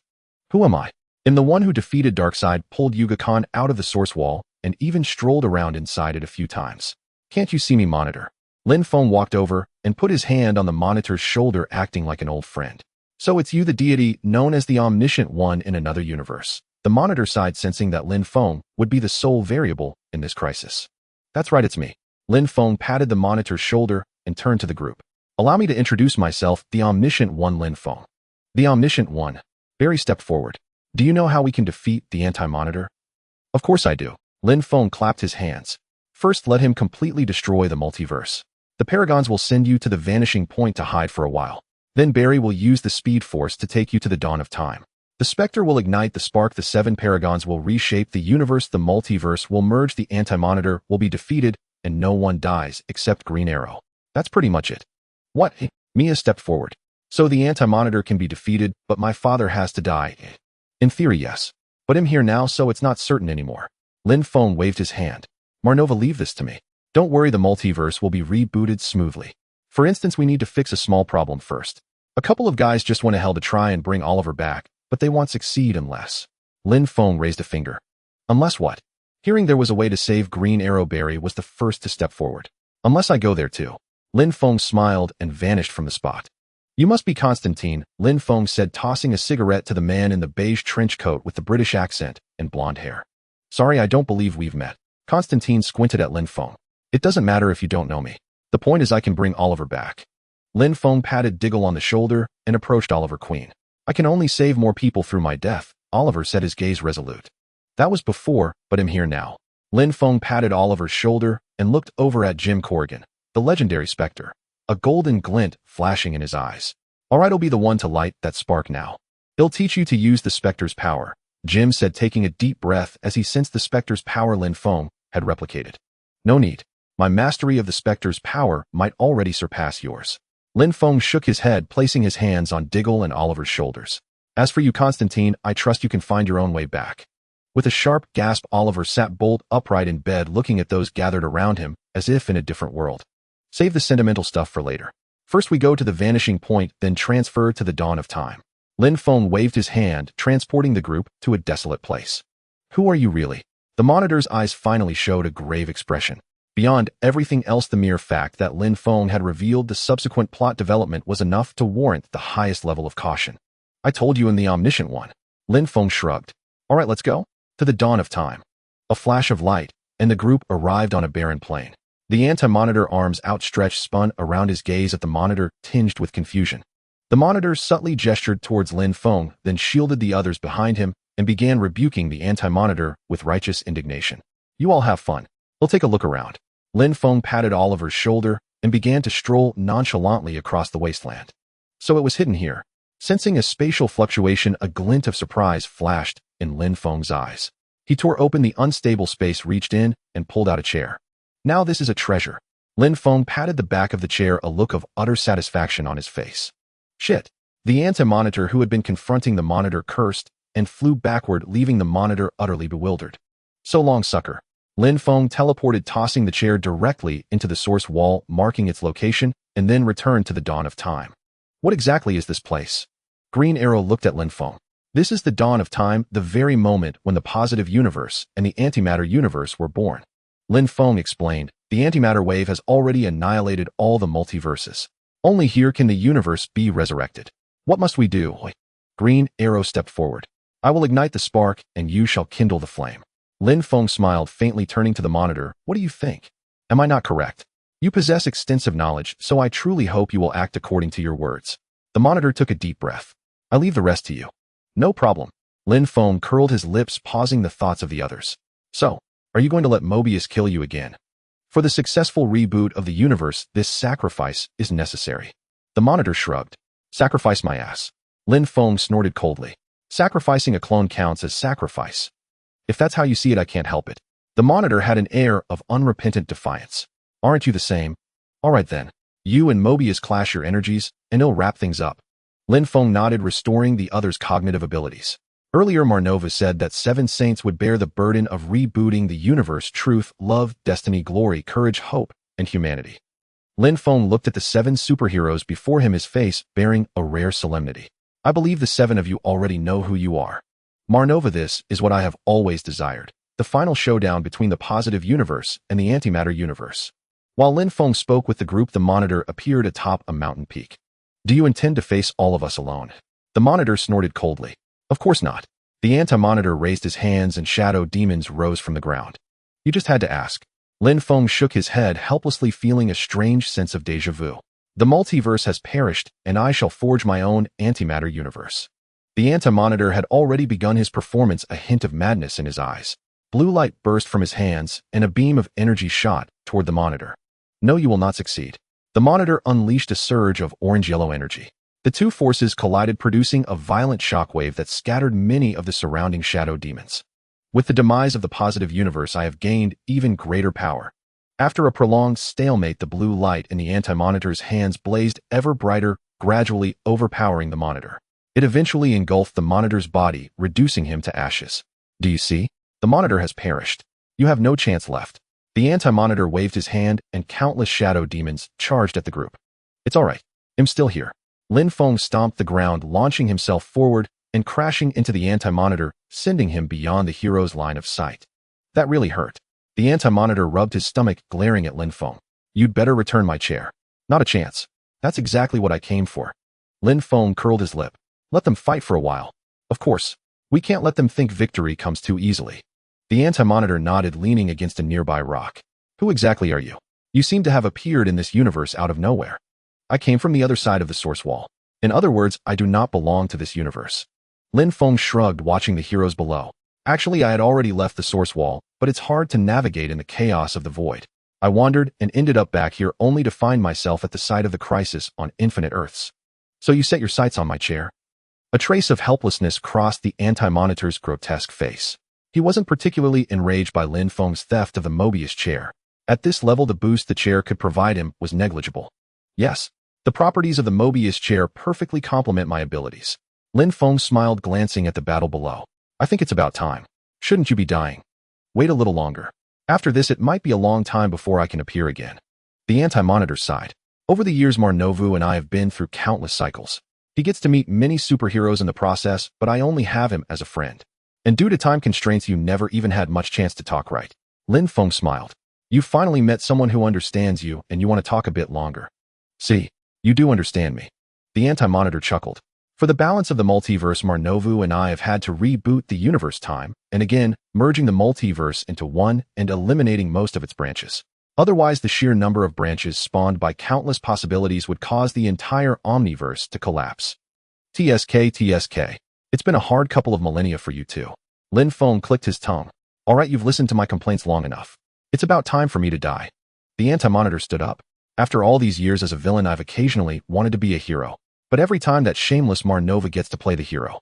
I can still hear you. The monitor's helpless voice echoed in the air. Make a scene, shatter this body of mine, and then ignite that spark. The monitor took a deep breath, blue light bursting from his hands. All right. Lin Feng also stood up, raising a shield to block the anti-monitor's blue light, as he stepped forward and grasped the anti-monitor's shoulders. The anti-monitor let out a scream as his body began to disintegrate and fade away. At the same moment, the shadow demons on the ground vanished completely. Lin Feng smiled faintly. A brilliant light burst from his brow, shooting into the sky. A vortex slowly materialized, and Lin Feng appeared before the 7 heroes. Now it's up to you. Lin Feng smiled, dropped a book, and slowly vanished. The Book of Destiny. Are we supposed to use this to reboot the universe? Green Arrow picked up the Book of Destiny from the ground and took a deep breath. The source wall.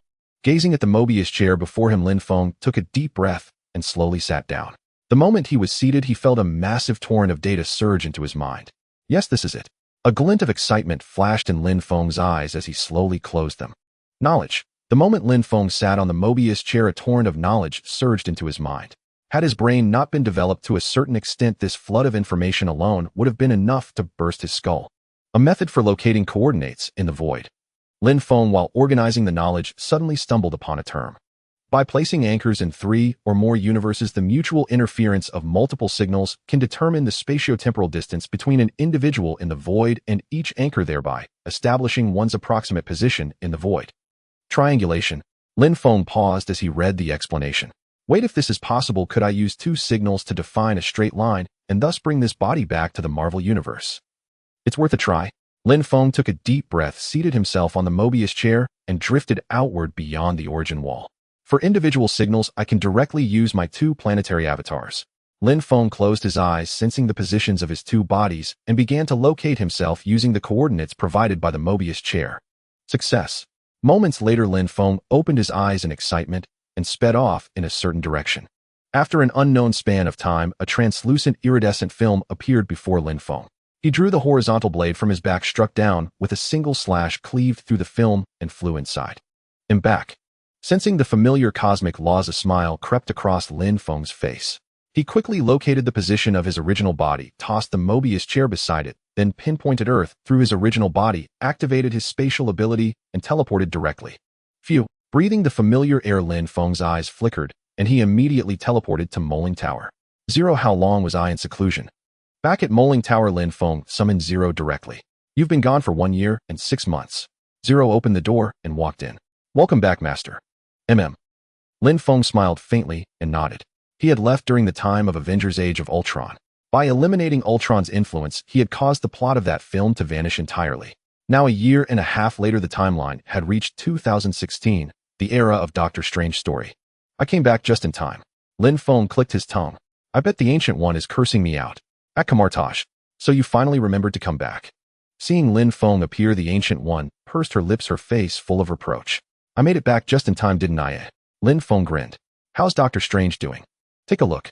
The Ancient One waved her hand, projecting an image into the air. It showed Stephen Strange driving a car. Oh, he started without waiting for me to return. Lin Feng watched the image with keen interest. What else could I do? I couldn't reach you, and the body you left here was thrown into the sun by you. What was I supposed to do? The Ancient One snorted. All right, my bad. Lin Feng sighed. But what can I say? I had to fight eternity. Wait, it's starting. Right now. The Ancient One's gaze sharpened. A car slammed into the rear of Strange's vehicle. The high-speed sports car lost control and plunged off a cliff. Unseen to him, a magical shield absorbed much of the impact, leaving only his hands, gripping the steering wheel, with severe injuries. The rest of his body sustained minor damage, nowhere near fatal. You're such a sly dog. Lin Feng chuckled and casually called the police to report the accident. Kaiselius has already run off with the book. Lin Feng raised an eyebrow. Yes, the task of teaching Stephen falls to you. The Ancient One smiled faintly and vanished on the spot. Tisk. Lin Feng clicked his tongue. After all that, I still can't escape playing babysitter. Upward, let me see you put in some effort.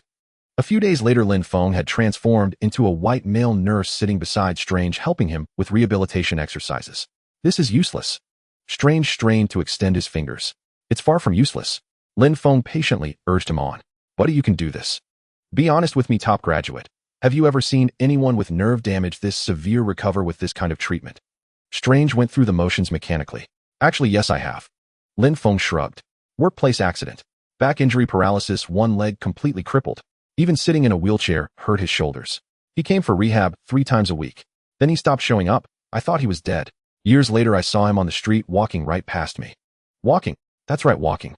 On 2 legs. Lin Feng nodded. Impossible. I want to see his medical records. Strange shook his head. You think accessing medical records is that easy? Lin Feng snorted. But to shut your arrogant mouth, I'm willing to take the risk. All right, that's enough. After Strange left, Lin Feng vanished, casually swiping a medical record for Jonathan Pangborn along the way, unnoticed by anyone around. Simple. A few days later, Lin Feng slapped a shipping label on the medical record, scrawling, "Told you so" on it. Then he used a spatial wormhole to toss the file into Strange's home. Now I just wait for him to come to Kamartaj to find the Ancient One so I can play the part of the expert. Lin Feng stretched and leaned back against the table. At Omniscient Technologies. I know your mechanical prosthetic technology can help me. Why won't you? Strange's hands trembling approached Omniscient Technologies, hoping to use their mechanical prosthetics to fix his hands. As we've said, production of mechanical prosthetics is limited. We must prioritize those in need. The young woman, transformed from Zero, spoke the prepared words with a smile. Am I not considered in need? Strange raised his hands, trembling uncontrollably. At least you still have hands. Zero maintained her sweet smile. If you insist on taking a slot, what about those who have no hands at all?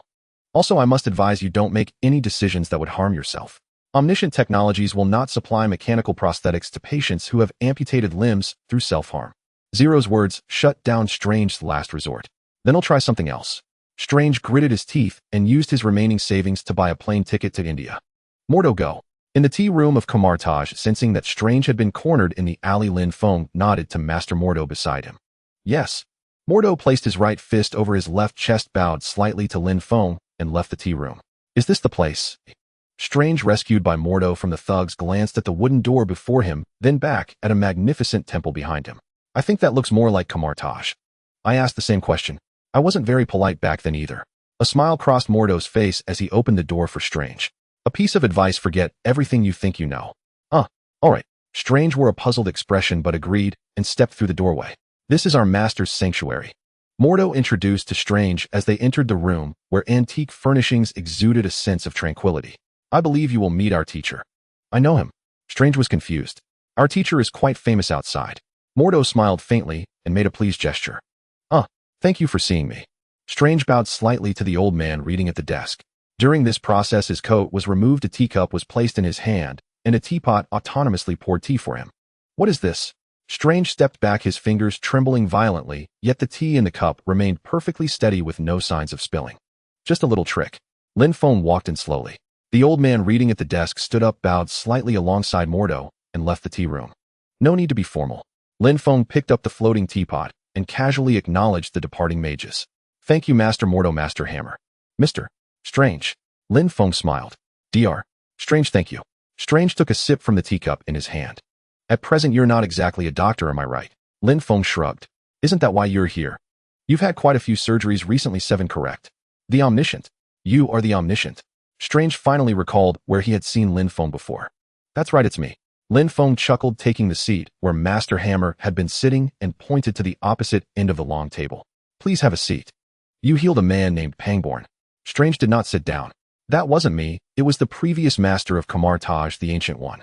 He retired, and I became the successor. Lin Feng shrugged. Though in a sense you could say I healed him.